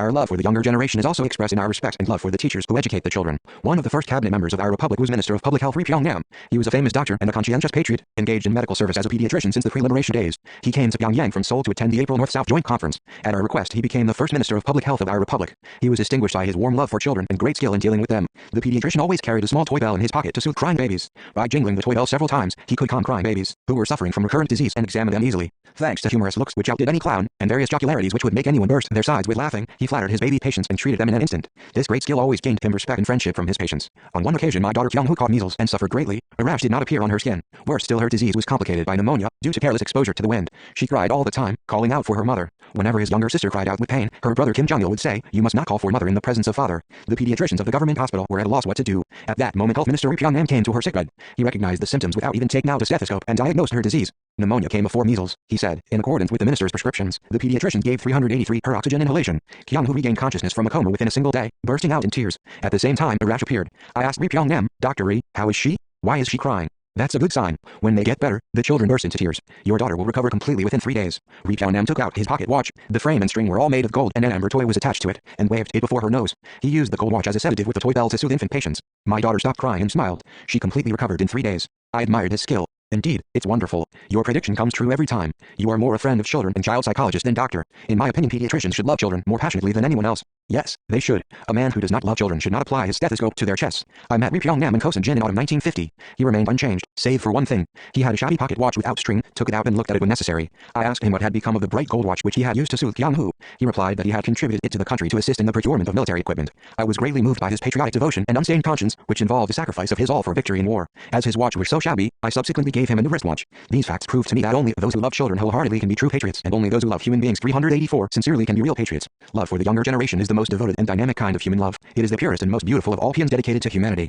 Communists create such paeans and serve and fight for them. If there had been one friend of children like Ri Pyong-nam in Maongshan, the children would not have been driven to such a plight. I thought that now the time had come to spend the 20 yuan my mother had given me before she passed away. She had told me to use the money only in an adversity which could not be overcome without money. She had earned it by working on hire until her fingers bled. My boyhood was spent without any knowledge of money. My father never gave money to his children. When I needed notebooks or pencils, he asked my mother to buy them, forbidding me to go to a shop or market. My father held that if one became interested in money in childhood, one would grow up a miser and snob devoid of regard for one's country and nation. One day, my father, who was bedridden, suggested going sightseeing and came out of the house taking me along. It was an unprecedented event for my bedridden father to go onto the street with me. He had occasionally taken me along when he needed an interpreter, because he did not speak Chinese well. I was a faithful interpreter for my father. Apparently, something urgent has happened, as he only leaves the house when he is seriously ill. Why is he in a hurry? Whom is he going to meet? I thought as I helped my father out of the bed. Only when I was outside did I remember that it was my birthday. As my father was sick in bed, I had no time to think of my birthday. After looking round the street, my father unexpectedly went into a shop, taking me by the hand. This outing went beyond all my 385 expectations. Why has he brought me to this shop? When I looked at a showcase, silently preoccupied by this thought, my father told me to choose a pocket watch.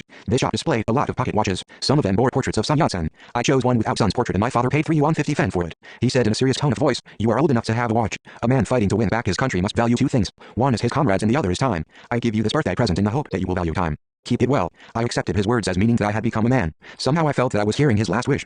He apparently felt that his days were numbered. In this frame of mind, he gave me the watch and also passed on to me the independence cause which he had devoted all his life to. The event amounted to a celebration of my manhood. Less than 2 months later, he passed away. I subsequently entered the Hwasong Wisuk school with this watch, met like-minded people there and organized the Down with Imperialism Union. During the guerrilla struggle, I followed my daily routine by this watch and set the time of attacks and rendezvous by this watch. Around the time of the Pokonbo battle, I received a wristwatch in place of the pocket watch. My comrades in arms suggested that I wear a new wristwatch for the sake of a commander's dignity, as my pocket watch was now outmoded. I gave one of my comrades the pocket watch I had kept for 10 years and put on the new wristwatch. 386 My father thereby made sure that I grew up with no knowledge about money until I began to fight for the revolution. Only in Jilin did I buy myself things in shops. If I say that in this way I became indifferent to money, the reader will not consider it strange. Reviewing my 80 years of hardships, I would like to tell young people that if you are captivated by money and wealth, you become a dirty man, who is disloyal to the leader and the party, the fatherland and fellow people and, worse still, thinks nothing of his parents, wife and children. Strict control of the children, to prevent them becoming interested in money from childhood, represented the peculiar family tradition established by my father. However, my mother broke with this tradition for the first time when she faced her death and gave me 20 yuan as an inheritance, the epitome of her life of hardships. I received the money as a treasure, feeling as if the whole of my mother's hard life were condensed in a few notes.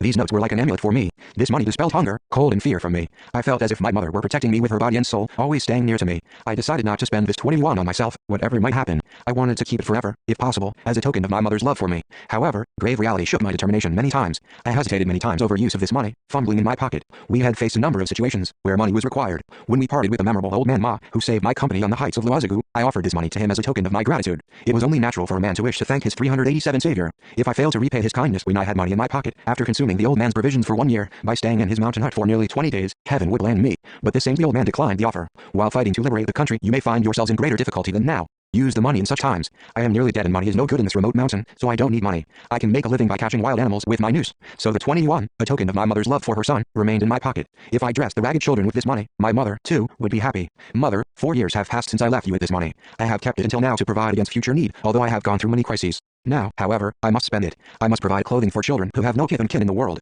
Although I realize that I may encounter more trying situations in the future, I have made up my mind. I hope you will support my determination. You know that I am very fond of children, I said to myself, turning to my mother who lay buried alone on the cold slope of the Tuikidian Valley. Go to Fusan County town with this money and buy cloth. Make clothes for the children. I ordered Regimental Political Commissar Kim San-ho. He was extremely embarrassed and received the money with reluctance, as he had been my companion for years, working for the Anti-Imperialist Youth League since his days in Wujiazi, where he had lost one finger bitten by a straw cutter, while working as a farmhand for 388, a landlord. He knew the details of this 20 yuan better than any other man. General, I must obey your order, but I feel my hands trembling. What kind of money is this? He went to Fusan County town and bought 7 or 8 rolls of gabardine-like fabrics, which cost 10 fen a foot. Although he was a man of great strength, he said that his tongue nearly lolled out carrying them on his back. On the way back he was robbed of all the fabrics by the remnants of mountain rebels who had become bandits. The bandits ran away after binding him to a tree, so he was nearly frozen to death, although he was strong as an ox. I sent a small unit to save Kim San-ho and take back the fabrics. 7 or 8 rolls of cloth were not enough to provide all the children with clothing. I wrote to Zhong Weihua and sent Kim San-ho again to Fusan with the letter. Kim San-ho obtained a lot of cloth with the help of Zhong. We made clothes for the children and 100 soldiers enlisted in the new division after shaking off the stigma of Minsa. Now my heavy heart was somewhat lightened. In fact, 20 yuan was not a large sum, but I felt greatly relieved at the time. Then we left Maongshan. The children in new clothes were ecstatic and begged us to take them with us. I agreed to take them despite numerous objections. Apart from children who were too young to follow us and the sick, most of them joined us on the arduous southward march. It was quite an adventure for the Revolutionary Army, which was moving from one place to another to engage in guerrilla warfare, to take the teenagers with it. Although it was unprecedented in the history of guerrilla warfare and went against common knowledge, I was determined to train them in the flames, and 389 raised them all into men of iron will. It was hardest to jump over fallen trees and cross rivers. Consequently, we assigned each soldier the task of protecting the children in battle and on the march. Our soldiers protected the children as the apples of their eyes. They brought them up, carrying the children in their arms, when passing fallen trees and taking them on their backs when crossing rivers and protecting them with their bodies from the enemy fire. The children who followed me to the Mount Patu area all joined the Revolutionary Army and grew up into excellent military and political cadres through fierce battles. 9-year-old Ryo Song, who had stayed in the Jianchang secret camp for a while, because he was not allowed to follow the army, also served as Sun Changjiang's orderly and later came to Changbei and became my orderly. He was scarcely 12 years old in May 1939 when my unit advanced to the Musan area. He could not cross the river by himself because it was too deep, so I carried him in my arms across the river. The children who grew up under our wings now play a pivotal role in our party, state and army. I was so indignant and shocked at the sight of ragged children in Maongshan that I resolved to establish a system after the country's liberation, whereby the state would provide children with clothes free of charge. In the latter half of the 1950s, when we were reconstructing a country which had been devastated in the war, our state began to supply children with clothes. It was a miraculous success, which could only have been achieved by the Korean communists who had experienced a sorrow in Maongshan. Every year we spend hundreds of millions of won on children's clothing. Foreign visitors to our country sometimes ask me, if the state spends so much money on free clothing, surely the state loses out. Everyone can 390 buy cloth in the shop and make his or her own suit. Why should the state provide children with school uniforms? How do you make up for the losses from free clothing? I respond by recalling the days when I had met the ragged children in Maongshan. It is only natural that politicians from capitalist countries with no experience of the anti-Japanese war do not understand the historic meaning of the policy of the government of the republic and consider it only from the financial point of view. A loss incurred by the state for the good of the people is not a loss. The more money it spends on the people's welfare, the greater happiness our party feels, and the greater the loss it incurs for the children's sake, the more our state is satisfied. I believe that as long as the socialist system exists and the traditions of Mount Patu are carried forward in our country, such a communist policy as state provision of clothing for children will continue to be implemented in the future, as well as all the children of the country. The former Children's Corps members of Maongshan and anti-Japanese war veterans receive every season new clothes, thanks to the benevolent care of organizing Secretary Kim Jong-il. On my 70th birthday, Ryo Song and son Myung-jik appeared before me, wearing the uniforms which the secretary gave them as a gift, and recalled the days in Maongshan with deep emotion. 391. 3. Revolutionary Comrade in Arms Zhong Weihua. 1. As I mentioned in the previous section, shortly after Kim San-ho's return to Maongshan with cloth, I sent him back again to the Fusan County town. Cloth worth 20 yuan was not enough to make clothes for all the Children's Corps members. Cloth could be captured from the enemy in battle, but I did not intend to fight in close combat in this county town, which had been associated with me for a long time. The new division we organized gave the Revolutionary Army a new look. We exploited this success to increase its military and political capabilities. If we had opened fire before building up our strength, we might have been surrounded by the enemy in Fusan and encountered many obstacles on our way to the Mount Patu area. We could only obtain cloth with help from Zhong Weihua. Only Zhong Weihua, the son of a rich man, my comrade in arms and an active member of the organization who was loyal to the cause of anti-Japanese national salvation, would regard my headache as his own and save me from difficulties at any cost. Kim San-ho was somewhat astonished when I ordered him to go to Fusan again. His bewilderment was only natural, because he had been told to go where he had been a short while ago. I wanted to let him 392 relax. However, I inevitably assigned him to another heavy task for the children and the newly formed unit. He was the right man to deal with Zhong Weihua without a hitch. When Zhong Weihua was teaching at Samsung School in Wujiazi, under the childhood name of Zhang Yecheng, Kim San-ho worked with the young people there in the branch organization of the Anti-Imperialist Youth League. Although they had maintained no personal or business relations, his backgrounds could serve as an identification card. I am sorry, Comrade San-ho. Whenever I have a difficult task, I feel obliged to turn to you. I don't know why. Isn't your commander so cruel? I said this when Kim San-ho reported to me to receive a new assignment. He had been taking a rest after returning to Maongshan together with a small unit, which had rescued him. Please don't speak in a roundabout way. It's not like you, Commander. Tell me straightforwardly what I should do, he said in a bass voice, after looking at me with bloodshot eyes for a few seconds. His words comforted me considerably. Good, you must leave for Fusan again tomorrow morning. I've decided to send you to Zhong Weihua. After all, I think we need his assistance. Do you remember a Chinese young man who was teaching at a primary school in Wujiazi? Do you mean Mr. Zhong Yaqiang? Of course, I remember. I cannot forget his eyes and how he peered shyly at people over his spectacles. His guitar play sounded good. Well, then, I will write a letter of introduction for your visit. Make a round of the town first, reconnoitering it carefully and find Zhong 393 Cheng's house in Heananmen Street. This Zhong is Zhong Weihua's father, one of the richest men in Fusong. Kim San-ho looked at me, beaming with a smile and throwing out his breast. He smiled happily, as if he were going for a picnic. This unusually tall man resembled a diligent farmer and was respected by his colleagues. When he had work to do, he was vivacious, whereas when he had nothing to do, he was in low spirits as if suffering from a disease caused by pent-up rage. His looks clearly indicated whether he had something to do or not. I wrote to Zhong Weihua through the early morning hour, which was most precious to me in my daily routine. Someone made a double-bottomed bean oil can to carry the letter in the bottom space. Kim San-ho left Ma On-shen, carrying this bean oil can with satisfaction. To pass him off as an oil peddler capable of clearing a search by the military or police, Pak Young-sun found a cloth for him, which was shabbier than a coolie cloth and glistened with oil-stained grime. I waited anxiously for news from Zhong Weihua. I was lost in thoughts about Zhong Weihua throughout the several sleepless nights I spent waiting for Kim San-ho. Every second passed in my yearning for Zhong. How good I would have felt to go down into town in the guise of a coolie with a face towel, like a dust cloth hanging from my belt, as Kim San-ho had done, and meet Zhong Weihua. How happy it would have been to be able to take a walk with Zhong along Heananmen Street, where my old house was, meet my teachers and old classmates in Fusong Senior Primary School No. 1 and call on my father's grave in Yangdekun. 394 If I had not had a lot of work to do and had not been surrounded by my comrades in arms, who were protecting me with greater concern than they would their own relations, I might have ventured to go to Fusong at any risk. However, so many people knew me in that place, where I was eager to go. As I had lived in Fusong for a long time in my school days, I was widely known as a man who was persona non grata to the military and the town police as well. Fusong was another den of warlords, where I had been arrested by the local authorities and held in custody. But I loved this town as much as ever, because a part of my childhood had been spent there, and my father's grave and dear Chinese friend Zhong Weihua were there. On one side of the crossroad in Fusong, there was a distillery called Dangsha, where I met Zhong Weihua on my way to South Manchuria on an expedition in June 1932. The name of this distillery was changed later, but it had been restored to its original name when it became known that I met Zhong Weihua on my way to South Manchuria there. On my 80th birthday, Zhong Jinquan, Zhong Weihua's son, Tr. presented me the famous liquor, Dongcheoguo, produced in this distillery. At that time I felt the warm hearts of the Fusong people again. I met Zhong Weihua many times in this distillery. We exchanged our opinions over the revolution and our future. Zhong told me that his wife was pregnant. She gave birth to Zhong Jinquan, who is now living in Fusong. Zhong Weihua admired the steady appearance of my men. Songju, your men are hale and hearty. You organized a fine army within less than 1 year after we last met on the train. You have 395 achieved a great deal. You can now accomplish a great cause. Marvelous. He praised me profusely, turning up his thumb. His artless compliment nearly perplexed me. Weihua, don't extol me to the skies. We have only started. We are still babies. In giving birth to these babies, the dozens of rifles you gave us produced a great result. You played the role of midwife by rendering distinguished service to the birth of our army. Don't praise me too much. I reproach myself for my inability and lethargy. You still trust me, don't you? Of course I trust you. I trust you very much. My affection for you will not change, even if the river Songwa may flow backwards. Zhong Weihua suddenly grasped my hands and gazed at me eagerly. If so, accept me into your unit. I want to take up arms and fight the Japanese. If you don't agree, I won't allow you to leave Fusong. His point-blank request made me joyful. Really, Weihua? Yes, of course. Ever since your unit's arrival in Fusong, I had only thought about this. My wife agreed. Then, your father? Will he let you go? It matters little whether he does or not. If I want, I can go. As you said on the train, there would be no family without a country. So we must carry out the revolution, regardless of the wishes of our parents. Chen Hanzhong has taken part in the revolution, even though he is a son of a rich man. Therefore, I can work at least among the Chinese National Salvation Army units. 396. It is a good idea for you to join the guerrilla army. But, Weihua, the revolution needs more than just one front, armed struggle. I hope you will stay in Fusong and work underground for the revolution. Underground revolutionary work? Do you mean that you cannot admit me into the guerrilla army? No, I don't mean that. I want you to fight on another front. The underground revolutionary struggle, to educate the masses and rally them into an organization, is no less important than armed struggle. Unless the fighters on this front rally the masses closely, the armed struggle will not have a strong foundation. Consequently, we decided to build up a strong underground revolutionary front in Fusong. I want you to command this front. Zhong Weihua polished his glasses slowly, dropping his head as if in low spirits. So you intend to send me to the second front, which cannot be reached by enemy fire. You think I cannot endure hardships because I have lived in luxury in a rich family? Of course, I must admit that I have considered such a matter. Weihua, your physical build is not up to guerrilla warfare, which requires trekking steep mountains.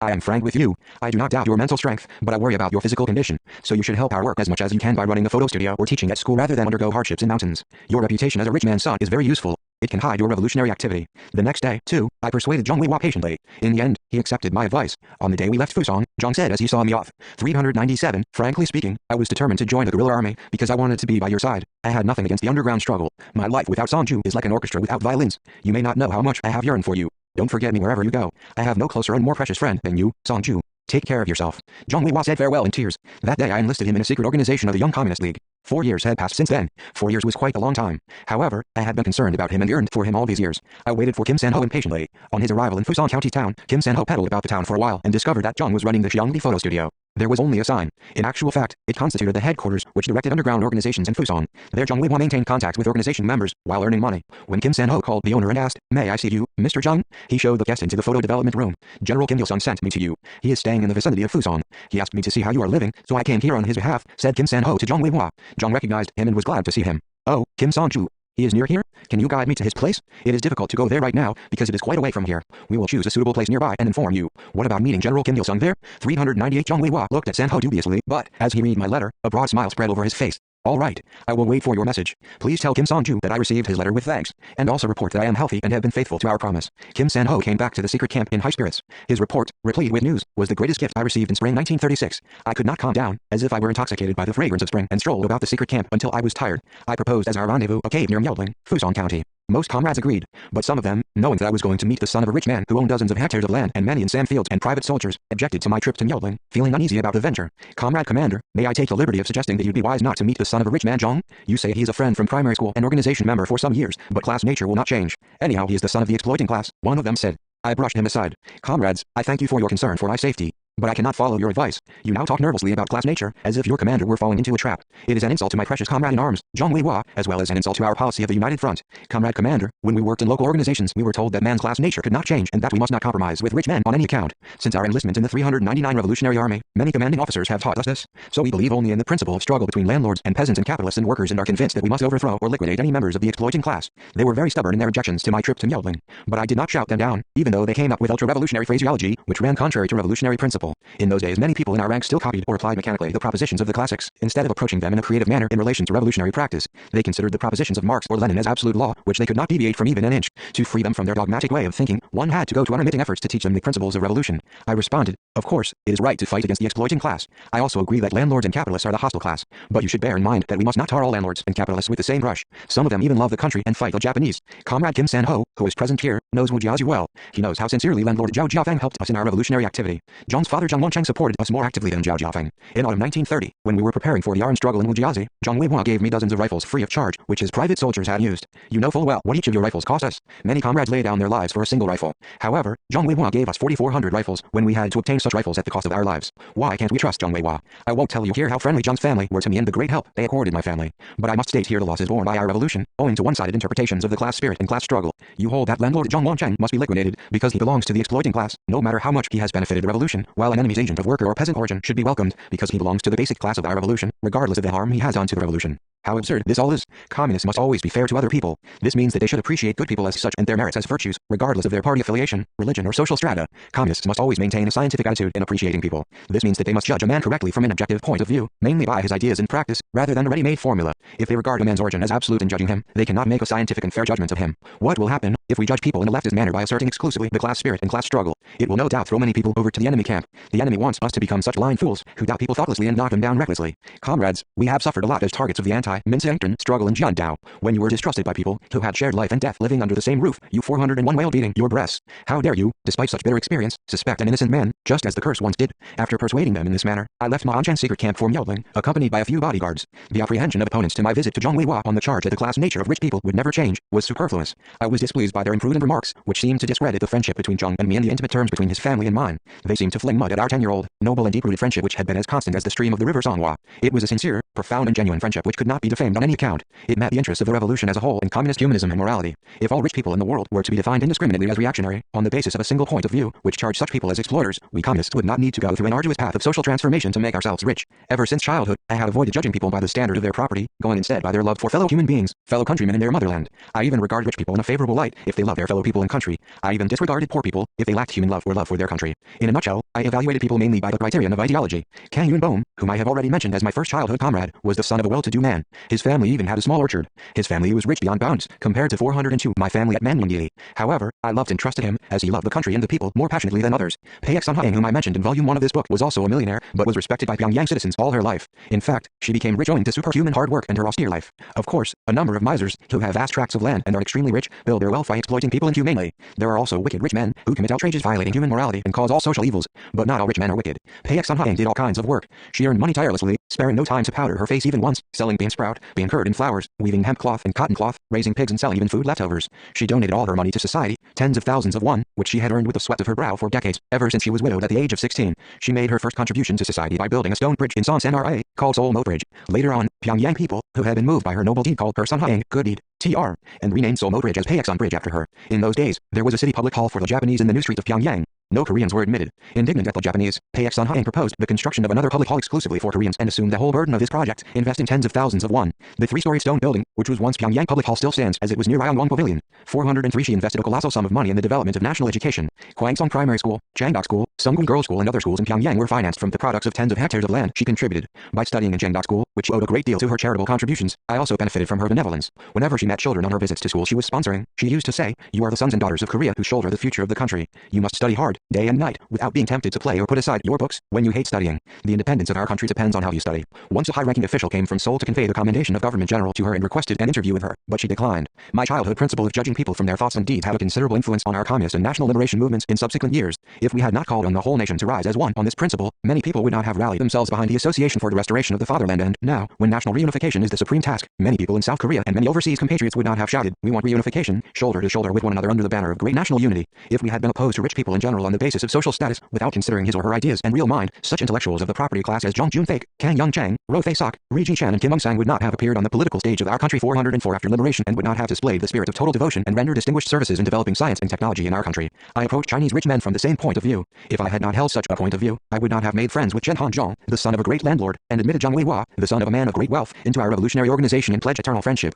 As the examples of Chen Hanzhong or Zhang Weihua go to show, people from the property class and their sons and daughters number among the outstanding figures who pioneered the communist movement in China.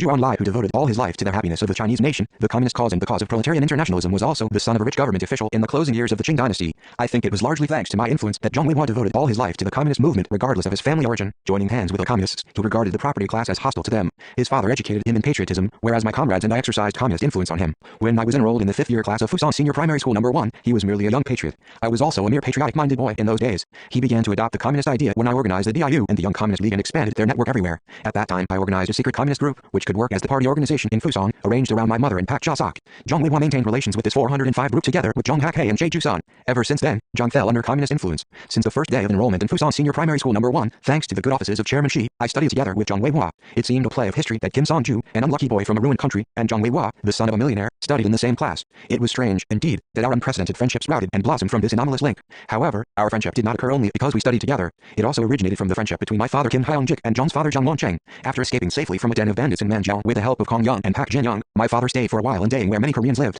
He requested sub-county head Cho, an independence fighter with whom he had been on friendly terms, to help him obtain the approval of the county authorities to reside in Fusong. Cho called on the county government, but the county head did not want Korean revolutionaries to live in the area under his jurisdiction and so rejected his residence request on the reason that he was a refugee. At this moment my father heard that Zhang Won-cheng, a millionaire in Fusong, had fallen ill and was looking for an excellent doctor. At the request of Cho, my father treated Zhang. During his treatment Zhang was charmed by my father's calligraphy. Zhang was also a good calligrapher. This occasioned their friendship. My father requested that Zhang Won-cheng exercise his influence on the county government to approve his residence request in Fusong. The sub-county head Cho, too, persuaded Zhang Won-cheng and negotiated with Chairman Shi, the most influential intellectual in Fusong. Chairman Shi's full name was 406 Shi Chun-tai and he was the principal of a middle school in Fusong. As he worked as chairman of the Educational Association, in addition to his regular office, the Fusong people called him Chairman Shi. He promised to help my father. Zhang Won-cheng went to the county government and persuaded the county head. There is a Korean exile. I hope you will allow him to settle down in the town and open a surgery. I know you are afraid that the Japs will provoke you, if you approve. But it is only natural that Koreans fight against the Japanese who occupied their country. If you approve it will be good, because you are not a pro-Japanese. What are you worrying about in this place, where there is no Japanese consulate? You have only to deceive the consulate police and spies coming from Linjiang. You should not refuse Kim Hyung-jik's request to settle down in Fusong. Touched by such words, the county had inevitably approved my father's request. When my father was bustling about anxiously to obtain approval from the authorities to reopen the closed PXN school after its reconstruction, Zhang Won-cheng, together with other influential persons, also helped my father achieve this aim by persuading the county authorities in the name of the deputy director of the Chamber of Commerce and the committee member of the Educational Association. Whenever my family faced a major problem, which was difficult for us to resolve on our own, he gave us selfless assistance, exerting his efforts when required and giving money if necessary. The help of Zhang's family continued even after my father's death. Zhang Won-cheng would often send us money and food, worrying about my mother who was going through hardships supporting children as a widow. 407. When I was studying in Jilin, my uncle Hyung-gwan was arrested and imprisoned by the warlord authorities. As misfortunes always come in pairs, my mother became helpless when my uncle was in prison shortly after my father's death. After serious thought, she called on Zhang Weihua's father and requested him to persuade the police. Thanks to his negotiations with the police, my uncle was released soon afterwards. Zhang Won-cheng was a conscientious nationalist who advocated national independence and loved his country ardently. Although he was a man of great wealth who could live in comfort, indifferent to changes in the world, he sympathized with my father who was experiencing all sorts of hardships in his attempts to liberate the country, and, after my father died of illness, he supported and protected me, showing warm affection for my cause as a fighter for national independence. Zhang Weihua knew that I was a communist, but his father regarded me merely as a fighter for national independence. Fusong was home to stooges of the warlords and spies of the Japanese consulate, as well as many conscientious men of influence and patriots such as Zhang Won-cheng, Shi Chun-tai, Yuan Mengzhou and Quan Yazhou. Yuan Mengzhou was Zhang Weihua's maternal uncle. When I attended the senior primary school number 1. He taught there after graduating from Shenyang Normal School and later worked as headmaster of the school. His subjects, sports and organ practice, were the interesting lessons and were the favorites of pupils. Quan Yazhong, who belonged to the left wing of Kuomintang, had a good ideological tendency. He had a hospital and watch shop, running both of them at the same time, but had progressive ideas. His elder brother Quan Yazhong was also a good man. 408 The friendly relations between my father and Zhang Weihua's father naturally exerted a great influence on the friendship between Zhang Weihua and me. When my father went to Zhang's house to treat him or Zhang Wancheng came to our house to see my father, I also frequented Zhang's house or Weihua came to our house to study together. Whenever Zhang Weihua came to my house, my mother served him Korean foods. He greatly enjoyed Korean dishes. Zhang's family cooked Chinese dumplings for me. As Zhang liked Korean food, I liked dumplings. The people from Shandong cooked dumplings very well. Zhang Wancheng came from Shandong. In the mid-1920s, Fusan County town was square-shaped, with a gate in the east, a gate in the north, 2 gates in the west and Hianan Gate and Dunman Gate in the south. Zhang Wancheng's shop was situated slightly north of Dunman. By going straight a little further from the shop and turning the corner, I could find Zhang's house. We went round all the streets of this town and past all the gates. We had been everywhere and played all games. We frequently played tennis in the yard of our school and went swimming on the river Sanhua. We also took part in literary entertainment contests.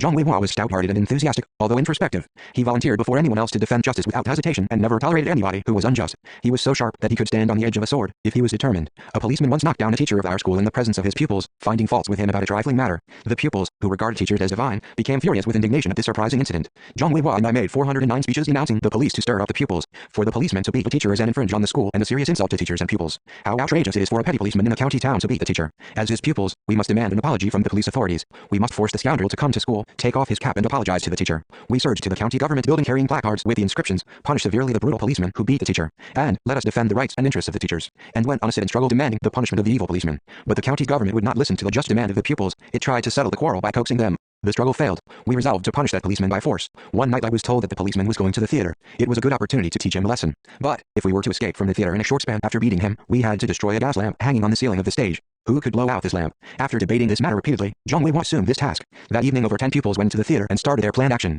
When an interval came, Zhang jumped on stage and destroyed the lamp with a wooden pole. With my shout, "Beat him!" the pupils flogged the policeman until he begged for mercy on his knees and then we vanished. On the way back home Zhang said, "I'm satisfied. I have realized for the first time tonight how pleasant it is to punish injustice by force. We must not tolerate such a scoundrel. We cannot live with such people under the same sky," I said. 410 Zhang paused abruptly and asked me seriously, "Songju, which school will you go to after graduating from primary school?" I had not expected this question. I had never thought seriously about my future after primary school. So I replied casually, "Well, I would like to go to middle school, if possible, but I don't think I can afford it." "What about you, Weihua?" "I want to attend the normal school in Shenyang which my maternal uncle graduated from. My father, too, advised me to do so. If you don't mind I will take you with me to Shenyang. We can go to the same school there. After finishing normal school we will go to university together. It's very kind of you to say so. But, is it really possible for me?" "Why? Because of a school fee? You need not worry about it. I will help you. My parents will not allow me to do so. I myself don't wish to study all the time. How can a boy of a ruined nation enjoy the luxury of studying at university? Do you mean that you will join your father in the fight for independence? When you go to join in the revolution, I will follow you." "What about Shenyang? You said you would go to a normal school." "Only if we go together. I won't go to Shenyang without you. I want to be with you all my life.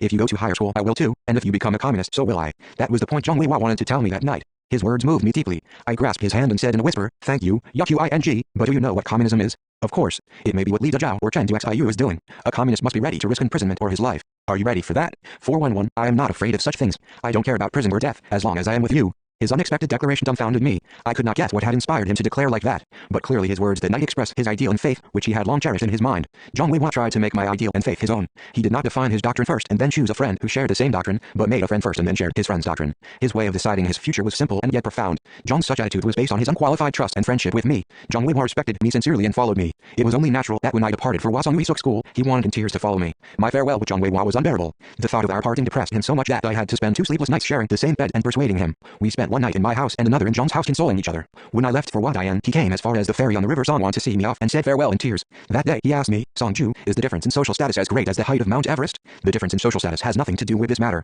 Your father does not permit you to go, because he does not want you to live away from home. If my father restricts me, because of difference in social status, I will become a poor man for the sake of our friendship. Anyhow, Songju, remember that I will join you someday, wherever you go and do what you are doing." 412 Zhang Weihua kept his resolve. He came to me as I attended Yuan Middle School in Jilin. He came with a pistol stolen from his father, telling none of his family where he was going. I was embarrassed by his unexpected appearance. "Songju, I have left my family at last to come to you. You can see how determined I am." He took out the pistol. He threw his head back amusingly and gazed at the ceiling. "I wonder that your father let go of you." "He didn't. He ordered me to go to Shenyang right away, but I slipped out of the house." "Won't your parents worry about you?" "There may be an uproar, but I don't care. If they don't find me, one of them will come to Jilin. In all probability, they know that I came to see you." Zhang was right. Several days after he arrived, his elder brother Zhang Weizhong called at Yuan Middle School, taking private soldiers with him and asked for whereabouts of his brother. Hearing that his brother was staying with me, he sank to the ground. "Then, he is safe. We thought he had been kidnapped by bandits. Brother Weizhong, I will take good care of him." Don't worry, Zhang Weizhong said. Sonju, I'm relieved. I will leave Wei Hua under your care. He returned to Fusong with his private soldiers without taking back the pistol. Afterwards I sent Zhang Wei Hua to Wujiazi and Gaiaoshu. He worked as a teacher there for about a year before returning home on my advice that he should finish a higher school as his parents wished and then rejoin our ranks to continue his revolutionary activity. 413 Our friendship deepened day by day and month by month in the constant repetition of such meetings and partings. Apparently, the cave where I met Zhang Wei Hua still exists in Fusong. This cave in the shape of the letter L was 15 meters long. It was concealed so deep in the folds of nature that nobody could imagine a better place for a secret rendezvous. When he met me, Zhang Wei Hua cried with joy. I also shed tears, holding in my arms his shoulders, which reeked of film solution. Sonju, why have you come so late? Where have you been all these years? Why have you never appeared in Fusong? You can't imagine how eagerly I have waited for you. This was Zhang's first greeting. I have also been anxious to see you. I wanted to come to Fusong. I wanted to see you, Wei Hua. You should have written to me then. I don't know your address, but you know mine. Wei Hua, forgive me. There was no post office in the guerrilla zones in Jiandao where I lived. No post office? Is there such a place in the world? I told him about all the hardships we had suffered during the past 4 years. He wiped away his tears with the back of his hand while I was talking. Wei Hua, why do you cry all the time? Is there anything wrong with you? I paused for a while and looked into his face. Zhang put on a forced smile as he dried his tears. 414 I cry because you experienced such a miserable life. The thought of being away from you while you went through all these hardships rends my heart. No, that isn't true. You have always been in my mind, encouraging me. Thank you, Sonju. The mere fact that you have not forgotten me makes me happy. From now on I will call you General or Commander as others do. When Zhang Weihua suddenly broached the fact that other people addressed me Commander, I waved my hand and hissed. Please call me Sonju, even though others address me Commander. I, too, will call you Weihua, rather than Mr. Zhang. Sonju, Weihua. How could he sound? Wei Hua, how have you been getting along all this while? He shook his head like an old man and smiled a melancholy smile. After hearing all your exploits, I don't feel like talking about myself. What could I do in this Fusong, which is like a hen coop? Together with Kang Pyong-sun, one of your mates at Hwasong Uisuk School, I opened a Xiangdi bookstore and Xiangdi photo studio and guided a YCL organization using them as bases. That is all I have done. He explained briefly about the activities of the YCL organization and the movement of anti-Japanese organizations in Fusong. I spoke highly of his success, and I gave him a new assignment to form a party organization based on the YCL organization. Zhang Weihua was greatly embarrassed by the new assignment. Sonju, can I carry out such a great task? I have little experience in underground work. 415 You have directed the YCL organization for 4 years, providing rich experience. I will send political commissar Kim San-ho to you now and then, to help you. We talked for more than 3 hours. When our conversation passed from the practical sphere to personal life, Zhang took me by the arm tightly and asked me how my family was. I reluctantly told him the news of my mother's passing, Xiao Zhuo's death in battle and Young Zhuo's role as a children's corps member, eating another salt. In fact, I did not wish to broach these topics as I knew his sympathetic character and was afraid that Zhang would be depressed at this news. Then, I would also feel my heart bleed. I had never wished to mention such tragic events in our first reunion in the 4 years. In this way things evolved against my intentions. Hearing the news of our family, Zhang sobbed for a long time, burying his face in his hands. Then, you really are an orphan. I pity Young Ju as well. What can I do for him? Can you give me his address? Zhang took out his fountain pen and pocketbook and looked at me. I shook my hand. Wei Hua, Young Ju is already a man. At his age he can stand on his own feet. You need not think of helping him. Zhang did not abandon his intention and waited for his address, holding open the pocketbook. I reluctantly jotted down Kim Jong-Ryanji's address in Entu. If he had not died a tragic death at such a young age, he would have been of great help to Young Ju in Entu. After our meeting in the cave in Myeldling, we met again in the hot spring village of Daeng. Our headquarters, comprising 20 to 30 soldiers, was stationed in the mountain valley in front of Yang. From there I used to go to see Zhang Weihua. At that time Zhang stayed in 416 Daeng on the pretext of taking hot spring baths. As the enemy shadowed my associates and friends and watched them tenaciously, he was very careful of the safety of our headquarters. I had a long talk with Zhang, taking a hot spring bath together with him. I still remember him telling me proudly that he had built a party organization of hardcore elements who were trained in the YCL organization, as I had advised. His happy look as bright as morning glow still remains fresh in my memory. During his stay in Daeng we enlisted 3 YCL members in our unit he had recommended. I will never forget the happy smile which spread over his face on seeing the young men, whom he had trained with all his care, appear before him dressed in Revolutionary Army uniforms and with rifles on their shoulders. Secretary Yun, one of the 3 young men, who was formerly a teacher, wrote many slogans on the trees around the secret camp in the latter days when we were operating in the Mount Patu area. Many of his slogans still remain in the sites of secret camps. I recall now with deep emotion, from the talks we had in Daeng Hot Spring, the last conversation before our leave-taking. At that time Zhang asked, as he took my hand, Sonju, whenever I see you, one thing troubles my conscience. What is that? As he gazed at me with shame, I also watched him curiously. As I married so early before the age of 20, I became a father of 1 child already 4 years ago and will be a father of 2 children in a few months. When you were on arduous south and north expeditions, I enjoyed a luxurious life with my wife bringing up my child.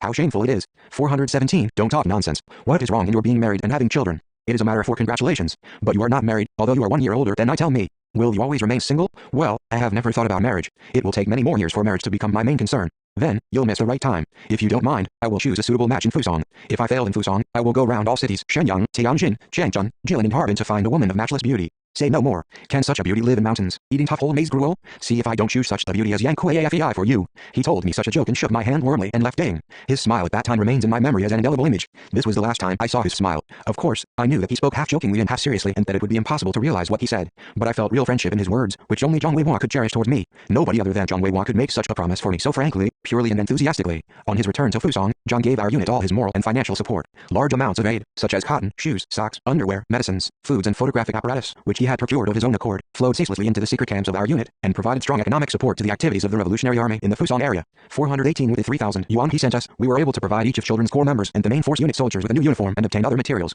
Tang Zhendong, head of the police substation in Dayang, was our close acquaintance. I had met him in Fusang when we went to South Manchuria for cooperation with Ryang Sebong. When we traveled to Dayang again, he sent a secret messenger to us requesting that we openly send him a threatening letter. Then he would send the required materials on the pretext of acting under the threat of the Revolutionary Army. After receiving the letter, he sent on numerous occasions supplies of pork, wheat flour, bean oil, knitwear and other goods by cart. In those days our guard lived fairly well for about 20 days thanks to the goods sent by him. In the autumn of that year, Zhang Weihua was arrested unexpectedly by the military police and imprisoned. The police had been formed by Zhang Hakhei, who was my classmate in primary school and once worked as chairman of the Fusang County branch organization of the PXN Youth League. In his early days he adhered to the revolutionary spirit and then turned his coat before entering the appeasement squad under the manipulation of the Linjiang military police. The appeasement squad was a synonym for the submission work corps. As I advanced at the head of my unit to the Fusang area, the enemy dispatched many turncoats here and there to find us. One day Zhang Hakhei called on Zhang Weihua and said, "I am going to see Kim Il-sung. Surely you know where he is?" Zhang replied with confidence, "I know. A short time ago I met Kim Song-ju.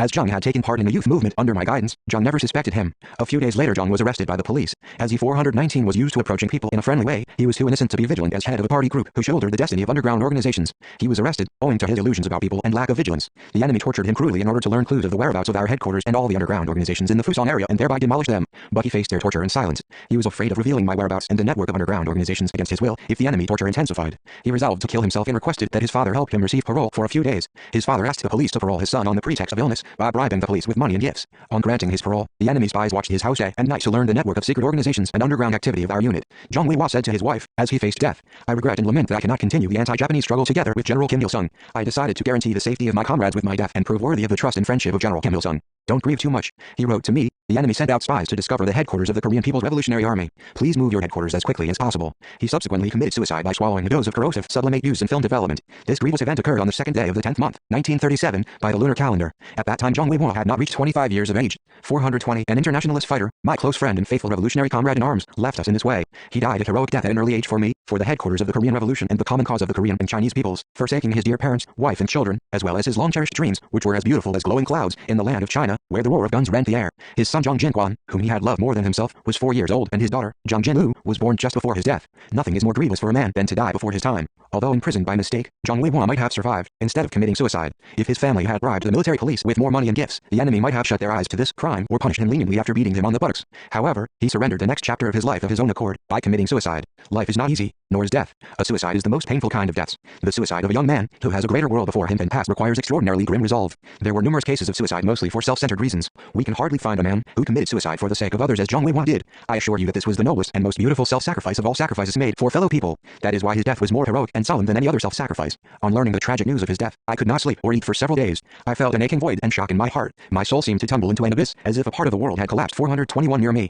In those grievous days the melody of a dirge rang many times in my mind. I was full of remorse for refusing to accept his request to join the army. I felt that if he had served in the People's Revolutionary Army, he would have lived longer. This thought made my heart ache. When he asked to join the army, we should have deliberated his request and enlisted him to our unit. Such an act would have accorded with our principles. It was unnatural that a young man's sincere application was turned down. But I did not act on principle and assigned him to the second line, rather than the first. I declined his enlistment, even in violation of the principles, because I loved him too much. I did not want him to suffer all the trials in mountains. A man who had lived comfortably in a rich family, who had never known what hardships meant. I thought that, even though I could endure such hardships, he would not. This feeling was motivated by my unprincipled love for him. Even if anyone blames me, I have no excuse to make, as tens of thousands of Korean communists and patriots including San Kyu-sik, Pak Young, Yang Lim, Han Wi-gon, Jang Jin-rak, Kim Song-ho, Zhang Wei-helsong and Pan Ak-yan devoted their lives to the Chinese Revolution, so a large number of sons and daughters of the Chinese people laid down their priceless lives for the Korean Revolution. Just as love and science have no national boundaries, revolution knows no boundaries, as proved by the examples of Zhang Weihua, Nagakenko, Che Guevara and Norman Bethune. Zhang Weihua and Novichenko are worldwide models of internationalists, and the support of the communists of different countries for the Popular Front movement in Spain and the movement to resist America and Korea initiated by the Chinese Volunteers Army are worldwide examples of 422 internationalism.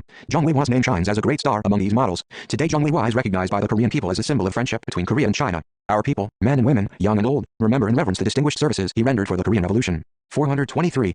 4. Revolutionary comrade in arms Zhang Weihua. 2. Can a friendship continue between a living person and a dead friend? If it can, how? This question was put to me by Kim Pong-sok shortly after my orderly Kim Jong-duk, his bosom friend, died at the Battle of Jigwon-Lazi. Kim Pong-sok was my orderly in the guerrilla army. He grieved over the death of his friend for a long time. At that time I replied that a friendship could continue between a living person and his dead friend. The former remembered the latter, while the latter lived on in the memory of the former. By way of illustration I took the example of my friendship with Zhang Weihua. It reflected personal experience. Several years had passed since Zhang Weihua's death, but I had not forgotten him. He appeared occasionally in my dreams and shared a friendship with me as he had during his lifetime. On such occasions, I had a very strange feeling. Kim Pong-sok asked me again, "Comrade Commander, what can the living do for the dead?" Apparently my orderly wanted profound advice, which could act as a lifelong motto for him. But I was not prepared to give him such an answer. In fact, the matter of friendship between the living and the dead 424 occupied a certain place in my mind, but my view on this matter was as simple and commonplace as that offered by woodcutters in remote mountains. In my opinion, first and foremost a living person should strive to remain loyal to the will left behind by his dead friend. This was the only reply I gave Kim Pong-sok at the time. I believe that other people would also have replied in similar vein if they were in such a situation. My answer was so simple that it could have been given not only by woodcutters, but also by primary school children, but Kim Pong-sok took it very seriously. Kim Jong-duk's last wish was that Kim Pong-sok attend to his commander with all his care until the liberation of the country. Kim Pong-sok remained true to his last wish, supporting me wholeheartedly until the day of liberation. He also fell in battle. During the anti-Japanese war, all my comrades in arms held the common view that loyalty to the last wishes of the fallen comrades constituted the highest moral toward them. Let's avenge the enemy of our fallen comrades. Remember the company commander's last wish and capture that height. Let's liberate the country at any cost, as the fallen comrades had wished. Such slogans, declaimed by guerrilla fighters on numerous occasions on battlefields, in camps and on their marches, reflected their aspirations and desire to accomplish the cause which their fallen comrades had failed to complete. The Korean communists tried to be loyal to their fallen comrades by faithfully carrying out their revolutionary task. I did the same, fighting bloody battles to accomplish their unfinished cause and prove myself worthy of their deep trust and great expectations from me, expressed during their lifetime. From this point of view, I am still 425 doing my best to carry out the revolutionary task entrusted by the party and my people. Can I claim, however, that this is all I can do to fulfill my moral obligations to fallen comrades? When the country was liberated, the concept of such obligations acquired an incomparably rich meaning in keeping with the requirements and conditions of the new times. People, who had previously believed that the accomplishment of the unfinished cause of their fallen comrades marked all they should do to be loyal to them, no longer held this view. They wished to bring to the homeland the remains of their comrades in arms which were scattered all over a foreign land, and make their distinguished services, buried in the events of history, known to coming generations.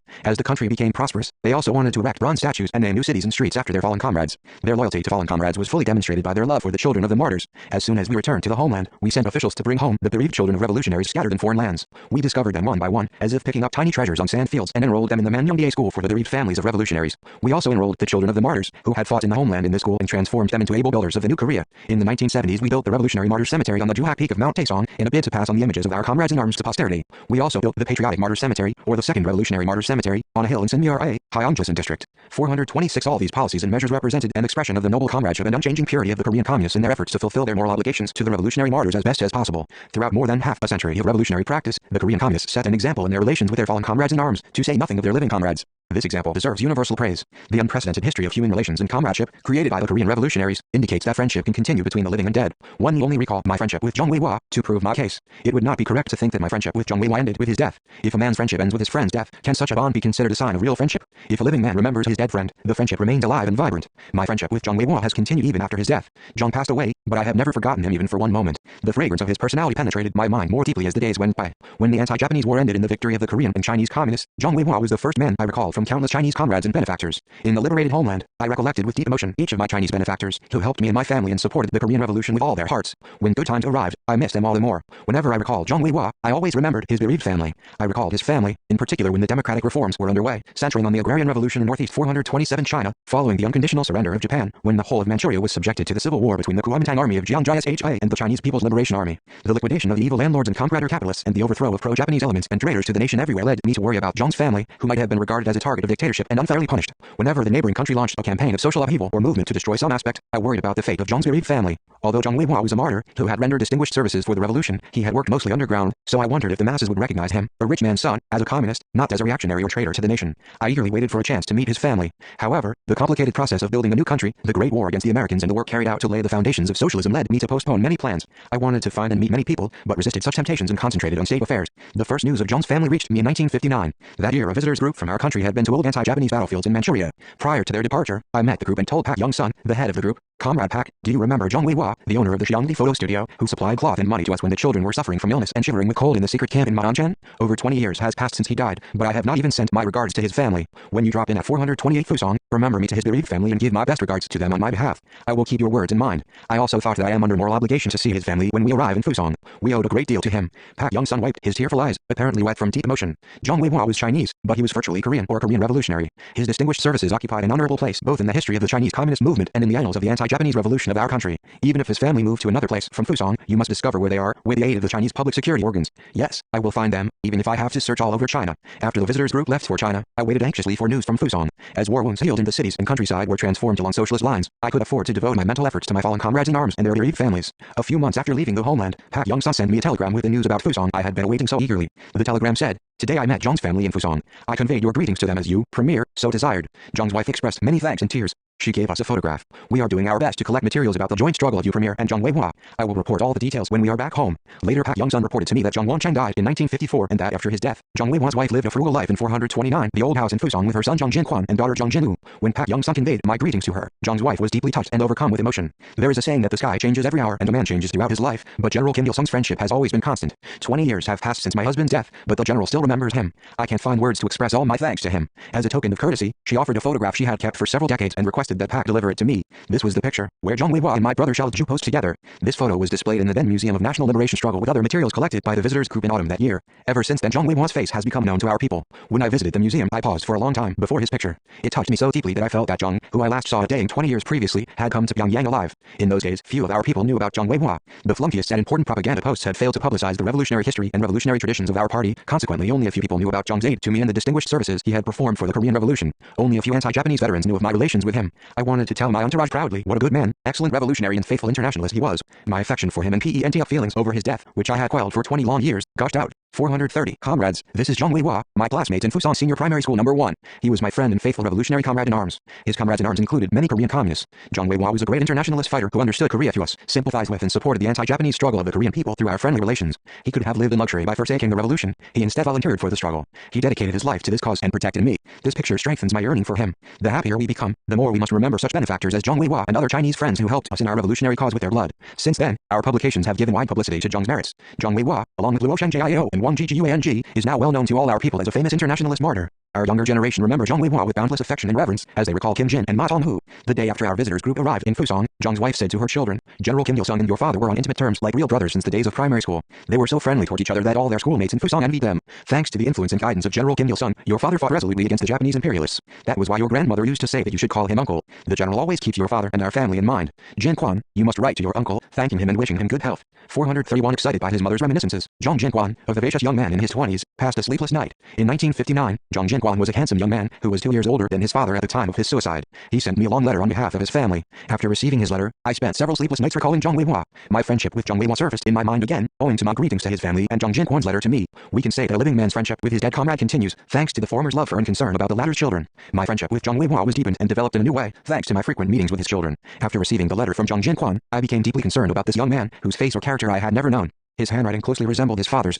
I deeply hoped that he would resemble his father, and even thought that it would be wonderful to see him in person, rather than his photograph. However, it was a mere dream. To realize this dream, I had to overcome various difficulties. It required unflagging enthusiasm and patience on my part. There is a stiff barrier, a border, between Zhang's bereaved family and me. The border is very strict with everyone. It does not understand old friends or their loyalty. In May 1984, 20 years after receiving the letter from Zhang Jinquan, I was lucky enough to pass through northeast China by train on my way to visit the Soviet Union and other socialist countries in East Europe. In the mountains and fields of northeast China, I had experienced all 432 kinds of hardships during the anti-Japanese armed struggle, living there for over 20 years. This place, which remained as dear to me as my own hometown, was full of events which stirred up my emotions in recollection. This was the land I had yearned so strongly to see again in my lifetime that I had trodden it in my dreams until my ankles ached. Probably for this reason, organizing secretary Kim Jong-il chose the route to the Soviet Union via 2 men, Mudanjing, Harbin, Kikahar and Manzhouli. Familiar mountain ridges caught my eyes for a long time. How many people fell in this land shedding blood? I could not turn away from the carriage window, seeing in my mind's eye, after decades, the vivid images of my old comrades in arms who used to snatch a light sleep together by campfires, share grass gruel and would during battles get covered in powder fumes together. When our special train made for Dunhua after leaving 2 men, my memory of Zhang Weihua's wife and children in Fusong evoked the desire to call my entourage to me.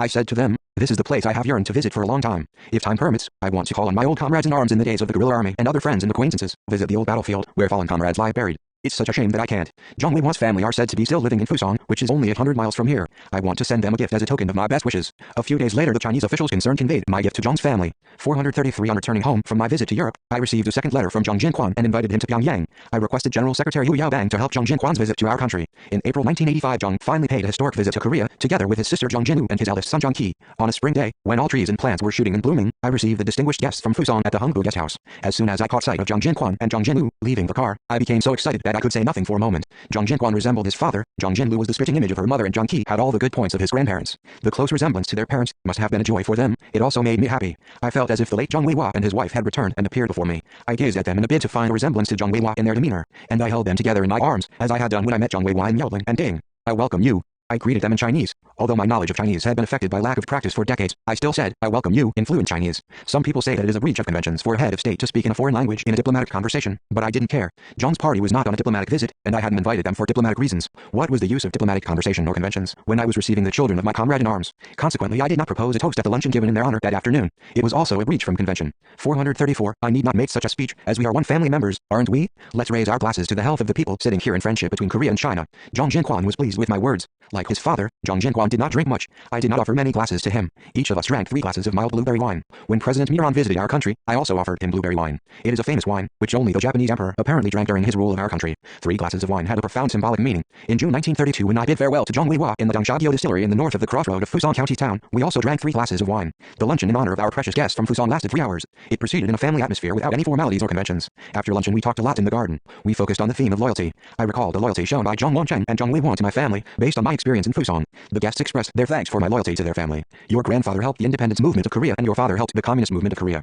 I spoke highly of their distinguished services in this manner. That day I talked a great deal about the loyalty of Zhang Wancheng and Zhang Weiwa, not only because I wanted to praise them, but also because I hoped Zhang Jinquan, Zhang Jinlu, Zhang Qi and all the other descendants of Zhang Weiwa would become real men and women who would value loyalty and become iron will revolutionaries. 435 Moral obligations exist between sovereign and subject and father and son, as advocated by feudal morality, and also between friends and comrades. I think that the phrase, confidence among friends, carries such a meaning. To encourage morality and loyalty, the old sages said that virtue disarms opposition. They said, where there is virtue, there is man, where there is man, there is land, where there is land there is wealth, and where there is wealth there is use. The tenet of this oriental philosophy, expressed concisely in 5 words, virtue, man, land, wealth and use, is a profound and valuable reference for contemporary life. We do not reject unconditionally the 3 fundamental principles and 5 moral disciplines in human relations. At the same time, we do not tolerate a radical view of those who willfully consider this stand against the communist ideal and criticize it as contrary to communist morality. How can it be wrong for a person to serve and support his country? Why should a son's respect for his parents be considered as contrary to law and morality? We oppose the abuse of such morality to rationalize the feudal state and feudal system and preach to the people non-resistance and blind obedience. We do not deny the tenet of the 3 principles and 5 moral disciplines in human relations, which emphasizes the moral foundations of man. The relation between Zhang Weiwa and myself was neither a relation between sovereign and subject, nor a relation between father and son.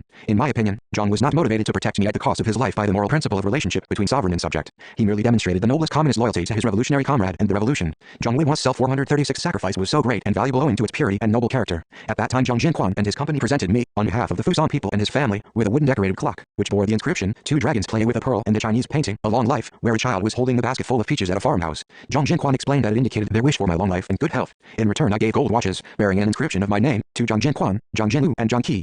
Zhang Jinquan had a checkup in Pyongyang and had his ruined molar teeth replaced by gold false teeth. I met Zhang Jinquan and his company again at a guest house in Sinuihu, a frontier city. I gave a luncheon again in their honor on their way back home and talked with them for 3 hours. When I gave them each a camera before saying farewell, they were deeply moved. I had chosen these gifts after a great deal of consideration. When he was running the Xiangli photo studio in Fusang, Zhang Weiwa sent us a camera. The cameras I gave constituted a return gift for Zhang Weiwa's present, as well as an expression of my wish that they follow the example of their father, who had devoted his all to the revolution, running the photo studio. At that time, Zhang Jinquan said that he was also working as a photographer in Fusang. Bidding farewell to them, I said, tomorrow I will leave Sinuihu for Pyongyang. Back home, you must work well and become excellent Communist Party members. Don't covet 437 high positions and don't make mistakes. You grew up as fatherless children. From now on I am your father. In 1987 Zhang Jinquan visited our country again with his wife Wang Fenglen, second son Zhang Yao and granddaughter Zhang Mengmeng. During their stay in our country, I met them 7 times. This also marked a breach from convention or standards. 5-year-old Zhang Mengmeng was the youngest of all foreign guests to come to our country to congratulate me on my 75th birthday. She represented the 5th generation of Zhang's family. On April 13th, together with her grandparents and uncle, Zhang Mengmeng enjoyed the joint performance of artists from different countries who took part in the April Spring Friendship Art Festival in Panmu Art Theater. That evening I met Zhang Mengmeng for the first time in the theater.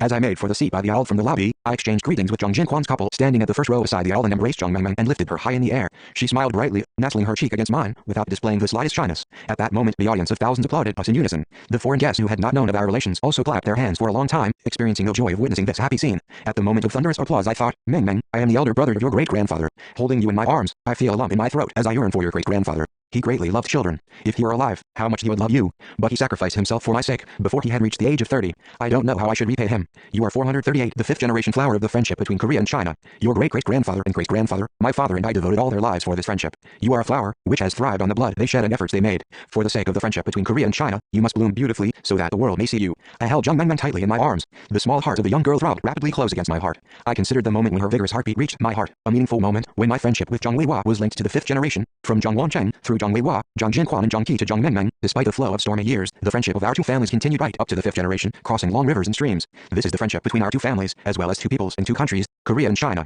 Consequently, Zhang Jinquan subsequently named our friendship the traditional friendship. On seeing Zhang Mengmeng in my embrace, the people became convinced that the friendship between Korea and China will last through generations. That day I wrote my name on the picture of Zhang Weihua and my brother Xiao Zhu and presented it to Jinquan as a souvenir. He said that he would keep it as a family treasure. During his company's sojourn in our country, we provided them with a plane for their exclusive use and a special train, as well as many attendants. They were provided with the hospitality accorded to state guests as Zhang Weihua's descendants. 439 in April 1992, Zhang Weihua's children came to our country again to congratulate me on my 80th birthday. It was their third visit to our country. Zhang Jinquan and his wife, Zhang Qi and his wife, Zhang Yao, Zhang Mengmeng, Zhang Jinlu and her husband Yu Yubin, who were living in Beijing, their daughter Yu Zhiyun and their son Yu Zhixiyang, and so on. A company of 12 gathered in Pyongyang. The more frequent their visits became, the deeper and warmer the friendship between Zhang Weihua's descendants and me grew. In memory of his third visit, Zhang Jinquan presented me with his long memoir, The Traditional Friendship. This book was written in a simple style, bereft of exaggeration or artistic touches, about the friendship of our two families, which originated from my father and Zhang Wangcheng. For all its simplicity, every line of his writing was fluent and vibrant with the unsophisticated feelings of friendship. This book touched me deeply. When I praised his writing, he blushed like a child and said that he was afraid that he might not have described truthfully my benevolence to them. In return, I presented them with a Chinese edition of my Reminiscences with the Century, Volumes 1 and 2. Two foreigners, Zhang Weihua and Novichenko, protected me with their lives. Novichenko is still alive, but he would not have displayed such a self-sacrificial spirit unless he had been ready to risk his life. It is not easy to make such sacrifice when there is no time to think. I made this comment on their third visit to our country. Zhang Jinquan and Zhang Jinlu replied sincerely, in a sense Novichenko's exploit is several times greater than our father's. What might have happened without him? 440. During my life I have met many people who helped me. Many benefactors saved me from the death which shadowed me, including the late Reverend Sun Jiangdu, the father of Sun Wenfei, one of your fellow visitors. Consequently, I sometimes think that heaven looks after a patriot and that a savior always appears to rescue him. This is not merely wishful thinking. Everywhere the people help individuals who are ready to dedicate their lives for the people. This is a truth and dialectic. I said earnestly that they should serve as an excellent son and daughter of the nation, serving the people and dedicating all their lives for the people just as their father had done. Zhang Jinlu presented me with a dark red woolen sweater she had herself made. She said that she had crafted a gift which I could wear. Feeling that I would not use any other present, which would end up on display in the International Friendship Exhibition, she knitted a sweater I could wear every day. She had thought deeply. Consequently, I accepted her present with gratitude and put it on before them as they wanted and posed for a photograph. When I talked to them, Zhang Jinquan said that they planned to set up a new tombstone on the 55th anniversary of his father's death and requested that I write an epitaph for the tombstone. I was grateful to him for the suggestion. This proved that they sincerely regarded me as their uncle and were following me wholeheartedly. 55th anniversary already. I believe that your father passed away in the 10th month by the lunar calendar. I recalled solemnly the dreary autumn day of 1937. Yes, uncle. It was the second day of the 10th month of 1937 by the lunar calendar. It is October 27th this year by the solar calendar. 441. Well, let me erect a monument in my own name rather than write the monumental inscription. What do you think? Surprised by my unexpected suggestion, Zhang Jinquan and Zhang Jinlu looked at each other without uttering a reply. They had not requested that much from me. They had merely expressed unabashedly their opinion regarding me as head of their family. Consequently, they were apparently embarrassed at my own suggestion for the monument. Zhang Jinquan said in a hurry, I am afraid that is too much. I should not lay such a burden on you, uncle. Please draft the epitaph and we will have it inscribed on the tombstone. That may be good, but as the saying goes, all things being equal, choose the better one. I will prepare an inscribed monument, replete with epitaph and send it by my people. You merely need to be prepared to receive and erect it. What time would suit you? I am awfully grateful, but I am sorry to have burdened you with an additional worry when you are so busy. I feel I have been impertinent to make such a request. They were perplexed. It will not take long to prepare a monument. As we have decided to erect it, it would be a good idea to hold the function on the anniversary of your father's death. Zhang Jinquan and his party accepted my proposal with pleasure. He said that on their return to Fusang, they would prepare for the occasion and report thereon to the Chinese authorities concerned. Consequently, we agreed to erect the monument on the grave of my old revolutionary comrade in arms Zhang Weihua on my own behalf. The workers of the Party History Institute in our country transported the monument from Pyongyang to Fusang. The Chinese party and 442 government sent their people as far as the head of the Linjiang Bridge to greet our representatives warmly and organized a grand unveiling ceremony on Zhang Weihua's grave in Fusang on October 27th. China's mass media attached great importance to the function and widely reported the occasion. The revolutionary exploits of the martyr Zhang Weihua constitute a bright symbol of the friendship between the Korean and Chinese peoples. His noble revolutionary spirit and services to the revolution will live on forever in the people's minds. Kim Il-sung, October 27th, 1992. This is the epitaph I wrote for the monument. On our representative's return to Pyongyang, I saw the video recording of the unveiling ceremony and admired the grandeur of the function. It represented a vivid picture of friendship and loyalty, which could be only created by the Korean and Chinese peoples and the Korean and Chinese fighters. Can a friendship continue between a living man and his dead friend? Whenever confronted by such a question, I replied that it could. I still give the same answer. My friendship with the third, fourth and fifth generations of Zhang's family, as well as the unveiling ceremony of Zhang Weihua's monument held in Fusang, suffice to prove the validity of my reply. A living man must not forget the dead. Only then can their friendship be lasting, true and immortal. If the former forgets the latter, such friendship will die out there and then. Frequent remembrance of dead 443 friends, wide publicity of their distinguished services, good care of their children and loyalty to their last wishes. These are the moral obligations of living men to their predecessors, martyrs and deceased revolutionary comrades. Without this loyalty, there would be no true continuation of history and traditions. My mind was somewhat lightened on sending the monument. But how can I fulfill all my obligations to Zhang Weihua, who sacrificed his life for me, by setting up even thousands of monuments to him? His grandson Zhang Yao and granddaughter Yu Zhiyun now study in Pyongyang University of International Affairs, as their parents wished. Whenever I miss Zhang Weihua, I visit their lodging house. It is not easy to fit in free time for foreign students, owing to the tight daily schedule of the president, who has to split seconds. But my assistants are liberal in arranging the president's hours for Zhang Weihua's descendants. I do not grudge any time to meet them. When Zhang Yao and Yu Zhiyun greeted me in Korean on New Year's Day, I was extremely satisfied. They spoke fluent Korean. I hope that they will have a better command of Korean and become accustomed to Korean food and become familiar with the Korean people as soon as possible. The political situation in the world, which is about to see in the 21st century, is very grave and complicated, but the old friendship between Zhang Weiwan's family and me remains unchanged. I have expressed for a long time now my wish to visit Fusong. This wish remains. I want to visit Zhang Weiwan's grave in Nandinzi, Fusong, but I am afraid that it may remain a mere desire. If I fail to accomplish this desire, I hope that I manage to visit him in my dreams. 444. 5. The Association for the Restoration of the Fatherland. Thanks to the new division, which consolidated and enhanced the main units of the Korean People's Revolutionary Army, we had the opportunity to make, in greater breadth and depth, the anti-Japanese National United Front movement and the requisite organizational and ideological preparations for the founding of the party. The new division served as a powerful driving force, supporting militarily and politically attempts by the Korean Communists to expand the armed struggle deep into the homeland and bring together patriotic forces from all walks of life. It opened up broad opportunities to bring about a turning point in the United Front movement, which we had continued indefatigably ever since the Tallinn meeting. Since the Nanking II meeting, our United Front movement concentrated on activities to organize a nationwide United Front. The establishment of a permanent United Front organization and unification of wide sections of the anti-Japanese patriotic forces constituted urgent tasks, which brooked no further delay, in the light of our revolutionary progress and domestic and international requirements. Ever since the early years of our activity, we had maintained that the surest way to our independence and sovereignty involved a mass resistance campaign based on Great National 445 unity, and that Great National unity was the key to achieving independence solely by our own efforts. The United Front constituted, together with the establishment of JUSH, one of the most important ideals we had adhered to since the early days of the anti-Japanese revolutionary struggle. On the basis of the ideal of Great National unity and the United Front, we had made tireless efforts to achieve a coalition with various nationalist forces and anti-Japanese patriotic forces. We also intensively developed our joint struggle with wide sections of the Chinese anti-Japanese forces and communists as we were fighting in China.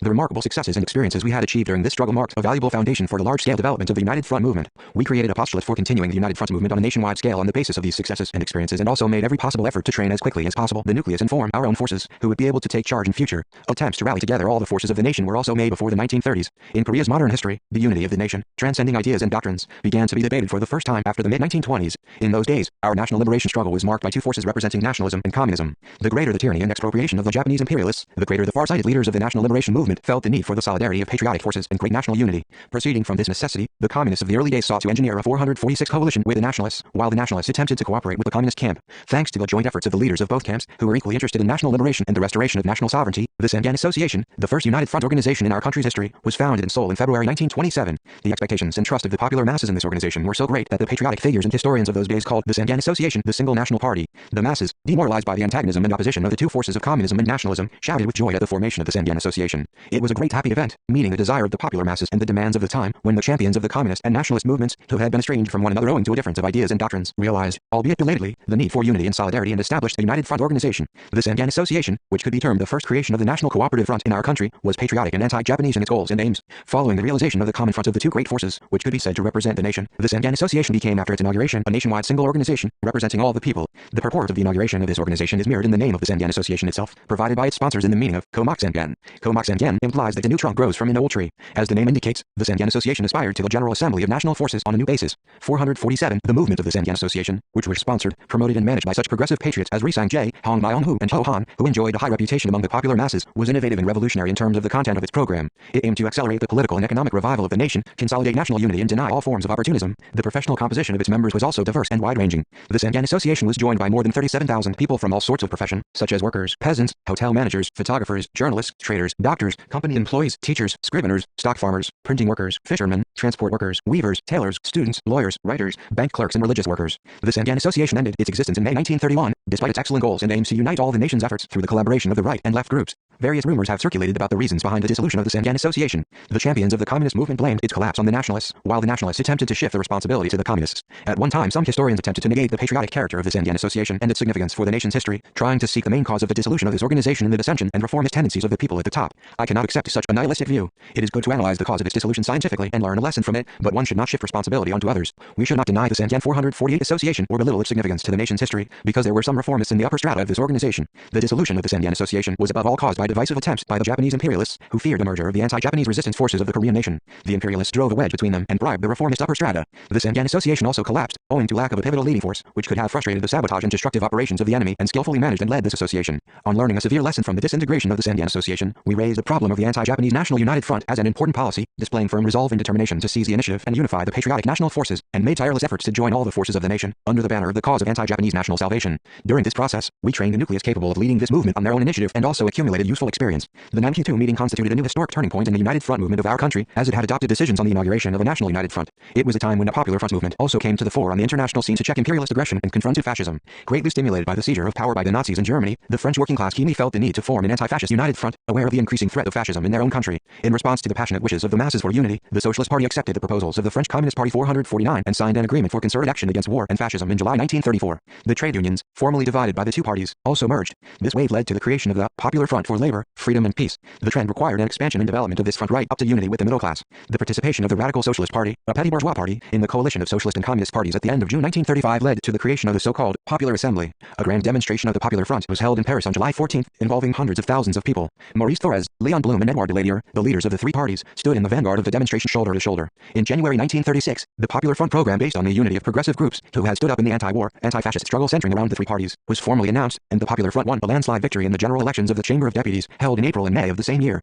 Consequently, the Sarraut cabinet resigned en masse and the Popular Front cabinet, headed by Leon Blum, was born. In actual fact, the Popular Front government tried to overcome a crisis by increasing the purchasing power of the masses, but failed to do so. Although it supported the Spanish Popular Front government, it could not offer active assistance, as it pursued a so-called non-interventionist policy. In the end, the Popular Front also disintegrated. However, it checked the establishment of an overt fascist regime in France and served as a useful experience in the international communist movement and the anti-fascist struggle. 450 Influenced by the development of the Popular Front movement in France, the Comintern set the formation of the Popular Front as an important goal for communists all over the world. The international communist movement consequently set itself the immediate task of acting as the advocate of peace and democracy and opponent of war and fascism, rather than instigator of a world revolution aimed at immediately overthrowing capitalism. This could be considered a new political line in the international communist movement. Although many political parties at the Second International refused the Comintern's proposal for a united front, the Popular movement in France, Spain and Latin America made considerable progress. The appearance of the AUDIOBOOK Popular Front government in Spain in February 1936 is a typical example. The Spanish Popular Front was placed in a difficult position, confronted as it was by the revolt of Franco and the military intervention of Germany and Italy. The so-called non-interventionist policy, promoted by the United States, Britain and France, proved fatal to the Spanish Popular Front. The unfair non-interventionist policy, which advocated strict neutrality and an embargo on weapons exports and imports, in the end merely helped the rebel army. The Soviet Union also adopted a non-interventionist stance at first. However, when it became clear that such a stance was unfavorable to the Popular Front government, it changed its attitude and dispatched planes, tanks and the like to the government. The difficulties experienced by the Spanish Popular Front aroused the sympathy of the intellectuals and working masses in many countries. Numerous volunteers rushed to Spain from various countries. Consequently, Spain became the international field of hostilities between the fascists and 451 progressive forces supporting the Popular Front. The hostilities were reminiscent of a small-scale world war. This was exactly the situation of the international anti-fascist movement at the time when we founded the Association for the Restoration of the Fatherland in Dongan. We were also greatly encouraged by the heroic resistance war efforts of the Ethiopian patriots, who rose up against the Italian aggressors. The Comintern quickly grasped the rapidly changing world situation and set as an immediate strategic task the unification of the working class and other toiling people of various countries behind the anti-war, anti-fascist struggle to prevent war, defend peace, oppose fascism and maintain democracy. It thereby fulfilled the role befitting of its duty as the leading organ of the world revolution. It can also be said that this constituted the basis of the historic exploits of the Comintern regarding the anti-fascist Popular Front movement. Fascism was not a new enemy for us. The object of our revolution and its character did not change because international fascism had reared its head. Prior to the Comintern's advance of the line of anti-fascist Popular Front movement, we put forward our own line of the anti-Japanese National United Front and vigorously advanced our revolution on the basis of this line.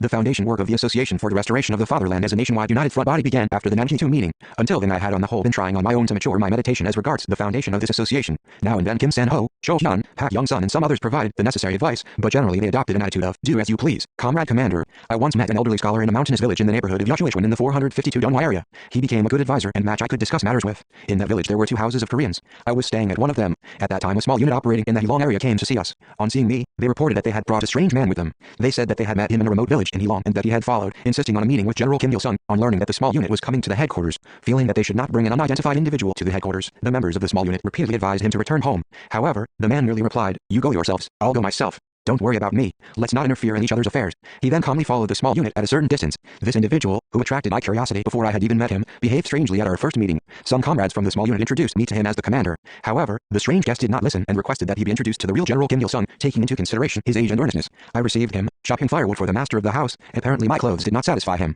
He scrutinized me for some time, asserting that General Kim could not be so young and that a general could not chop firewood and wear rough clothes like a farmhand. Once when we were bivouacking in the neighborhood of Gandhi, North Manchuria, my trousers burned because the new orderly standing guard at the campfire dozed off. In actual fact, my padded clothes inevitably appeared poor quality, as they were old and also were patched up. 453 He was a strange fellow. His goatee resembled Ho Chi Minh's. Although he was no more than 44 or 45, he looked older than 50. He said that he had heard many rumors about me and had come to see the kind of man I was, as there were too many rumors about me. When I told him, much ado about nothing, he shook his head and said that he could guess my pains merely from my clothes. Despite the great age difference, we somehow immediately found a common language in mind. His introduction was very strange and daring. He said, "I'm an opportunist who has not accomplished anything in life. I have only wavered, currying favor with different parties. I have met thousands and tens of thousands of people in all my life. I now saw for the first time a man who unhesitatingly introduced himself as an opportunist. Only an infinitely conscientious man is infinitely honest. Honesty is the mirror of our conscience, which is as pure as white snow, it resembles a beacon which cannot be concealed. He immediately fascinated me with the few words he had uttered owing to their frankness, which amazed us all. I could see his moral height in the unaffected manner he used to personally belittle himself. We could not stay any longer in that village, as we had to go to Mahunjan shortly. I consequently decided to part with him as soon as I had conversed sufficiently to ensure that he did not leave upset. However, when we started on our way, he indicated his intention to follow us rather than return home. He said that after meeting General Kim, he did not feel like parting so soon and requested that he be allowed to follow us for some hours at least and exchange conversation 454 with us. For some reason I also did not feel like parting from him, so we started on our way, taking him with us. I did not find the march tiresome, as I talked to him all the time. I was so engrossed in our talk that at times I continued on the march oblivious to my men's need to rest as they pleased. In these cases Kim San-ho approached us and hinted that we should take a rest. This individual was Ri Tong-baek, the old man, tobacco pipe, recorded in the history of our party as sponsor of the Association for the Restoration of the Fatherland. Tobacco pipe was Ri Tong-baek's nickname.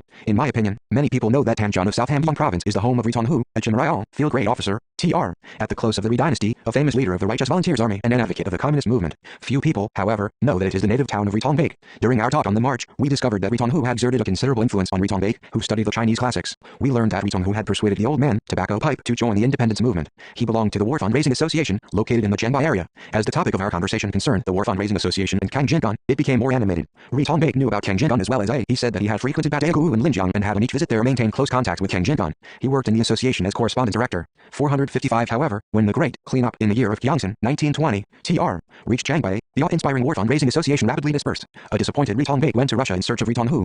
He met Ri Tong-hu in Chita and soon joined the Koryo Communist Party. The erstwhile independence fighter rapidly became a champion of the communist movement. Consequently, he was soon involved in factional strife. As Ri Tong-baek mentioned the Koryo Communist Party, I asked him whether he knew Byung Tae-yu. I recalled that I had once seen the so-called membership card of this party in my Wujiazi days. He replied that Byung Tae-yu and he had been intimate friends since their early years. When I told him that I had once seen the membership card of the Koryo Communist Party from Byung Tae-yu and Wujiazi, Ri Tong-baek asked me whether I had also seen the potato stamp certificate of one delegation. When I said that this was news to me, he recounted the following story. In November 1922, a conference of the Shanghai and Irkutsk groups was due to be held in Verkhneyudinsk, in the east central part of Russia. Believing that they would only be able to control the party after the merger if they enjoyed a majority at the conference, each group waged a fierce undercover struggle to increase the number of its own delegates. The Irkutsk group issued a lot of false delegate certificates, even forging a potato stamp, and sent sham delegates to the conference. The Shanghai group also engaged in similar fraudulent practices. In the end, the conference disintegrated into chaos owing to the wrangling. Disillusioned, Byung Tae-yu went to Linjiang, intending to return to the 456 nationalist movement, while Ri Tong-baek was dispatched by Ri Tong-hu to Hunchun. The old man, tobacco pipe, had been teaching in Hunchun before his journey to Seoul in spring 1925. He attended an inaugural meeting of the Communist Party of Korea under a pseudonym, and also participated in the June 10th independence movement, held in the following year.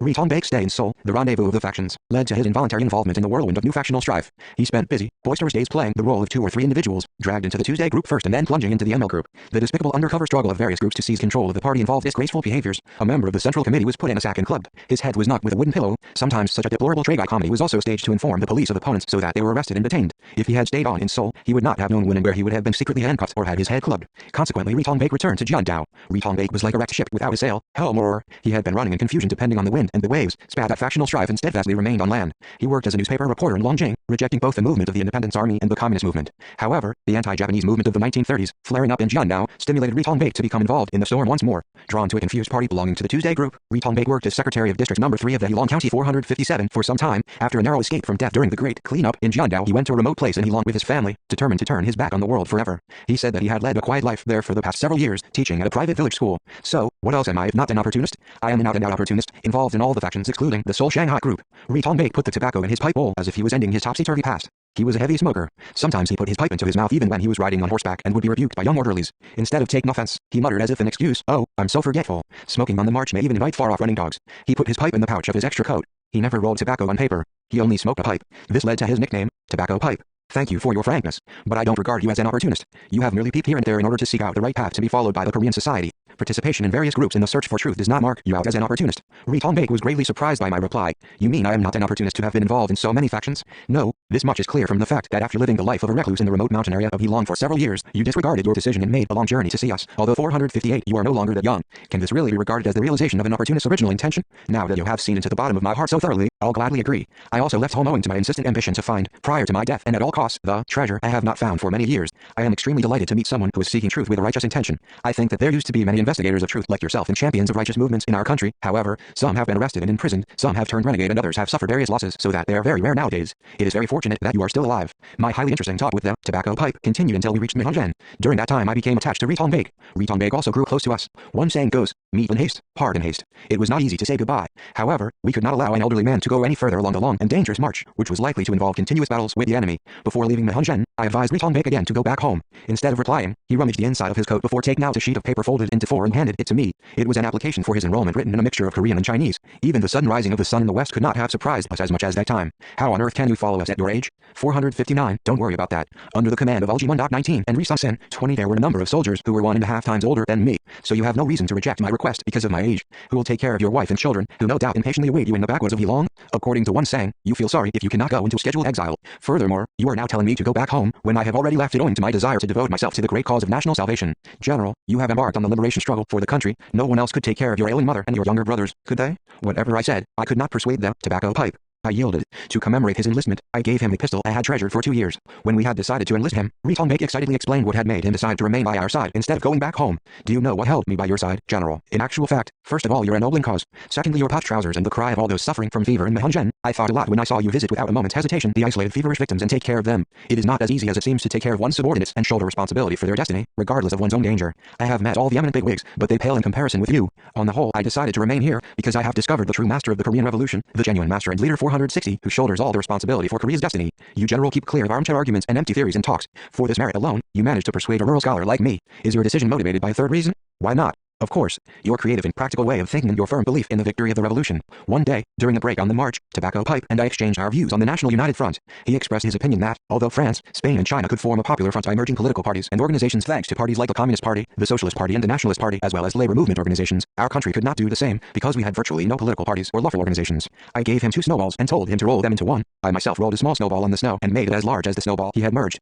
I said, well now, look, you made one ball by merging 2 political parties. I have made one larger than yours by rolling the small ball. Will you claim even now that the organization of a united front is only possible when there are political parties? Gazing fixedly at the snowball in my hand, as if he were looking into a magic glass, Ritongbek muttered to himself, really it is a profound principle. However, a snowball is a snowball and a political party is a political party, isn't it? To our great surprise, however, many natural phenomena we have experienced conform to social phenomena as far as principles are concerned. 461 I told him in detail about the united front policy we had consistently adhered to since our days in Jilin and about the experience accumulated by new generation young communists in rallying anti-Japanese patriotic forces from all areas of society.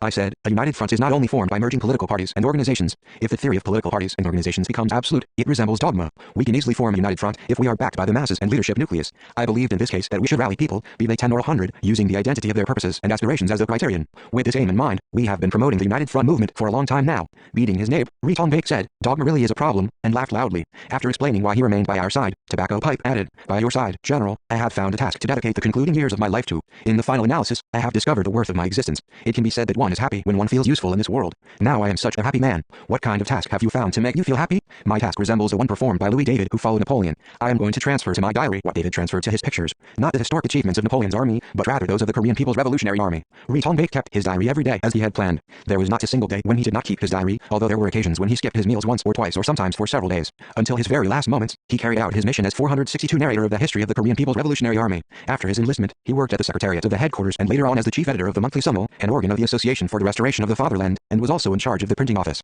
He had collected so many documents and photographs that whenever the Secretariat moved somewhere, several combatants had to be assigned in order to move 10 knapsacks containing documents, as well as mimeographing implements. One day Kim Joo-hyun advised him to arrange the packages in order so that they could be halved, but was severely reproached by him. Well, do you think these documents are like those of the Minseongtern? Although you are a commander, you do not enjoy a sweeping judgment. These packages constitute a treasure, which cannot be exchanged even for the lives of 10 or 100 people like me. Although you are a regimental commander by rank, you are tantamount to a private before these packages. Do you know how the national treasure is formed? From then on, the commanders obediently attached a transport party. They did not dare say anything superfluous, no matter how many packages Tobacco Pipe held. If the many documents, diaries and photos he had recorded, collected and kept had not been lost, they would indeed now be eternal national treasures just as Tobacco Pipe had asserted. On one occasion Ritongbek accidentally fired his gun. As Napoleon was frequently on his lips, a bodyguard nicknamed him once, Old Worshipper of Napoleon. At that time Ritongbek was holding in his hand a pistol, which he had just finished disassembling and assembling and cleaning. 463, you stupid fool. This pistol will tell you whom I worship. You listen. With these words Ritongbek held up his pistol with a fully loaded magazine and pulled the trigger towards the empty air. Owing to that accidental shot, commotion followed at the Laumuding's bivouac and soldiers rushed out. The other commanders strongly demanded that he should be given a warning and not be allowed to carry a weapon with him for 1 month.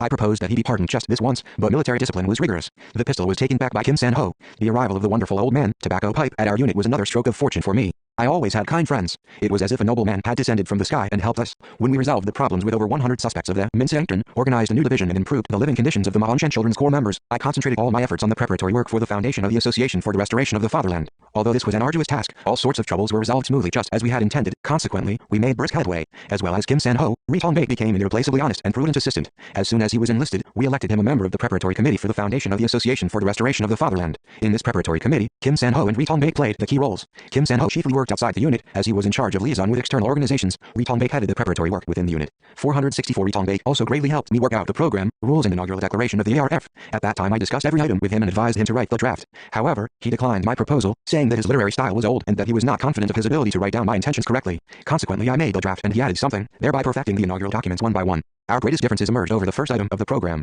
The first item defined, in a few words, the ideal, fighting goal and character of the ARF as a political organization. Consequently, the debate was very heated. When I proposed to put down, in accordance with my meditations, as the content of the first item, the overthrow of the colonial rule of the tyrannical Japanese imperialists via the general mobilization of the 20 million strong Korean nation and the establishment of a genuinely popular government, Ritongbek shook his head and became engrossed in thought before saying, no. He added, it is a pity that there is not a single phrase about the building of a society for the proletariat. If the first item of the program does not reflect communism at all, will the numerous proponents of communism like it? The words, a genuinely popular government, are vague in class character and somehow reek of nationalism. Later on, when I met Paktal 21 for the first time and talked to him in the secret camp of Mount Patu, he replied in a similar manner as Ritongbek on the first item of the program of the ARF. This was a time when pseudo-Marxist views were widespread in our country. 465 Almost all the so-called communists asserted emphatically that communists would only free the working class and all mankind from exploitation and oppression when they had got rid of a narrow national ideal and strictly adhered to the class principle and the internationalist stance, as if communism ran counter to the national ideal. Many proponents of communism insisted on this fact because they accepted very simply the proposition, the proletariat has no fatherland, made by Marx in the Communist Manifesto. Marx and Engels lived in a historic period when the possibility of a socialist revolution in one country had not fully matured. They predicted that a socialist revolution would occur simultaneously in a number of countries where capitalism was highly developed.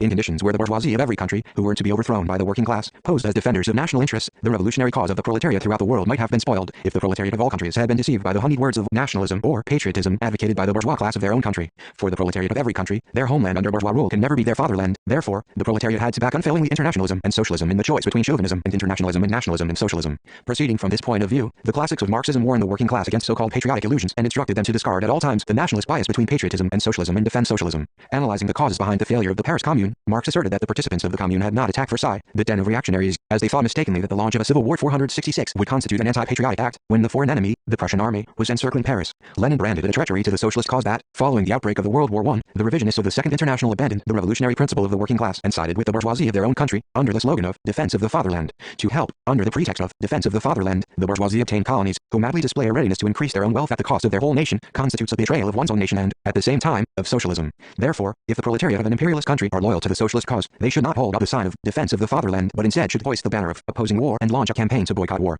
However, the situation is completely different in colonial and dependent countries. For the communists of these countries, raising the banner of national liberation and patriotism is tantamount to opposing the bourgeoisie in the suzerain states. By doing so, they make an equal contribution to the national and class revolution, as well as to the international revolutionary cause. Pseudo-communists and would-be Marxists made a theoretical and practical mistake. Failing to understand this plain truth, they regarded patriotism and nationalism as the enemy of communism and rejected them unconditionally, absolutizing the proposition, the proletariat has no fatherland. In the new historical situation in which the socialist revolution takes place with the nation-state as a unit, there can be said to be no major difference between genuine nationalism and genuine communism in 467 colonies. The former lays a little more stress on the national character, the latter on the class character. Their patriotic stance should be regarded as the same in that they both champion the nation's interests against foreign forces. My invariable belief is that a true communist is a true patriot and that a true nationalist, too, is a true patriot. Therefore, we consistently attached great importance to cooperation with true, patriotic nationalists and devoted all our efforts to strengthening our alliance with them. We had to devote a considerable amount of time and energy to make people understand that the Korean communists had a national right to fight for the liberation of their country and convince them that it did not run counter to proletarian internationalism. Moreover, our own thorough patriotism and practical struggle for national liberation demonstrated to the whole nation that communists were patriots who truly loved their country and fellow people. In the end, we came to proudly be in the vanguard of the national liberation struggle.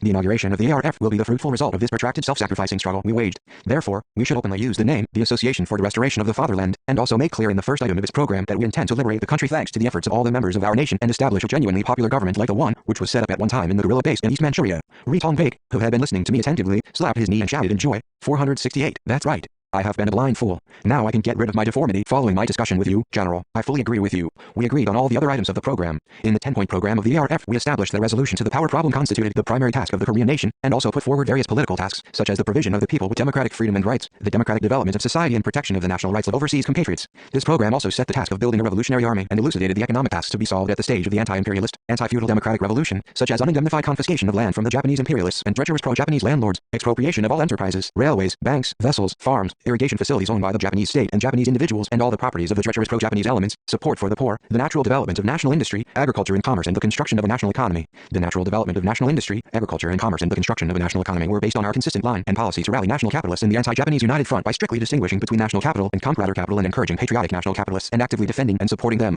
This marked the difference between pseudo-communists, who asserted that all capitalists, including even anti-Japanese national capitalists, should be tarred with the same 469 brush, and genuine communists who regarded all national capitalists as the motive force of the revolution. These capitalists, though branded branded as bourgeoisie, were patriotic in their aspirations and anti-Japanese in practice. The 10-point program of the ARF also set social and cultural tasks as well as other ones concerning external activities. I anticipated some friction on the religionists or national capitalists and patriotic landowners. However, Ri Tong-baek, who came to share the same world outlook as me through the argument on the first item of the program, surprisingly shared my view straight away. On the contrary, such people as Kim San-ho and Oh Taek-ryung were narrow-minded on this question. While I was making drafts of the program, rules and inaugural declaration, the others were preparing letters and propaganda materials in the name of the preparatory committee for the inauguration of the association. Indeed, that spring we were so busy that we worked every minute and second. The program, rules and inaugural declaration were submitted for final discussion of the preparatory committee in the house of Ho Rak-yo, head of Manjiang village. Tobacco Pipe deplored that in the past the factionalists, who had been engaged in the so-called communist movement, had been engrossed only in a scramble for power with bloodshot eyes, despite the fact that they could not put together a good program, but was extremely delighted that we now had a new beacon light, which would light up more brightly the path ahead of the Korean Revolution, which had been gloomy. 470 After finishing all the preparations at the end of April, we decided to hold the inaugural meeting in the forest of Donggang and moved there.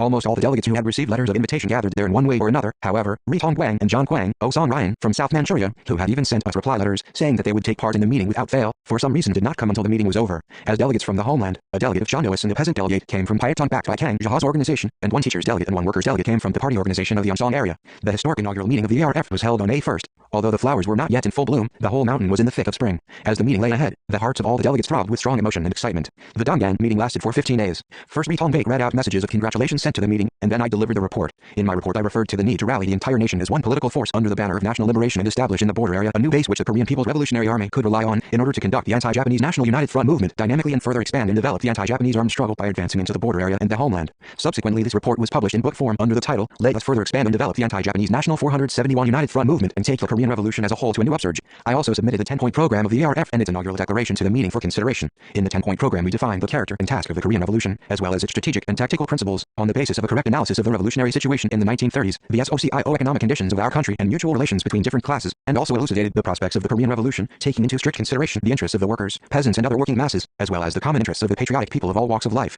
The participants of the meeting expressed full support and approval for the program and expressed their joy that they could now advance confidently for the victory of the Korean Revolution with a clear fighting goal. They also firmly resolved to work hard to implement the tasks set forth in the program. The discussion about the inaugural declaration of the ARF also stirred the hearts of the delegates. The paragraphs of the inaugural declaration gripped their hearts from the start. In particular, the participants of the meeting were greatly taken by the part of the declaration, which expressed confidence that Korea's independence would succeed if the whole nation, 20 million people, were rallied into one, each contributing his or her all, money, provisions, skill and wisdom, and took part in the anti-Japanese National Liberation Front. They were taken by the earnest appeal to everyone to fight, encompass in the Association for the Restoration of the Fatherland. 472 After the adoption of the inaugural declaration of the ARF, we discussed the name it should be published under. All the participants in the meeting suggested that it should be published in my name. They said that this problem admitted no room for debate and that, as a matter of course, the declaration should be published in my name, as I had been the first to propose the establishment of the ARF and had been in charge of the work of the preparatory committee for its formation and also as I had worked out its program and inaugural declaration. However, I held a different opinion. The ARF had to assume a national form in order to rally all the anti-Japanese forces of the entire Korean people. Consequently, I thought it correct to use as sponsor a well-known elderly patriot who had taken an active part in the Korean independence movement since the Righteous Volunteers Army movement and the March 1st movement. I thought that our existence was not generally known to wide sections of the people at home, because until then the Korean People's Revolutionary Army had mainly fought with the Manchurian area as the scene of operations.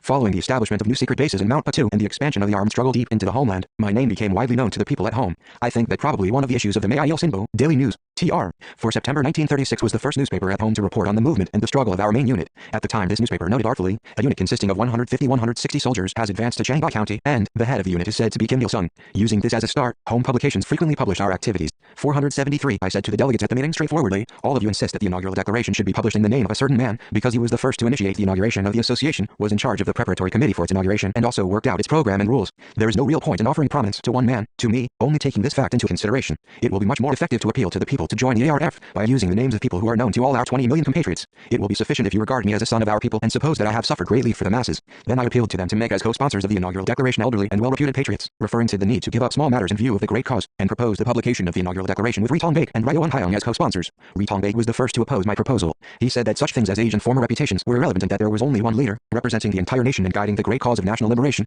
General Kim, known at home and abroad. Therefore, he added, a man like him could not be sponsor, despite this stark fact, and persisted that, as a matter of course, General Kim should be both president of the ARF and its sponsor. Taking my suggestion into consideration, he proposed that Ryo Eun-hyung be made co-sponsor along with me. After heated discussion I agreed to become one of the sponsors on condition that the alias Kim Tong-myung was used. When he obtained my concession, Ri Tong-baek also consented to be sponsor. 474 Thus, the names of three people, Kim Tong-myung, Ri Tong-baek and Ryo Eun-hyung, were put down as co-sponsors in the inaugural declaration of the ARF published on May 5th. Ri Tong-baek supplied me with the alias of Kim Tong-myung. When I said that I would agree to become sponsor, only on condition that an alias be used, he could not insist on his own suggestion anymore and became engrossed in his thoughts for some time, before adding that it would be a good idea to keep Kim as it was as the surname of my alias and name me Tong-myung, Tong meaning the east and myung implying brightness. He said that if the name Kim Tong-myung was used for me, it would constitute a significant name in various aspects, in the sense of representing the nation. Everyone expressed their approval with warm applause. Thus, the alias, Kim Jong-myung, like the name, Kim Il-sung, was provided by other people. The declaration of the ARF published by us was subsequently sent to various places at home and abroad. In some places it was reprinted and made public, with the names of the sponsors replaced by those of influential figures and famous people in their own area. We allowed them free rein depending on their own situation. The ARF itself was called the East Manchurian Koreans Association for the Restoration of the Fatherland in East Manchuria, and in South Manchuria it was named the Association for the Restoration of the Fatherland of the Koreans residing in Manchuria. For this reason the names of such people as Oh Song-ryan, Om Soo-myung, Ri Sang-jun, Ri Tong-gwang, and N Kwang-hun appear in some declarations of the ARF discovered by the Party History Institute. 475 In accordance with the unanimous will of the participants, I took office as president of the ARF at its inaugural meeting. This is how a standing anti-Japanese National United Front body, the first of its kind in the history of the anti-Japanese national liberation struggle in our country, came to be born. The founding of the ARF as the first anti-Japanese National United Front body in our country constituted a milestone, strengthening the mass foundation of the revolution. Following the founding of the ARF, the anti-Japanese National United Front movement developed rapidly in a more organized and systematic way on a nationwide scale, closely combined with the anti-Japanese armed struggle. It was able to dynamically organize and mobilize all the anti-Japanese forces to the struggle for national liberation. Unification of all the efforts of the nation for the liberation front marked the supreme task we had set ourselves since we started out on our struggle. We had spent many years to ensure that we achieved this aim. The foundation of the ARF represented the fruit of the active efforts of our young communists who had tirelessly trained our revolutionary forces. It marked a historic moment when our people again solemnly declared their will to fight more dauntlessly against the Japanese imperialists with their own efforts. It also marked a turning point in taking the general Korean Revolution, with the anti-Japanese armed struggle as the keystone, to a new upsurge. The foundation of the ARF enjoyed active backing at home and abroad, as it met the requirements of the development of the Korean Revolution itself and the currents of the time. In various parts of the 476 homeland and abroad loud voices were raised in its support. The units of the Independence Army responded first. Immediately after the proclamation of the foundation of the ARF, Yoon Il-fa, Chief of Staff of the government of the Korean Revolutionary Army, sent us a letter congratulating us on the foundation of the association and expressing his hope that he would be able to maintain close ties with us on the anti-Japanese front in future. Moreover, Pak, a nationalist fighter who was active in Shanghai, made a long journey to Manchuria and met the South Manchurian delegates of the ARF. He had exercised a considerable influence on nationalist fighters as a patriot who had been engaged in the independence movement for many years in China proper, such as in Shanghai, Beijing, and Tianjin. Pak promised to carry out extensive work for the ARF, embracing the homeland and abroad. He also discussed ways of forming the Revolutionary Army for Independence as nationwide armed forces. As Ri Tong-baek wrote in his article entitled, Mr. X, a leader of the Jeondoist religion, personally visits the delegates of our Restoration Association in the first issue of the monthly Summo, Pak and Jin, who was a patriarch of the Jeondoist religion, also visited the secret camp in Mount Patu to see us on learning the happy news of the foundation of the ARF. He promised to persuade the 1 million members of the Jeondo Youth Party to join the Association for the Restoration of the Fatherland. Ri Chang-sun, Ri Ja-sun, Pak Ta and many others came to see us successively and made an active contribution to the expansion of the organizations of the ARF. It will probably be difficult to contain even in several thick volumes the history of the development of the ARF, which expanded in a short 477 space of time into a nationwide organization, embracing hundreds of thousands of members. The birth of the ARF at the northern foot of Mount Patu in May 1936 constituted a historic event, which ensured a new turning point in the development of the Korean Revolution and heralded the dawn of national liberation. Thus, the new brighter era of the Korean Revolution began to dawn at the foot of Mount Patu. Notes. 1. Ryo Eun-hyung, 1886-1947, Korean independence campaigner. From Yangpyeong, Gyeonggi Province, he participated in the Korean Provisional Government in Shanghai at its early days and the Koryo Communist Party, fighting for Korea's independence. In Seoul, he worked as general director of Joseon Hangilbo, chairman of the Nation-Building Union of Korea and head of the Toiling People's Party. After the liberation of the country, he met President Kim Il-sung in Pyongyang and returned to Seoul, where he advocated an independent political line and national reunification in alliance with the communists before being assassinated by the enemy. 2. Paet Naemun, 1894-1979, from Gachang, North Hoya Province. He was a teacher in Seoul and worked as deputy chairman of the Toiling People's Party in South Korea, opposing the colonial policy of the U.S. imperialists. He attended the Joint Conference of Representatives of Political Parties and Public Organizations in North and South Korea held in April 1948. He took the posts of the First Minister of Education, President of the Academy of Sciences, Chairman of the Supreme People's Assembly of the Democratic People's Republic of Korea and other posts in succession, contributing to the development of national education and science and national reunification. 3. Kang Young-chang, 1912-65, a scientist who was faithful to the party and people, enjoying the trust and love of President Kim Il-sung. During the Japanese occupation of Korea, he graduated from Lushan University of Technology in China and was employed by the Japanese Mitsubishi Electric Corporation as an engineer. After the liberation of the country, he came to the northern half of the republic from South Korea and worked as chief engineer in Songjin Steelworks, Minister of Metal Industry and President of the Academy of Sciences. He always believed in the party and remained faithful to its aims, withstanding all reactionary plots, and contributed to the establishment of Jushin metallurgical and machine industries of the country. 4. Peace Maintenance Corps, a reactionary organization formed by the U.S. imperialists and South Korean puppet regime in the areas of the northern half of the republic, which they occupied temporarily during the Fatherland Liberation War, June 1950–July 1953.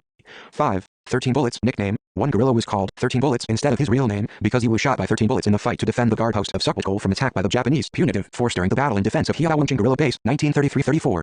6. Kim Jin, 1912–39, a commanding officer of the Korean People's Revolutionary Army and the first war hero in world history to block the enemy's pillbox with his body. He participated in the anti-Japanese armed struggle organized and led by President Kim Il-sung and died at the battle in Dache, Antu County, where he silenced the pillbox of the enemy with his breast to open up the route of charge for his unit. 7. Ri Soo-bok, 1933–51, a hero of the Democratic People's Republic of Korea and a soldier of the Korean People's Army, from Suncheon, South Gyeongnam Province. During the Korean War, provoked by the U.S. imperialists and South Korean puppet regime, he died at the age of 18 after blocking an enemy pillbox with his breast in the battle to retake the nameless Hyeojeonning Heights 1211 and paving the way for his unit's advance. 8. Kim Kwang-chol, 1965–90, a hero of the Democratic People's Republic of Korea and an officer of the Korean People's Army. In January 1990, during field training, he was killed when he saved at least 10 soldiers by covering a hand grenade with his own body prior to its explosion. 9. Han Young-chol, a hero of the Democratic People's Republic of Korea and soldier of the Korean People's Army. In February 1992, 21 years old, during preparations for combat training, he died after throwing himself on a grenade prior to its explosion and saving the lives of his comrades. 10. Great defeat at Thenmudong in Chingshanli, a disaster suffered by the Japanese aggressor forces in June and October 1920, in battles with the Korean Independence Army commanded by Hong Pom-do and the Korean Independence Army units operating in Jiannao, at Thenmudong in Lanking County and Chingshanli in Heilong County, Jilin Province, China. 11. Fur-lined shoes, a kind of shoe made from animal hides. It has two forms, one is knee-high, the other involves shoes laced to wrap heels. The former is worn in winter, the latter during plowing season for field work.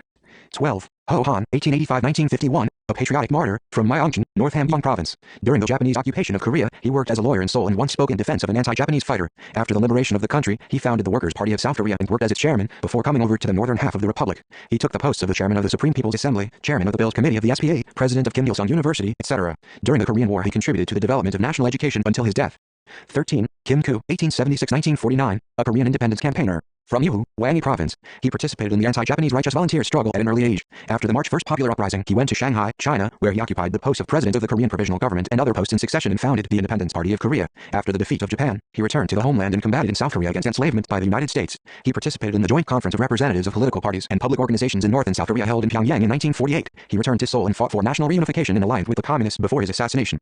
14. The April North-South Joint Conference, a conference held in April 1948 in Pyongyang to discuss the problem of national reunification involving 695 representatives of 56 political parties and social organizations, as well as the representatives of overseas Koreans. The conference was held when the U.S. imperialists and their lackeys plotted to May 10th separate elections aimed at national ruin in a bid to perpetuate the bisection of the territory and national division and make South Korea their permanent colony. President Kim Il-sung delivered a speech on the political situation in North Korea, illuminating national salvation measures to ensure an independent reunification of the fatherland. 15. Cho Tak-sen, 1914-90, a son of Cho Tong-oh, who was the headmaster of Hwasong-wi-suk School attended by President Kim Il-sung. Following the occupation of Korea by Japan, he took refuge in China and served in the Liberation Corps as an officer. After the liberation of the country, he became Minister of Foreign Affairs of the South Korean government, a corps commander of the South Korean Army, and the South Korean ambassador to West Germany. During Park Chung-hee's rule, he sought asylum in the United States. He subsequently obtained his permanent residence in the Democratic People's Republic of Korea and worked as vice chairman of the Committee for the Peaceful Reunification of the Fatherland and the chairman of the Chondoist Jonggu Party. 16. Kainu and Jinyo, a cowboy called Keanu and weaving girl named Jinyo, who loved each other, lived in heaven. The king made sure that they were separated from one another between the Milky Way and allowed to meet each other once on the evening of July 7th every year, saying that they would not work a lot if they were together. As they were allowed to meet only once a year on the Ohak Bridge formed by crows and magpies on the Milky Way, they held each other and shed tears before recounting their lives. According to the legend, rain on July 7th represents the tears shed by Keanu and Jinyo. 17. Hong Kil-tong, hero of the novel tale of Hong Kil-tong written in the Middle Ages in our country. Hong Kil-tong is portrayed as an extraordinary man who works for a just cause, as if by magic of a protean and mysterious quality. 18. The 38th parallel, the demarcation line drawn by the USSR and the USA to divide liberated Korea, August 1945, into north and south along the 38th parallel by the northern latitude, on the pretext of a fixed line of charge to disarm the defeated Japanese army after World War II. 19. Ulji Mundak, a famous patriotic general of Kaguryo from Pyongyang. In 612 during the Kaguryo War, he delivered a telling blow to the enemy at the battle on the Saosu River and performed a great service by leading the army and people to military victory. 20. Ri Sun-sen, 1545-98, a famous patriotic admiral of Korea who commanded the naval force of 3 provinces at the time of the Ri dynasty. He built turtle boats, the first kind of iron sea LAD warships in the world, and during the Imjin Patriotic War, 1592. 98. Crushed hundreds of warships of the Japanese aggressor forces, annihilated tens of thousands of enemy forces, safeguarded the sea and thereby frustrated the enemy's plan for a joint advance of its land and naval forces, rendering distinguished service in the victorious war. He was killed in the last battle on the sea off Roryang. 21. Pak Tao, 1910-60, an anti-Japanese veteran. From Kilju, North Hamgyong Province. He worked, during the Japanese occupation of Korea, as the chief of the National Liberation Union of Korea under the leadership of President Kim Il-sung. In September 1938, he was arrested by the Japanese police on the information of a pro-Japanese informant and imprisoned. Following the liberation of the country, August 1945, he was released from Sodiaman prison in Seoul. He was unable to move and wrote from his bed.